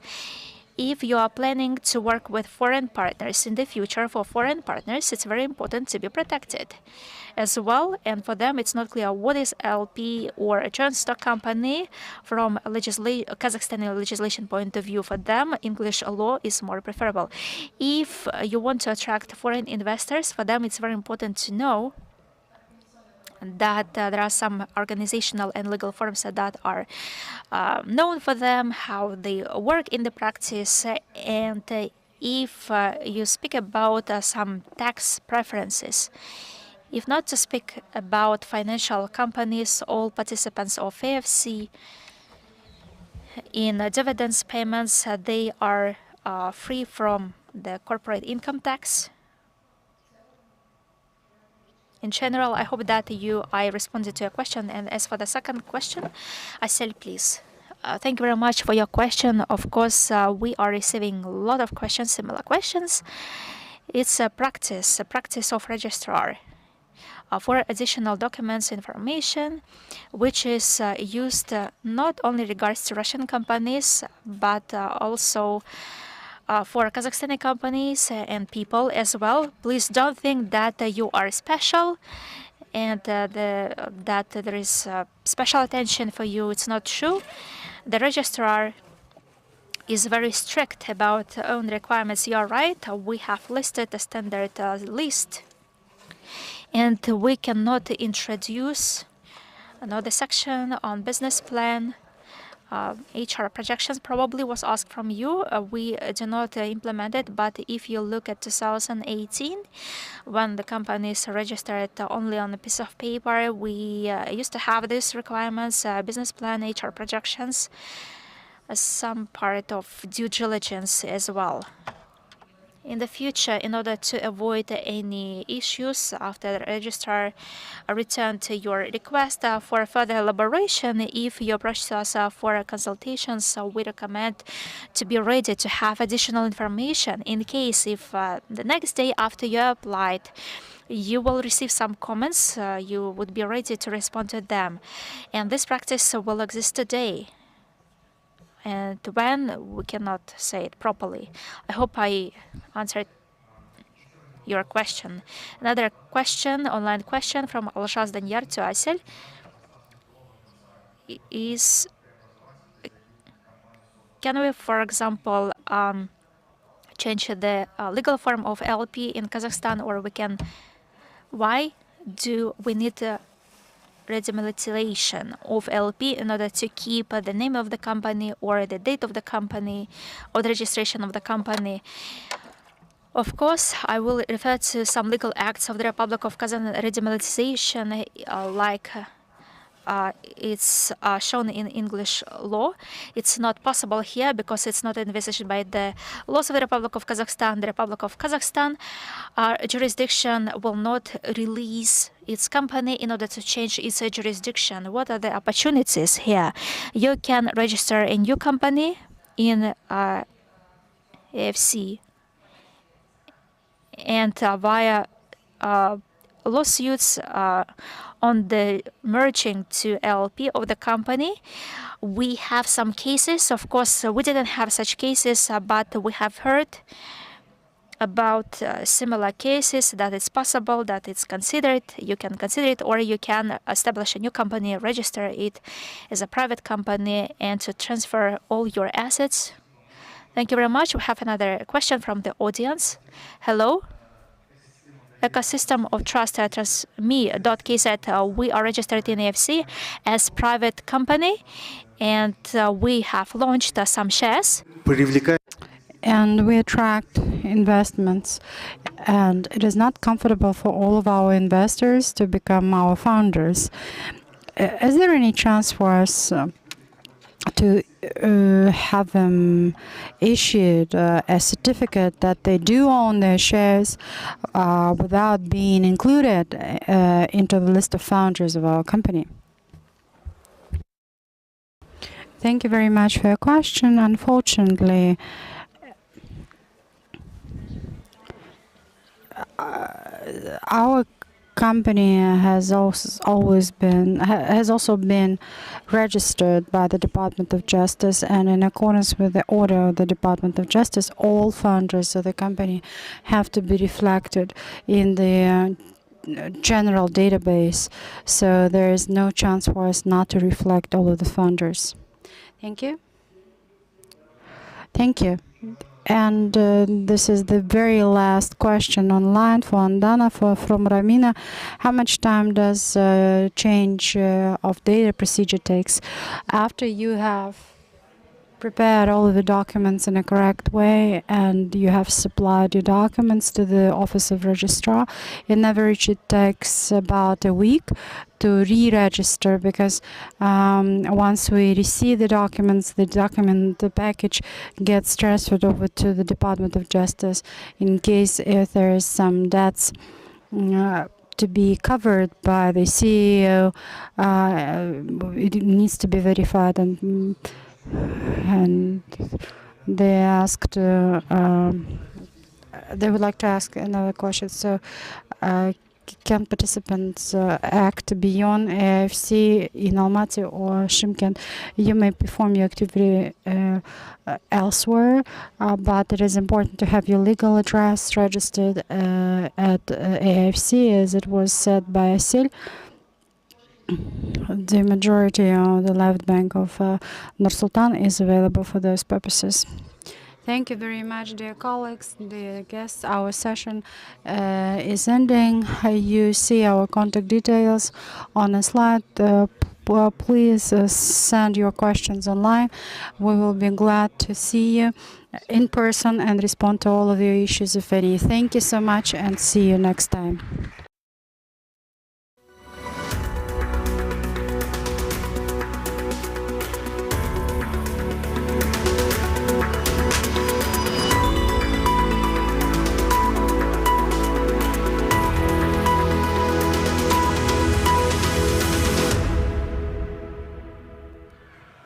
Бұл не екен? Ойын емес, мынау. Бәлкім сіз визаны жай ғана банк карталар деп ойлайтын боларсыз. Егер мен сіздің әр жерде көріп жүрген атауыңыз жай ғана атаудан әлде қайда зор нәрсе екенін айтсам, не дер едіңіз? Виза дегеніміз желі. Ол адамдарға ақшаны ана жерден мына жерге аударуға көмектеседі. Және де мына жігітке тіпті таудың басына шығып алса да онлайн жұмыс істеп, джинсаны сатуға көмектеседі. Бұл кадр сыртында қалатын, бірақ бәрін бір-бірімен байланыстыра алатын ғажайып. Ол таңғы кофе ішкенде әлемге жаңа көзбен қарауға мүмкіндік беріп, бизнесті бизнес ететін нәрселерге көз қарасты өзгерте алады. Виза бәрін біріктіре алатын желі. Сізге қажет жерде, сіздің арманыңыздағы жерде, сізге лайық жерде. Бұл желі арманды іске асырудың кілті. Өйткені виза күн сайын бүкіл әлем бойынша есік ашады. Коммерция бәрімізді біріктірсін деген оймен.